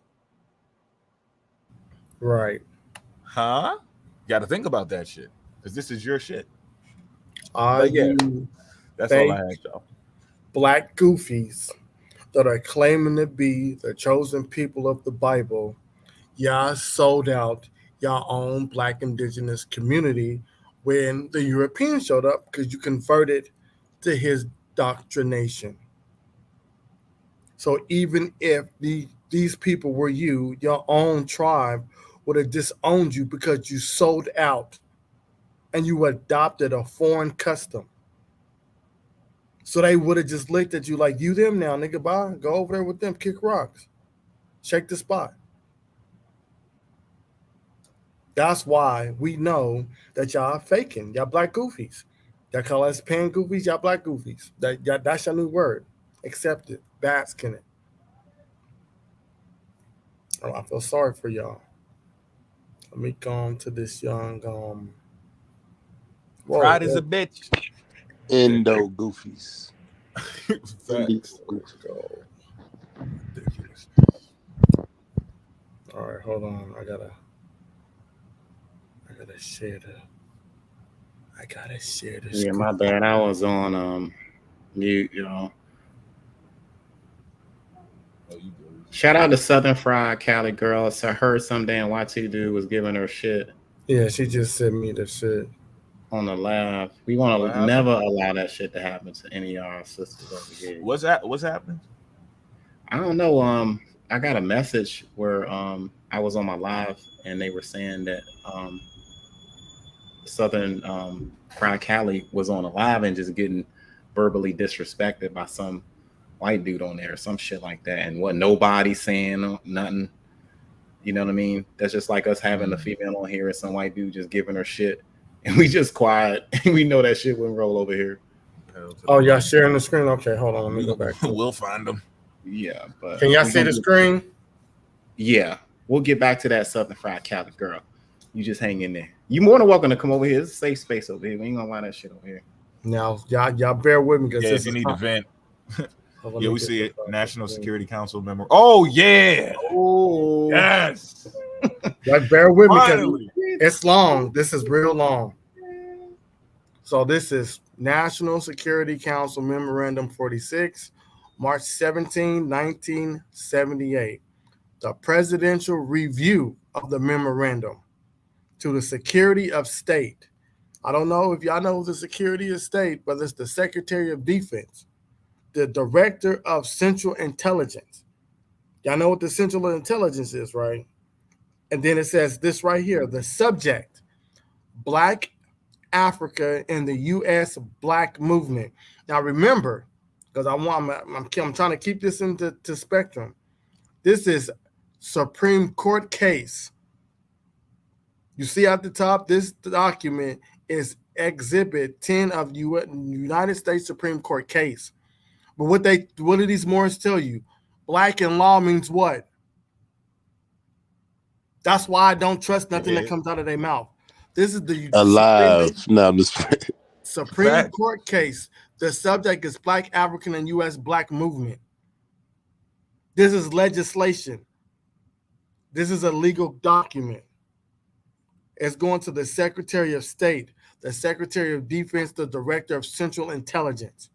The president has directed that a comprehensive review be made of current developments in Black Africa from the point of view of their possible impacts on Black movement in the United States.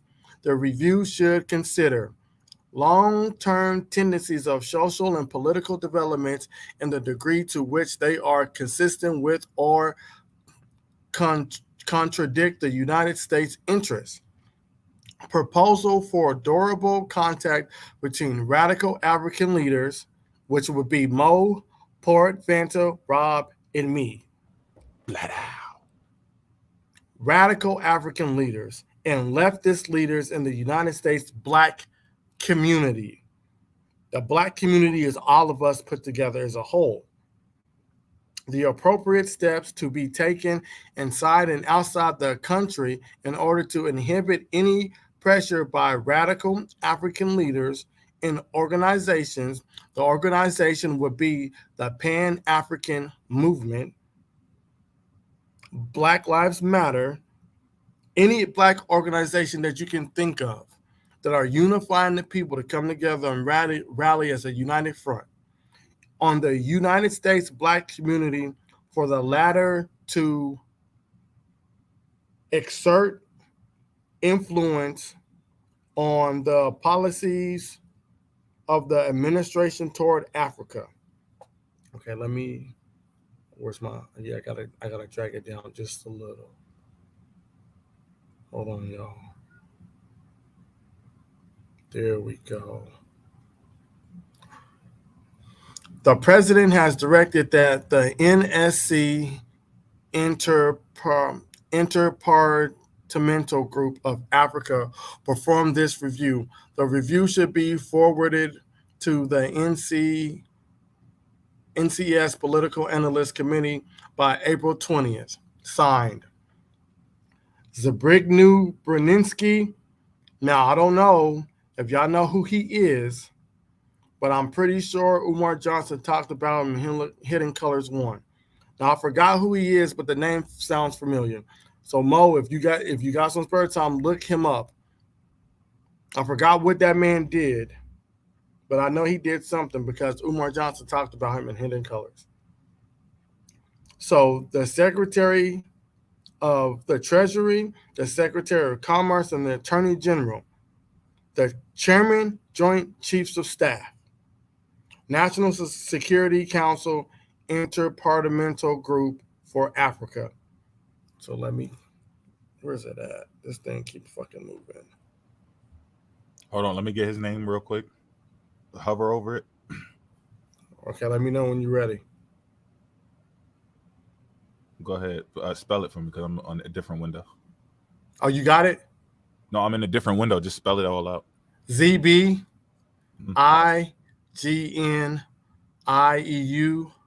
and his last name is BREZ. And pop right up. All right, got it. All right. Now, can you tell us what it is he did?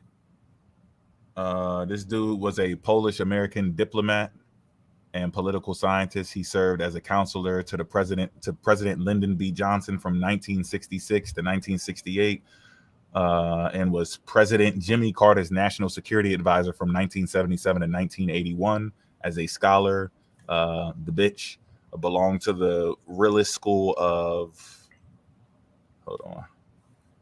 The realist school. Let me see more. Realist school of international relations, standing in the geopolitical tradition of Halford Mackinder and Nicholas J. Spikeman.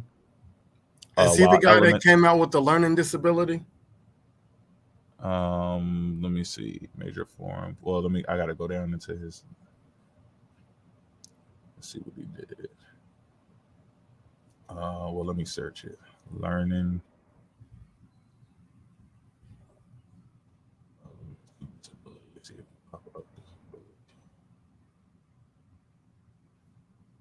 Probably not. It may, unless it's under a different name. But it's a whole bunch of shit on here he was involved in. Yeah, if anybody got that clip, because I forgot what Umar's on, but he's on Hidden Colors 1. Umar Johnson told us what this man did to the Black community. Well, okay, I'm gonna keep reading. Go ahead. Objective of our policy toward Black Africa is to prevent social upheavals, which could radical change to the political situation throughout the area. The success or failure of our policies in the region depend on the solution, international and internal issues whose importance to the United States is on the increase. U.S. interests in Black Africa. A multiplicity of interests influence the United States attitude toward Black Africa. Remember, Black Africa is y'all. The most important of these interests can be summarized as follows. Political, if Black African states assume attitudes hostile to the United States, national interests or policy toward the white regimes, which is a key element in our relations with the Black states, may be subjected by the latter to great pressure for fundamental change. Thus, the West may face a real danger of being deprived of access to the enormous raw material resources of Southern Africa, which are vital for our defense needs, as well as losing control over the Cape Sea routes, by which approximately 65% of Middle Eastern oil is supplied to Western Europe. This is why we say we need to protect home. 65% of Middle Eastern oil is supplied to Western Europe, and all that shit's coming through to Southern Africa.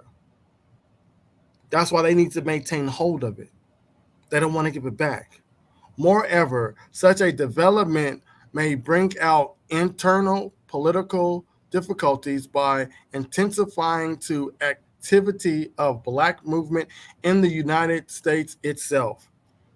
It should also be borne in mind that Black Africa is an integral part of a continent where tribal and regional discord, economic backwardness, and etiquette infrastructures, drought, and famine are constant features of the scene, in conjunction with the artificial borders imposed by former colonial powers.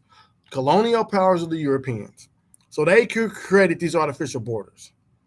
Guerrilla warfare in Rhodesia and widespread indignation against apartheid in South Africa. The above factors provide the communist states with ample opportunities for furthering their aims. This must necessarily redound to the determinant of United States political interests. So let me drag it down. Yeah, this is hella long, but we gonna get through it. And I might fuck up on some of these words, but my brothers is gonna help me out. Yeah, so we on economic.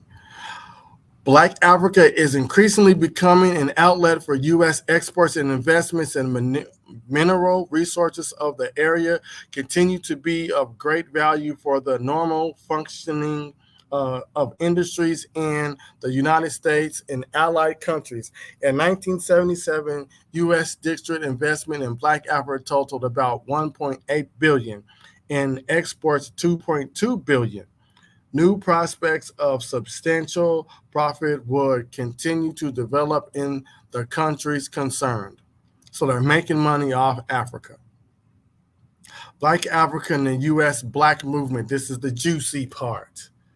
Hold on. Apart from the above mentioned factors diverse to U.S. strategic interest, the Nationalist Liberation Movement. Now, that's the National Liberation Movement in Black Africa can act as a catalyst with far-reaching efforts on the American Black community by stimulating its organizational consolidation by including radical actions. Such a result would be likely as Zaire went the way of Angola and Mozambique. An occurrence of the events of 1967 through 68 would do grievous harm to the U.S. prestige, especially in view of the concern of the present administration with human rights issues. Moreover, the administration would have to take specific steps to stabilize the situation. Such steps might be misunderstood both inside and outside the United States. In order to prevent such a trend and protect U.S. national security interests, it would appear essential to elaborate and carry out effective countermeasures. What are the countermeasures? We're going to get to that. Possibility of joint action by U.S. Black and African national movements. In elaborating U.S. policies toward Black Africa, due weight must be given to the fact that there are 25 million American Blacks whose roots are what? African. This is the United States telling you this, not some Black indigenous goofies telling you that they indigenous. This is the Congress. This is the United States. The letters coming from the National Memorandum Council to the Joint Chiefs of Staff, the Secretary of Defense.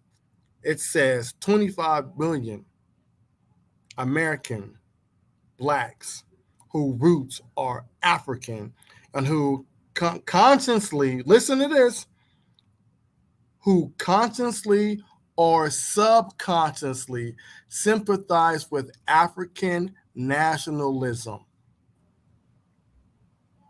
Consciously, did y'all hear that though? Consciously or subconsciously? Ass. This is drawn up toward us. They don't like you fucking with Africa, apparently, do they?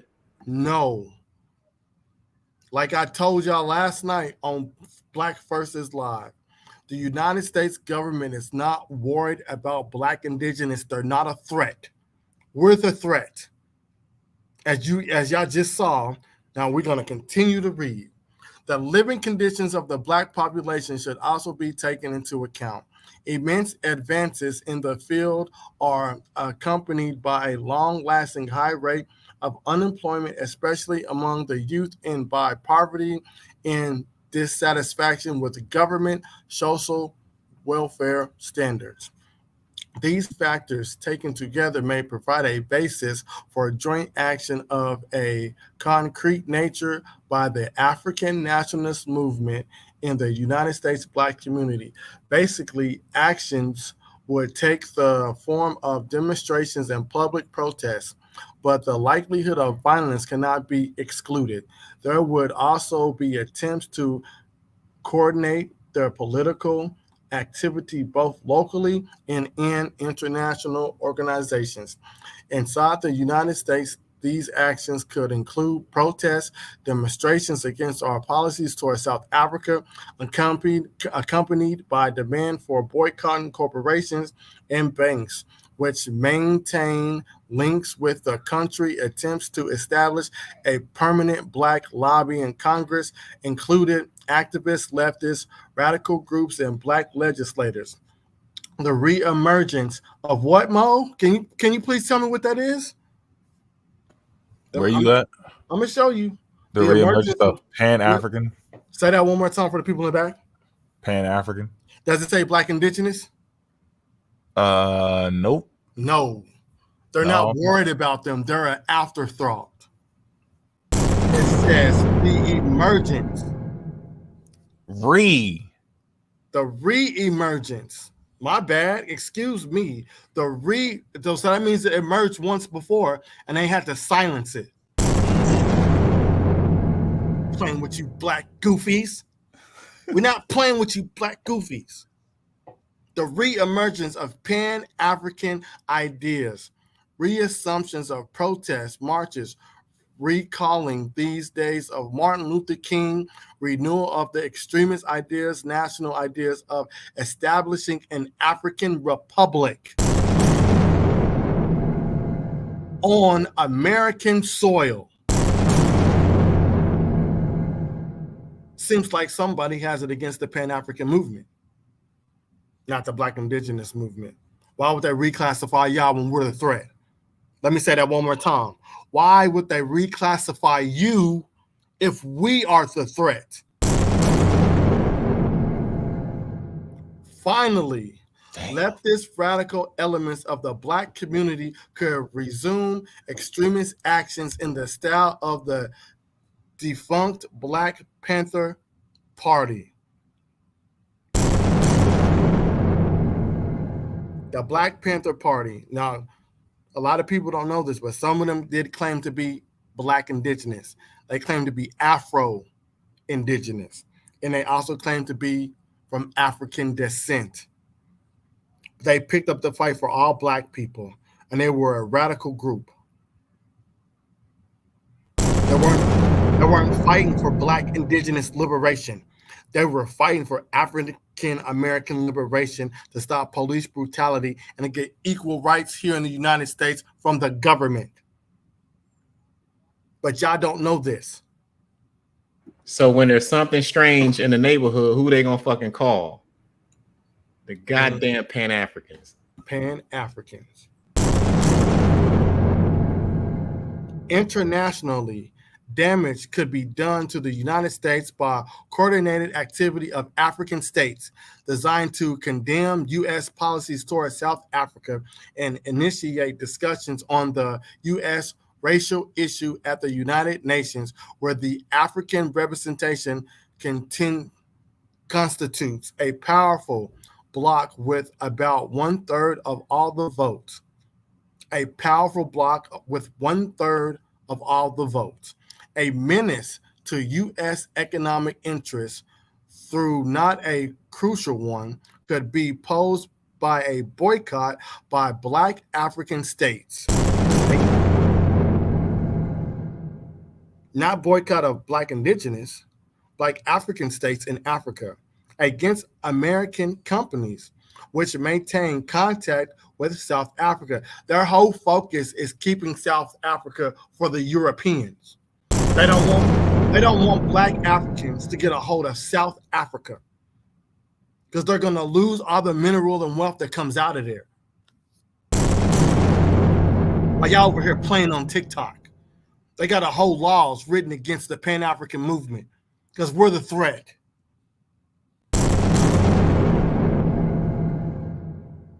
Which maintain contact with South Africa in Rhodesia. If the idea of economic assistance to Black Americans shared by some African regimes could be realized by their placing orders in the United States, mainly with companies owned by Blacks, they could gain a limited influence on the United States Black community. So we're unifying. They don't want the people in Africa hooking up with companies owned by Blacks that could gain a limited influence on the U.S. Black community. They don't get it, yo. Y'all don't get it. Pan-African is about unifying everybody as a united front, but we recognize Africa is our motherland. Y'all can say yourselves all you want to, because it seems like y'all just racist Black people. You guys are the new white supremacists. Facts. So they all Black. The new alt-right, all Black. It's smelling like death in this motherfucker.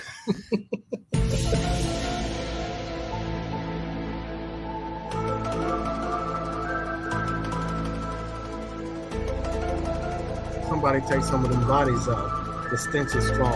Hey, yeah, y'all can move. Y'all can move now. Y'all can move. Y'all got to get them shits out of here. We ain't the cleanup crew ain't coming here until another 2 hours. So y'all can go ahead and y'all can get up, stretch around, and just throw it out the nearest window. If you have to, bust a wall open. Just get that shit the fuck out of here because it's stinking. So hold up, let me get this straight. So they the agents then, not us. It's gonna bro. It's about to hurt. Yo, it's about to hurt. Well, you about to see it. Oh my God. Hey, good dumbass. This is the best part of the whole shit. Well, I'm hyped like shit right now. I didn't even know he was doing this shit. I wasn't ready. I was not ready. In the above context, we must invasive the. I don't know. Is that word invasive? What's that word at the top?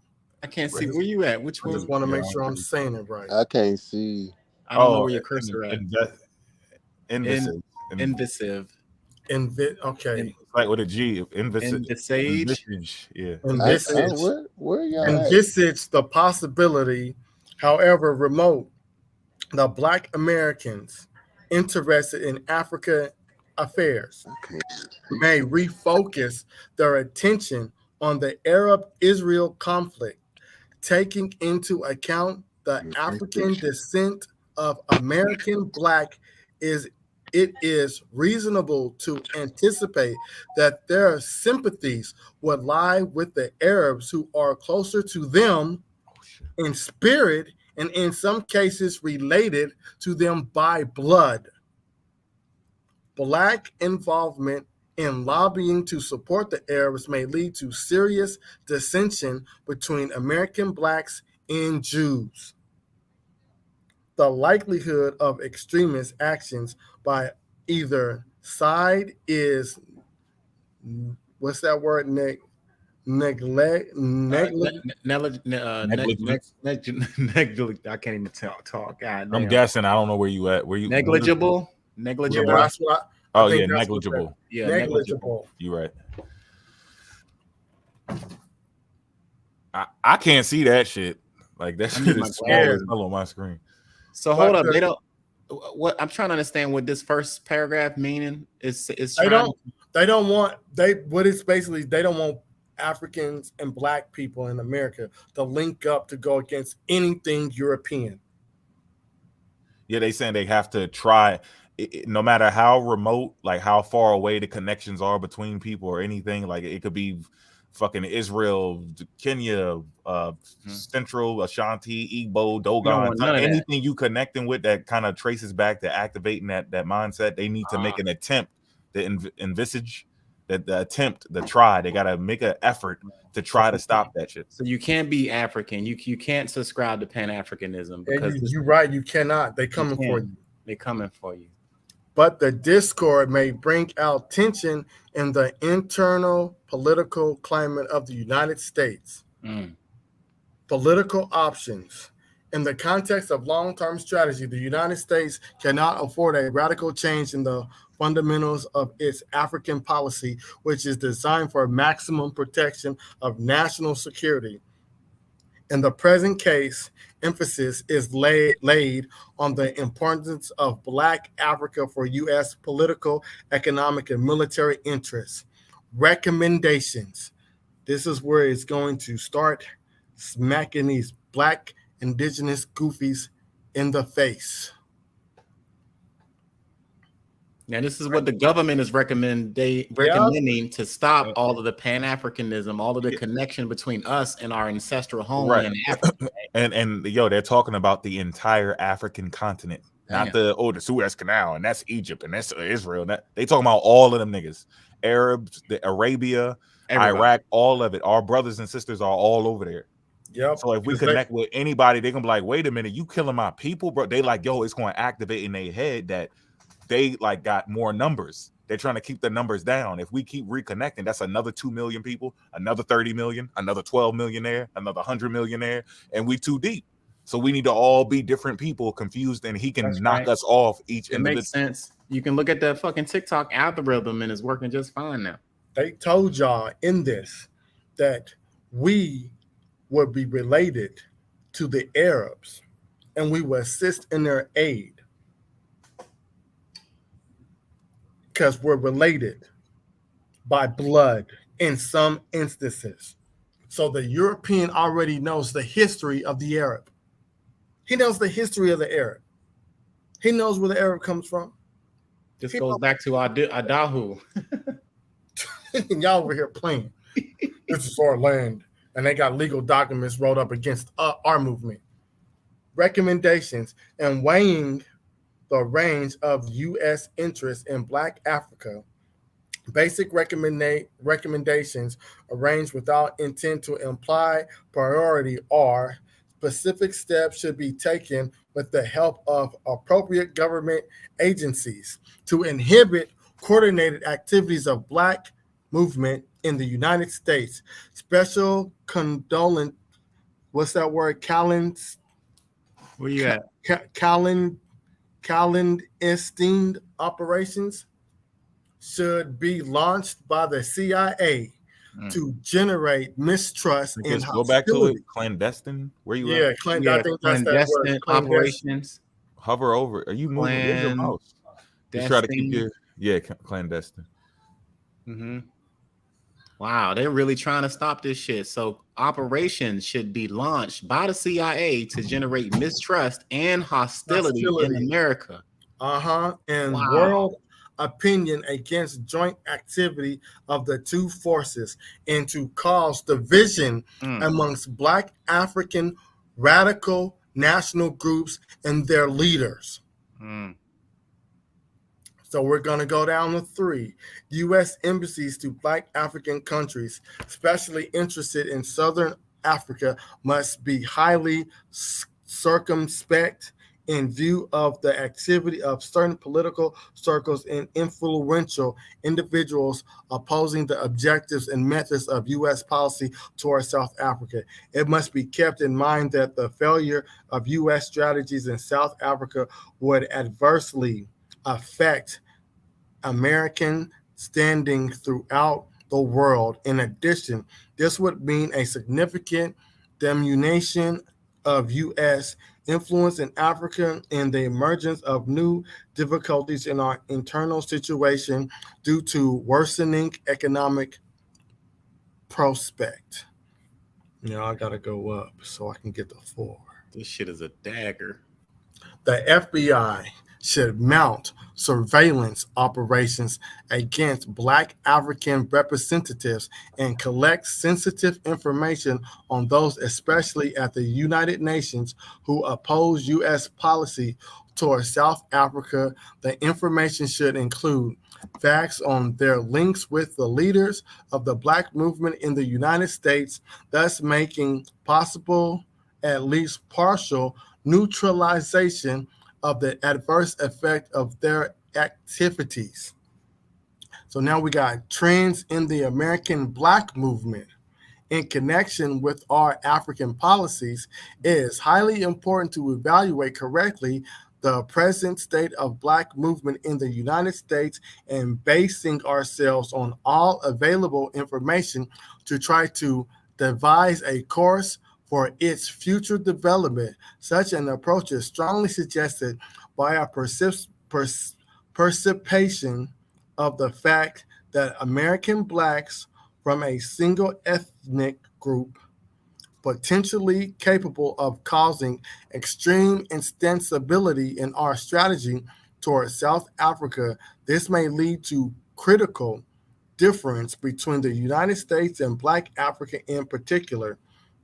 It would also encourage the Soviet Union to step up in its interference in the region. Finally, it would pose a serious threat to the delicate structure of race relations within the United States. All the above consideration give rise to concern for the future security of the United States. Since the mid-1960s, now you guys got to remember, this was wrote during the Jimmy Carter administration, but they've never overturned it. So when you see the Soviet Union, this article is old, but it's still in effect to this day. Yeah, you can see it. It's in our TikTok algorithm. You know what I mean? Like, this shit is prevalent and it's working just fine the way they wanted it to work, because we're more divided than we ever been. Yeah, but that's because it's going to tell you why. Since the mid-1960s, when legislation of the human rights was passed, Martin Luther King murdered, federal and local measures to improve Black welfare have been taken, as a result of which the U.S. Black movement has undergone considerable changes. The principal changes are as follows. Social and economic issues have supplanted political aim as the main, I don't know this word, preoccupations of the movement. Preoccupations of the movement and actions firmly planned on a nationwide scale are now being organized locally. Where am I at? Fragmentation and a lack of organizational unity within the movement. Sharp social stratifications of the Black population and lack of policy options which could reunite them. Want of a national leader of standing comparable to Martin Luther King. So what they're saying is that black people want a leader that's on the same plateau as Martin Luther King. They don't want another black messiah, yo. But see, as you can see, they messed up because when they're talking about Pan-Africans, they got the person wrong. It wouldn't have been Martin Luther King. It would have been Malcolm X. But since they loved Martin Luther King, they thought that the Pan-Africans were going to be following him, and that is not so. The range of policy options, the concern for the future security of the United States makes necessary the range of policies options arranged without intent, imply priority. They are, hold on, let me take it to the top. Y'all bear with me because it's kind of long. I think this is the last part of this. I don't think I got the full thing going here though.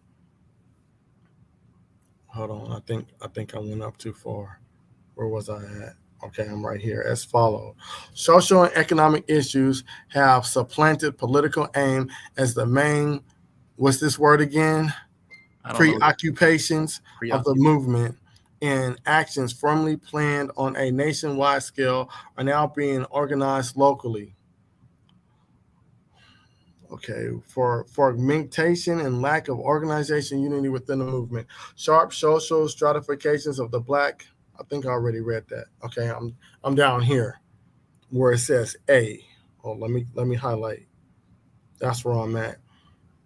To enlarge programs within the framework of our present budget for the improvement of social and economic welfare of American blacks in order to ensure continuing development of present trends in black movement, to elaborate and bring into effect a special program designed to perpetuate divisions in the black movement and neutralize the most active groups of leftist radical organizations representing different social stratas of the black community to encourage division in black circles.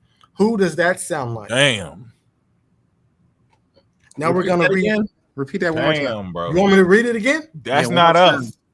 That is not us, nigga.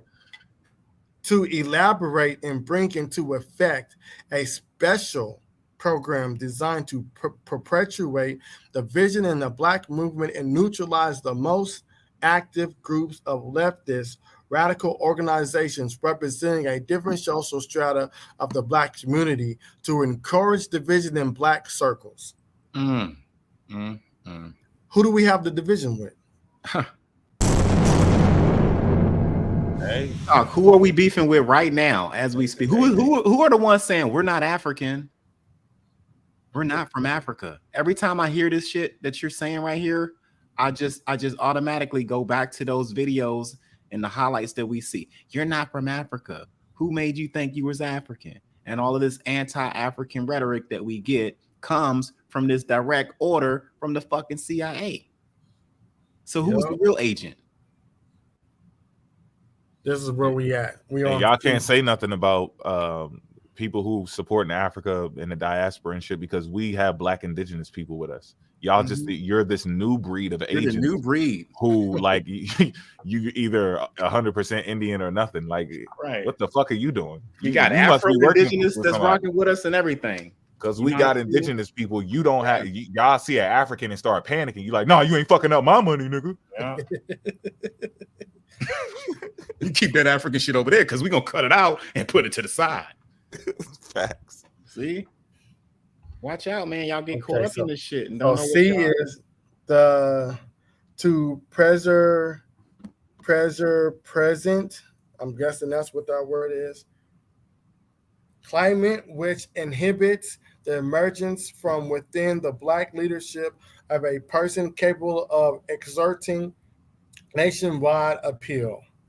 D, to work out and realize preventive operations in order to impede durable ties between U.S. black organizations and radical groups in Africa states.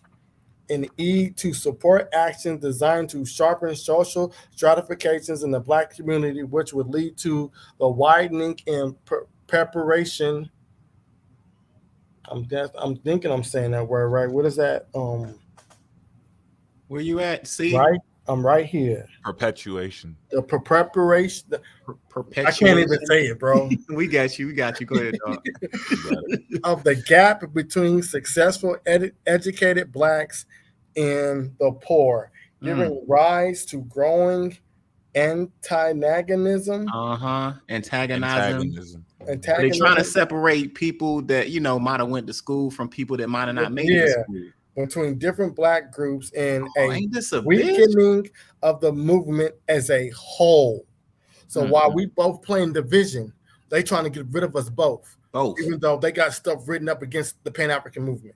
So nigga, if you go to college, don't forget about your homies that's in the hood. Now, because remember, W.E.B. Du Bois went to college. Marcus Garvey was just a nigga from the streets. And don't forget about W.E.B. Du Bois to beef with Marcus Garvey and kick him out the country. And they went against W.E.B. Du Bois. You can't do that. You got to be one band, one sound. Process of elimination.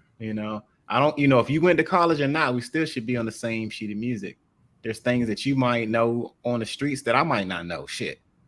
I might have forgot all my street shit by going to these colleges. You might need an ear to the streets. And I think this is a good indication that that's why I only go to a certain point with my people. I get the jokey jokes and aggressiveness and all that shit. Cool. But there's a certain point where I don't give a fuck what nobody say. I'm just going to find a way to make it stick where we can still have a line of communication or something. Because I'm only going to a certain point. All of that, I can feel it when it's happening. It's like, yo, this ain't right. Like you can feel it like something. This is a setup, and you got to snap out of it and remind yourself. I'll be right back. Yeah, you got to snap out of it and remind yourself, like, wait a minute, like, hold up, this ain't no real beef. This is indoctrination, and post-traumatic slave syndrome, and then you got to kind of let them have it. You just got to leave it alone. It's like, all right, look. So you're trying to say that the moon don't exist, and I can just not eat food for the rest of my goddamn life, and aliens are going to come and visit me tomorrow. Can you give me some type of proof or something? You got to do. It's just still you got to do that. Yeah, I'm the same way, man. They were all brothers and sisters in the same fight. It's just we don't recognize what jersey we got on. We got to figure out what jersey we need to put on. It got to be the same joint. And but this right here is very telling at what the government will do. The lengths of the government to separate you. This is not new, yo. They did this shit since time immemorial. They don't like a rebellious group of Africans, yo.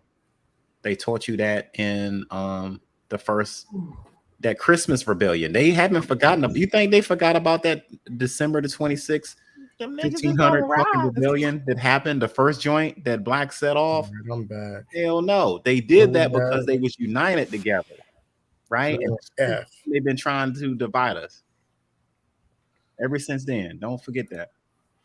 Okay, so F, to facilitate the greatest possible expansion of Black business by granting government contracts and loans with favorable terms to Black businesses. So if you're willing to work with them, you get favorable shit. Now G.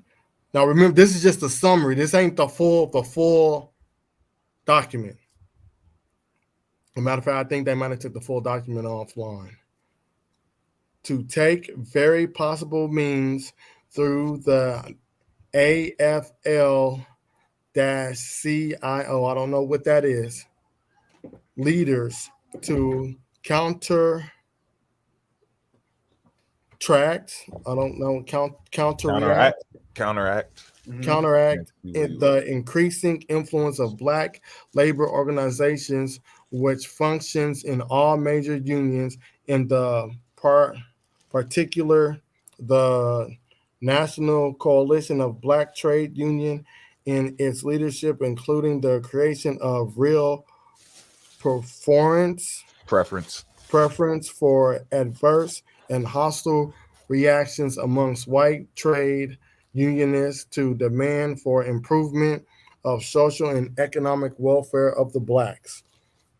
H, to support the nomination at federal and local levels of loyal Black public figures to elevate offices. Oh, that's okay, I'm looking at it wrong. Okay. Elective elective offices to the government agencies in the court. So I'm basically what they're trying to say is, are they implementing their loyal black public figures, or those like is it saying our black loyal figures? They're recruiting, yo. This will promote the achievement of a twofold purpose. First, it would be easier to control the activity of loyal black representative within exiting institutions. Second, the idea of an independent black political party now under discussion within black leadership circles would soon lose all support. So is this saying that if you go, okay, so you got to go back to E to get it, right?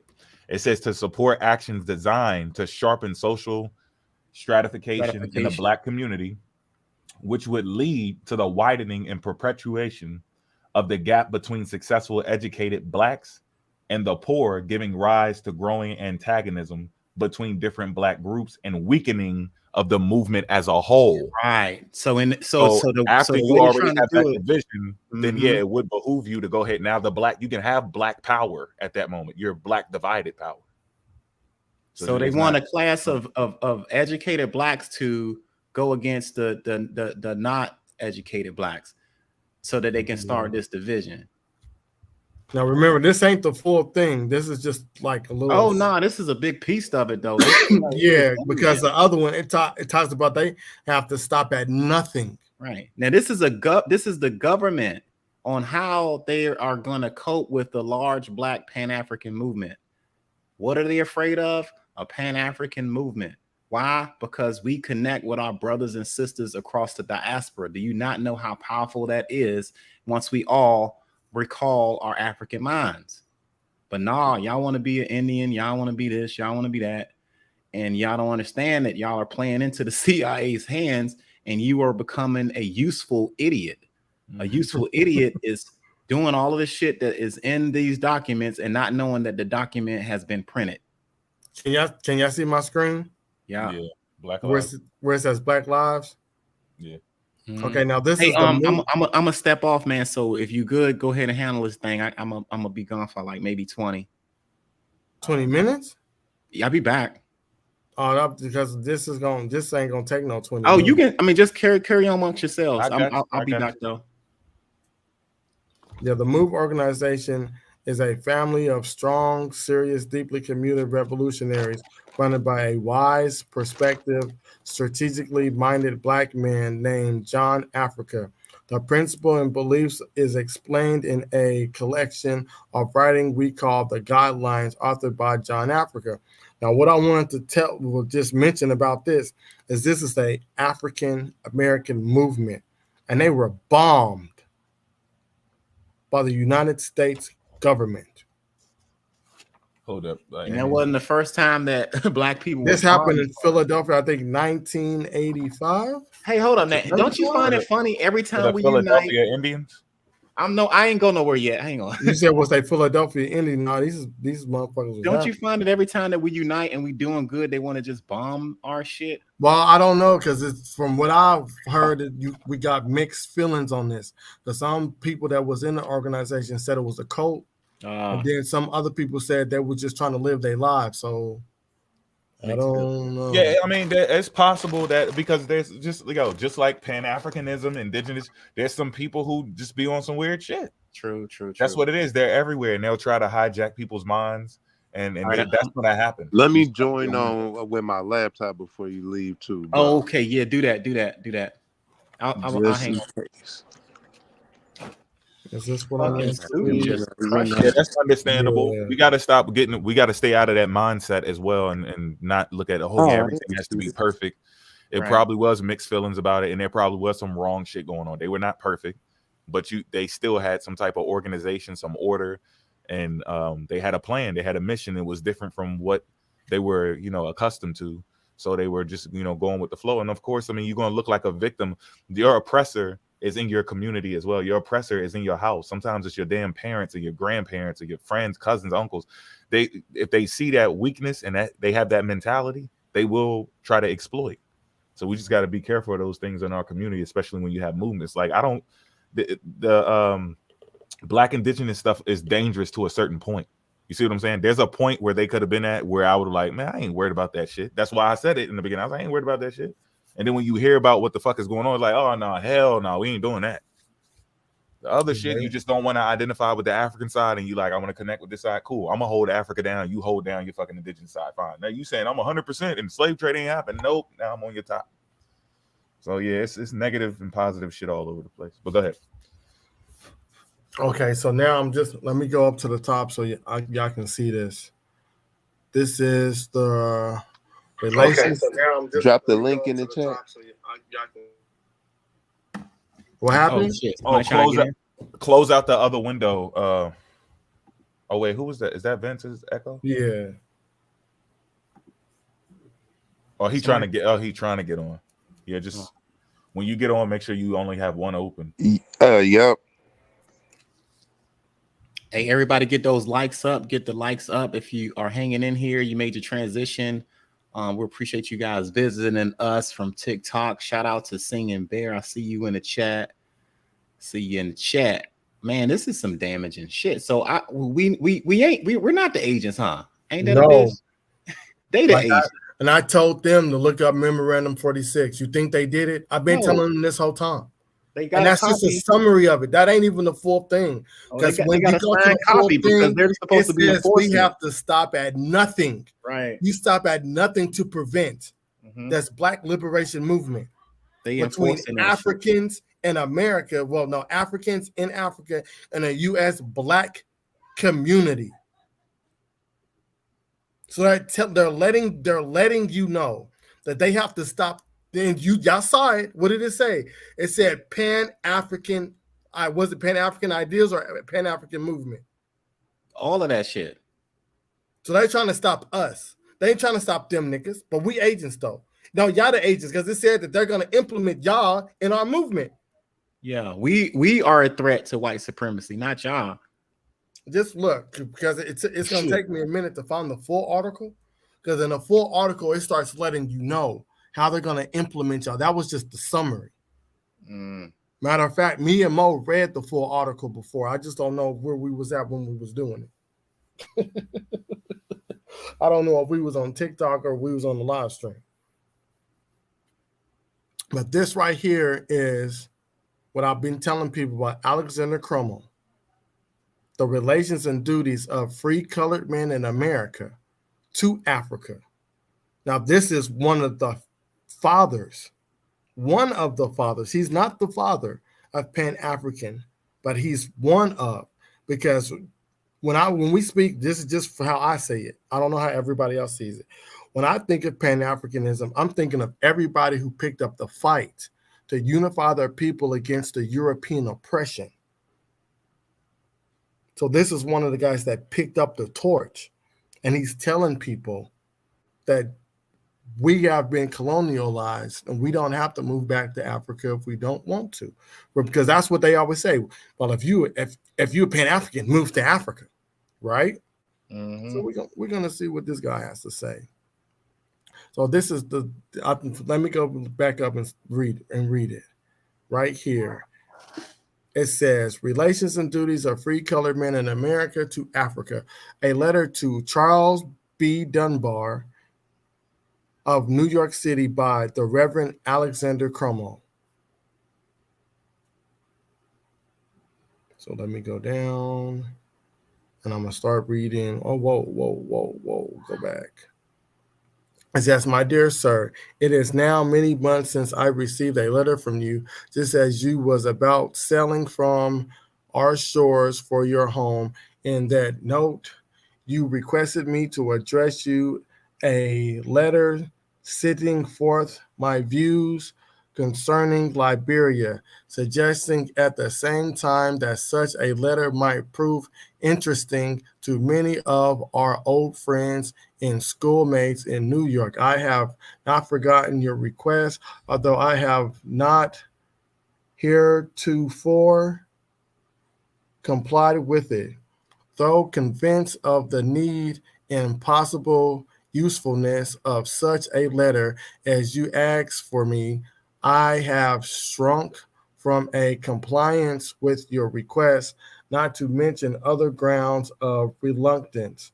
Let me say here that I have felt it a venturesome thing to address 400,000 men, albeit, I don't know what albeit means, but hey, it'd be indirect. Albeit is like however. Okay, so why? Oh, well, this is different writing back then. Okay, albeit it be indirectly through you, neither my name, position, nor any personal qualities give me authority thus to do. The only excuse I have is the depth in solemnity all questions connected with Africa. I see that no one else of our race has done it. Perhaps I may be pardoned for assuming so great a task. I may add here that I address the free colored men of America because I am identified with them and not because I feel that they, especially and above all the other sons of Africa in distant lands, are called upon for zeal and interest in her behalf. Is the exaggeration of the relation of American black men to Africa, which has turned the hearts of many of her own children from her. Let me say that again. Damn. It is the exaggeration of the relation of American black men to Africa, which has turned the hearts of many of her own children from her. This is sad. Come back home, everybody. Come back home. Your duties in this respect are no greater than those of your West Indian, Haitian, and eventually our Brazilian brethren. Whatever in this letter applies to our brethren in the United States applies in an equal degree to them. But I am not the man to address them as I fear I presume even in writing this letter to American black men, and have only just now concluded to do so by the encouragement I have received in 2 pleasant interviews with Mr. Campbell and Dr. Delaney. So I'm guessing that's Martin Delaney, the dude that they think is one of the pillars, the fathers of Pan-African, I guess, but it's not. And even now it is with doubt and diffidence that, y'all probably don't know where I'm at. Hold on. Yeah, I don't see. It looks like diffidence. That I conclude to send you this communication. My reluctancy has arisen chiefly from a consideration of the claim put forth by leading colored men in the United States to the effect that it is unjust to disturb their residence in the land of their birth by a continual call to go to Africa. This claim is, in my opinion, a most just one. 3 centuries residence in a country seems clearly to give any people a right to their nationality therein. Without disturbance, our brethren in America have other claims besides this. They have made large contributions to the clearing of their country. They have contributed by sweat and toil to the wealth thereof, and by their prowess and their blood, they have participated in the achievement of its liberties. But their master right lies in the fact that they are Christians. And one will have to find some new page in appendage to the Bible to get the warrant for Christians to repeal and expatriate Christians. Expatriate. Expatriate Christians on account of blood or race or color. In fact, it seems to me a most serious thing to wantonly trench upon rights thus solemnly and Yeah. where am I at? Solely and permanently guaranteed a people that is by a constant, what is that word? Ceaseless, fittering, irritation of a repelling sentiment. Okay, let me go down. Oh, I can click this. Good. Whoa. Go up.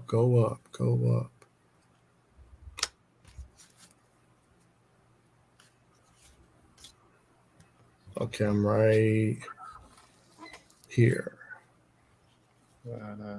Of course, I do not intend anything akin to this in my letter. I need not insult the intellect, and what's that? Consequence? I don't even know where you're at. Conscience. Okay. Of any colored man who thinks it is his duty to labor for his race on American soil by telling them that it is the duty to come to Africa. If he is educated up to the idea of responsibility and obligation, he knows his duty better than I do. And indeed, generally, it is best to leave individuals to themselves as to the detail of obligation and is that responsibility? Yeah, responsibility. I was about to say representatively. Responsibility. The primal duties shine aloft like stars, and it is only when man will not see them we are bound to repeat and rudder them until the souls of men are aroused and they are moved to moral resolutions and to noble actions. But as to the mode, form, and manner of meeting their duties, let the common sense of every man decide it for himself. So, what he's basically telling us, for all those that are in the back, that if you want to move to Africa, you can if you feel that's your duty to do so. But since you've been here for 3 centuries, this is from his time, that your blood and your people are going to be more considerate to where you're at now because you built this country up.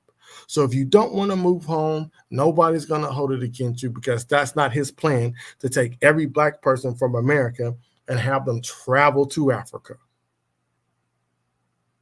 It's not even realistic at all. My object in writing this letter is not to vex any of our brethren by the inherent what is that word? Iteration I don't know where you at.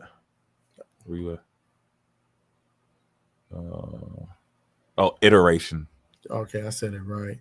Of the falsehood that America is not their home, nor by the misty theory that they will all yet have to come to Liberia. I do not even intend to invite anyone to Liberia, glad as I would be to see around me many of the wise and sterling men I know in the United States who would be real acquisitions to this nation. And as much as I covet their society, I am not putting in a plea for colonization. Did y'all hear what the man said? Damn, made that clear.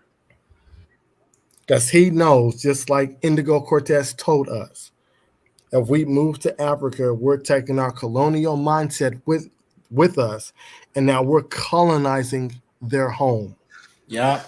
Indigo said that shit a while back about us coming back home having that European mindset. We got our shit pushed in. I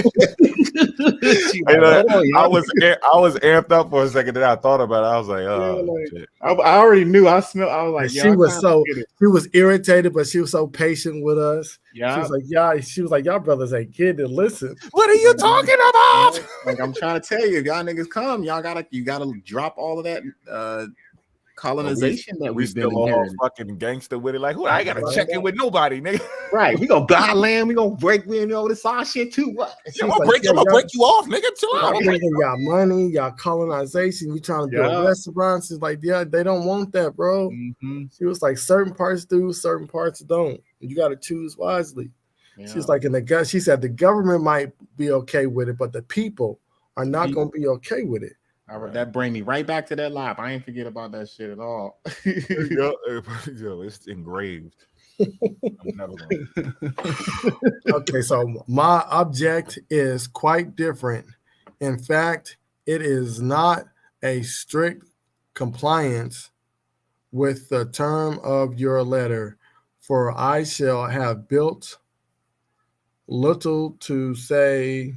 I shall have but little to say about Liberia, but believing that all men hold some relations to the land of their fathers, I wish to call the attention of the sons of Africa in America to their relations and duties to the land of their fathers. So he's not telling you to move home. And even on such a theme, I know I must prepare myself for the rebuff from many. Why talk to us of fatherland? What have we to do with Africa? We are not Africans. Let me highlight this. Where have I heard that before? Mm-hmm. Why talk to us of fatherland? What have we to do with Africa? We are not Africans. We are Americans. You ask no particular interest on the part of Germans, Englishmen, the Scots, the Irish, the Dutch in the land of their fathers. Why then do you ask it of us? This is in the 1861? So the same thing that was going on then, it's the same shit going on now.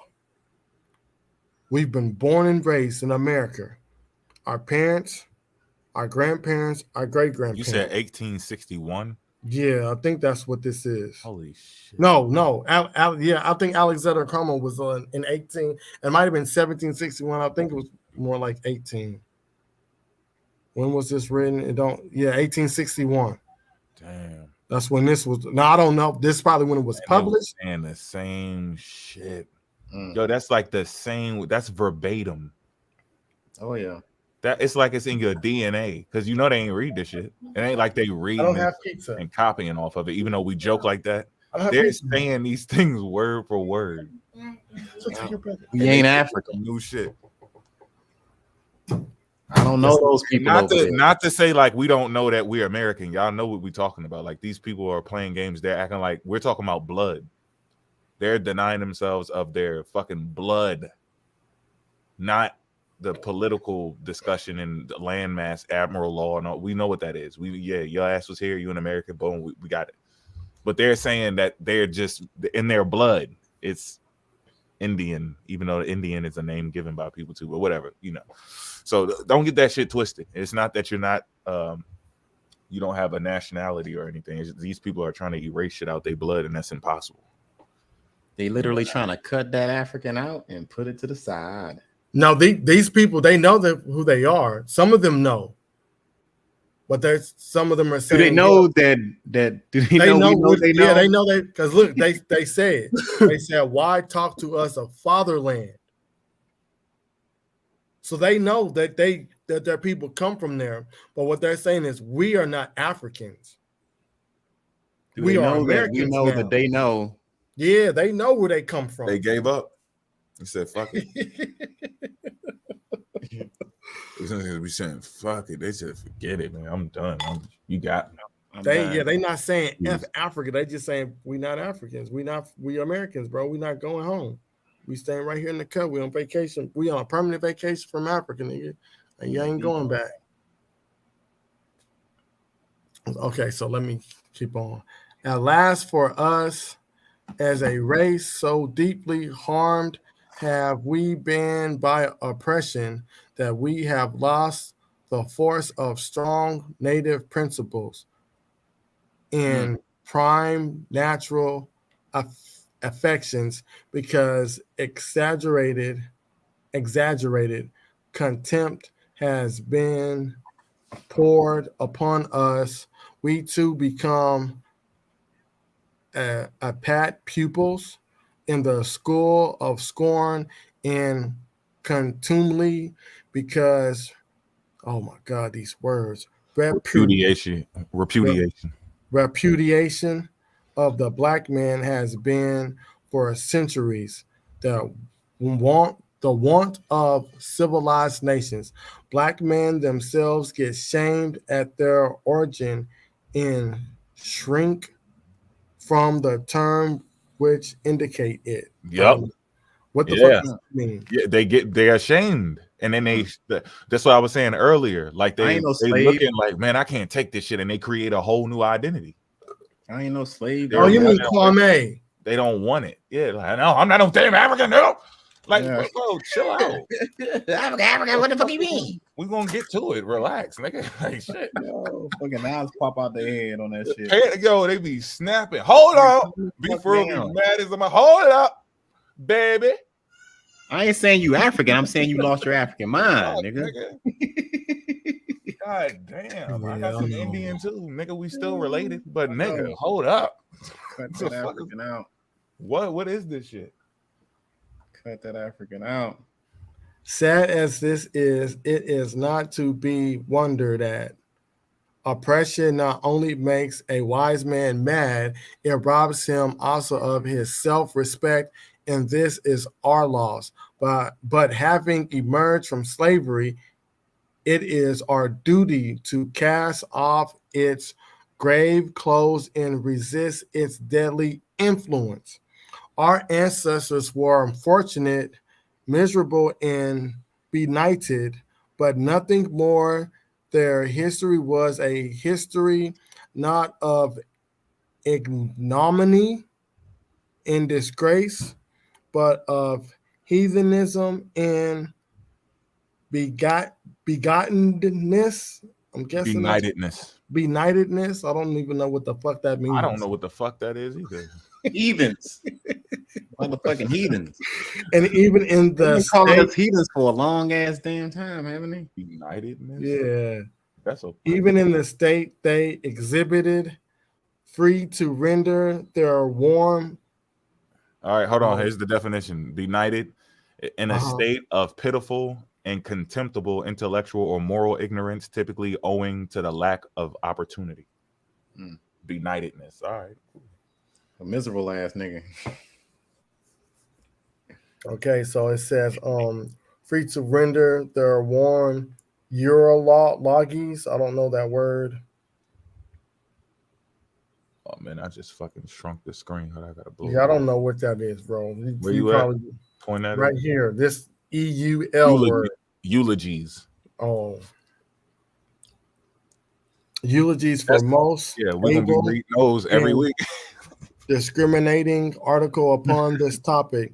See Westminster Review, January 7, 1842.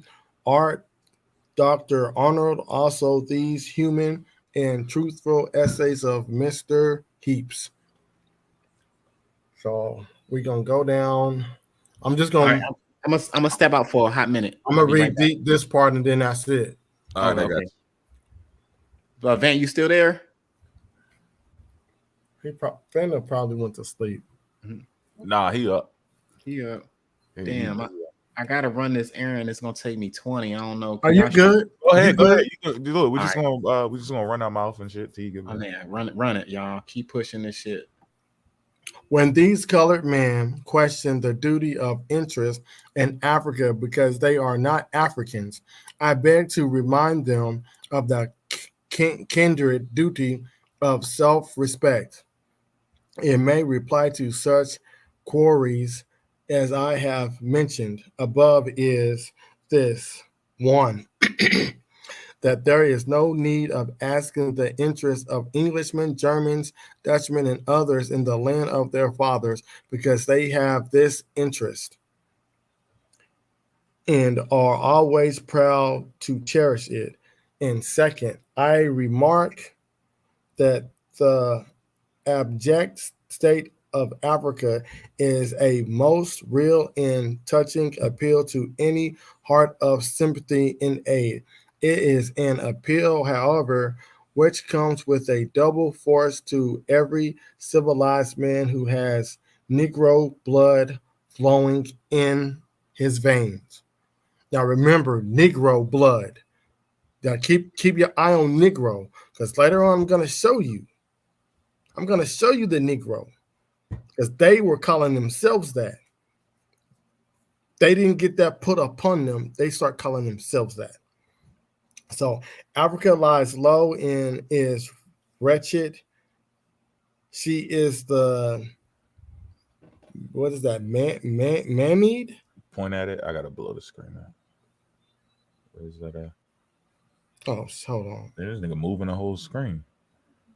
Maimed and crippled arm of humanity. Her great powers are wasted. Dislocation and anguish have reached every joint. Her condition in every point calls for what is that? Sixer? I don't know what. Yeah, you got point at it. It's the last word. I don't know what he was what the fuck getting that at. is. Yeah, I don't know. Sucker. Moral, social, domestic, political, commercial, intellectual, whence Sucker shall flow aid, mercy, advantage to her. Here arise the call of duty and obligation to colored men. Other people may, if they choose, forget the homes of their sires, for almost every European nation is now reaping the fruits of a 1,000-year civilization. Every one of them can spare thousands and even millions of their sons to build up civilizations in Australia, Canada, New Zealand, South Africa, or Victoria. But Africa is the victim of her heterogeneous. I'm guessing that's what that heterogeneous. Oh my God, that's like a Greek word, bro. That's like a Greek general. Yo, that shit do sound like. What's your name? I'm heterogeneous, nigga. What you talking about? Heterogeneous of Crete, like idolatries. Africa is wasting away beneath the. Where am I at? Beneath the accusations. Assertions of civil and moral. No. Hold on. Let me blow the screen up. That ain't right.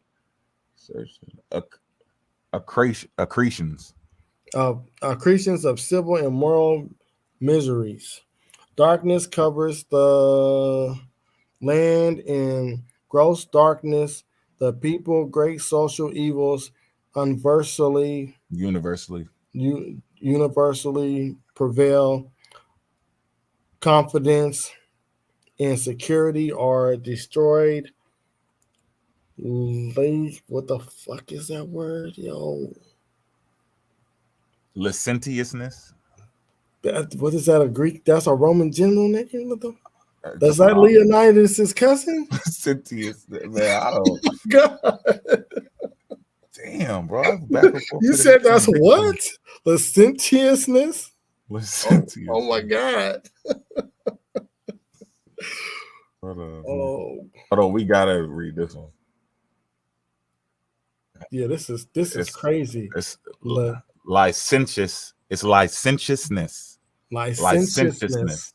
Okay, licentiousness abounds. Unprincipled, promiscuous, and unprincipled sexual matters. Okay. So I guess they're trying to make it not so damn graphic. Abounds everywhere. Moloch rules and reigns throughout the whole continent. Hold on, I gotta find my place. I'm back. I went to the gas station. I'm back in this thing though.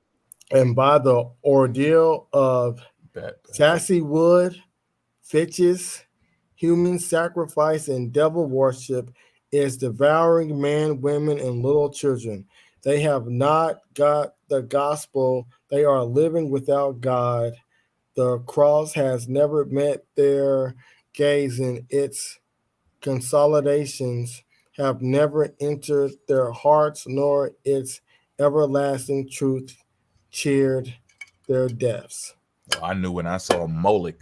Well, that was right. I knew it was about to do a spin-off. Say Moloch. That's what it is, though. We can't take nothing from him. But he is a reverend, though. So yeah, he still got to get a credit where the credit due.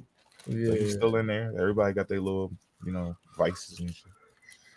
I give him that. Let me see. Is this what I wanted? Pipe. No, this is I don't want the Grand Canyon shit. This is where I want it to be right here. The Moors. Who the fuck is that? That's a Moor. He got earrings. He got on a necklace. I don't know how to get this shit off the screen. I don't want to subscribe. I just want to read this article on who these motherfuckers was. Shakespeare's play Othello features a Moorish general in the Vientin army. Where are you at? Right underneath his hand. That word, that's Venetian. Venetian army. Okay. The 19th century African American actor Ira Aldridge, depicted here in the title role, was the first black man to appear in a Shakespeare performance. Congratulations. But I think he's a Moor. I know he is. He looked like one. If the term Moor seems familiar but confusing, there's a reason. The term can be found throughout literature, art, history books. Okay, I just want the damn definition. Okay. Instead, the concept of Moor has been used to describe, alternatively, the reign of Muslims in Spain, Europe, of African descent. It doesn't say anything about these niggas being American. Derived from the Latin word mores, the term was originally used to describe Berbers and other people from the ancient Roman province of Mauritania in what is now North Africa. So let me go down some more. Oh, okay. It won't let me read. I'll just read the rest of it. Mauritania is also called the land of the Moors. Yup. Over time, it was increasingly applied to Muslims living in Europe, beginning in the Renaissance. Moor and black a Moor were also used to describe any person with dark skin. Damn. So it was used loosely. So if they came over here and saw some dark ass Indians, guess what they start calling them? Moor. And now these motherfuckers think that that's them. Oh, I swear. Is this what I wanted? Is this the... That's what we're gonna need. No, this ain't it. That's I'm looking for the one that's talking about that 15. Don't exist. Niggas out here making blueprints and don't have no boats. Yeah, this is it right here. See, between 1500 and 1866, Europeans transported the Americans. Y'all see that? Nearly 12.5. That 1500 show. But I want to stick to one particular part. And it might not even be in this article. It might be in the other article that I'm looking for. Because this says 1525. Yeah, let me see if it's in this other article real quick. If it pops up. Come on, yo. Don't do this to your boy. Let me refresh, see if it pop up. Okay, it got to be in this one then. I don't know what this is. What is this? Yeah, here it is. See? Between 1525 and 1866. But I want y'all to keep that. Between 1525 and 1866, an estimated 12.5 million people were forcibly taken from Africa and sent across the Middle Passage into America in the Caribbean. Just 10.7 million survived the perilous 2-month journey. And sometimes it took less than 2 months, though. As agents French pressure reports, the researchers set out to determine whether genetic data collected from volunteers on both sides of the Atlantic lined up with information found in the historical record. So they're gathering information. In general, our results are consistent with shipping manifest.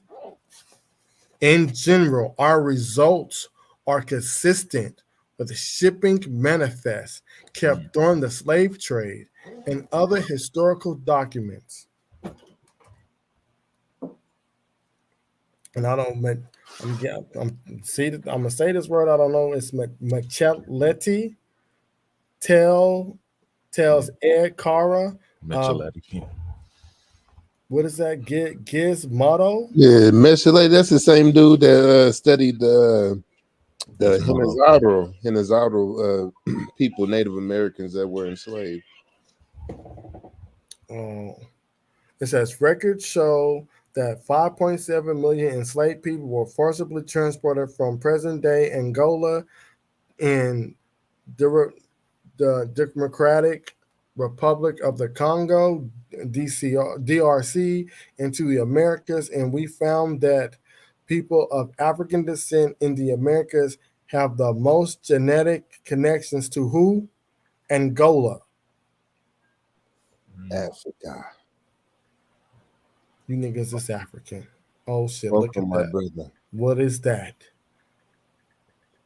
It's a graphic shows the general direction of the triangular trade routes between continents during the transatlantic slave trade.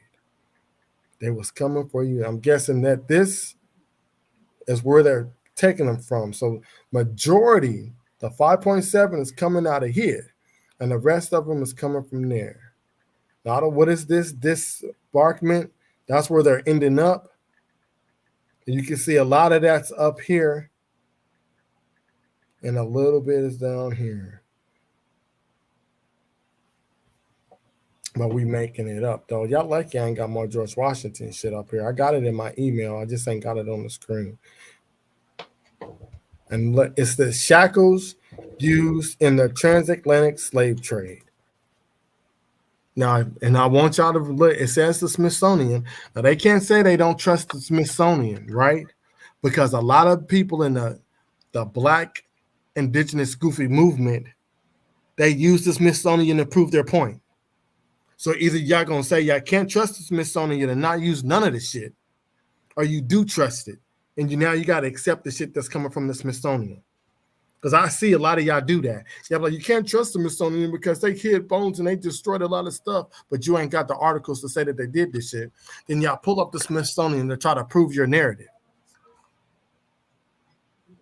So either you're gonna use it or you gotta discard all the information. Y'all can't do that. You can't have it both ways, nigga.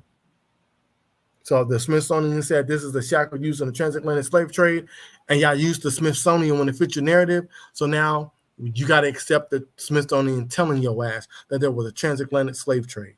I'm sorry for you. The fuck out my face with the dumb shit. I think that's it. Oh well. Free Willy. I think that's all I wanted to show on this. Yeah, that was it. That's all I wanted to show. But just for keep your eyes on that 1525.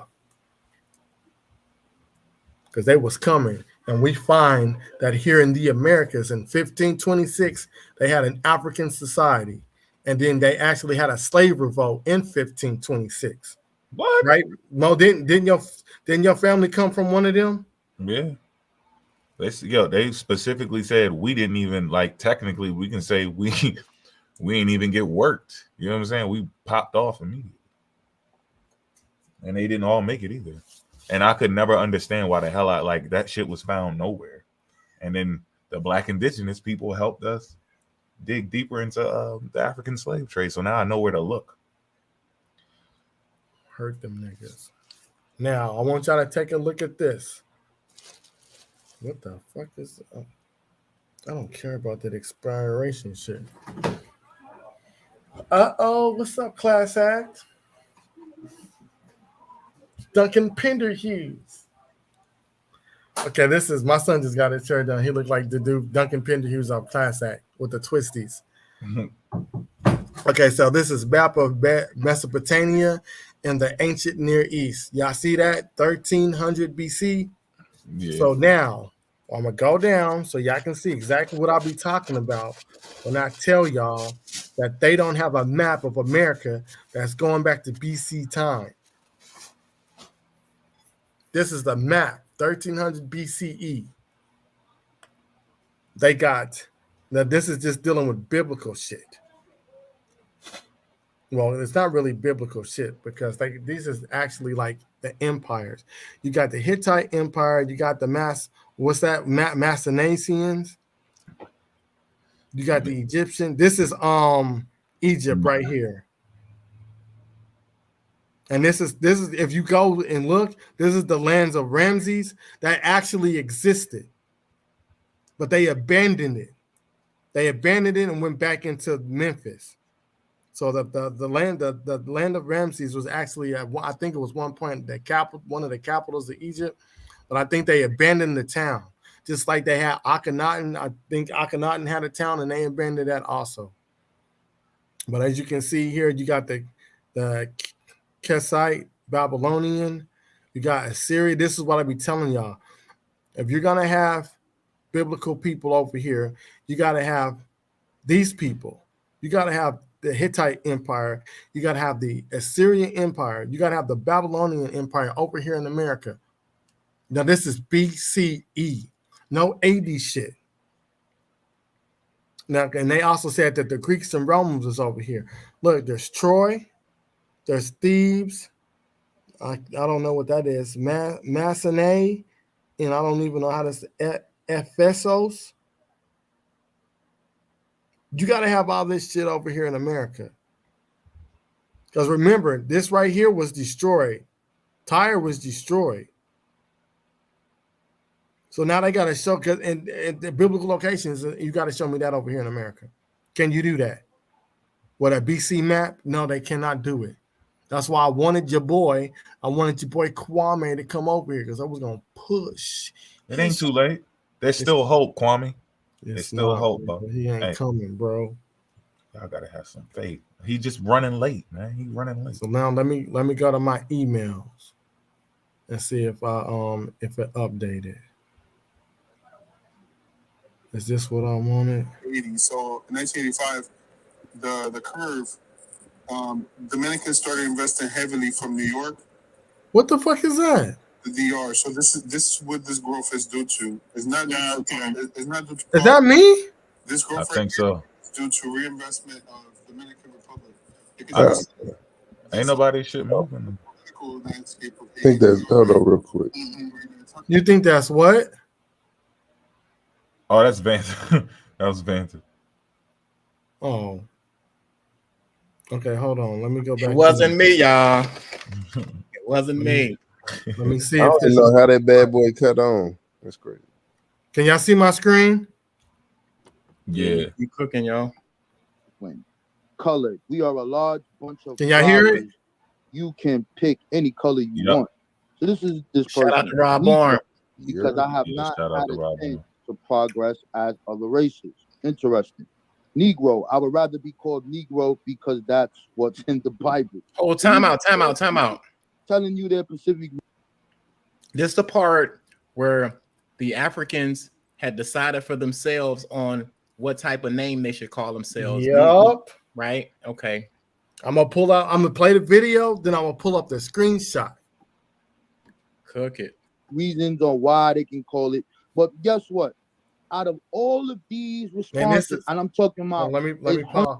This is in Baltimore, Maryland newspaper archives. I can't find it, so I asked him to send it to me. Shout out to B More. He might find it and send it to me. So if he do, or if y'all find it, let me know. Did you talk to him?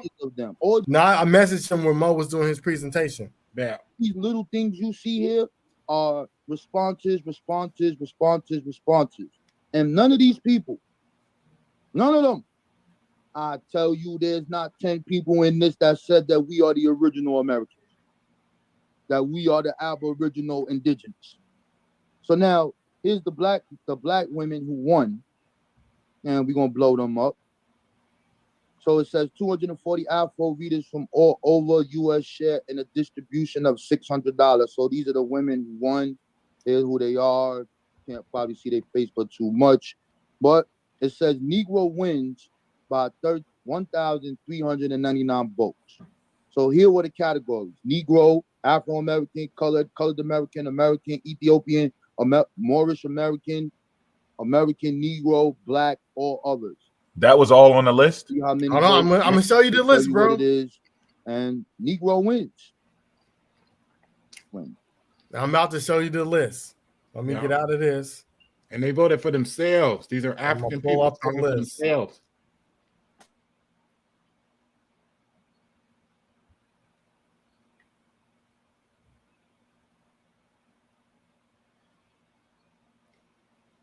Is this it?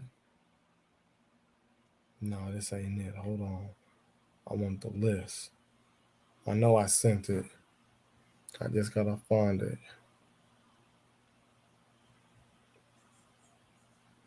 Here it go. I think this is the list.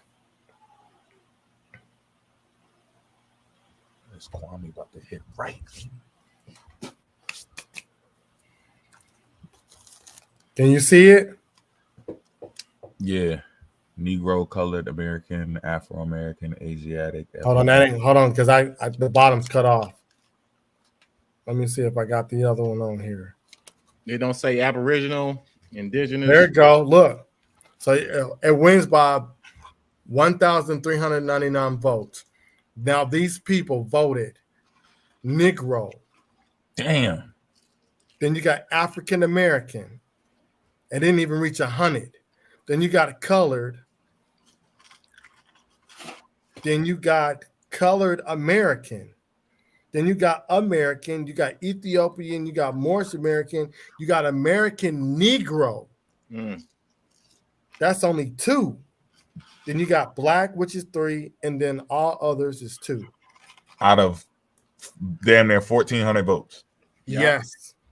Unanimously, we Negroes by choice. Well, now I don't want to hear shit about what the hell y'all talking about. Right. That was majority women, right? A mixture. If this was a mixture of, because look, when you go to and they have quotes on why they wanted to do the shit too. Yeah, I don't know. Y'all know where the blow the thing up is on here? Yeah, it's right there at the top on the right. Yeah, okay, hold on. I don't know if we can read these. I would rather be called Negro. I'm right here. Yeah. I would rather be called Negro because that's what's in the Bible, and we all know it's true. I prefer to be called Negro because Negro denotes the integrity and purity of the race. It's an accident in progressive race. A Negro bore the cross. Lift your heads. Be proud to wear the name. It's a privilege God grants to be a Negro. So these are proud Black Americans wanting to be called Negroes. Because it was in the Bible at the time. Yeah. I want to see that Bible. This is James Harvey. I ain't got the Bible with Negro in it. So look, these are other little jewels that you can find here, right? So we got two things that we've seen with the Bible shit, and we're gonna run through that later. What is it? No, they kept saying in 3 different texts we read, they kept saying something about the curse of Noah's son Cain. They kept saying Cain, the curse of Cain after Cain is Adam and Eve's child, right? Yep. Canaan is the one that got off. But see, this is showing proof that Cain was who they were talking about in the first place, but they inserted the whole Canaan term so that they can, fuck with that land that's right there next to Kemet. So they flip that shit around and go, oh, this is the Bible. They're making Bible places that don't even fucking exist. You see what I'm saying? It was just supposed to be Cain from the Kenite and it was just those people from that story. It wasn't actually any real people. So we got that, and they said it 3 different times. So you're not gonna make a mistake. At one, I was like, okay, they probably confused that with Canaan. Yo, they said it 3 times in 3 different books and writers from different places in the world. That means there's a book that's missing. So now we got another book that got the Negro in it. Yep. So these are the we got to check on that. Well, I knew that existed for the islands, but these people are not on the islands, right? They're here. Yeah, these are the people here, Baltimore. So that means we had that book too. Now this is James Harvey. He says the word Negro is great. Now I don't know if this is don't be ashamed of it. I don't know what this is. That look like. That might be BOSO. So don't be ashamed of it. We must confess our race is the Negro. And then this is Miss CH Arneen. It says Negro. Because I am a Negro, it takes the guess out of what race African, my father's land. To thee, I'm proud to belong. Oh, and I think one of them says about the River Niger is one of the reasons too. Yeah. I don't know if that's on this one though. Yeah. So they associate themselves with their Africanness, and they all spoke for themselves about who they wanted to be called. And let's be very clear on this shit. They're not trying to say that, oh yeah, that's the name that is going to best suit it. It's you got to hold on to your history. That's one of the reasons why I understand what our brother's talking about with the black shit and the laws and all that. Trust me, I know that shit like the back of my hand. I don't give a fuck about it because it's not going to do nothing for our people. It'll do something for me as an individual. If they talking about teaming up together and we like changing the name, making a nation or whatever, then that's cool. But I'm not doing no cult shit, anything that was already fucked up and black is already established. Some people just don't like to deal with the little bit of dirt that you got. Clean up what you got.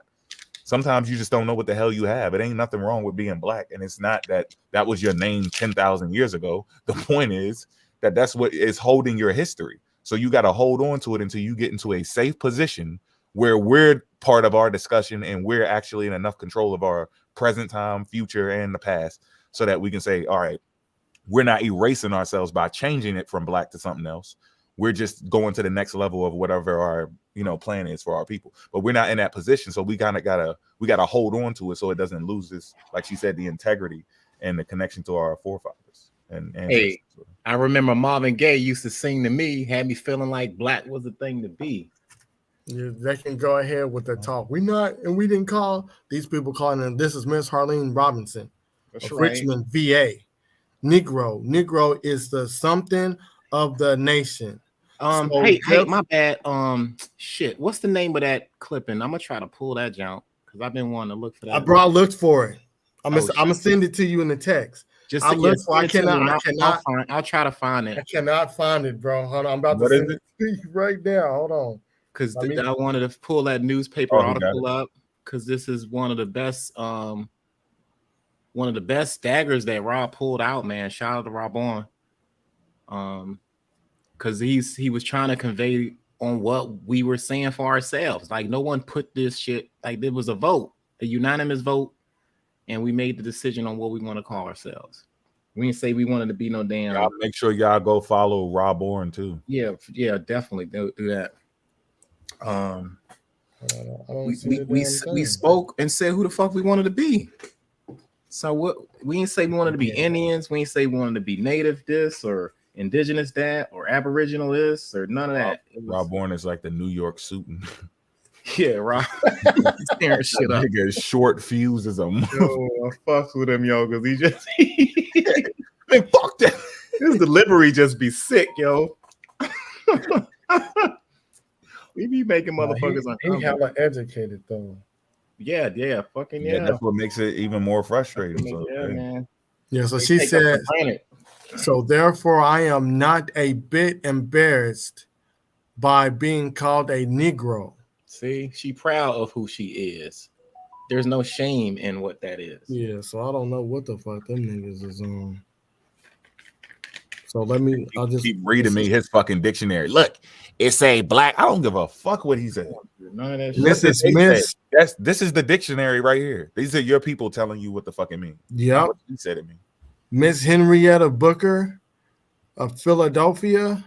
So this is people from all over the place voting. Yeah, man. She said, "Colored. Why shouldn't we be called colored? We have every other race's blood in our veins, even mixtures to be colored." So she's okay with being called colored. Mm-hmm. And then you got this, and when you hear their you can understand like they got all opinions about it. I like it. This is awesome right here. This is Miss Lola Snowden. Colored. We are a large bunch of flowers. You can pick any color you want. And then this is Sally Parrish, Madison Heights, VA. Negro, because I have not had a chance to progress as other races. See, so that's telling of the time of when they were saying all this stuff. They understood what it is to be a black person in America at the time. And this is a very sensitive moment because you're about to, depending on what you pick, that's going to tell your story. You see what I'm saying? And 100 years from now, a lot of people not going to know they black. Yeah. They not going to know because they parents erasing the shit right now. Or they grandparents erasing this right here is a vote. This is as you can see, colored almost was winning. Mm-hmm. It got 259 and Negro got 344, but this ain't the total vote. Mm-hmm. So when we go, color was coming in as a strong second. And this is what I was looking for. This is actually the article, but I cannot find this shit. Voters choosing word Negro. Let me see. It's in the newspaper archives of Baltimore, Maryland, and I cannot find it. So I asked him, can he send it to me? Rob got the fucking jewels, yo. He got all them. So we're going to go back. I would love to hang out in his library, yo. A lot of his shit's on his phone. Mm-hmm. And as you can see, this is the total vote. So with that, what I showed y'all, this one, is it this one? No. What was the title again? What was the title? You see it? I can't see it. I'm okay. I'm gonna read it. On calling himself Negro, African, or Asiatic. Yeah, I sent you the text messages. Oh, shit. Okay, my bad. Are you still live? Yeah, I mean we're good. I still got the live up. I don't. Okay, yeah. When we get done with this, because this right here, it says, here is how the vote stands. So this is not done. As you can see at the bottom, it says vote today for what you prefer to be called. Don't delay, act at once. So they're telling people the Afro is going to settle this business once and for all as to the best race designation. Every reader has a chance to vote in an opportunity to win one of the 247 awards. Here is how the ballot stood at the end of the first week. This is the first week that I'm showing y'all. Mm-hmm. So the only thing that came close was colored. Negro always was on the top. American, no. Afro-American, no. Asiatic, you dumb Moors, no. I'm an Asiatic black man. Get the fuck out of here with that shit. That's why y'all mad. Etho, African. I don't know what the fuck Etho African is. But it only got 4 little, and you Moorish ass That nigga got one. You science temple ass nigga. Oh, hey yo, and look, you I ain't Morris gonna lie, American goofies got one. It just I don't be feel that's the vibe is off. That shit don't sound right. Like, yo, you are more. I'm like, bro, what the fuck are you talking And this about? is Like, it got you can still feel it. Like something ain't right with that shit. Yeah, I needed to come. Then back. when you go dig into it, you start feeling with those. You start understanding what those feelings were you were getting. There ain't nothing against them. It's just you don't want to be part of that type of shit because they played a very deceptive role against our people. Now this is when it went into the I don't know if this is the date, so don't quote me, but March 19, 1932. So we need to find the date of this article. I'm trying to find that shit. I don't think they got it on. Let's see. If I blow it up, we can't. Voters choosing word Negro. But if this is 1939, as it states, guess what? The Morris Science Temple of America was already established. And when we get to the final vote, you Morris American niggas only picked up 4 extra votes from the first week. And look, the Negro was at 3 something. That's 976. And the closest is color with 537.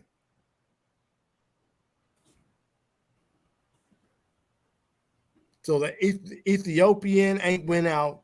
American, that's what they should have been. They should have been American or American Negro. But y'all claim to be Negro, period. No, other. Y'all didn't or other. Y'all didn't even want to be called Afro-Americans. Y'all just wanted to be called Negro. But we made it up. No, they identified as Negro. No, nigga, y'all called yourselves that. Y'all voted on this shit. What the fuck y'all talking about? What the fuck is y'all talking about? Want to hear that shit? I'm trying to find a primary on that shit, but that was good enough though. It says voters chose Negro. Is that what it said? Oh, you want me to go back to it? I just want to get a good search. Okay, hold on. I gotta go back to my email. Voters. I can't for some reason I can't pull up what you sent me, man. Are you good? Because I'm gonna pull it back up. Okay. You want this is the one you wanted? Let me see. Voters for colored, or you want the Okay, let's see that one, and then what's the other one look like? Voting for colored debate. The debate on calling themselves Negro. I'm gonna just leave it right there. Go back. Yeah, I want to see what the actual headline says. Voters choosing. Hold on, let me blow it up Negro. so you can see it. Yeah, I'm gonna come in and out. It says voters choosing. Is that word what it says? Negro. Word Negro. In lead in first week's ballot. Word Negro. They classified us as Negro, guys. No, nigga, you classified yourself. Was that in Baltimore? Baltimore, Maryland. All right, I'm trying to find it. I see why y'all don't fuck with us. I see it. Cause we be looking, y'all. We be looking. I see the fraud in your soul, and I'm finna expose you. Dang. Okay, what year was that again? 1939. That's when it got introduced into the news archive paper. The newspaper archives. That's when it, but I don't know if that's the actual date. It could be. I'm having a hard time trying to. I tried, bro. I'm telling you, when Mo was like 20 Fucking minutes, when he was like 20 minutes. Shout out to each one and teach one. They got when they get their hands on some shit. Yeah. They got their hands on some shit. When Mo was in his little rambling, I was looking for that shit. I tried to find that shit. I was like, I ain't gonna be able to find this shit. You know, I did remember trying to look for it, and I guess I couldn't originally, and I kind of gave up. Let me see though. And look, y'all, for everybody in the chat, y'all go ahead and give Mo a little something in the young cash out, because he pushed they shit in. What was that, like 4 hours you put in, bro? Yeah, Mo put in some work. For that sure. Man, oh my god, that's what I always do. Are we not used to that, bro? Damn, man. Ask my kids. Consecutive pushes. We'll find it, but damn, I can't. Shout out the most kids get in trouble. Like, come here, let me talk to you. Yep, put your ass down real quick. Like, how long is this gonna take? I got a PowerPoint for why you should put that device in my goddamn container right now. As you can see here, bro, I do that shit. When I go to sleep, I hear rumble in my room. I look, it's one of my kids looking for their fucking electronic device and shit. I'm like, you motherfuckers. I called one of them. He was crawling on the floor. What you doing? I'm trying to get my iPad.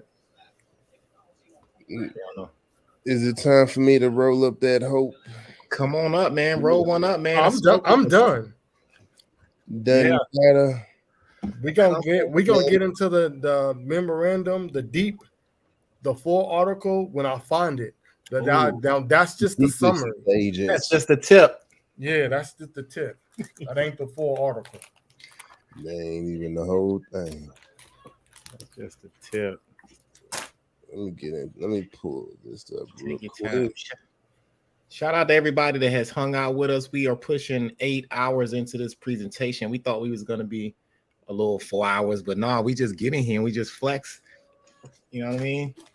Fucking shout out to Mo Facts. Flexing with my muscle. And shout out to fucking Suitin that just bodied this whole fucking joint. Body yaddy yaddy yaddy. Oh, that was a surprise. Oh, shit. And y'all look up the Bucketeers, look up Captain Morgan, look up the fucking treadmill. This presentation was a body bag. I ain't know y'all had your gun set on snipe mode. Yo, that's crazy. Hit the like. Don't forget to hit the like, y'all. Hit the like. So let's get into the accuracy of DNA tests and also get into genome link. Yeah. All right. I talked about this on my live. I had gotten to a couple articles, but I'm only going to get into a little. How accurate are online DNA tests? All right. Geneticist and author Adam Rutherford examines the evidence. Okay. The age of consumer genomics has arrived. Nowadays, you can send a vial of your spit in the mail and pay to see how your unique genetic code relates to all manner of human activity, from sports to certain diets to skin cream to preference for fine wines, even to dating. The most widespread and popular companies in this market analyze ancestry, and the biggest of these are 23andMe and Ancestry DNA, both with more than 5 million users in their databases. These numbers dwarf the numbers of human genomes in scientific databases. Genetic genealogy is big business and has gone mainstream. But how accurate are these tests truly? First, a bit on genetics 101. DNA is the code in your cells. It is the richest, but also the most complex treasure trove of information that we have ever attempted to understand. 3 billion individual letters of DNA, roughly organized into 23 pairs of chromosomes, although one of those pairs is not a pair half the time, because men have XY and then women have XX. The DNA is arranged in around 20,000 genes, even though debate remains what the definition of gene actually is. And rather the genes, almost all of your DNA, 97% is I think that's a smorgasbord of control regions, scaffolding in huge chunks of repeated sections. Some of it is just garbage left over from billions of years of evolution. So that's why they don't have to use like the whole thing, because I know people say that all the time, because most of your DNA is coming from the evolution of us as not just a species, but coming from bacteria or single cell organisms. Modern genetics has unveiled a picture of immense complexity, one that we did not fully understand, although we are certainly a long way from Mendel and his experiments, which which first identified the units of inheritance we know as genes. Throughout the course of the 20th century, we gained a firm grasp of the basics of biological inheritance, how genes are passed from one generation to another, and how they encode the proteins that all life is built of, or by. In the 1980s, we identified genes that had mutated, making faulty proteins which could cause terrible diseases such as cystic fibrosis and muscular dystrophy. For example, by 2003, the Human Genome Project had delivered the human DNA sequence in its entirety. One of the most important byproducts of that endeavor was the advent of technology that allowed us to read DNA at unprecedented speed and forever decreasing costs. We can now pump out the genomes of hundreds of thousands of people for peanuts, and with the data comes greater and greater. Uh, I think that's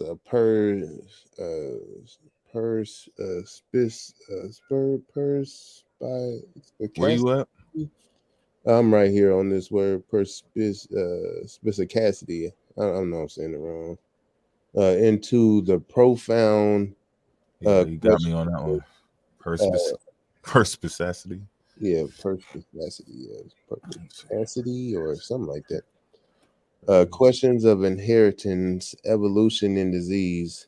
There's effectively infinite variation in human genomes, and scrutinizing our DNA helps us to understand what makes us human as a species and as individuals.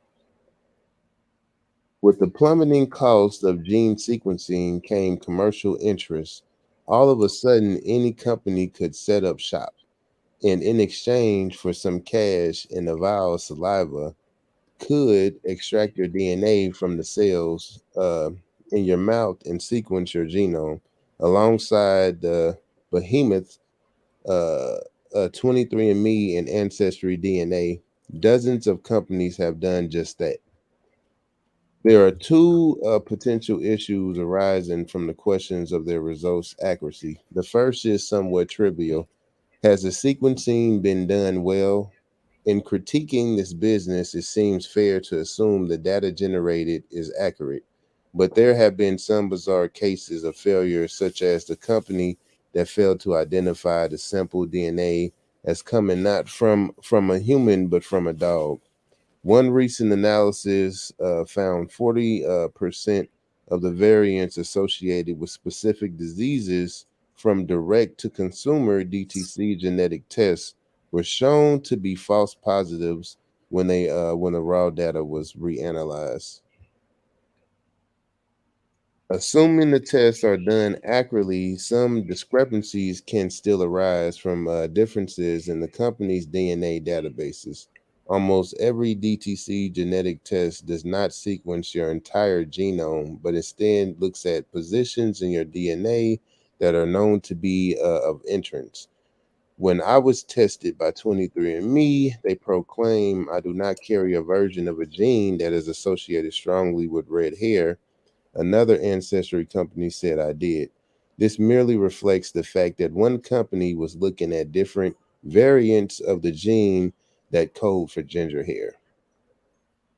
If we assume the data generated is accurate, then the second question that arises is on the interpretation. And this is where it gets murky. Many of the positions of interest in your DNA are determined by experiments known as genome-wide association studies, or GWAS. What it was, the GWOS or GWIS, whatever. Take a bunch of people, as many as possible, that have shared characteristics. This could be a disease like cystic fibrosis, or a normal trait, say red hair. When you sequence all their genes, you look out for individual places in their DNA that are more similar within the test group than in other populations. For CF, you will see a big spike in chromosome 7 because the majority of cases of cystic fibrosis are caused by a mutation in one gene.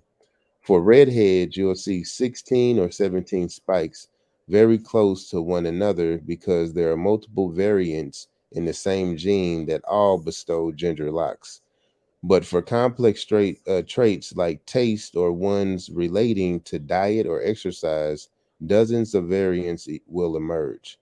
And all of them only offer a probability of a predisposition toward a certain behavior as a result of your DNA, as measured in a population. This even applies to something as seemingly straightforward as eye color. A gene variant that is associated with blue eyes is still only a probability that you will have blue eyes. And it is perfectly possible to have two blue-eyed genes and not have blue eyes. Genetics is a probabilistic science, and there are no genes for anything in particular. I have severe reservation about the utility for genetic tests that indicate one individual's propensity for certain conditions outside a clinical setting. If you don't have a PhD in genetics, these results can be misleading or even troubling. Even if, as I do, you carry a version of a gene which increase the probability of developing Alzheimer's disease. Most people with this variant do not develop the disorder, which is also profoundly influenced by many lifestyle choices and some blind luck. There is little a geneticist can tell you with this information that would outweigh standard lifestyle advice. Don't smoke, eat a balanced diet, exercise regularly, and wear sunscreen. So that's getting into, like, predicting, the, health effects is what they was really getting into. They really can't tell you how to, be more healthy, live a healthier lifestyle besides, like, this, what most doctors say. When it comes to ancestry, DNA is a very good at determining close family relations, such as siblings or parents, and dozens of stories are emerging that reunite or identify lost close family members, or indeed criminals. For deeper family roots, these tests do not really tell you where your ancestors came from. They say where DNA like yours can be found on Earth today. By inference, we are to assume that significant proportions of our DNA family came from those places. But to say that you are 20% Irish, or 4% Native American, or 12% Scandinavian is fun, trivial, and has very little scientific meaning. We all have thousands of ancestors, and our family trees become matted webs as we go back in time, which means that before long, our ancestors become everyone's ancestors. Humankind is fascinatingly closely related, and DNA will tell you little about your culture, history, and identity. All right. Is that okay? That's it for that one, I think. Do do do do do do. That wasn't the one with the genome link, unfortunately. But yeah, so getting into a lot of these different studies that was actually getting into the DNA. Wait, hold on, was that the one? Because it's supposed to get into the genome link as well, but it didn't. Genetic property. Oh yeah, that's not the one with the genome link. Hold on for 1 second. That boy cooking up on a molecular level and shit. Right. But yeah. So what people were saying, like, it don't like trace like your ancestry. So yeah, people were right about that. It's like getting you to like people that you are more closely related to. But I was trying to find this thing with the genome link because that does get deeper into, so you can use ancestry and Ancestry, 23andMe, and you know they can do your test, and then you submit your information to Genome Link, and then it further breaks down your DNA to getting into like where your people come from and stuff like that, up to like 5,000 years ago. I just gotta find it real quick. I thought I had that bad boy on deck. Oh yeah, you got to give them extra permission, right? Yep, and yeah, and you gotta put I just seen that. Whoa! What now? Yeah, they got like other packages and shit. If you like, but you got to give them permission to do it. Oh, to like dig deeper. Yeah. You got to pay more money. How much more? Man, I think it depends. Like, so hold on. Let me get it straight. Like, you get like a broad analysis, right? And then if you want a more narrowed down specific, you can hire somebody, or you can use. You're talking about DNA, genealogy, and DNA, both of them. Oh, okay. Yep. It's a package deal, yo. And they'll keep it. It's another thing, they'll keep it, and then I don't think you got to pay for it. You can give them permission. They'll send you updates if you give them permission to. I can't remember exactly how they said it, but I think they're gonna like share it with other databases and then get more results, and then they'll give it to you. Got you. But it's for stuff that you probably wouldn't understand. But they said they'll still send you the data anyway. It's like some real complex shit. But hey, man, and the genome is out there too. You can go download that shit to your damn phone. The whole human genome is out there, the complete pack. I think it's free too. Sequence. ATCG, motherfuckers. They gonna be looking at it. I don't know why y'all be scared. Oh, they're gonna clone us. They're gonna look. They already doing it. You better get involved. They got all the information they need right now. Scared as shit. Motherfuckers. That's the other thing about us. We're scared of everything. We scared every fucking thing. What is that? Hell no. In the name of Jesus, like superstitious ass motherfuckers. And that's what they said about us too. They're very superstitious. When I read that shit, they said that like 3 or 4 times in different diaries and shit. I said, nah. Nope. That's why I'd be sure to make sure like everything is logical. Because shit run through our head. And I think it's because we're creative people. It's not really because we're actually afraid of shit. We just think and look at shit differently. Then you add the trauma to it, we start feeding into shit that ain't even happening. Because you add that trauma to your creativity is shut down. Now you're just creating enemies. You know, the agent shit. Some of these people really just trolling, but some people really paranoid. Like, oh, they think they African. They must be agents. They gotta be agents. Like, some of them really believe they damn self. That shit ain't real. Fucking paranoid. Paranoia. Yeah, this bad boy. Okay, here we go. Finally, let me see if it's. I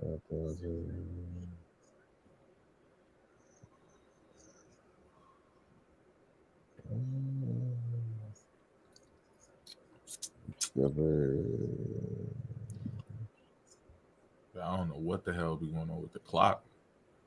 It's 8 hours. That do not feel like 8 hours. It feel like a while, but not 8 hours, nigga. God, like I only blinked twice through this whole shit.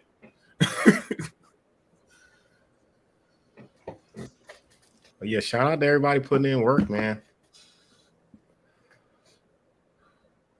Peace to the family for staying with us and hanging in with us consecutively every week. Right. You know, rain, sleet, or snow, y'all with us.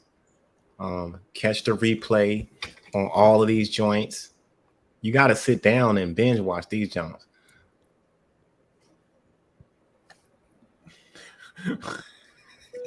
Fucking black Netflix out this bitch. Oh shit! I ain't gonna you say that. The one I ran that shit back like 3 times, bro. I was on the fucking floor rolling, bro. Yo, this shit is. And then, the funniest shit was that I didn't see it. Like my surprise, I was like, "Yo, wait, what's that? What's going on?" This was getting straight to it. The nigga didn't know it. It was like you could warn us, nigga.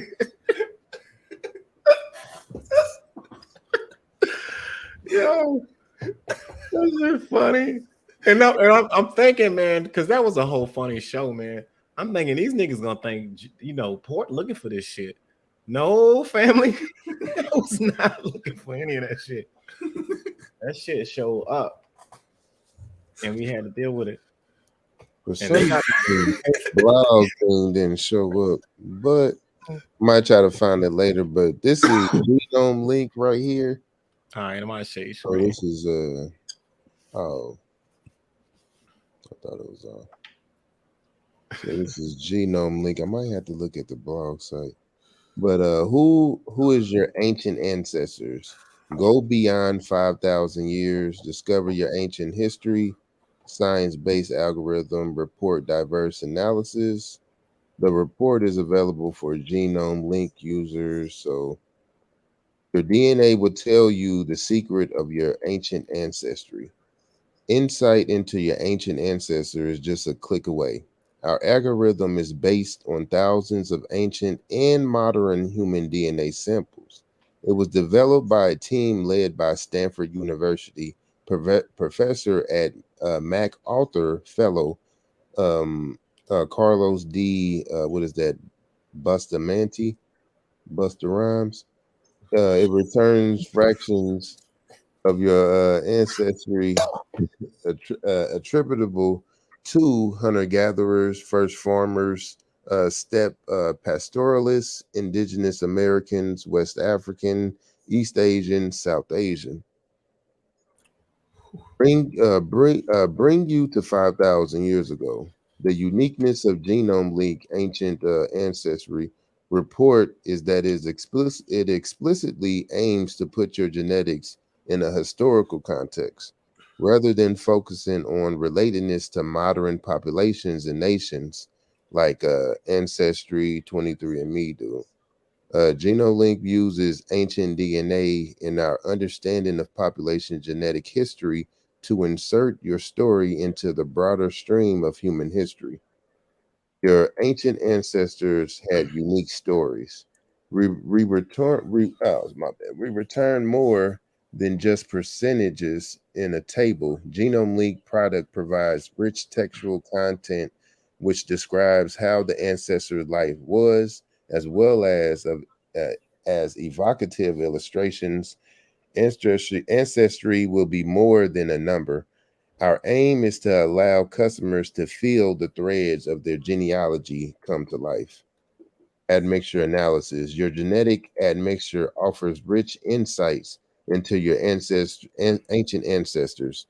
Using thousands of samples of ancient and modern humans, we reveal admixture, how much you have of hunter-gatherers, farmers, nomads. Based on this algorithm, we provide your proportions of your ancient ancestry. All right, so some of the people. All right, here we go. You see the black man right there. Come on, y'all. The comprehensive ancestry. Unlock yourself, my friend. Let's click on this, see if this. Oh, okay. I just went to the thing. Let me check this blog real quick to see if they got it on here. If not, I might just have to just read it off my phone. I'm trying to see why it's popping up different.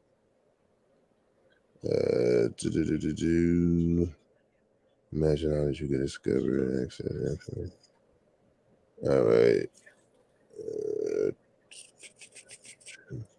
What was the name of this article?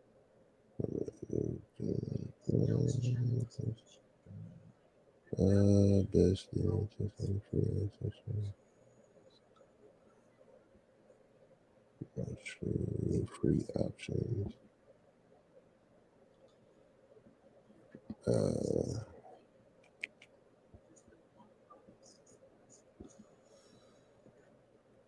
want to make sure. Oh, wait, no, that's not it.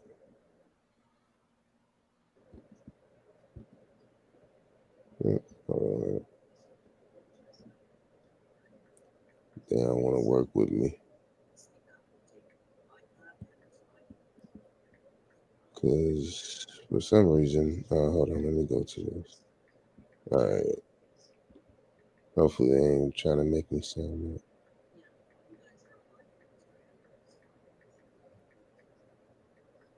So China, 17 best upload sites. Upload them. That's supposed to have.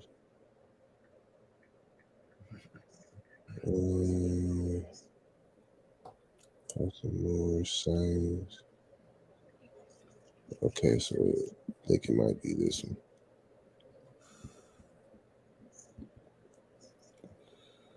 Why can't it just be what it was and how it was on the thing?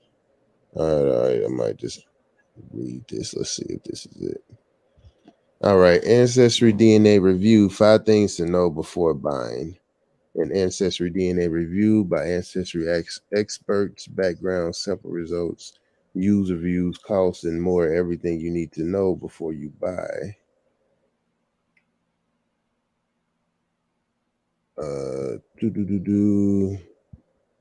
Trying to see because I'm trying to make sure that it's getting into the Ancestry reviews by user costs.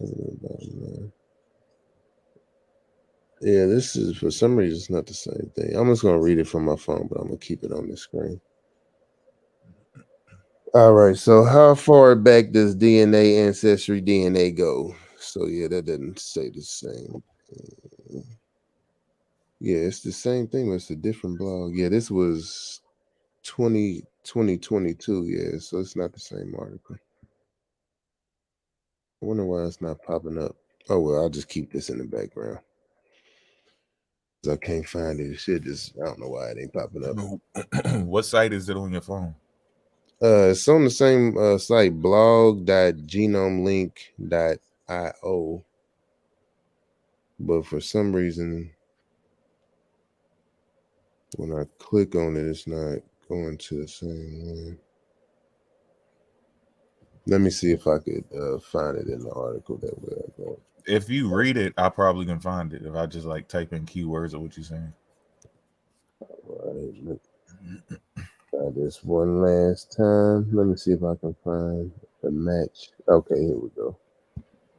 Damn, there we go. Found it. Got it. There we go. Struggling, my bad. I'm like, where this bad boy at? I should have just went back to Google. How far back does Ancestry DNA go? Imagine all that you could discover with access to information about your ancestry from thousands of years ago. Now you can with Genome Link. It seems like everywhere you go, people want to know who you are and where you come from. The fascination with individual histories helped lead to the phenomenon of Ancestry DNA. Ancestry DNA testing started in 2012 and has helped families across the world build connections, find one another, and discover stories of the past. Finding a relative you didn't know about is exhilarating and can make you question everything you thought you knew. If you have ever wondered, should I test should I test my DNA, you aren't alone. More than 23 million people have taken an at-home DNA test. Receiving your results is a great start to understanding more about your family and how their lives led to you. The excitement of learning more about your past can tie you to a new community and give you a sense of pride in your history. A free ancestry search may not offer a ton of information, but there is much more available to you with little help. Most companies offer DNA service. Let me hold on. Let me try to enlarge this a little bit more if it's possible. Oh yeah, that didn't do nothing. Have DNA test results that can take you back 6 to 8 generations. Learning about the past 200 years is awesome. But if there was a way to go even further, imagine all that you could discover with access to information about your ancestry from thousands of years ago. Leaders in genomics research have found a way to connect your DNA test results with history and give your results about your ancestors from thousands of years ago. Yes, thousands of years ago. You may be thinking, how can my DNA lead back to thousands of years ago? The answer is found in Science with Genome Link and Ancient Ancestry. The team led by Stanford University Professor Carlos D.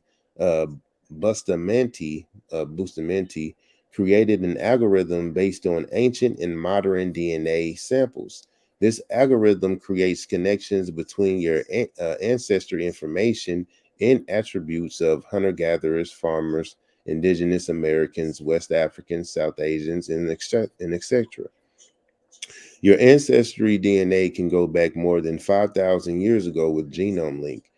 With the ancestry report, your DNA gets put into a historical context. Maya Angelou once said, "If you don't know where you come from, you don't know where you're going." This is true, and this is true as it applies to your ancestry DNA as well. A free ancestry search can provide you with some valuable information, but it won't take a deep dive into your DNA at a chromosome level or give the science-backed analytics of your ancestry genealogy. So, what does it really give you? Comprehensive ancestry report. Genome Link Ancestry Report first gives you an in-depth analysis of your ancient admixture. This shows what percentages of farmer, hunter-gatherer, African, Native American, etc. you are. You then can access information all about these populations. For example, the report can show your ancient admixture is 25% Native American. This report discusses the origin of Native Americans, their culture, language, and migration histories. Even if you are a history buff, there are many more. There may be many more to discover. Did you know that native people of the New World descended from Siberia over 20,000 years ago? This level of detailed information and more is available to you. Discovering detailed information about your DNA can lead you to communities and cultures you didn't know were part of who you are. Your DNA test results can reveal so much about what makes you you.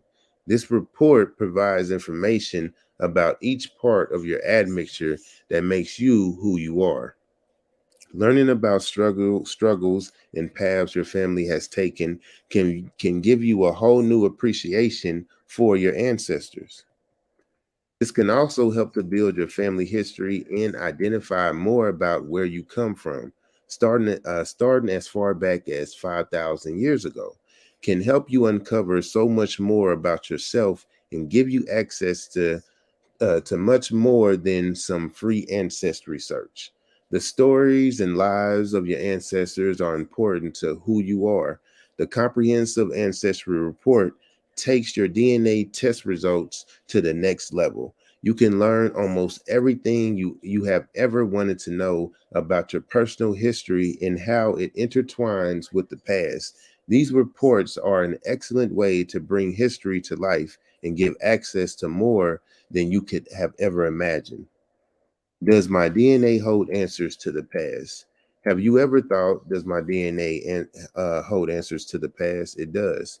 If you have been questioning and searching for more answers about your family, You hold the key to the answers. GenoLink takes your raw data from sites like Ancestry, DNA, 23andMe, and MyHeritage to give you even more access to your ancient ancestry, health research, and etc. You can find everything you want to know. If the information about your family 200 years ago isn't enough, so that's what, Ancestry, 23andMe really gets into, some of them autosomal tests. GenoLink is the way to go. With the access to thousands of years of history, you can discover your path to becoming who you are. The real question isn't how far back does ancestry DNA go? It's how far do you want my DNA to take me? The GenoLink difference, GenoLink doesn't just provide answers to your past, it also provides insights into your future. While free ancestry search offers some valuable information, it is limited. The ancestry report is only a small piece of what is available with GenomeLink. The revolutionary site offers a detailed fitness report, nutrition report, insight into potential genetic health risks, and more. Offering an analysis of over 307 traits can help you to better understand your genome.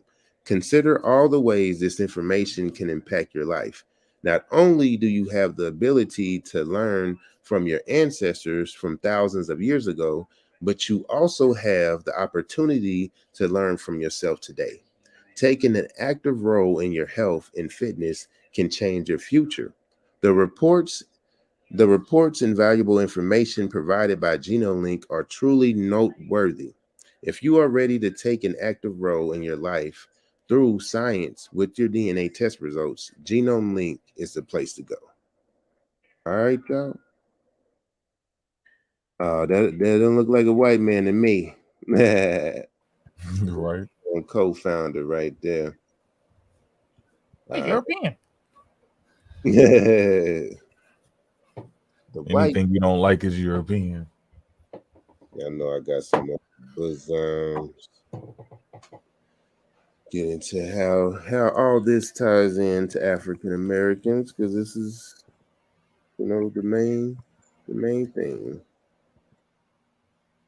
main topic of discussion.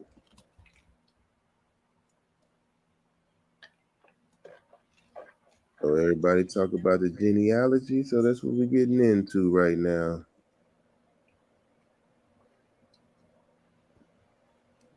All right, now I'm about to get into some genealogy real quick.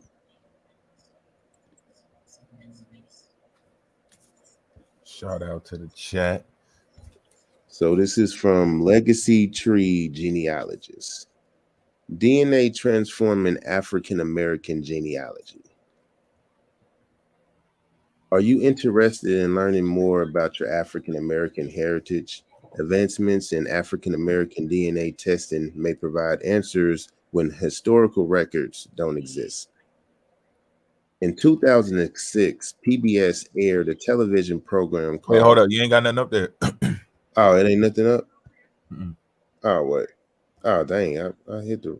Oh, stop screen. Okay, I forgot to stop the screen. Now let's share this bad boy again. One more again. All right, let's rewind. All right, so this is Legacy Tree.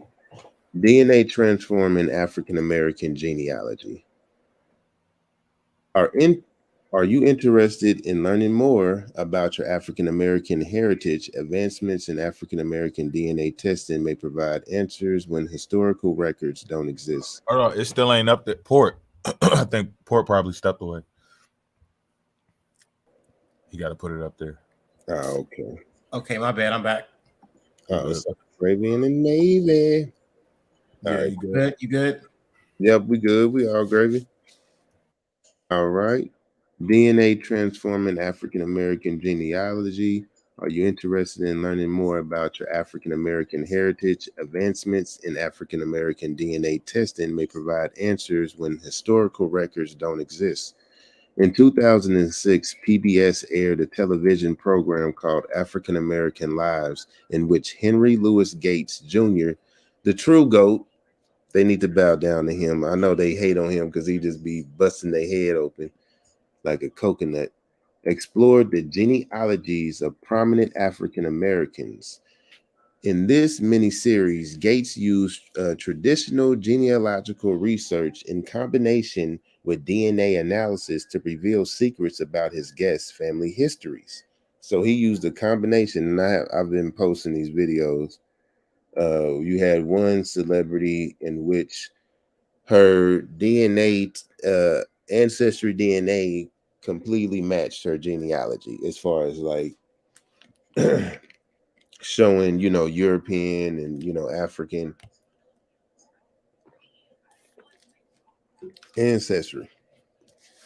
So, as a genetic genealogist myself, this series was both all inspiring. Oh, shoot, Siri trying to jock me. Hold on, I ain't asked for you, Siri. Get your butt up out of here. What is going on? I didn't tell Siri to pop up. Whoa, what's happening? All right. As a genetic genealogist myself, this series was both awe-inspiring and eye-opening. It was a key factor in my own decision to pursue a career in genetic genealogy. To think that each of us carries a biological record of our ancestry in ourselves intrigued me. That DNA could tell tell many African Americans the approximate origins of their direct line maternal and paternal ancestor fascinated me. I learned that even if the lack of historical records may obscure our vision of our ancestor lives, the biological record in our DNA can still reveal precious clues regarding their origins and history. Genetic genealogy has grown dramatically since 2006 when African American Lives first aired. And, and with its growth, DNA testing has gradually become a common and often indispensable element of African American research. Man, I didn't ask y'all to do nothing. It's Siri just keep cutting on. The field of African American genealogy is wrought with challenges. Beyond the emotional difficulty of the subject matter, dealing with records which describe the captivity and subjugation of human beings, African American genealogical research is also difficult because of the scarcity of records. Add to this the widespread record destruction in the southern United States in general, and tracing African ancestors can be formidable task. This is where DNA testing comes in. Following are the three types of genetic testing and their uses. Y DNA. The Y chromosome is inherited along a long line of direct paternal descent.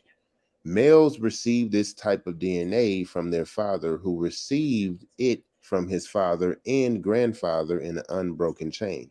Occasional mutations of the Y chromosome from one generation to another help to distinguish the different Y chromosome lineages. These lineages are ground into larger groups of lineages called haplogroups. Y-DNA haplogroups most commonly found in Africa include A, B, and E, as well as subgroups of other haplogroups. Many African Americans, when they perform Y-DNA testing, discover their Y chromosome is of European origin. This has been attributed to the common practice among slave owners of fathering children by female slaves. Since the Y chromosome often follows the same patrilineal inheritance of surnames, Y-DNA testing can often connect African Americans to the slave-holding ancestor to whom their direct line paternal ancestor belonged. This is a key piece of information in traditional African American research. So that's what a lot of these people like, oh, my people was owned slaves, and they were not swarthy. They were just some Europeans that was falling in love with our women, and they were doing other stuff. Our women are beautiful. Like, that was said earlier. One prominent case in one of the hallmark studies in the history of genetic genealogy showed that Thomas Jefferson was in fact the father of his slave, Sally Hemings' children. A male descendant of Sally's youngest child, Eston, was found to share the same unique Y chromosome signature as a descendant of Thomas' uncle, Phil Jefferson. This discovery caused a shift in the consensus among biographers and historians of Thomas Jefferson and consequently changed the way we view American history. Though many African American males find that their direct line paternal ancestry is European, about 65% of African American males have a Y chromosome that traces back to Africa.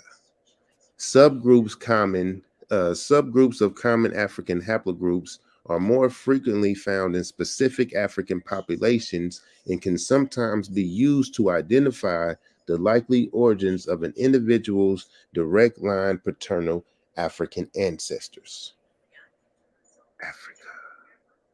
Mitochondrial DNA, like the Y chromosome, mitochondrial DNA is passed on intact from generation to generation. In occasional mutation distinguish different lineages into mtDNA haplogroups. The most common mtDNA haplogroups in Africa are haplogroups L1, L2, and L3. And if y'all remember the study, we had L2A, which is found in West Africa. Unlike the Y chromosome, which is inherited along with the direct paternal line, mitochondrial DNA is inherited along with the direct maternal line. Every individual receives mtDNA from their mother, who inherited it from her mother and grandmother in an unbroken maternal line. Most African Americans, when they test their mtDNA, discover that it traces back to Africa through haplogroup L.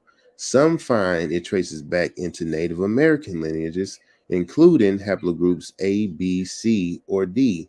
Like Y DNA, some mitochondrial subhaplogroups are only found in high numbers in specific areas of Africa. Therefore, mitochondrial DNA testing can sometimes suggest likely geographic origins of a direct line maternal African ancestor. In the last season of Finding Your Roots on PBS, two African American guests discovered unique information about their mtDNA. Dancer and actress Candy Alexander's mtDNA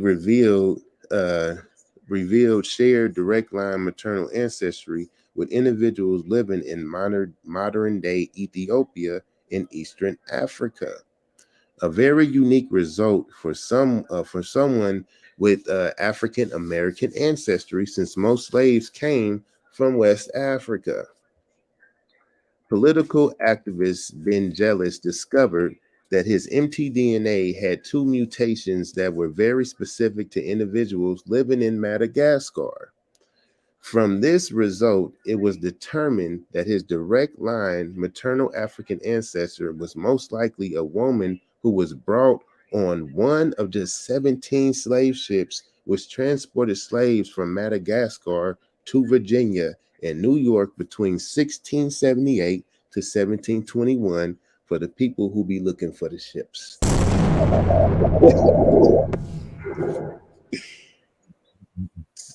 Since Ben's closest mitochondrial DNA matches all African American and Madagascan, his other African American matches also likely have direct line maternal ancestors who arrived on one of these same slave ships during the same time period.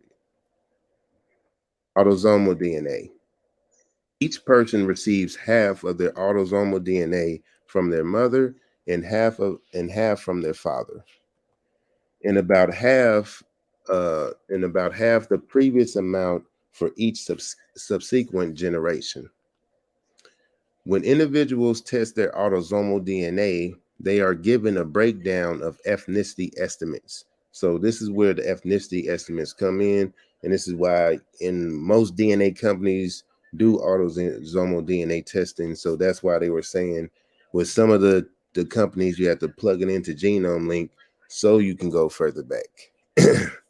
And compared to a database of other individuals who have tested, these ethnicity estimates show the percentages of DNA that originate from different areas of the world. After comparison to the database, each individual is given a list of genetic cousins, which are determined by the amount of DNA that they share in common with other test takers. Ethnicity results typically deal with large population clusters, but the DNA testing companies do not offer more specific descriptions of tribes or localities, and as a result, are not as useful for identifying the specific areas of Africa where a person's ancestry may have come from. Hold on for us. Had to pause that. Yes, sir. All right. Exit out of this real quick. All right. Match lists, on the other hand, can provide more specific information about ancestral origins of African American ancestors.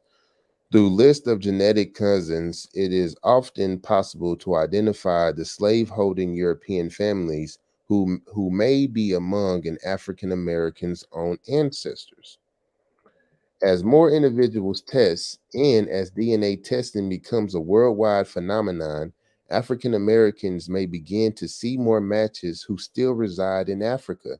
In 2013, 23andMe announced that African Ancestry Project, which offered free tests to individuals with 4 grandparents from sub-Saharan Africa, in hopes that this might help African Americans connect with the largest source populations during the transatlantic slave trade. Even now, autosomal test results for African Americans have begun to reshape the way we view race relations in African American ancestry in the United States. In January 2015, 23andMe published an article in the American Journal of Human Genetics, which used the genetic data of 160,000 23andMe customers, including more than 5,000 self-identified African Americans, the largest since. Through this study, 23andMe mapped levels of Native American, African, and European ancestry among these self-reported groups. They found that many individuals who had self-identified as African American had at least 1% Native American DNA. Dang. They also found that on average, African Americans, this is average, African American individuals had about 24% ethnic admixture from European populations. So that could be not only Europeans, but getting admixture from the Europeans, from them colonizing, and then mixing in with Africans as well. Among other populations, they found that on average, Latinos had 6% African admixture, and Europeans had 0.19% African admixture. So they had the least. They ain't even had 1%, not even 50%. However, but that's still crazy. The one drop rule. One of them got almost all Europeans got one drop. That's crazy. However, there were certain regions of the United States where these percentages were much higher. Other studies have also shown various admixture percentage among Caribbean, Central American, and South American countries, of course, because of the history, segregation, and all that, how early people were brought in, the systems that were in place.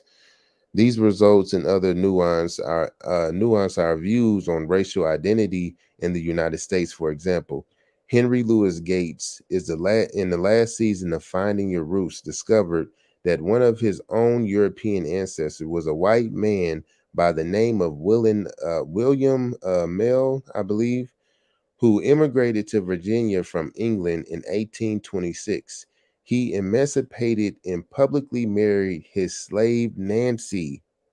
Despite the fact that interracial marriage was then illegal in Virginia, Mel and his wife eventually went on to found a large community of mixed race families in West Virginia known as the Chestnut Ridge people. Later in life, Mel himself, who began life as an Englishman, was variously recorded as white, mulatto, and colored. A white man. Though perhaps an isolated case, Mel's experience varies from the commonly assumed situations of I think that's the Korakon, and grape, which are the most common explanations for European admixture among African Americans. So they basically punished him for marrying his slave. They was basically trying to wipe away his whiteness for doing so. The ideal tool. Genetic genealogy is the ideal tool for helping African Americans connect with their African, European, and Native American heritage. DNA tests can help people connect with their African roots through unique Y-DNA and mtDNA haplogroups. They can help researchers identify their European slaveholding ancestors, and they can help them connect with contribute to the national narrative of American history. As genetic genealogy becomes an increasingly integral part of African American family history, research, additional discoveries will likely surface that change and contribute to our views of family histories, national histories, and world histories. Our resident DNA experts will be happy to help you analyze and make sense of the results you get from the major DNA testing companies. Get started by getting a free quote now. Call me now. Let's see how much the quote is. Oh, they want you to put in all your information. All right, so we can't see how much the quote is, but they want bands.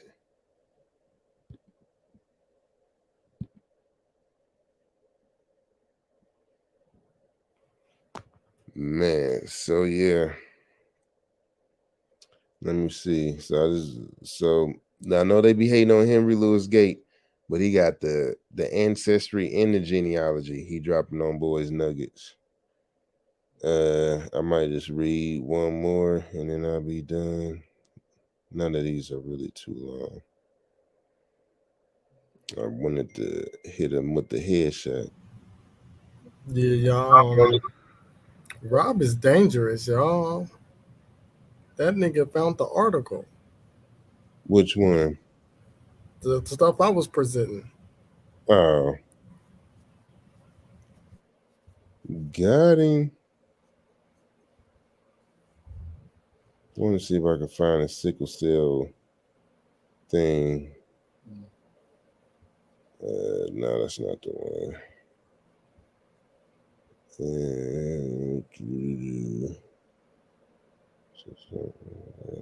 Population. Cherokee. Hit that fucking like button, family. I took 9 evidence.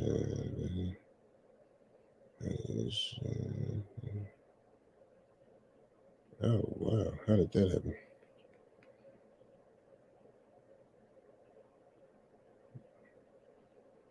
Yeah, I got a couple more.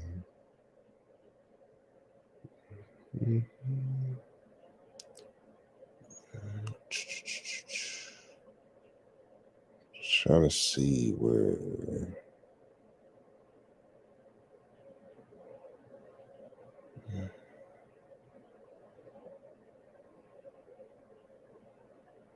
Wait, I don't think this is. No, this. Okay, here we go.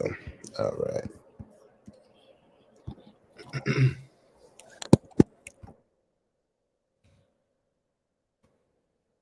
This is getting into a little bit of what Clyde was talking about, but them finding sickle cell anemia in the Americas, but this is just getting into sickle cell anemia itself. Let me make sure I got the right study. 2013. Yeah. All right. I might not read this whole thing though. It doesn't seem too bad. Doesn't seem too bad. We'll give it a try. The natural history of sickle cell disease. The term sickle cell disease embraces a group of genetic conditions in which pathology results from the inheritance of sickle cell gene, either homogeneously or as a double heterozyte with another interacting gene. The spectrum of resulting conditions is therefore influenced by the geography of individual hemoglobin genes, but in most populations, the commonest genotype at birth is homogeneous sickle cell SS disease, because the genotype generally manifests in a greater mortality. The relative portion of sickle cell genotypes is influenced by age as well as the geographical distribution of individual genes. Inheritance of the abnormal sickle cell gene from one parent to a gene of normal HBA from the other parent results in sickle cell trait. Persons with sickle cell trait have a relative resistance to, I think that's falciparum, malaria, are less likely to get the disease, run lower parasite counts, and are less likely to die.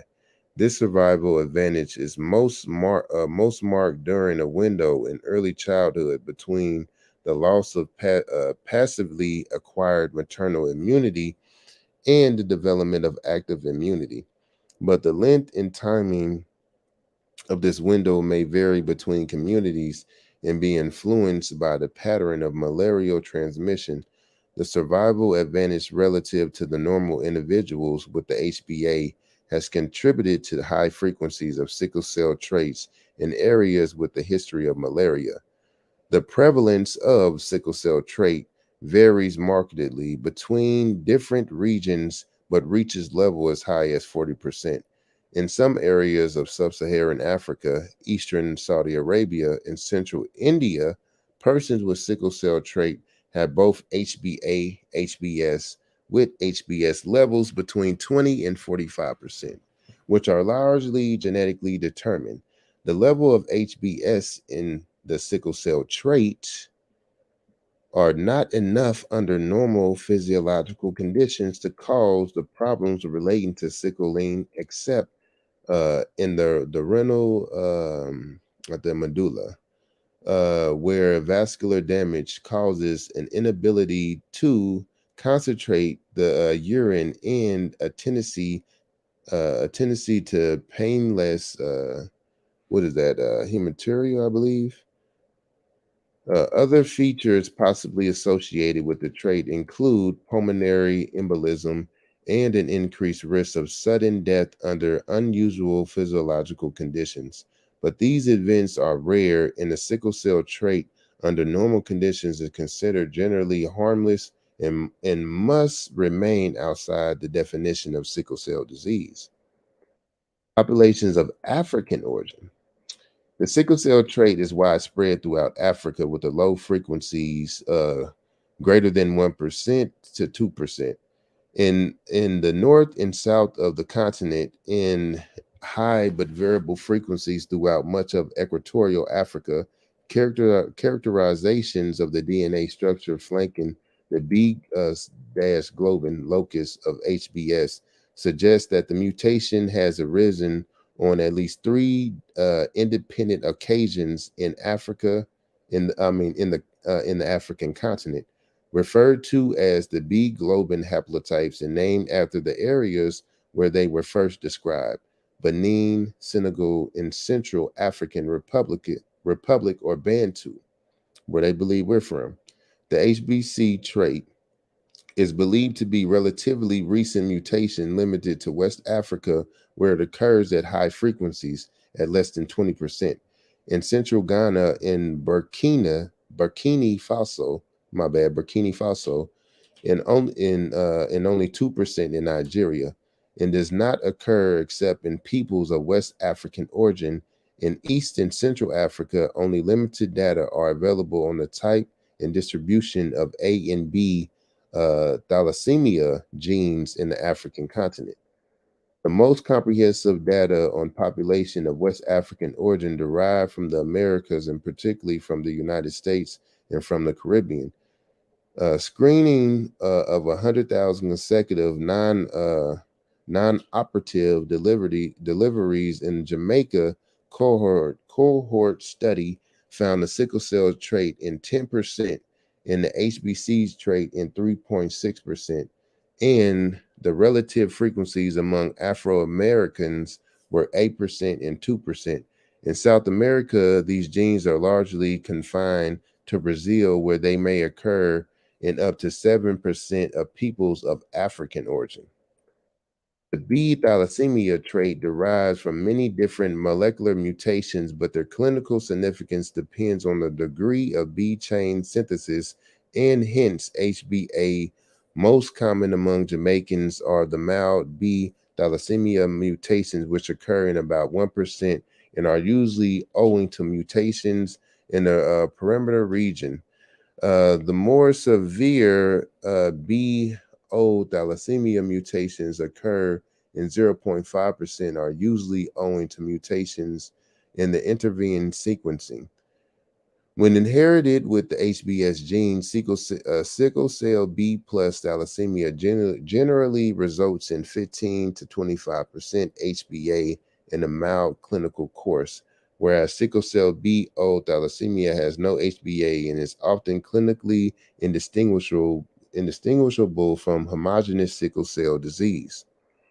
The frequencies of genotypes of sickle cell disease at birth in Jamaica are 1 in 300 for SS disease, 1 in 500 for sickle cell hemoglobin C disease, 1 in 3,000 for sickle cell B thalassemia, and 1 in 7,000 for sickle cell BO thalassemia. Slightly lower figures occur in the United States. Rare forms of sickle cell disease may result from the interaction of HBS and HBD Punjab, HBO Arab, and HB Lahore. Populations in India and the Arabian Gulf.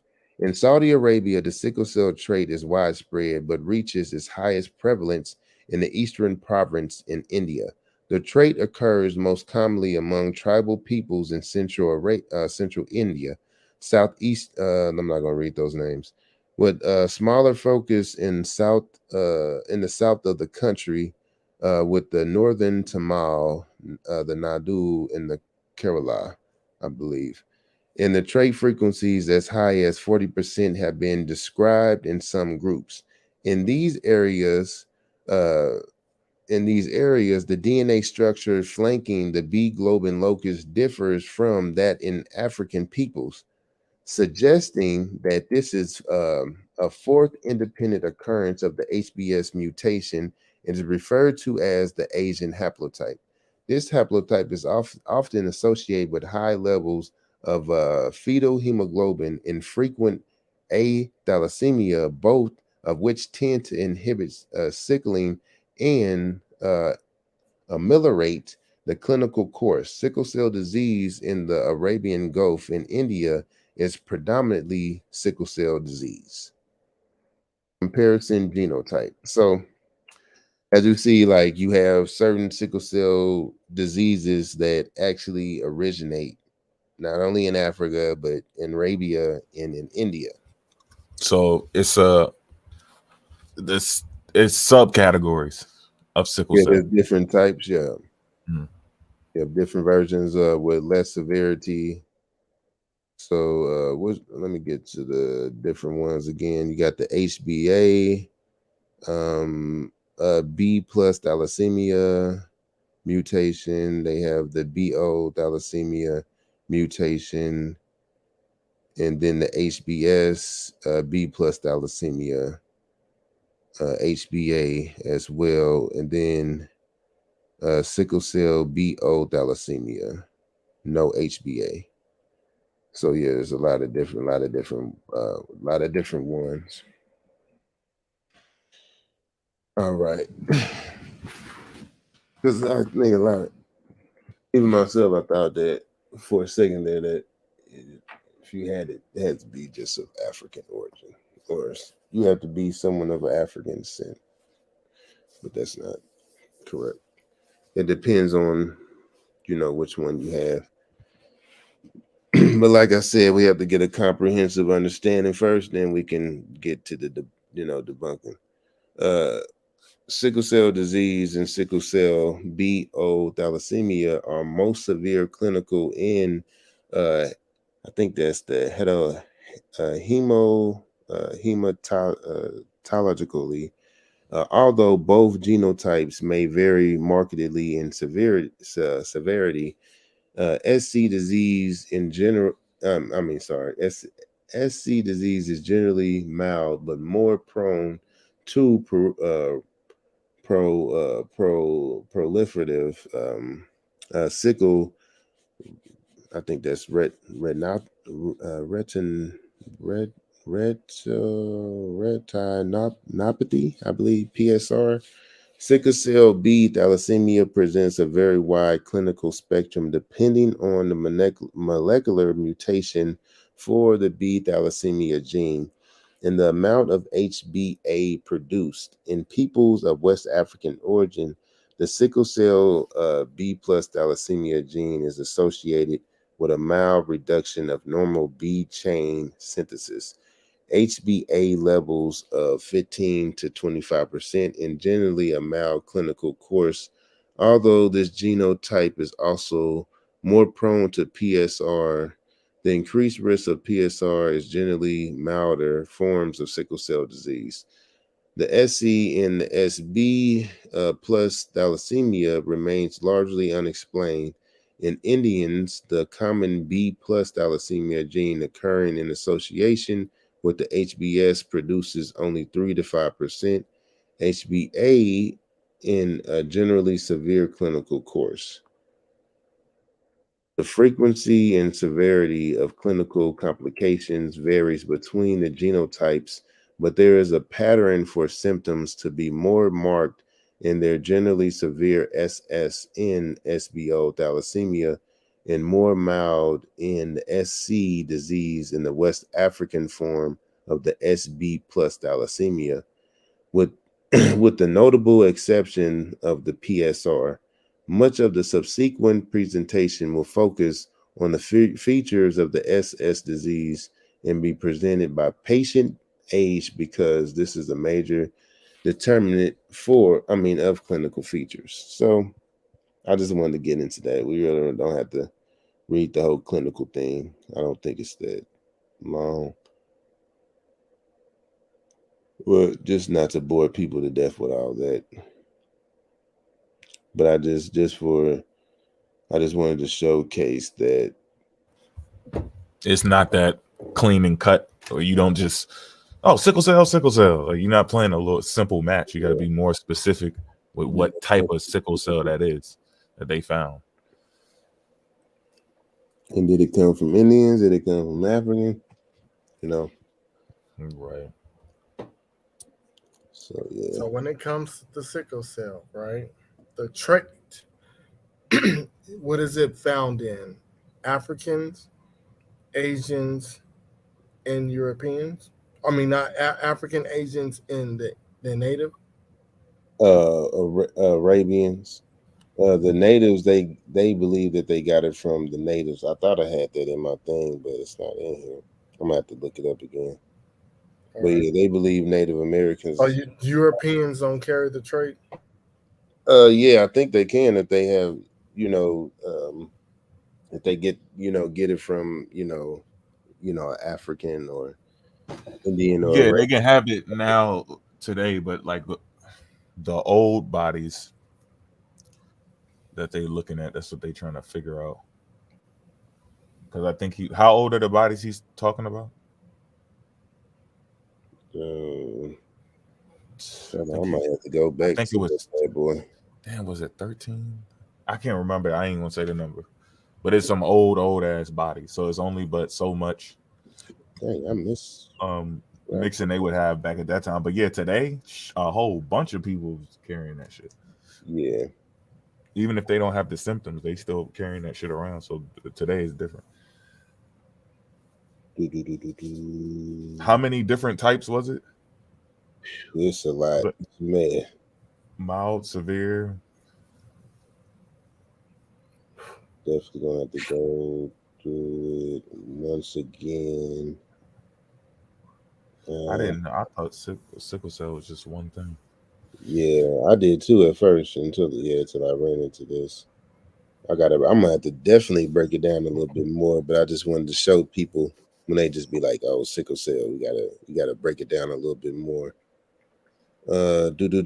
Inheritance of abnormal sickle cell gene from one parent, and a gene for normal HbA from other parent results in the sickle cell trait.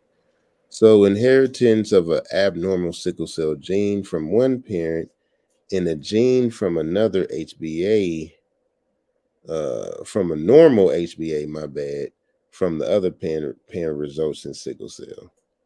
So sickle cell gene and then a normal HbA gene can result in sickle cell anemia.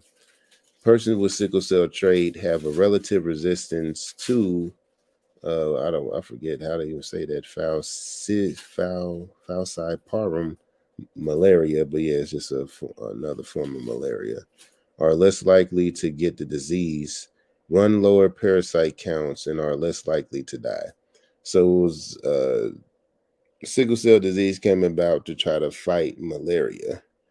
So that's why a lot of us have sickle cell disease. And that's what they were getting into, that a lot of places in which, they had to fight malaria, you can find sickle cell, the sickle cell traits or the different forms of sickle cell.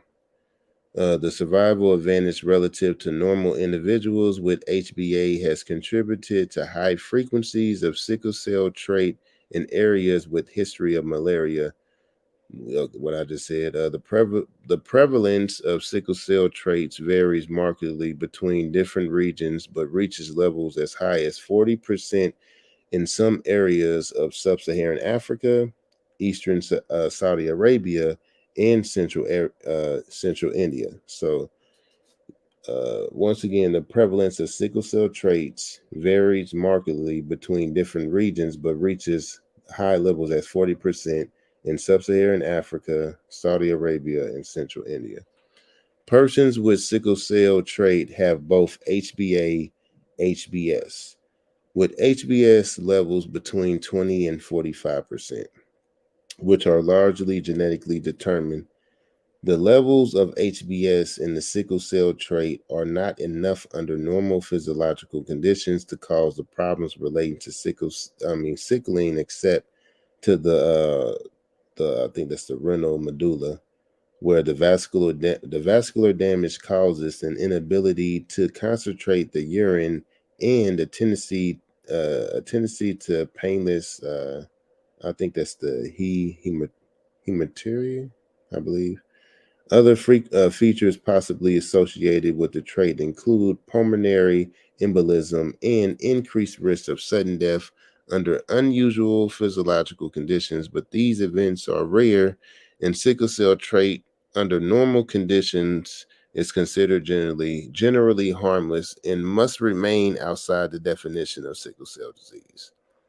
All right, so let's read out the different ones again. Some content at high variable frequency throughout ejaculatory alpha. That should find in big letters. Yes.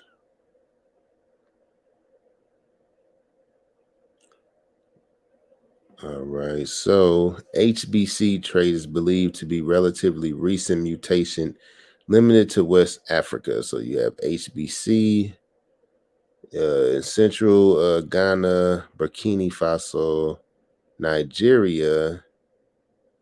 Does not occur except in peoples of West African origins in East and Central Africa. Only limited are available on the type of distribution of A and B thalassemia genes in African continent. So yeah, so you also have the A and B thalassemia, the most comprehensive data West African origin derived from Americas, particularly in the United States. Sickle cell trait, yeah. So yeah, HBC once again. The B thalassemia trait derives. So yeah, so we got HBC, A and B thalassemia. So yeah, so we got the thalassemia, B thalassemia trait. Got HBA, HBS, HBC, A and B thalassemia. And then they even break it down to you have B plus dash thalassemia. You got BO dash thalassemia. I just said B plus BO. I said that one.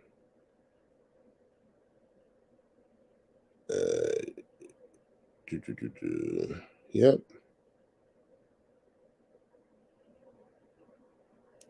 Oh yeah, yep. And SB plus thalassemia and SC. Oh well, no, that's just sickle cell.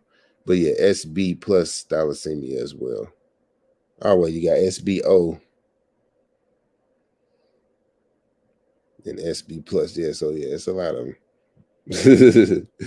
So yeah, that's why I can't really run through this whole thing tonight. I just wanted to just go through the fact that there's a lot of forms of sickle cell anemia, and a lot of different ones originated in Africa, Saudi Arabia, and India. So damn, he should have sat on that a little bit longer. Which one? That or had a team. You know, that's why it's good to have a team of people who do different things, because somebody would have been able to tell him like, hey, wait, hold on, we gotta check on some shit first. Yeah. But he jumped on it too fast. So damn. Yeah. So yeah, I was trying to see. Let me see something if I can actually find that other study.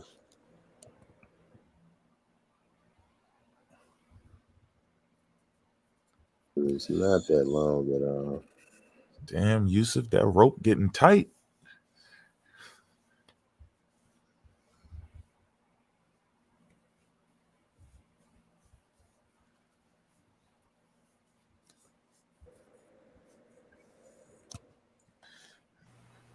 Yeah, these niggas are lost their mind, bro. They trying to tell people just because they find slaves, they can trace their genealogy to slaves here in America. That don't mean that they're not indigenous. Wait, say that again. People are finding out that people come from slave plantations. And now they're telling these people that those slaves were indigenous black people, not from Africa. Godley and Perry was just arguing with each other on the law. They took him from Perry was telling, he said, go spit in the cup there, nigga. I was like, yo. He stayed saying that shit. Spit in the cup, nigga.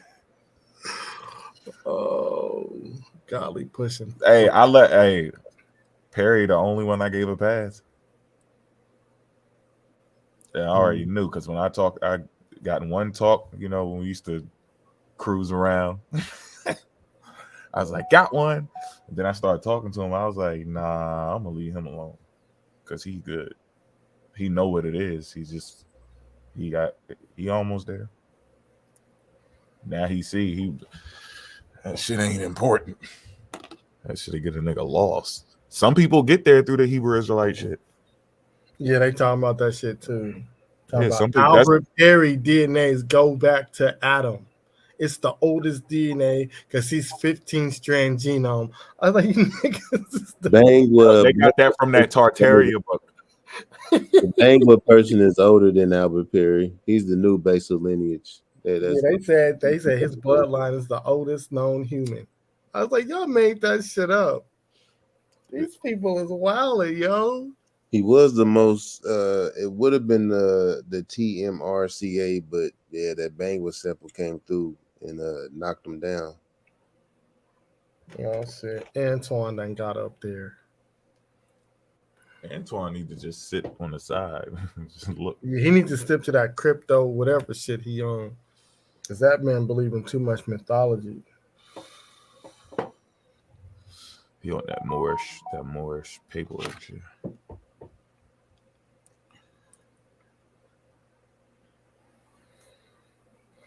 Yeah, they tripping. It's porcelain? Almost. Oh shit. Yeah, we can wrap it up then, bro. I mean, yeah, I'm starting to wind down. Like, man, I'm in and out. I ain't gonna lie, y'all. I can find that other thing later. Yeah, we can do it tomorrow. Vanna. Sunday tomorrow, right? Do you work tomorrow, Vanna? Not yet, but I know I'm gonna pick something up. But y'all know I'm a touchdown. Y'all want to do Pseudo Sunday tomorrow? You know it. Bam. We're gonna hit these TikTok streets, cuz coming to a hood near you. Somebody about to get a headshot real quick. Right. Wig shot. Hey, thanks everybody for following us, supporting us, supporting the team, yo. Here's your plate. Close this motherfucker out, family.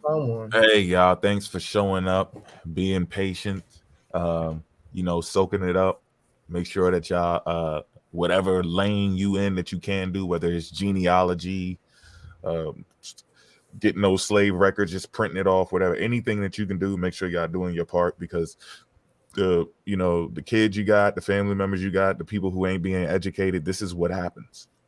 And this is wasting our time, because imagine what could we be researching? Because that's what we doing. We a research team. We'll go upside your head on wherever you want to go with it, but the basic motive is for us to do this damn research. You know what I'm saying? So imagine what we could be doing if we didn't have to tackle this shit. We probably all be doing what Vanta doing, just like trying to get a laboratory and shit. We over here talking about slave ships. Talking about, we voted for the word Negro. Like that. This shit, these are some dumbass conversations, but unfortunately, that's what happened to our community. Had we been somebody else, I would be like, man, fuck that. They just dumb. But I get it. Like, it's not all our fault. Some of it we got to take responsibility for. And this is, some of what our elders didn't do. So now we got to do it, so that's what it is. It is what it is. Just make sure y'all do y'all part, keep supporting. And 12 toes down. We out. See y'all on the next one. Peace. Yeah. Yeah, make sure y'all find the highlights, screen record it, post it on TikTok, and keep that shit going. Because this information got to get out. I mean, everybody brought some damaging information tonight. I don't think they can escape it. They can, in order for them to say America is the old world and that the Bible is really located in America, they got to show us a map of the Americas going back to BC time. Because I showed y'all a map from 1300 BCE. So they have to show us that shit over here. If they can't, they're full of shit. That's why I don't take none of them serious. That part. Black, indigenous goofies. Also known as black goofies. Simple jacks. Job ass turkeys. Job ass turkeys. But yeah, y'all have y'all good night. Research all the information we put in this and pick your battles wisely. That's all I can say for y'all. Go ahead and y'all do your thing. Y'all rest up. I'm about to hit these TikTok streets and see who want to get their shit pushed in. Oh shit! If I'm still up, I might holler at you. All right, y'all. Oh shit! All right, bro.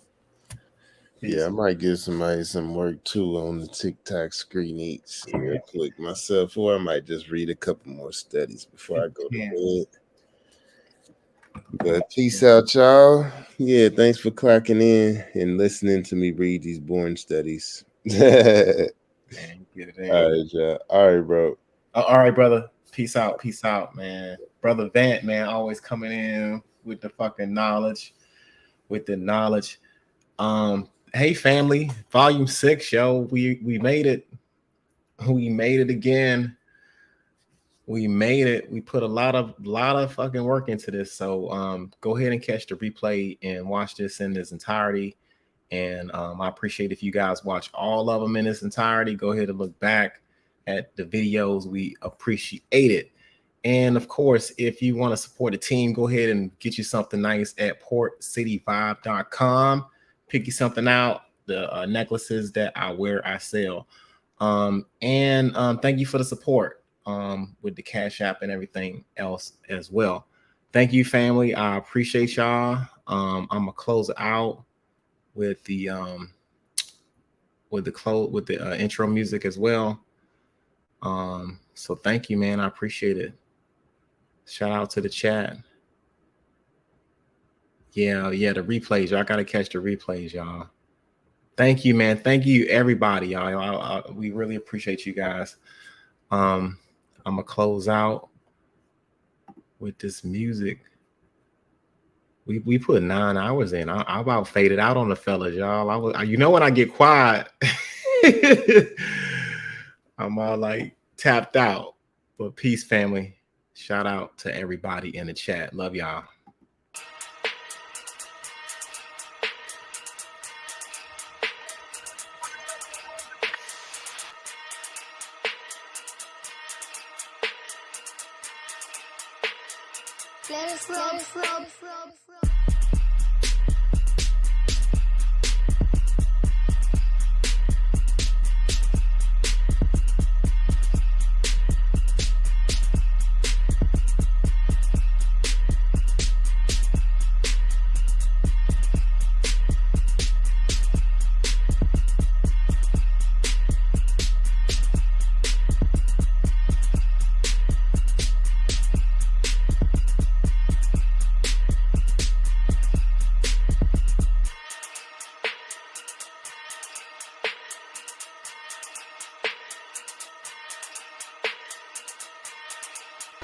I ain't scared of you motherfuckers.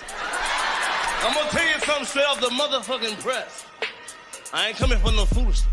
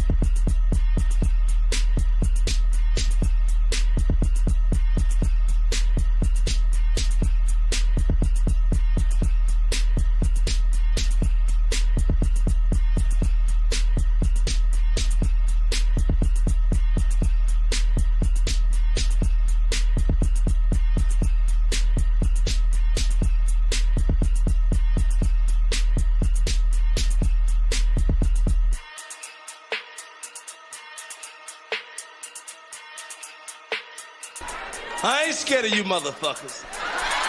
I'm gonna tell you something straight off the motherfucking press. I ain't coming for no foolishness.